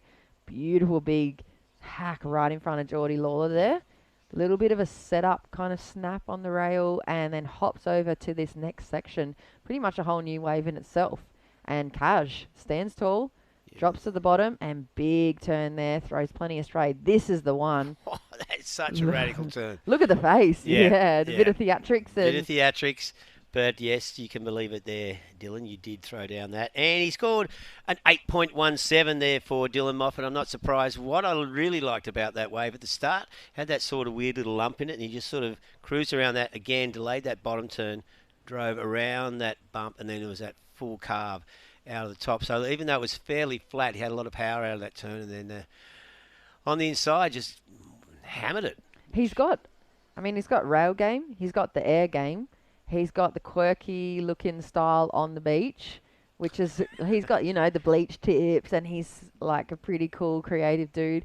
And then he's also got, what I haven't seen too much of, is that theatrical body language at the end, which I think is super important when you're going to go chasing the career of professional surfer. I feel like it's great. It's what makes you become fan favourites. And I've seen across the Grom series, I saw this division of under 8 surf. One of the kids in Sydney got a stand-up barrel. He's about 3 foot tall. And at the end, he came out and did the claim that Toledo does. He did the Toledo claim at the end of his wave. And he'd be about 6 or 7 years old. No way. That's how they become these incredible names in surfing, and they create their own little fan club. Have a look at the replay again of last of Geordie Lawler's. Nice little snap. Look at this section ahead of him. Throws it up. Wow, really took that lip on then and just rode out of that nicely. So a couple of scores. I think we've got about 3 waves for Geordies to be locked in. This is going to tighten things up as we see Jarvis now just free-falling with that one, trying to set it up the inside. Not much happening there and just kicks out. So 14 minutes remaining, a number of different ways to be locked in, and we'll see where we stand at this stage. No one's really leaping out in front. Of course, we've got Dylan with the 8.17, but he's holding a 0.83 as his second score. So it's not going to take much for Dylan to improve his position. 13.5 minutes to go in this final. Yeah, and we've still got those 2 scores to lock on in for Geordie Lawler. So the judge is having a good look at the replay, having a chat about that exchange there. And I think the first number is going to be, we've got 3 scores to lock on in for him. The first number is a 6-ish. Or is it? A 6.03, and it's just jumped him up into 3rd position. The second number, a 2.23.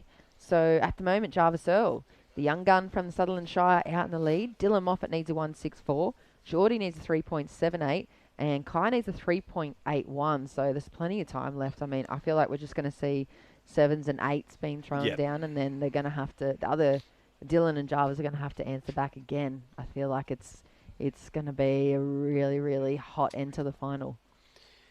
Yeah, I think you're right there, Jess. We're going to see this positioning change quite a bit over the next 13 minutes, as everyone has a little look at that wave, but no one is particularly interested in it for good reason. It just sort of dribbled off. And then we can see Dylan Moffat on screen getting back in a position.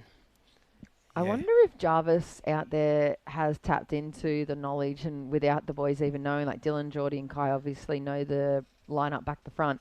Does Jarvis, is he tailing them and looking at where they're sitting and kind of mirroring their movements? Because I feel like that would be, I mean, pretty clever move. He's had a really quick start and he's got 2 good kind of building scores.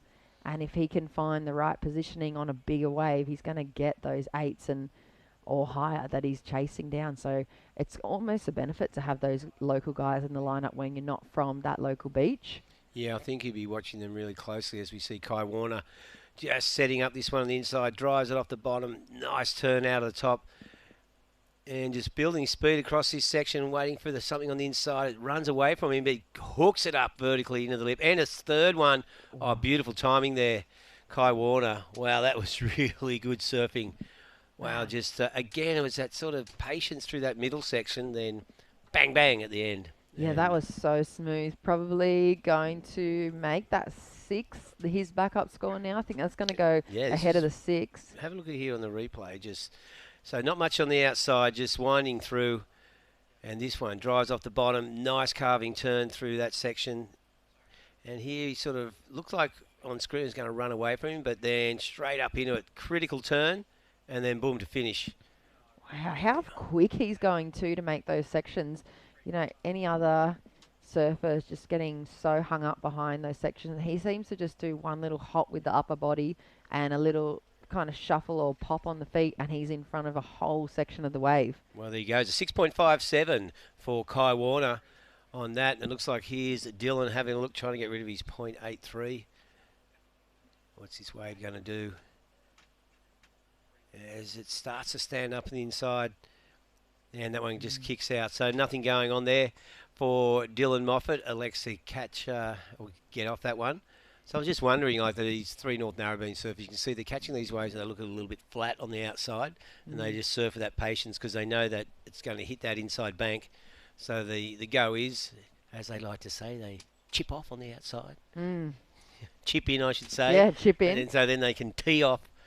When all this golf analogies came in. Yeah. Never heard Sean Doherty use chip in or tee off. Well, did Joe Turpel say that? Actually, Joe might. He's a hopeless golfer, but he's a very keen golfer.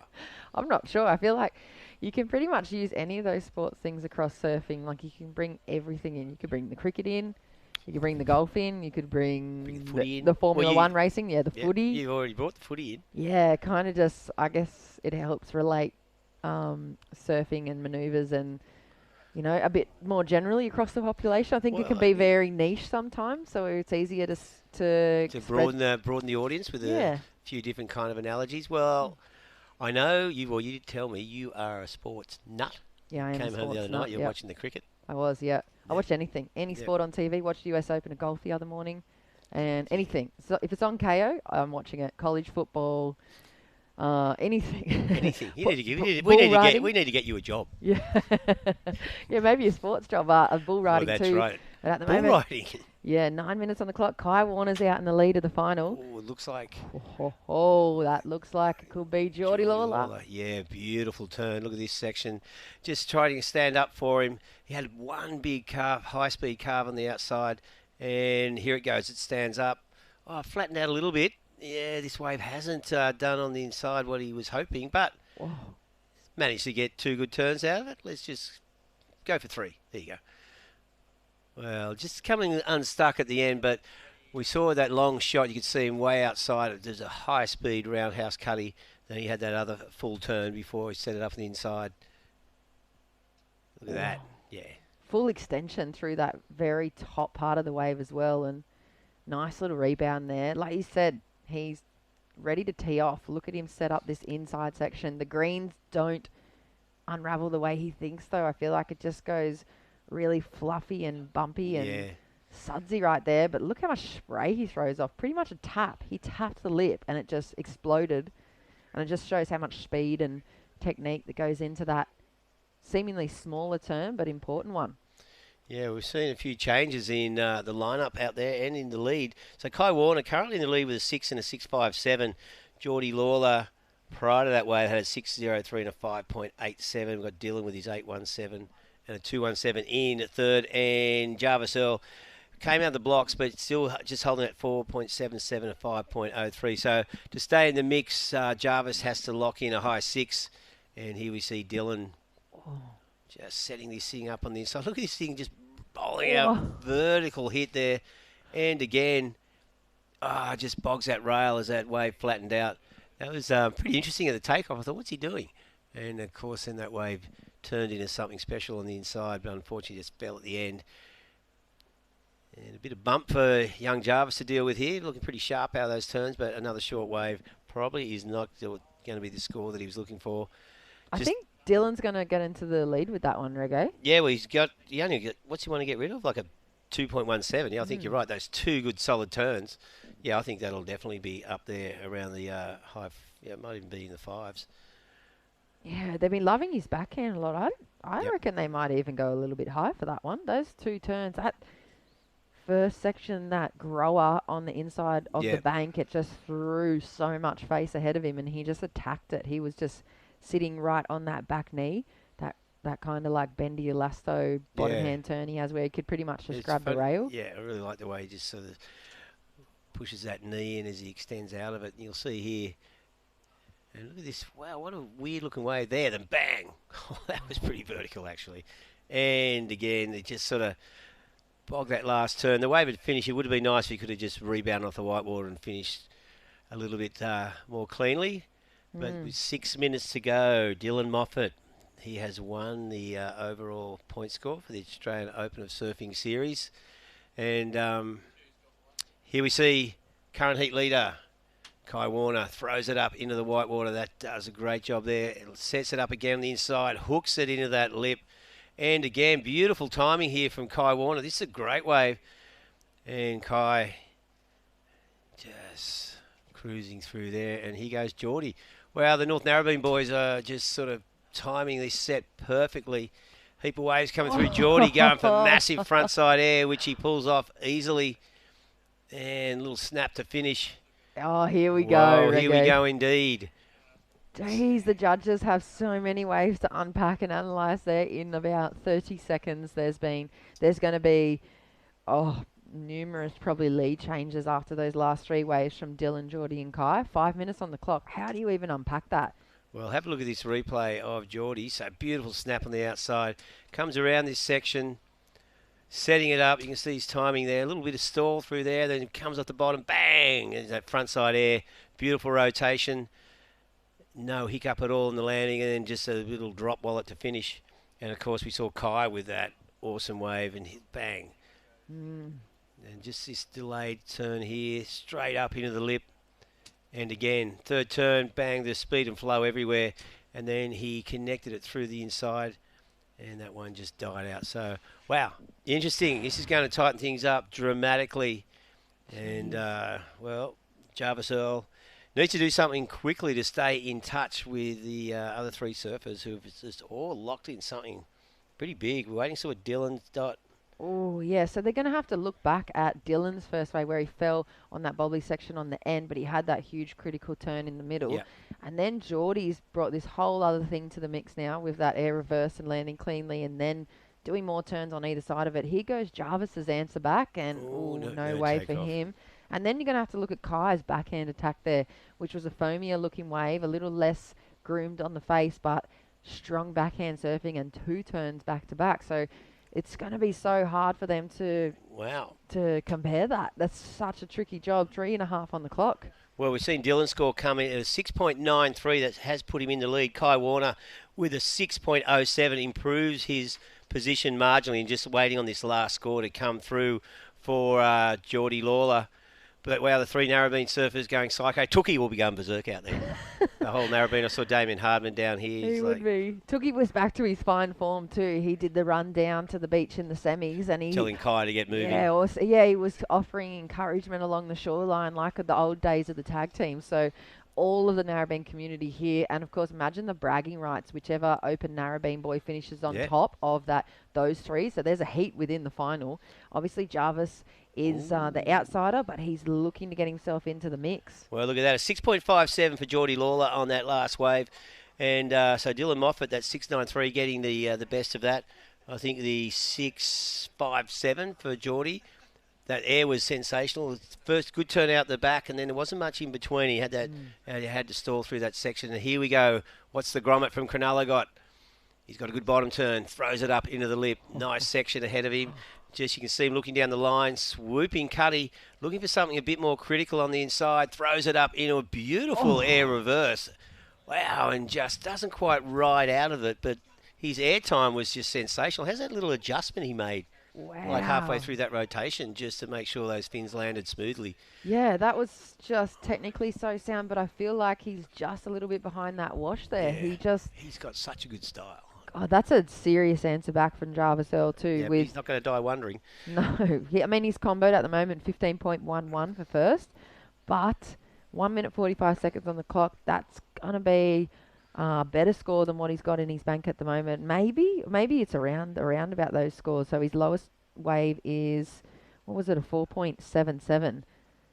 So let's just pull up the breakdown of scores again. He's going to have to replace the 4.77 to get out of combo and then find pretty much, an 8-point ride in the dying minute of the final if he wants to overtake Dylan Moffat, who has his fingertips. So close to a final win. He's been in 3 finals. He's had 3 seconds. This is his 4th final out of 6 events. That's fairly consistent performance. And Dylan Moffat, I'm looking forward to seeing him on the regional qualifying series next year because I will be surprised if he's not one up the top of the mix and make his way through the Challenger Series sometime next year. The only way he's not going to be on the CT is if he decides, you know what, I don't want to be a surfer anymore. Yeah, I've decided I'm just going to work at Dummer's Rip Curl Shop for the rest of my life. Yeah, they better start getting resumes in for new staff members because... Yeah, I think Dylan's off. Yeah, no, he's an awesome surfer, and if he wins this, I'll be pretty stoked for him. We've got 35 seconds remaining. Of course, this is the final 30 seconds of the Australian Open of Surfing Northern Beaches Open.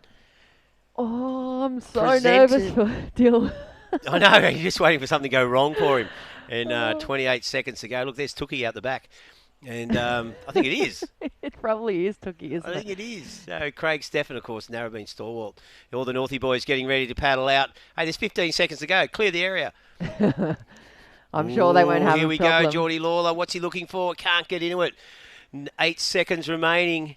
And there's the countdown. And Geordie just can't find that last wave. And Dylan Moffat there with a good 2-wave total of 15.1. Kai Warner in 2nd place. Geordie Lawler 3rd. And Jarvis Earl surfed extremely well. The young grommet, he'll be taking a lot from this.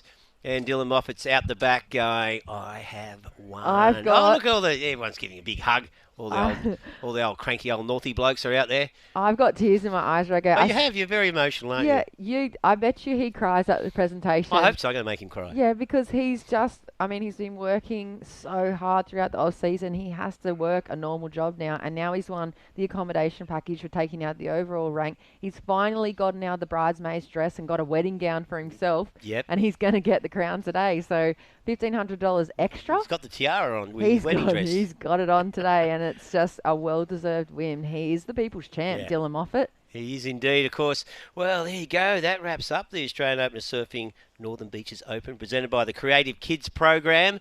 And, of course, part of that Creative Kids Program is Jess Grimwood's going to be doing some commentary lessons there to teach you how to use a variety of metaphors and analogies during... Because you're on fire. Just watch your sports, kids. On fire. Watch sports, but especially watch your surfing and watch out for Dill. Yeah, see, Geordie's going. There you go. He won last week. You can win this week. That's all good. So, Dylan Moffat making his way in, of course, and we'll be back with the presentation here of the Australian Open of Surfing right after this break. Do not go away.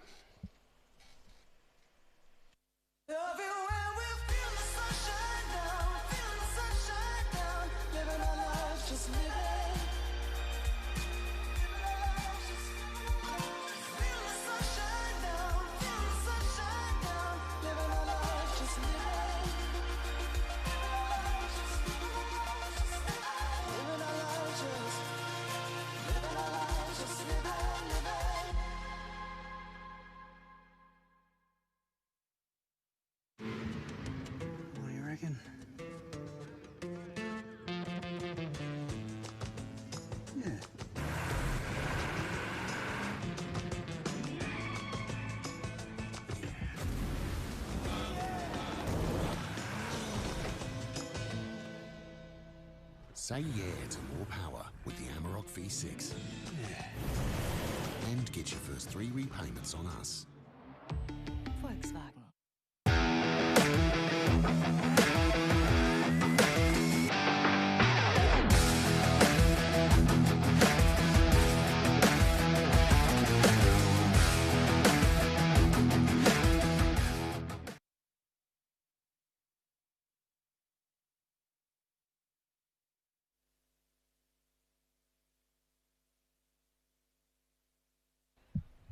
And there you have it, the champion of the Australian Open of Surf Series, both today here at the Northern Beaches and the overall rankings. That is Dylan Moffat from North Narrabeen, and you should see the support he's getting from the local community here. He has become the people's champ, and he's been bridesmaid pretty much across every other event. He's finally got the opportunity to be chaired up, and he'll be taking the crown along with $1,500 and the overall accommodation package for the Vistla Pro Series for 2021. So a huge, big result here from Dylan there. He is collecting the congratulations, and it's got to be a pretty big day for him, taking the win over the top of Kai Warner as well as Geordie Lawler. And then, of course, the in-form Gromit from the Sutherland Shire, Jarvis Earl. So it's been a huge day of competition. We had Molly Picklum take out the women's final as well. And it's just been a massive, massive day of surfing here. So, of course, a big thank you to the Northern Beaches Council, the EC Dill, down there with the North Narrabeen crew, and just a big day. So we're going to get ready and set up for the live presentation. So stick with us. There's the live presenting of the awards to come, the big checks to be held up by the champs, and we'll be back with the live presentation right after this break for the Australian Open of Surfing.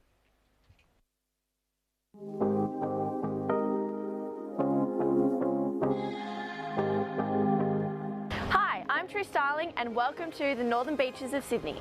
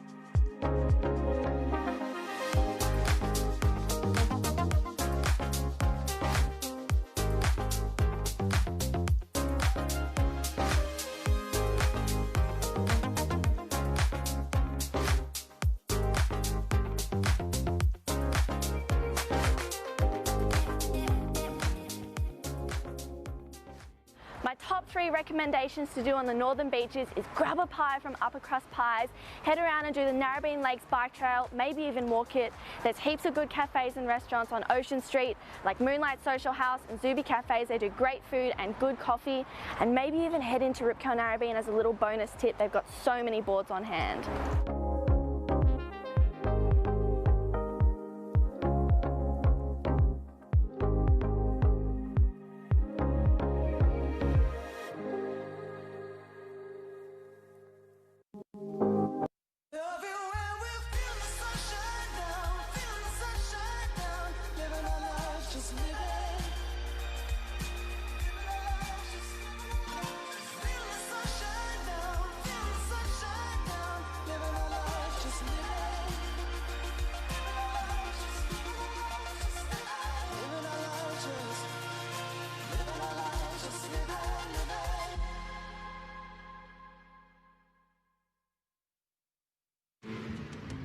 What do you reckon? Yeah.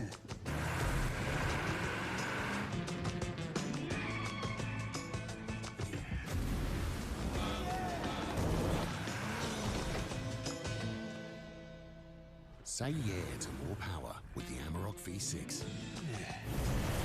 And get your first 3 repayments on us. Volkswagen.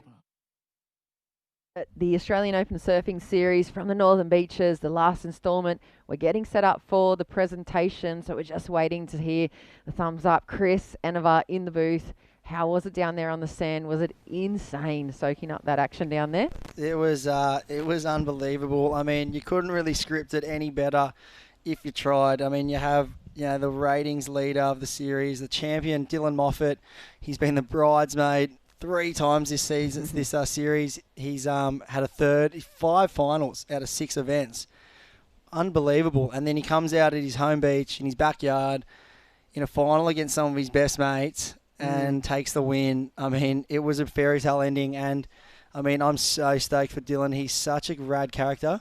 Yeah, he's just been an incredible people's champ. So we're going to shoot straight down to the live presentation now, and where we've Reggae Ellis down there ready to award the champions. Take it away, Reggae. Well, epic 3 days with the board riders battle as well, but I'd like to thank our event sponsors, Northern Beaches Council, Destination New South Wales, and the Surfing New South Wales Creative Kids Program. Also, I'd like to acknowledge and thanks all our staff, Rowan Fell, Bibba Turnbull and the work crew, and the judges, our head judge, Drew Courtney, and all the judges have done an awesome job. And, of course, a big thank you to the locals here at Narrabeen. Did help. You had 3 of the boys in the final. But, yeah, it was a pretty amazing day, and great to see Narrabeen turn on, and great to see the forecast onshore howling winds not come through. So the winners today will each walk away with $1,500 in prize money. Now we'll move on to the official proceedings, beginning with the women's. In 4th place, Elise Cooper.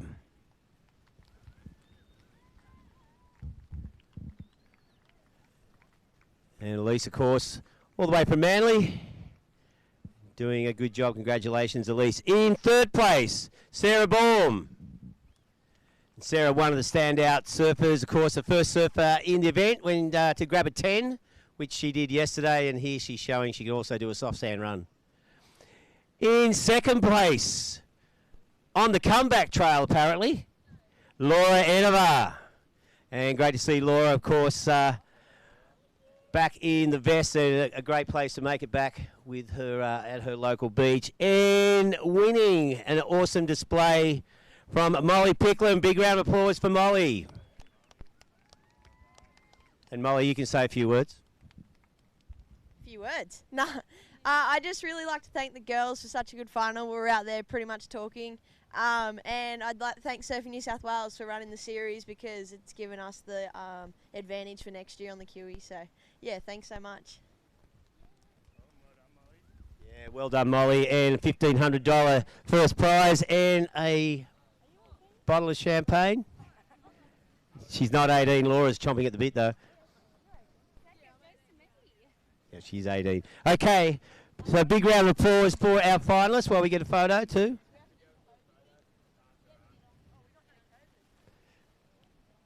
There you go. So congratulations to our women finalists here at the Australian Open of Surfing, the Northern Beaches Open. An awesome display, some great surfing. Also now to call up the men's. In 4th place, a great display from these guys throughout the entire event, up against it, but the North Narrabeen boys did welcome me in the final. Awesome surfing, Jarvis Earl. Yeah, Jarvis has been a standout through the whole series and ripping. In 3rd place, 2 finals in a row, couldn't match last week's win, but Geordie Lawler. Congratulations, Geordie. Of course, Geordie from North Narrabeen. His teammate in 2nd place, Kai Warner. Congratulations, Kai. It was an awesome final. And, of course, the winner, finally, out of the bridesmaid's dress into the bridal gown, Dylan Moffat. And Dylan, probably the most consistent surfer throughout the entire event and the entire series with, I think, 4 finals. So 3 seconds and a first for Dylan Moffat, and great to see you win, mate. Oh, thanks, Reggae. Thanks, heaps. I've had a couple of seconds and a third in this, so it feels really surreal to get the win at home. Thanks to all the Surfing New South Wales staff. I know a lot of effort goes into these comps behind the scenes, so all the event organisers and everything, all my sponsors and all the Northie crew for hanging around and watching some heats. Yeah, I'm sure they enjoyed watching. Congratulations, and also congratulations, of course, because we are announcing the winners of the Australian Open Overall Series winners, and you've also won that, both male and females. We saw Dylan Moffat overall the highest place in the men's, and of course Cedar Lee Jones in the women, and a big thank, of course, they will win accommodation covered across the entire 2021 Vissla Pro Surf Series, so it's a good hit for your banker balance there, and big thank you to our partners, Moby's Beachside Retreat, Avalon, Avoca Beach Hotel, Middle Rock Holiday Park and South End Hotel. So congratulations, of course, to Cedar Lee Jones and Dylan Moffat. So fantastic. So we'll just get another one. You can sit together, yeah. So there you go, our winners of the men's here today, and of course Dylan also winning the overall package. So once again, big thank you to all the local surfers for welcoming us here at North Narrabeen over the few days we're here. Thanks for North Narrabeen for turning it on, and thanks for all the competitors, and once again a big congratulations to Dylan and Molly for their wins in the men's and women's event, and we'll see you next year.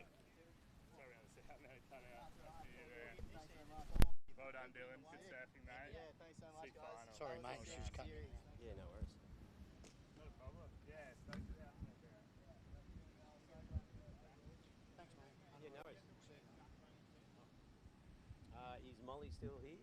This one. Let's call the winners back here, please, for a quick photo.